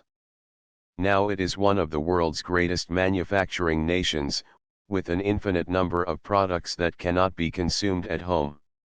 Ships, then, must become a growing interest of Americans, for upon ships, and largely upon their own ships, must they depend to maintain the standards of living that have made Americans the most fortunate of the peoples of the world. Whether it be the citizen of New York or of San Francisco, of the mountain states or of the prairies, whether it be the clerk, the farmer, the manufacturer, or the ranchman, whether it be the millionaire or the day laborer, the teacher or the businessman, still should he interest himself in ships, for only upon a wide appreciation of their value can wise legislation be built, and only with the support of the people can great fleets be maintained to carry the nation's products to other lands and return with those vital cargoes upon which the nation's comfort and happiness are so largely built. The end. Appendix an abridged dictionary of nautical words and expressions. I am anxious that it should not appear that I believe the following list to be either complete or adequate. The phraseology of sailors is often so saturated with nautical expressions that a person uninitiated into the fraternity of the sea might easily find their conversations almost beyond his comprehension. The words that follow, however, and their definitions, will make clear any portion of the text of this book which may have more of a nautical flavor than I intended, and may, too, clarify other things in the minds of those unacquainted with the language of the CHDA, an Anglo-Saxon prefix for on or in. It is in constant use at sea, as in aback, aboard, astern, etc. Aback, spoken of square sails blown back against a mast by a sudden change of wind, or, in some instances, put in that position purposely for some special purpose. Abaft, behind or toward the stern of a vessel. Thus, abaft the bridge will mean toward the stern from the bridge. Abeam, on the side of a vessel, amidships. Thus, an object abeam, or on the beam, is an object at right angles to the vessel amidships. Aboard, or on board on, or in, a vessel. About, a turning round. To go about, to turn a vessel round, in sailing, so that the wind comes over the other side. Sea tack. Adrift, anything which floats unfastened, as a boat or a spar, which may have broken away, or a ship which has parted from her anchor. Seamen also refer to articles carelessly lying around a ship as adrift. Aft, behind, toward the after or stern part of a vessel. Thus, the poop deck is aft. Alee, to put the helm alee, means to bring it toward the side of the ship away from the wind. This heads the boat into the wind, or, if the helm is kept alee, brings her about. Aloft, up in the tops overhead. In the upper rigging, or on the yards, etc. alongside, by the side of. Amidships, generally speaking, the middle portion of a vessel. Anchor, a metal hook specially designed to take hold of the bottom in comparatively shallow water. A cable connecting the anchor and the ship makes it possible for a ship to maintain her position against wind or tide or current. Anchors are of many shapes and vary in size from a few pounds to a number of tons. Anchorage, a section of a harbor or a roadstead where ships may anchor. Aneroid, a barometer which is operated by the pressure of the atmosphere on a metal disc covering a partial vacuum. The varying pressure operates the hand on a dial, and this is graduated to the same scale as is a mercurial barometer. Artemen, a sail used on Roman ships. It was square and was mounted at the bow on a kind of mast that leaned over the bow. Later its place was taken by the spritsail. Astern, behind. In the after part of the vessel, behind the vessel, in her wake. Astrolabe, an instrument of the late Middle Ages with which mariners attempted to learn their latitude. The instrument was very imperfect in its workings. Astronomical ring, an instrument that was meant to improve on the astrolabe, but which was just as inaccurate. Athwart ships across. Hence the rowers' seats in an open boat are called thwarts because they lie athwart, or across the boat. To drop athwart anything, to come across it, to find it. Auxiliary, a sailing ship equipped with an engine for use in emergency or in crowded waters is said to be an auxiliary. Sometimes sails are carried on power-driven vessels for use in case it is desirable not to use the engine or in case of breakdown. In this case also the ship is an auxiliary. Avast, the order to stop or pause in any exercise, as, avast heaving a weather toward the weather side, i.e., the side upon which the wind blows. Away, spoken of an anchor when it has been lifted from the bottom. Adverb, perhaps from aho, lat, defective verb, to say yes, yes, always used in lieu thereof at sea, with the repetition, I, sir, meaning, I understand, and will execute the order back with sailing ships. To back a square sail is to haul it over to windward so that the wind blows it against the mast. With steam vessels, back her is an order to reverse engines, so that the ship may be suddenly stopped or made to go astern. Backstays, ropes stretched from a mast to the sides of a vessel, some way aft of the mast, to give extra support to the masts against falling forward.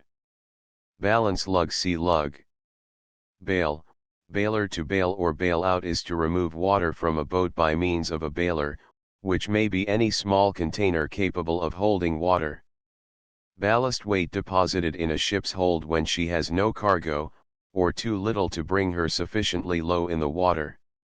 It is used to counterbalance the effect of the wind upon the masts and give the ship a proper stability, that she may be enabled to carry sail without danger of upsetting, and is sometimes used in steam vessels to increase their stability or to correct their trim, that is, in order that neither bow nor stern will float too high. Balloon canvas, or press canvas, the extra spread of canvas, i.e., sail, used by yachts in racing, generally, in a great sail often called a balloon, or bank, of oars, a tier of oars all on one level. In ancient oar-driven ships there were often several banks. All the oarlocks that were at the same distance above the water level mounted oars said to be in the same bank.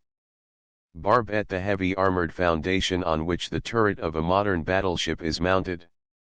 Barge, a general name given to most flat-bottomed craft.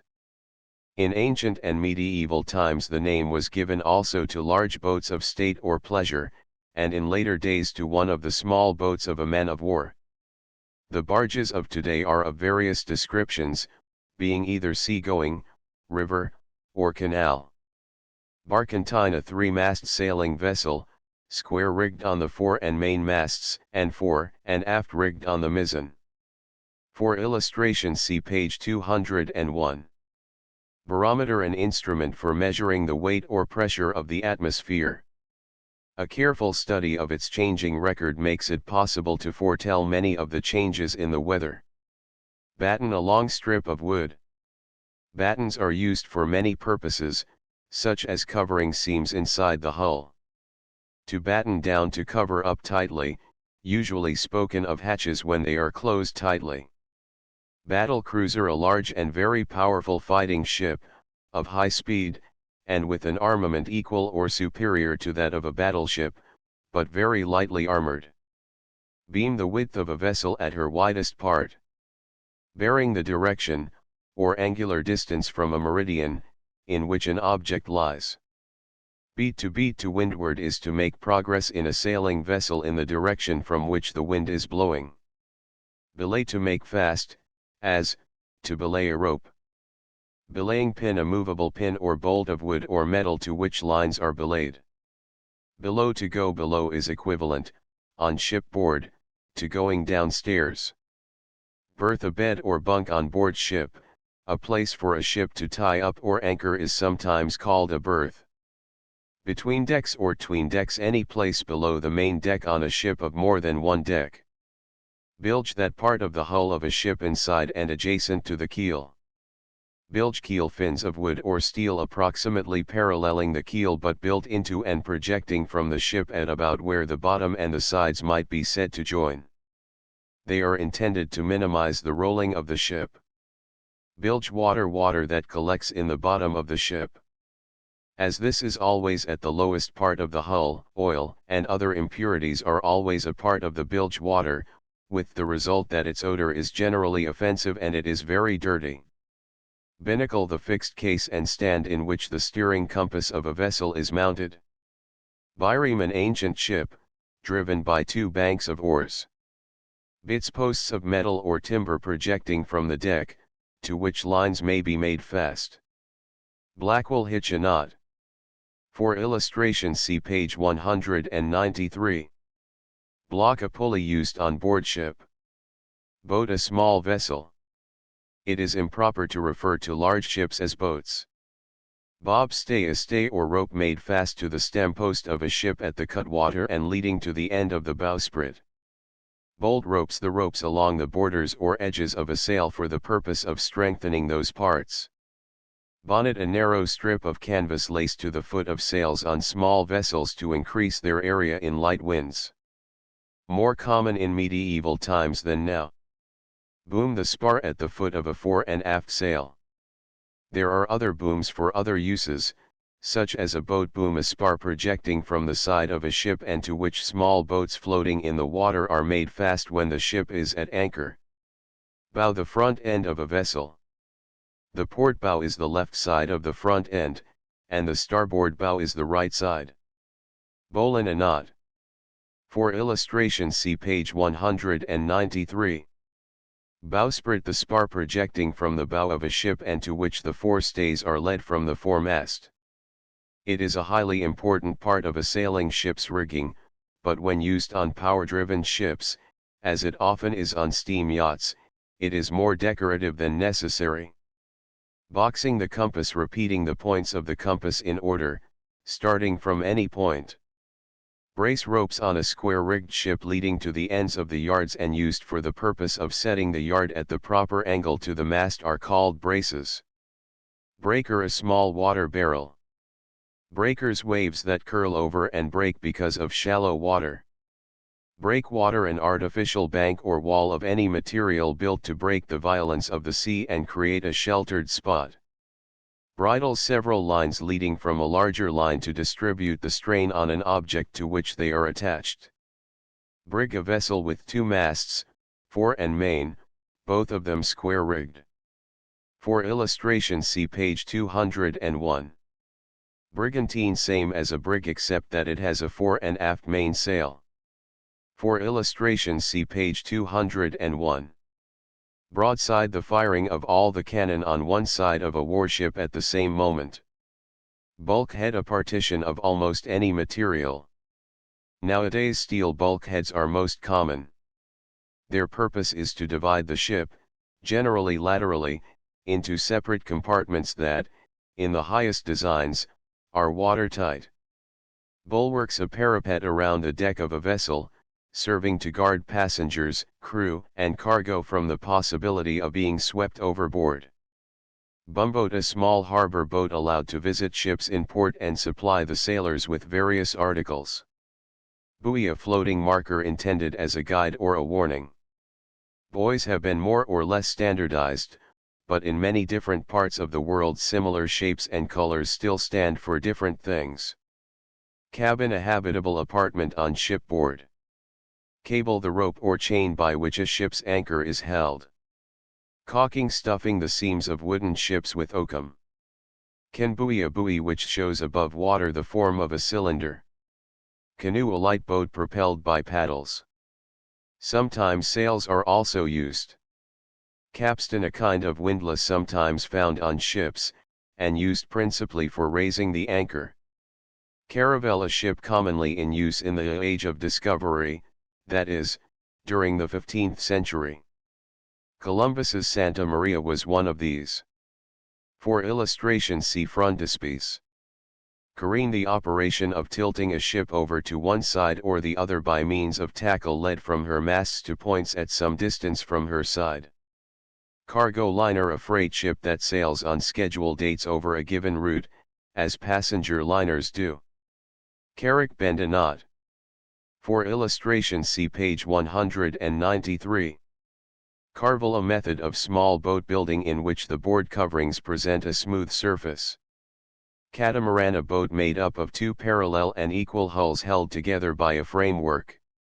Catboat, a small sailing boat with one mast and a single sail which is generally similar in shape to the mainsail of a sloop. For illustration, see page 203. Centerboard, a movable sheet of metal or wood sometimes used by small sailboats. It extends through the keel and presents a large surface to the water and tends to eliminate lateral motion while the boat is under sail. A kind of folding keel. Chart, a map of the sea and coast projections for use by navigators. Features of the bottom are also shown for shallow water. Chronometer, an accurate timepiece generally registering the time at Greenwich, England. Navigators require this instrument in working out their longitude. Clinker, a method of small boat building in which the covering planks overlap as weatherboarding does on the side of a house. Clipper, a fast-sailing ship suddenly developed in the first half of the 19th century. Generally, but not necessarily, the clippers were full-rigged ships. They were popular for about 50 years. For illustration, see page 63. Cockpit, see well. Collier, a vessel employed in the coal trade. Companionway, the entrance to a ladder or flight of stairs leading from one deck to the one below. Compass, a magnetized instrument which points approximately in the direction of the magnetic pole and from which directions can be learned. Corvette, a small warship of the late 18th and early 19th centuries. Crossjack, pronounced crowjack, the square sail sometimes hung from the lowest yard on the mizzenmast of a full-rigged ship. It is not commonly used. Crosstrees, the arms extending laterally near the head of a mast at right angles to the length of the vessel and to the extremities of which the topmast shrouds are stretched for the purpose of giving support to the topmast. Cruiser, a large, fast, and lightly armored ship of war. The expression is also used in yachting, meaning a boat meant for cruising. Cutter, a sailing boat with one mast carrying staysail, jib, fore and aft mainsail, and sometimes a topsail. Other sails are also sometimes added. In various navies, the expression is used to denote a large heavy rowboat propelled by as many as 10 oars. Cutwater, that portion of the stem of a vessel that cleaves the water as she moves ahead. Davit, a light crane mounted on a ship's side and used for hoisting and lowering boats. Ordinarily 2 davits are used to each boat. The projecting beam over which the anchor is sometimes hoisted is also sometimes called a davit. Deck, the covering of the interior of a ship, either carried completely over her or only over a portion. Decks correspond to the floors and roof of a flat-topped building. Derelict, a ship adrift at sea without her crew. Destroyer, formerly called torpedo boat destroyer. These ships are enlargements of torpedo boats and were originally designed to destroy those small, fast warships. They have proved very useful for many naval duties, and are now an important part of every large navy's forces. Dhow, a small sailing vessel common in Egyptian and Arabian waters. It generally carries 1 or 2 lateen sails. Dinghy, a small open boat used as a tender for a yacht. Dock, an artificially constructed basin for the reception of vessels. It may be a wet dock, where ships lie while loading and unloading, or a dry dock, in which they are repaired after the water is pumped out.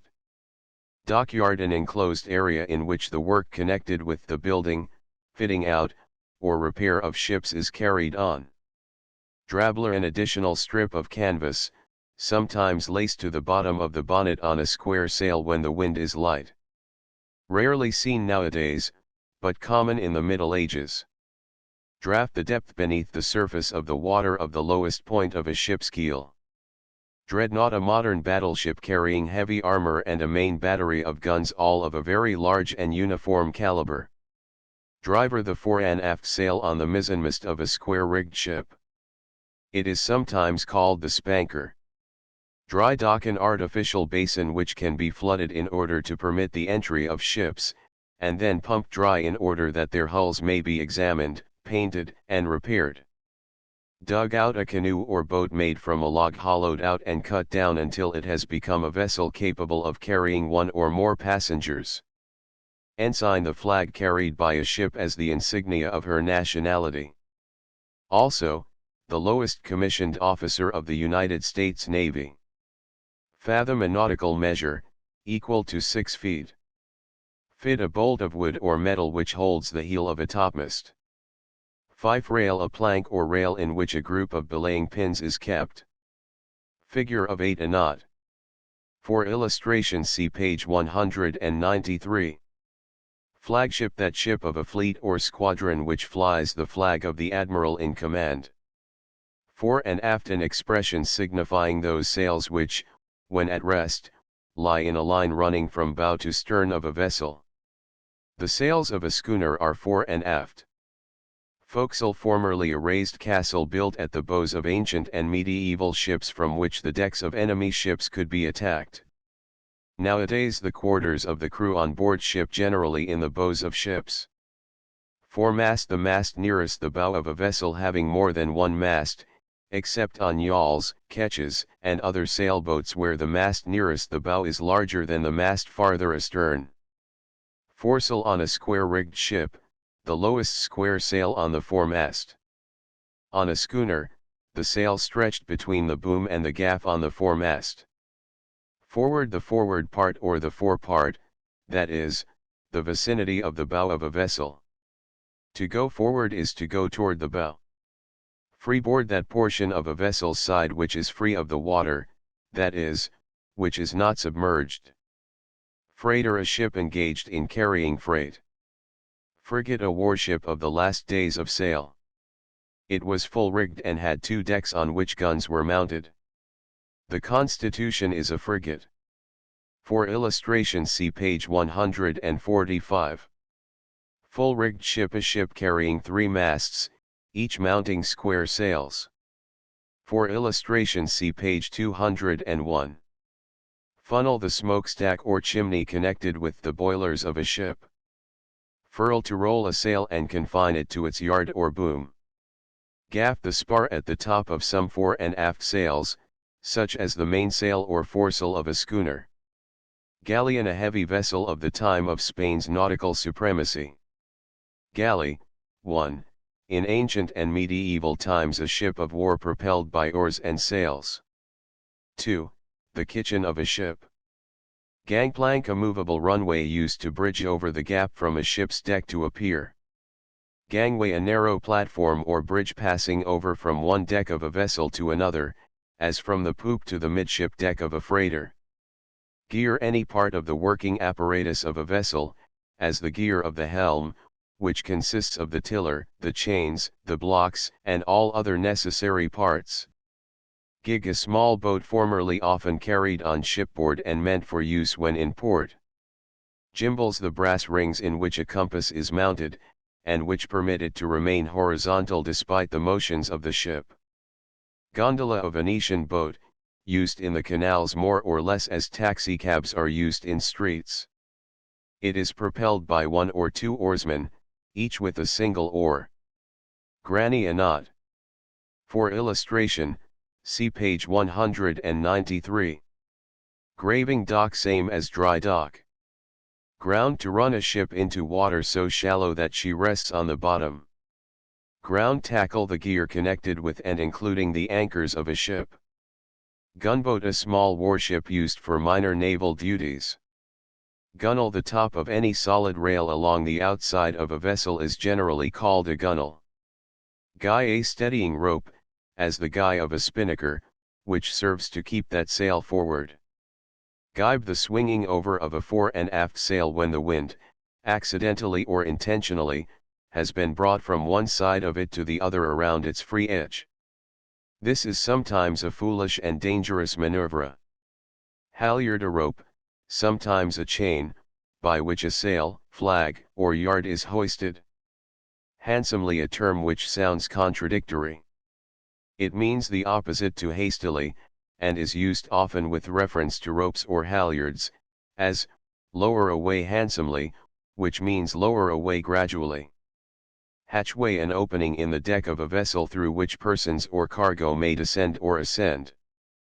Hawsepipes, short tubes through which the anchor cable passes from the forward deck to the outside of the bow. Hawser, a cable or heavy rope used for towing and for making fast to moorings. Head sails, all the sails set between the foremast and the bow and bowsprit of a sailing ship. These are the forestaysail and the inner, outer, and flying jibs. Occasionally there may be others, such as a spritsail. Helm, used interchangeably with the word tiller. Theoretically, every rudder is equipped with a helm or tiller, although actually tillers are seldom used except on small boats. To port your helm, tiller, means to push the handle of the tiller to the port side. This steers the vessel to starboard. Therefore, when the order to port the helm is given on board any ship, it is intended that the steering apparatus be so operated that were there a tiller on the rudder it would be moved to port. Hermaphrodite brig, a two-mast sailing ship with square sails on the foremast and fore and aft sails only on the main. This type is often incorrectly called a brigantine. For illustration, see page 201. Hold, the inner space in a vessel in which the cargo is stowed. Holystone, a soft, porous stone used for scouring the decks. Its name comes from its shape, which fancy has suggested is that of a Bible, and to the fact that when it is in use the sailors are invariably on their knees. Hull, the hull is the body of a vessel, exclusive of rigging or equipment. Jacob's ladder, a collapsible ladder made of wooden steps strung between two ropes. It is used over the sides of a ship when the ship is at sea, as, for instance, when a pilot comes aboard or departs. Jaws, the horns at the end of a boom or gaff, which keep it in its position against the mast. Jib, one of the triangular headsails of a sailing vessel. There are several, as follows: balloon jib, flying jib, inner jib, jib of jibs, only on large ships, jib topsail, middle jib, spitfire, standing jib, storm jib. Jib boom, a spar running out beyond the bowsprit for the purpose of carrying other jibs. Flying jib boom, a boom extending beyond the jib boom for the purpose of carrying the flying jib. Jigger, the fourth mast from the bow in a ship carrying 4 or more masts. The second from the bow in a yawl or a ketch. Jolly boat, a boat corresponding to a dinghy. Junk, a ship common in China and Japan. It is ungainly in shape, but is often remarkably seaworthy. It is driven by sails which are often made of matting. Kayak, a small canoe used by the Eskimos. It is made by covering a light framework with skins, and is decked. Generally there is but one hatch just large enough for a single occupant to sit in. Occasionally there are 2 of these openings. It is propelled by paddles. Kedge, a small anchor carried by large vessels for use in shallow water or for use in keeping the main anchor clear. Keel, the backbone of a ship. It is a strong member extending the entire length of the center of the bottom, and from it the ribs are built at right angles. Finkeel, a thin and deep projection below the keel of some sailing ships, principally yachts, designed so as to prevent the ship from being blown sideways by the wind, and generally weighted at the bottom by an addition of lead or iron to ensure stability to the vessel. Keelson, an addition to the keel inside the boat. It rests upon the keel and strengthens it. Ketch, a sailing vessel with 2 masts and with fore and aft sails. The mast nearer the bow is the larger of the 2 and is called the main. The one toward the stern is, in America, generally called the jigger, and in England the mizzen. It is placed just forward of the wheel or tiller. It is in this particular that it differs from a yawl. Not a nautical mile per hour is a measure of speed. It is often incorrectly used as a synonym for a nautical mile. Not the fastening of a rope. For illustration, see page 193. Landlubber, an uncomplimentary term used by sailors in reference to anyone not familiar with ships and the sea. Larboard, the old term for port, or the left-hand side of a vessel. No longer in use because of its close resemblance to starboard, which is the term meaning the right-hand side. Lateen, a triangular sail of large size hung from a very long yard. It is common in Egyptian waters and is to be seen occasionally about the Mediterranean and in the East. The yard is often of immense length, sometimes being twice as long as the boat itself. Launch, a small vessel propelled by some kind of motor, and generally used for pleasure. To launch, to put a new vessel into the water. This is ordinarily a function of more or less formality. Lead, a leaden weight attached to the end of a line used to measure the depth of the water. Lee, the lee side of a vessel is the side opposite that against which the wind blows. A lee shore is a shore on the lee side of a ship, and is therefore to be feared, for the force of the wind tends to blow the ship ashore. Under the lee of the shore, however, is an expression meaning in the shelter of a shoreline from which the wind is blowing. Leech, meaning lee edge, the aftermost, backmost, or lee margin of a sail. Leg of mutton, a triangular sail sometimes used on small sailboats. Leeward, on the lee side. An object to leeward is on the lee side. Pronounced luard or luard, lifeboat, a boat carried for the purpose of saving lives in case the ship which carried it is wrecked.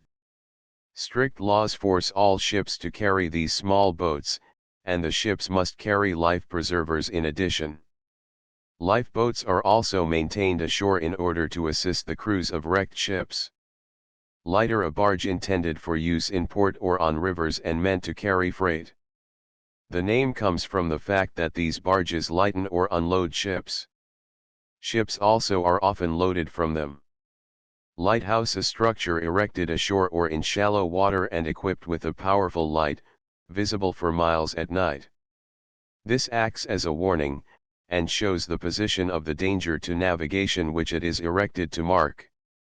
Lightship, a floating lighthouse, securely moored where it may mark a danger, such as a reef or a shoal, or at the entrance to a harbor in order to show the safe way in. Line, a small rope. The line, a nautical expression for the equator. Line of battle, ship, the most powerful naval vessels at the end of the days of sailing navies. Liner, a term which has come to mean a large passenger ship operated by a steamship line. The expression seems to include only saltwater ships. For instance, a river steamer, even though operated on a regular schedule by a steamship line, would not be called a liner. Log, an instrument that measures the distance a ship travels through the water. 2. The journal in which all the events of importance and interest on board ship are carefully written. Lubber, an awkward fellow. Lubber's line, a line marked on the inside of a mariner's compass case, showing the exact fore and aft direction of the ship. The moving compass card revolves so that the points or degrees with which it is marked pass close to this line, and thus the man who is steering the ship can always tell exactly the direction in which the ship is headed. Luff, of a sail, the weather edge, that is, the edge toward the wind. To luff, in sailing, is to bring a vessel's bow more toward the wind. Lug, a type of sail of which there are three principal kinds: dipping lug, balance lug, and standing lug. A lug sail is four-sided and is hung from a yard which is mounted on a mast in a fore and aft position. See illustration of lugger, page 201. Lugger, a boat using a lug sail. Main, in all rigs of vessels the word main applies alike to the principal mast and the principal sail it carries. Generally in ships equipped with two or more masts the second from the bow is the main mast, although in some rigs, such as ketches and yawls, the mast nearest the bow is the main. Marine, a man in the naval service serving something like a soldier on board a warship. Nowadays the duties of Marines often take them ashore where their services are identical with those of soldiers. Mariner, anciently a first-class or able-bodied seaman. Martingale, the rope extending downward from the jib boom to the dolphin striker. Its duties are those of a stay, or brace. Mast, a long piece or system of pieces of timber or metal placed nearly perpendicularly to the keel of a vessel to support rigging, wireless antennae, halyards, etc. Master, the captain of a merchant vessel. Mate, literally the master's assistant. There may be as many as 4 or 5 mates on a ship, rated first, second, third, etc. They are officers next in rank to the master. Mess, at sea, a company of men or officers who eat or live together. Midships, the same as amidships. Mile, a nautical mile equals 1/60th of a degree of latitude, and varies from 6,046 feet at the equator to 6,092 in latitude 60 degrees. Mizzen, generally the third mast from the bow of a ship carrying 3 or more masts, is called the mizzenmast. The sails set from this mast have the word mizzen prefixed to their names, as mizzen topsail, mizzen topgallant sail, etc. Also parts of the mast prefix the word, as mizzen topmast. Moonraker, or moon sail, in square-rigged ships the sail set above the skysail. Very rare, moor to moor is to make a ship fast to a mooring, which is a kind of permanent anchor to which a buoy is attached. Mother carries chicken, a small seabird, properly called the stormy petrel, Procellaria pelagica. Nautical mile, sea mile. Naval architecture, the science of designing vessels. Navigation, the science which enables seamen to determine their positions at sea and to lay down courses to be followed. Non-buoy, a buoy which shows above water in the shape of a cone. Oakum, a substance to which old ropes are reduced when picked to pieces. It is used in caulking the seams of boats and in stopping leaks. Or an instrument used in propelling boats by hand. It may be of any length over 4 or 5 feet, although, as it is meant to be operated by manpower, it must be limited in size so as not to constitute too great a weight. It is made up of a handle, a shaft, and a flat section meant to come in contact with the water. At about 1/3 of the distance from the handle to the end of the blade it rests in a special fitting called an oarlock or a rowlock. By submerging the blade in the water and pulling the handle in a direction at right angles to the length of the oar, it tends to propel the boat. It differs from a paddle in that a paddle does not rest in a lock. A sweep is a very large oar, generally operated by several men. Oilskins, waterproof coats and trousers worn over other clothing at sea. On soundings, when a ship is in water shallow enough to permit the depth to be easily ascertained by means of the lead, she is said to be on soundings. At sea, the expression to sound means to learn the depth of the water by means of the lead. Outboard, board means the side of a vessel, therefore outboard means outside her or beyond the gunwale. Outrigger, a type of small boat common in the East Indies, is one made up of a narrow hull kept from overturning by a small timber floating in the water parallel to the hull and made fast to the hull by means of crossbars. This type is known as an outrigger canoe. The outrigger is the small float that keeps the canoe from capsizing. For illustration, see page 17. Overboard, over the side of a ship. Packet, a small passenger or mail boat. Paddle, a kind of oar. In use, however, a paddle uses no leverage except what is offered by the hands of the operator. Paddle wheel, a large wheel sometimes used by steamboats and on which flat boards are so arranged that when the wheel turns the boards come in contact with the water, thus propelling the boat. Painter, a rope attached to the bow of an open boat, by which the boat may be tied. Peak, the upper end of a gaff. Also the uppermost corner of a sail carried by a gaff. Peak halyards, the halyards or ropes by which the peak is elevated. Pier, a long narrow structure of wood, steel, or masonry, built from the shore out into the water, and generally used for the transfer of passengers and goods to and from ships. Pilot: a man qualified and licensed to direct ships in or out of a harbor or channel. He boards the outgoing ship as she sails and is taken off, once the ship is outside the restricted waters that he is licensed to take her through, by a pilot boat. Incoming ships take pilots from the pilot boat as they approach the restricted waters where pilots are needed. Plimsoll mark: a mark placed on the sides of ships by Lloyd's or some other marine insurance firm, to show how deeply they may be laden. As a cargo comes aboard, a ship sinks in the water, but the insurance is void if the Plimsoll mark is sunk below the water line. Point: the card of a mariner's compass is generally divided into 32 parts. These are the points of the compass. Nowadays compasses are more and more being divided into degrees, but still the points are generally shown as well. Reef points: short ropes hanging in rows across sails to make it possible to tie a part of the sail into a restricted space so as to present less surface to the wind. Poop: properly, an extra deck on the after part of a vessel. Port: the left-hand side of a vessel when one is facing the bow. Port tack: a sailing vessel is on the port tack when underway with the wind blowing against her port side. Porthole: an opening in the side of a vessel. The term generally refers to the round windows common on most ships. Prow: the Philippine name for a type of canoe. Prows may or may not have outriggers. Propeller: a heavy apparatus somewhat similar to an electric fan in appearance, which, when mounted on the end of a shaft outside the stern of a vessel, below the water line, and set to turning by the engines, moves the ship through the water. Prow: the cutwater of a ship. Punt: a small flat-bottomed boat, generally square-ended. Quarter: that section of a ship's side slightly forward of the stern. The port quarter is on the left side and the starboard quarter is on the right to the observer facing forward. Quartermaster: a petty officer on board ship, whose duties have to do almost exclusively with steering the ship and with other tasks about the bridge.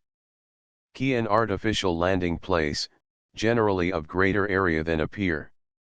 Conquirem: an ancient ship propelled by 5 banks of oars. Raft: a group of any timbers bound together to form a float. Ratlins: small lines crossing the shrouds of a ship and forming the steps of a ladder by means of which sailors may mount the masts. Pronounced ratlins: reef: a low ridge of rock usually just below the surface of the water. 2. To reef a sail is to reduce the area spread to the wind by tying part of it into a restricted space. Reef point: sea point. Revenue cutter: a ship operated by a government to prevent smuggling and otherwise to enforce the law. Ribs: the members which, with the keel, form the skeleton of a vessel. Riding lights: the lights a ship is required by law to carry at night while anchored. Rig: the manner in which the masts and sails of a vessel are fitted and arranged in connection with the hull. Rigging: the system of ropes on a vessel by which her masts and sails are held up and operated. Roadstead: a place of anchorage at a distance from the shore. Row: to propel a boat by means of oars is to row. Royal: in the built-up mast of a square-rigged ship the fourth section above the deck is the royal mast. Its complete name prefixes the name of the mast above which it rises, as for royal mast. The sail on the royal mast is named accordingly, as for royal. The royal yard is the yard from which the royal sail is spread. Rudder: a flat, hinged apparatus hung at the stern of a ship, by the movement of which the ship is steered. Running lights: the lights that a ship is required by law to carry at night while underway. Sail: a sheet of canvas or other material which, when spread to the wind, makes possible the movement of a vessel. For various sails in use see illustration, page 213. Schooner: a fore and aft rigged vessel with 2 or more masts, the foremost of which is the foremast. See page 201. Scout cruiser: a very fast and lightly armored modern warship smaller than a battle cruiser but larger than a destroyer, used for scouting. Scow, a large flat-bottomed boat without power and of many uses. Screw propeller, sea propeller. Scuppers, openings in the bulwarks of a ship to carry off any water that may get on the deck. Seam, the space between two planks in the covering of a vessel. It is in the seam that the caulking is placed. Seamanship, the art of handling ships. Sextant, the instrument in almost universal use at sea for measuring the altitude of the sun and other celestial bodies. From this the latitude and longitude may be worked out. Sheep shank, a knot. For illustration see page 193. Shear, the straight or curved line that the deck line of a vessel makes when viewed from the side. Sheet, the rope attached to a sail so that it may be let out or hauled in as occasion may require. Ship, a term applied indiscriminately to any large vessel, but among seamen it means a sailing vessel with 3 masts on all of which square sails are set. For illustration see page 201. Shoal, a shallow place in the water. Shoot the sun, a bit of nautical slang, meaning to determine the altitude of the sun with a sextant. Shrouds, strong ropes forming the lateral supports of a mast. Nowadays they are usually wire rope. Skiff, a small open boat. In different localities it is of different design. Occasionally fairly good-sized sailing vessels are called skiffs. Skipper, the master of a merchant vessel, called, by courtesy, captain ashore and always so at sea. Skysail, the square sail sometimes set above the royal. It carries also the name of the mast on which it is set, as main skysail. Sloop, sailing vessel with one mast, like a cutter but having a jib stay, which a cutter has not. A jib stay is a support leading from the mast to the end of the bowsprit on which a jib is set. Smack, the name given indiscriminately to any sort of fishing vessel using sails. Snow, a vessel formerly common. It differs slightly from a bark. It has 2 masts similar to the main and 4 masts of a ship, and close behind the main mast is a trysail mast. This vessel is about extinct. Sounding, determining the depth of water and the kind of bottom with the lead and line. Southwester, pronounced sou'wester, a waterproof hat with the widest part of the brim at the back. Spanker, the fore and aft sail set on the mizzenmast of a square-rigged ship. Sometimes called the driver. Spar, a spar is any one of the timber members of a vessel's gear. Spinnaker, a racing sail of immense spread reaching from the topmast head to the end of a spinnaker boom which is a spar set out to take it. Sometimes it is possible for the same sail to be made to perform the services of a balloon jib, by carrying the spinnaker boom out until the end to which the sail is made fast is beside the end of the bowsprit. Splice, verb, to join rope by interweaving the strands. Noun, the joint made in rope by interweaving the strands. Spritsail, a sail common before the introduction of the jib. It is a small square sail set on a yard hung below and at right angles to the bowsprit. Sometimes, formerly, a short vertical mast was erected at the end of the bowsprit, and from this was set the sprit topsail. Squadron, part of a fleet of naval ships under a flag officer. Squall, a sudden and very strenuous gust of wind or a sudden increase in its force. Small storms that come up quickly are often called squalls. Square-rigged, that method of disposing of sails in which they hang across the ship and in which they are approximately rectangular in shape. Starboard, the right-hand side of a vessel to a person facing the bow. Stays, supports made of hemp or wire rope supporting spars, or, more especially, masts. Staysails, sails set on the stays between the masts of a ship or as head sails. Stem, the foremost timber of a vessel's hull. Stern, the rear end of a vessel. Stern castle, in ancient times an erection built at the stern of a ship to assist in its defense. Stevedore, a man whose task it is to stow the cargoes of ships and to unload cargoes. Stoke hold, that compartment in a steamship from which the fires under the boilers are stoked or tended. Stoker, a man who stokes or feeds the fires beneath the boilers of a ship. Stow. To stow a cargo is to pack it into a ship so that it will not shift as the vessel pitches and rolls. Studding sails on square-rigged ships. Narrow supplementary sails are sometimes set on small booms at the sides of the principal square sails. These are studding sails. Submarine. A ship which is so designed as to be able to dive beneath the surface. Supercargo. A member of a ship's crew whose duties have only to do with superintending transactions relating to the vessel's cargo. Superdreadnought. A battleship of considerably greater strength than the original British battleship Dreadnought, which gave its name to a class of ships. Swamp. To be swamped is to have one's boat filled with water, but not necessarily to sink.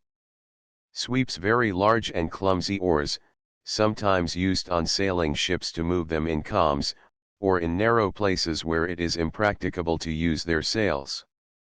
They are also sometimes used on barges and rafts.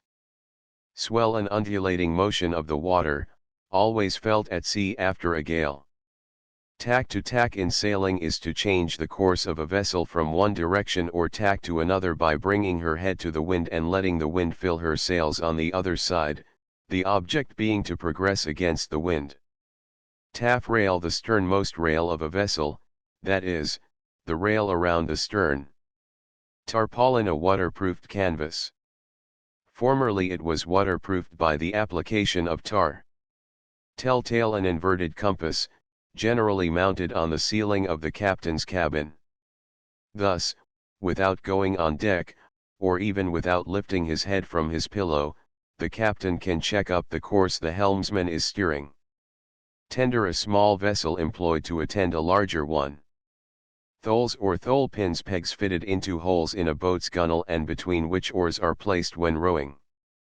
Throat. That part of a gaff that is next to the mast, and the adjoining corner of the sail. Throat halyard. The rope that elevates the throat. Thwart. A thwart means across, and in a boat the seats are called the thwarts, because they are placed athwart or across the boat. Tiller. The handle or beam at the top of the shaft to which the rudder is attached, and by which the rudder is turned. It is in use only on comparatively small vessels. Tonnage. The measure of a ship's internal dimensions as the basis for a standard for dues, etc. Top. In square-rigged ships the platform built on the masts just below the topsails, and to which the sailors climb by means of the ratlins.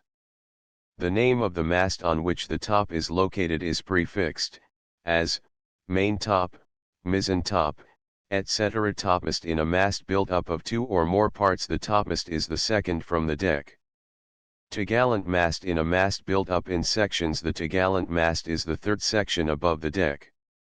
Topsail. The second sail from the deck on any mast of a square-rigged ship. Sometimes ships have lower and upper topsails, but in this case each of these is narrower than the ordinary topsail. The name of the mast on which the topsail is set is prefixed, as, foretopsail, maintopsail, etc. On fore and aft rigged vessels the topsail is a triangular sail set between the gaff and the topmast. Topgallant sail. The third sail from the deck on any mast of a square-rigged ship, except when the ship is equipped with lower and upper topsails, in which case the topgallant sail is the fourth. Topsail schooner. A schooner which, on the foremast, spreads a square topsail. Torpedo boat. A small, fast ship of war built to use torpedoes as its major weapons. This type was common during and after the Spanish-American War, but became extinct, or practically so, after the introduction of the torpedo boat destroyer. Torpedo boat destroyer. Sea destroyer. Tramp. The name usually given to merchant freighters that have no regular routes. They carry almost any cargoes that offer, and may carry them to almost any port. Trawler. A vessel usually driven by power and used in fishing. It tows a heavy net called a trawl. Trick at sea. The time allotted to a man to be at the wheel or on any other duty. Trireme. In ancient times, a ship propelled by 3 banks of oars.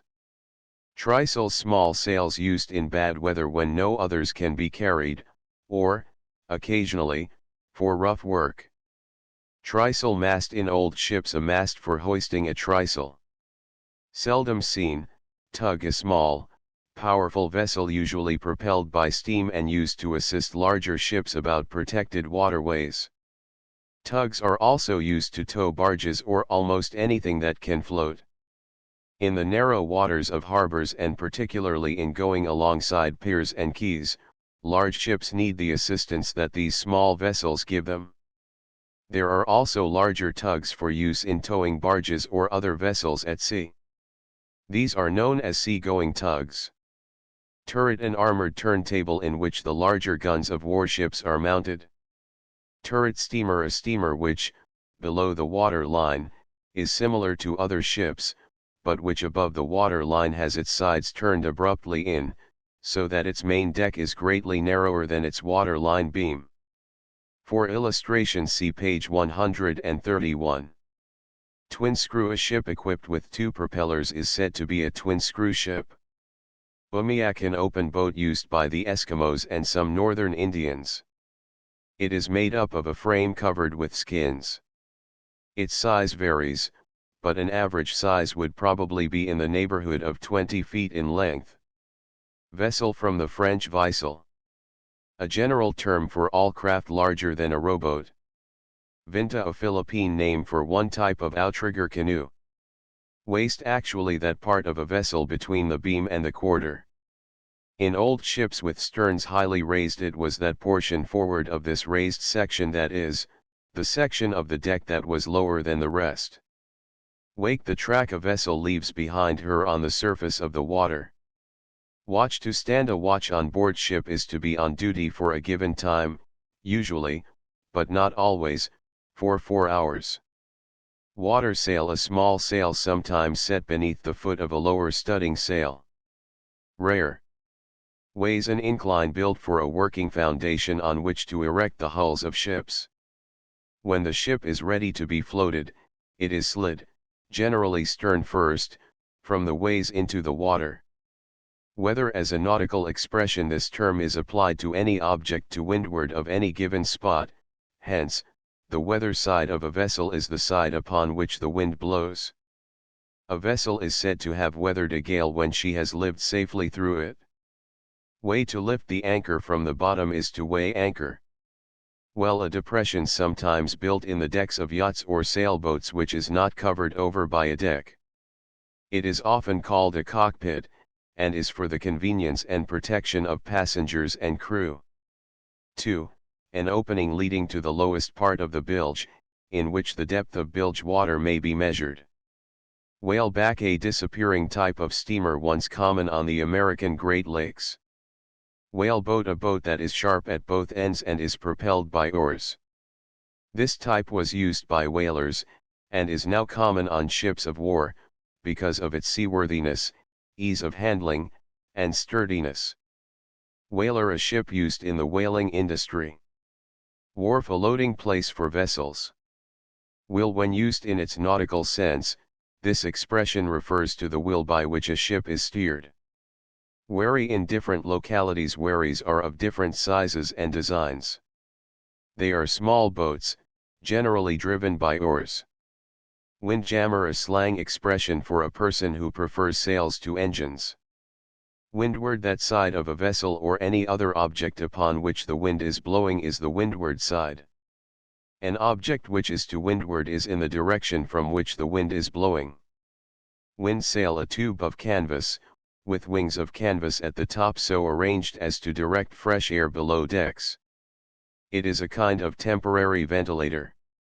Wing and wing, in a fore and aft vessel it is possible, when running directly before the wind, to haul the sails on one mast out to starboard and those of another mast out to port. This is said to be sailing wing and wing. Wreck, a wreck is the destruction of a ship. The ship herself or the remnants of her after the catastrophe. Wreckage, goods or parts of a ship cast up by the sea after a shipwreck. Xebec, pronounced Zeebeck, a small three-mast vessel, lateen-rigged, and often with an overhanging bow. Common in the Mediterranean. Yacht, a pleasure boat. The term is indefinite in application, and generally means only the more elaborate pleasure craft owned by the wealthy. Yard, a spar suspended from a mast for the purpose of spreading a sail. Yaw, to yaw in a sailing vessel is to deviate from the true course. It is often the result of having an inexperienced man at the wheel. Yawl, a sailing vessel equipped with two masts, the main and the jigger. In England the jigger is often called the mizzen. The mainmast is the larger of the two and supports one or more jibs, a fore and aft mainsail, and sometimes a topsail. The jigger mast carries a small fore and aft sail, and the mast is set astern of the tiller or wheel. For illustration see page 201. Zenith, the point directly overhead. Transcribers notes pg 6 changed, they almost universally used to, they almost universally used pg 12 changed, the coasts of Spain, Portugal, France to, the coasts of Spain, Portugal, France pg 47 changed, feature of the spritsail was partially responsible to, feature of the spritsail was partially responsible pg 74 changed, she how she scoons. 2. See how she scoons. PG 91 changed, fitted with steam steering gears. 2. Fitted with steam steering gears. PG 191 changed, Sir Henry Mainwaring, of the Elizabethan Navy. 2. Sir Henry Mainwaring, of the Elizabethan Navy. PG 259 changed, a sister ship of the ill-fated Titanic. 2. A sister ship of the ill-fated Titanic. PG 279 changed, to most of us it is an angina. 2. To most of us it is an enigma. End of the Project Gutenberg ebook. Ships of the Seven Seas updated editions will replace the previous one. The old editions will be renamed. Creating the works from print editions not protected by U.S. copyright law means that no one owns a United States copyright in these works, so the Foundation, and you, can copy and distribute it in the United States without permission and without paying copyright royalties. Special rules, set forth in the General Terms of Use part of this license, apply to copying and distributing Project Gutenberg trademark electronic works to protect the Project Gutenberg trademark concept and trademark.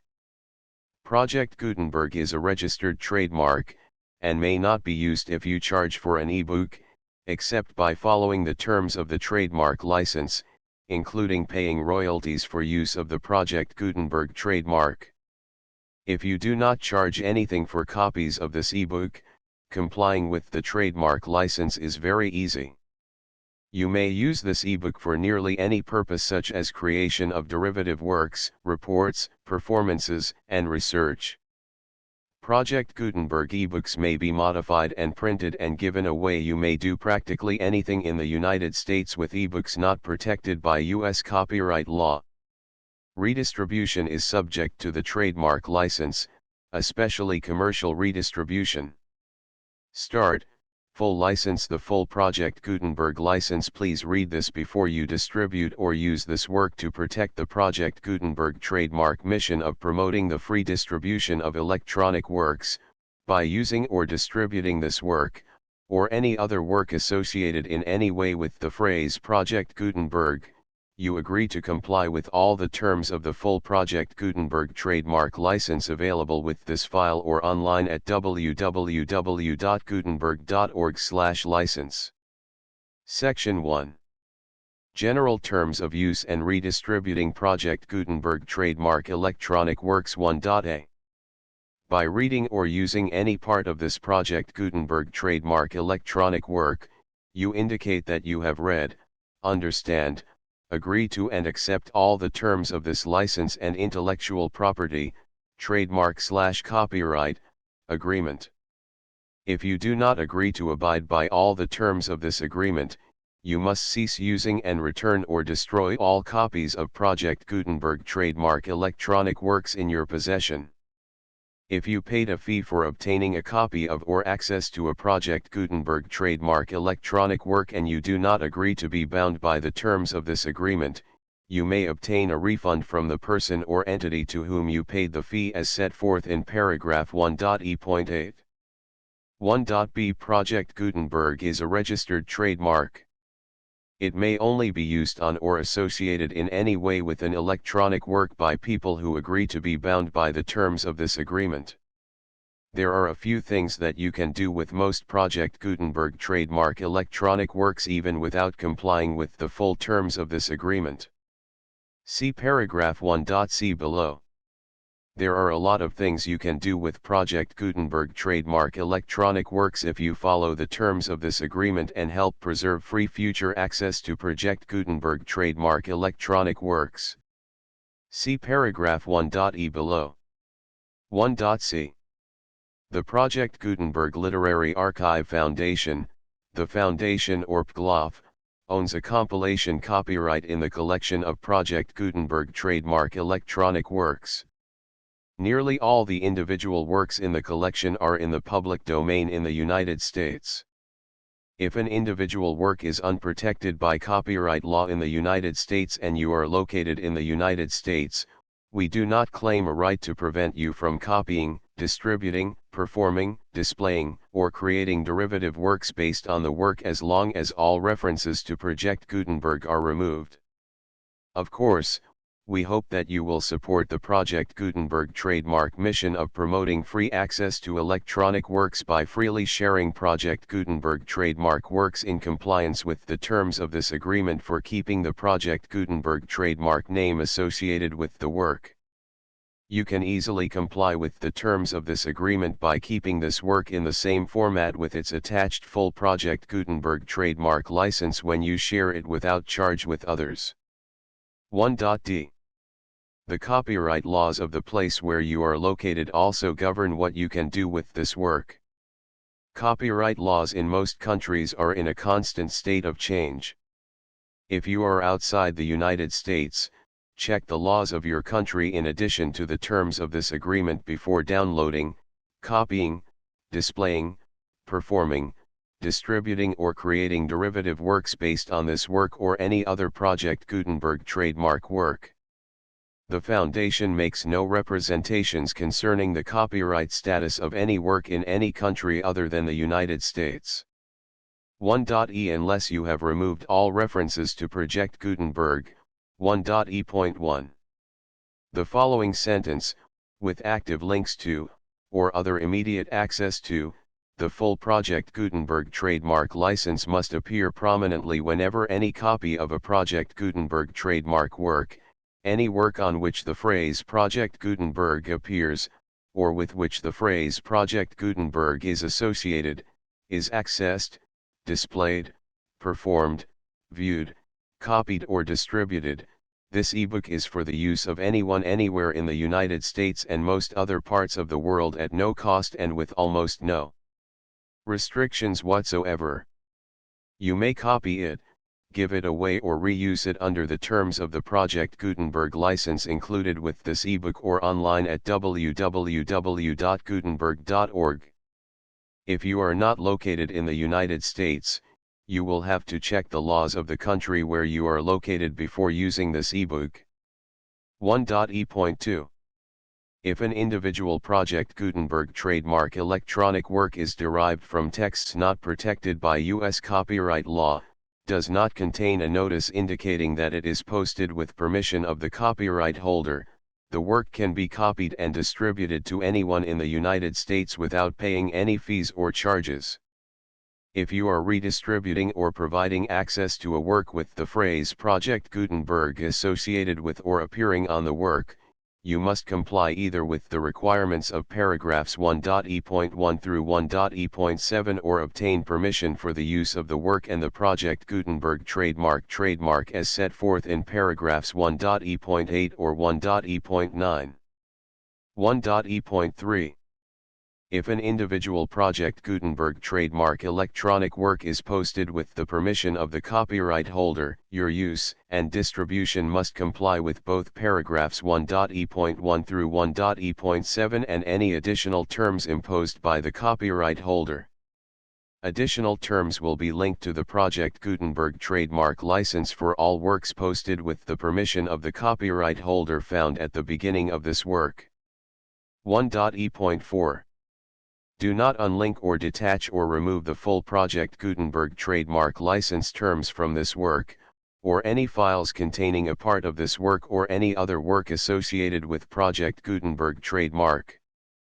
1.e.5. Do not copy, display, perform, distribute or redistribute this electronic work, or any part of this electronic work, without prominently displaying the sentence set forth in paragraph 1.e.1 with active links or immediate access to the full terms of the Project Gutenberg trademark license. 1.e.6. You may convert to and distribute this work in any binary, compressed, marked up, non-proprietary or proprietary form, including any word processing or hypertext form. However, if you provide access to or distribute copies of a Project Gutenberg trademark work in a format other than plain vanilla ASCII or other format used in the official version posted on the official Project Gutenberg trademark website, www.gutenberg.org, you must, at no additional cost, fee, or expense to the user, provide a copy, a means of exporting a copy, or a means of obtaining a copy upon request, of the work in its original plain vanilla ASCII or other form. Any alternate format must include the full Project Gutenberg trademark license as specified in paragraph 1.e.1. 1.e.7. Do not charge a fee for access to, viewing, displaying, performing, copying or distributing any Project Gutenberg trademark works unless you comply with paragraph 1.e.8 or 1.e.9. 1.e.8. You may charge a reasonable fee for copies of or providing access to or distributing Project Gutenberg trademark electronic works provided that, you pay a royalty fee of 20% of the gross profits you derive from the use of Project Gutenberg trademark works calculated using the method you already use to calculate your applicable taxes. The fee is owed to the owner of the Project Gutenberg trademark, but he has agreed to donate royalties under this paragraph to the Project Gutenberg Literary Archive Foundation. Royalty payments must be paid within 60 days following each date on which you prepare, or are legally required to prepare, your periodic tax returns. Royalty payments should be clearly marked as such and sent to the Project Gutenberg Literary Archive Foundation at the address specified in Section 4, Information about donations to the Project Gutenberg Literary Archive Foundation. You provide a full refund of any money paid by a user who notifies you in writing, or by email, within 30 days of receipt that he does not agree to the terms of the full Project Gutenberg trademark license. You must require such a user to return or destroy all copies of the works possessed in a physical medium and discontinue all use of and all access to other copies of Project Gutenberg trademark works.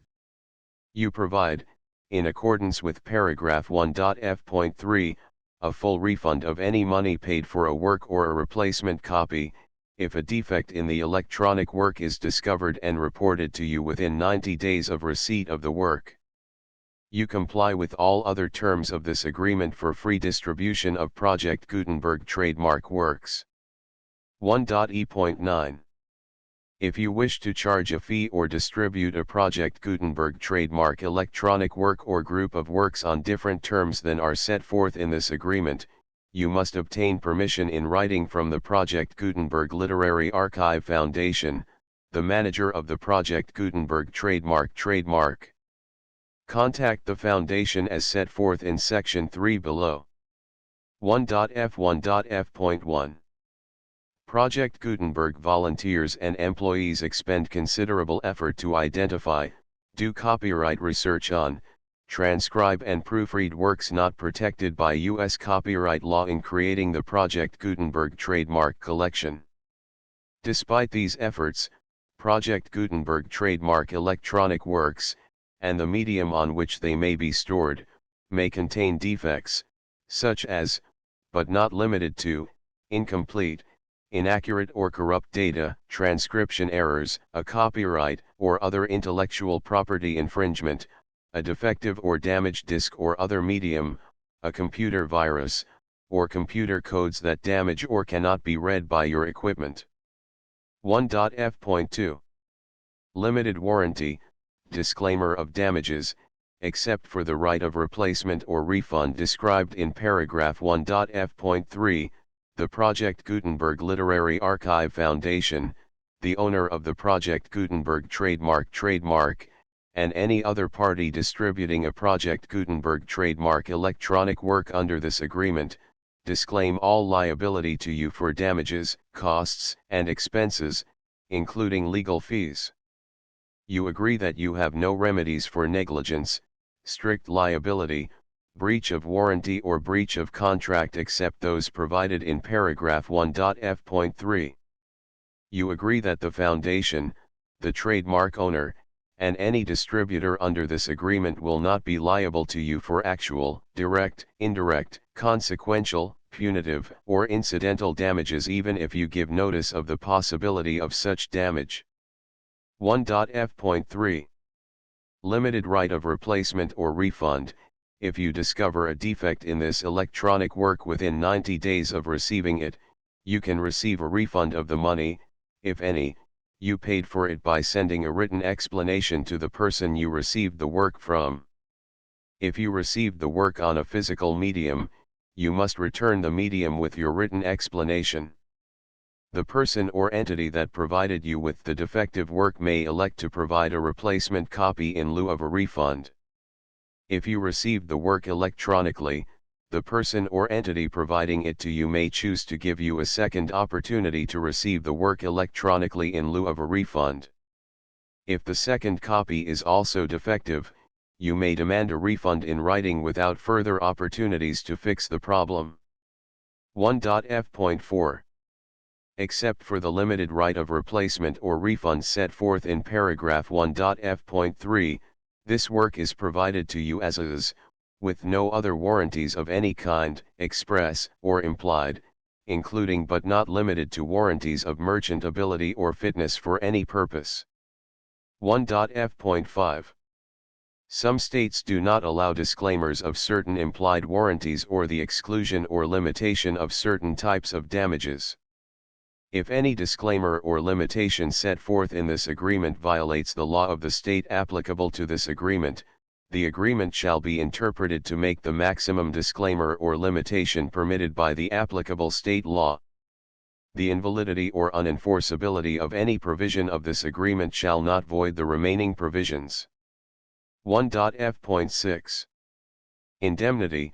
You agree to indemnify and hold the foundation, the trademark owner, any agent or employee of the foundation, anyone providing copies of Project Gutenberg trademark electronic works in accordance with this agreement, and any volunteers associated with the production, promotion, and distribution of Project Gutenberg trademark electronic works, harmless from all liability, costs, and expenses, including legal fees, that arise directly or indirectly from any of the following which you do or cause to occur. A. Distribution of this or any Project Gutenberg trademark work. B. Alteration, modification, or additions or deletions to any Project Gutenberg trademark work, and C. Any defect you cause. Section 2. Information about the mission of Project Gutenberg trademark. Project Gutenberg trademark is synonymous with the free distribution of electronic works in formats readable by the widest variety of computers including obsolete, old, middle-aged, and new computers. It exists because of the efforts of hundreds of volunteers and donations from people in all walks of life. Volunteers and financial support to provide volunteers with the assistance they need are critical to reaching Project Gutenberg trademark's goals and ensuring that the Project Gutenberg trademark collection will remain freely available for generations to come. In 2001, the Project Gutenberg Literary Archive Foundation was created to provide a secure and permanent future for Project Gutenberg trademark and future generations. To learn more about the Project Gutenberg Literary Archive Foundation and how your efforts and donations can help, see sections 3 and 4 and the Foundation information page at www.gutenberg.org. Section 3. Information about the Project Gutenberg Literary Archive Foundation. The Project Gutenberg Literary Archive Foundation is a nonprofit 501(c)(3) educational corporation organized under the laws of the state of Mississippi and granted tax-exempt status by the Internal Revenue Service. The Foundation's IN or Federal Tax Identification Number is 64-6221541.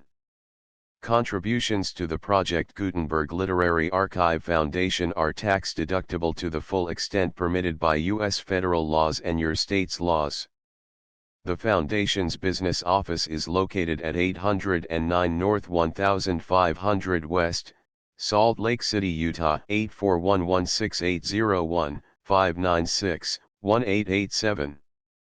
Email contact links and up-to-date contact information can be found at the Foundation's website and official page at www.gutenberg.org/contact. Section 4.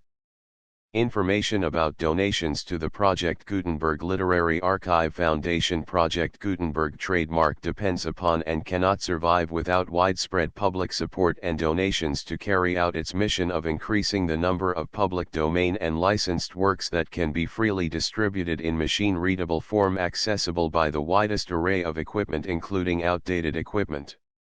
Many small donations, $1 to $5,000, are particularly important to maintaining tax-exempt status with the IRS. The Foundation is committed to complying with the laws regulating charities and charitable donations in all 50 states of the United States. Compliance requirements are not uniform and it takes a considerable effort, much paperwork, and many fees to meet and keep up with these requirements. We do not solicit donations in locations where we have not received written confirmation of compliance. To send donations or determine the status of compliance for any particular state, visit www.gutenberg.org/donate. While we cannot and do not solicit contributions from states where we have not met the solicitation requirements, we know of no prohibition against accepting unsolicited donations from donors in such states who approach us with offers to donate. International donations are gratefully accepted, but we cannot make any statements concerning tax treatment of donations received from outside the United States. U.S. laws alone swamp our small staff. Please check the Project Gutenberg web pages for current donation methods and addresses. Donations are accepted in a number of other ways including checks, online payments, and credit card donations.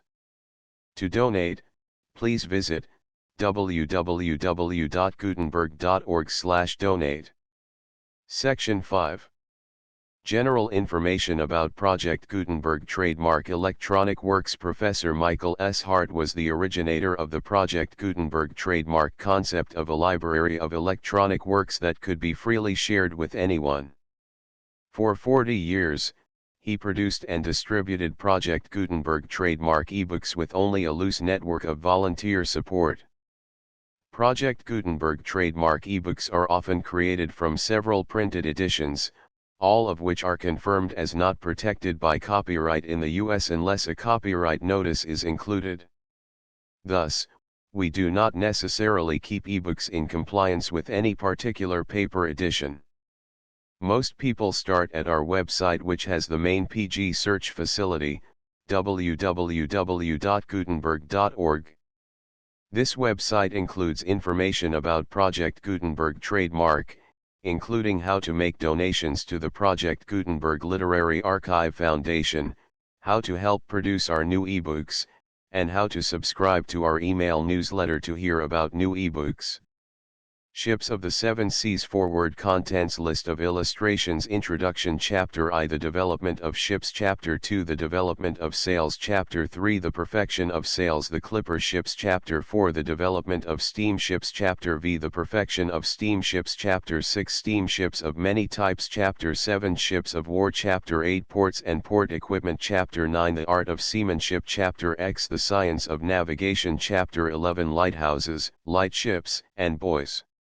Chapter 12. Ship design, Construction and Repair Chapter 13 Shipping Lines Chapter 14 The Importance of Ships Appendix Transcribers Notes The full Project Gutenberg License PG8 PG9 PG11 PG12 PG13 PG14 PG15 PG16 PG17 PG1 PG3 PG4 PG5 PG6 PG7 PG8 PG9 PG10 PG11 PG12 PG13 PG14 PG15 PG17 PG18 PG19 PG20 PG21 PG22 PG23 PG24 PG25 PG26 PG27 PG28 PG29 PG30 PG31 PG32 PG33 PG34 PG35 PG36 PG37 PG38 PG39 PG41 PG42 PG43 PG44 PG45 PG46 PG47 PG48 PG49 PG50 PG51 PG52 PG53 PG54 PG55 PG56 PG57 PG58 PG59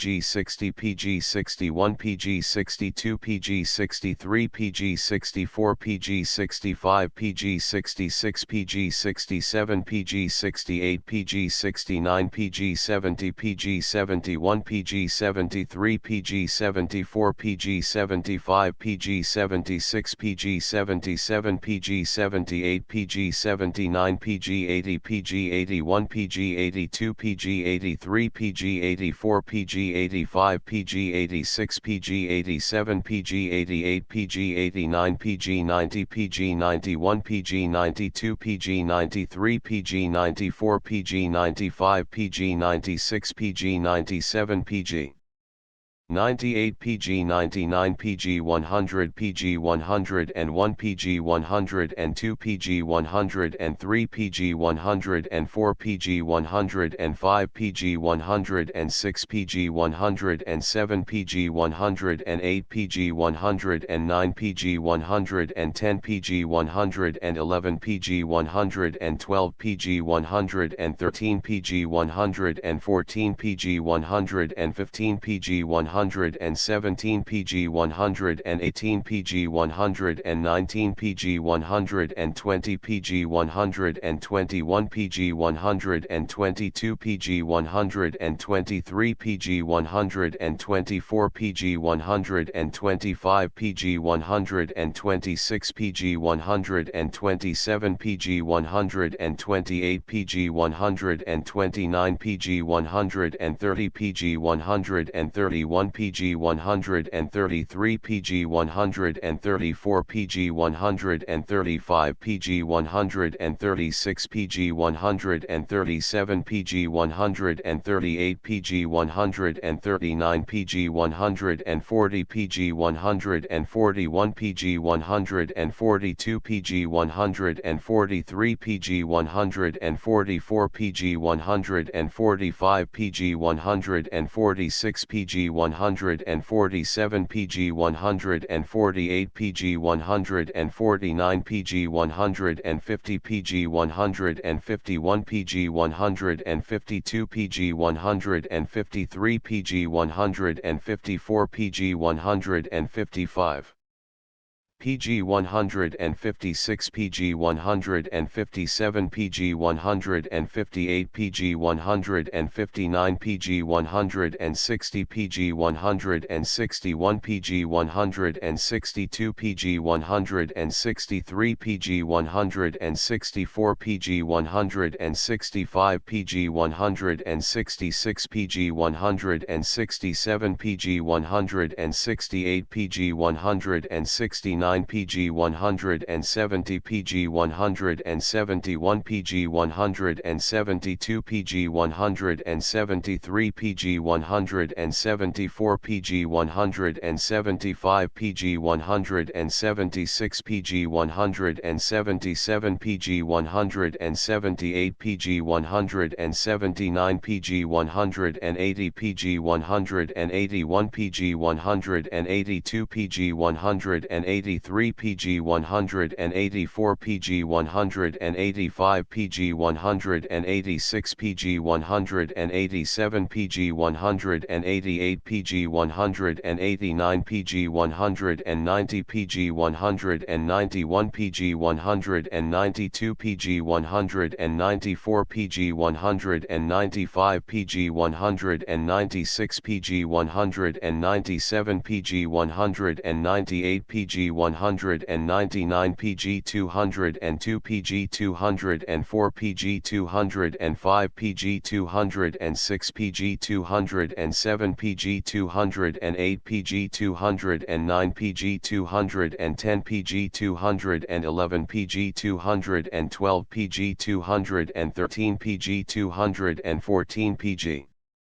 215 PG 216 PG 217 PG 218 PG 219 PG 220 PG 221 PG 222 PG 223 PG 224 PG 225 PG 226 PG 227 PG 228 PG 229 PG 230 PG 231 PG 232 PG 233 PG 234 PG 235 PG 236 PG 237 PG 238 PG 239 PG 240 PG 241 PG 242 PG 243 PG 245 PG 246 PG 247 PG 248 PG 249 PG 251 PG 252 PG 253 PG 254 PG 255 PG 256 PG 257 PG 258 PG 259 PG 260 PG 261 PG 262 PG 263 PG 264 PG 265 PG 267 PG 268 PG 269 PG 270 PG 271 PG 272 PG 273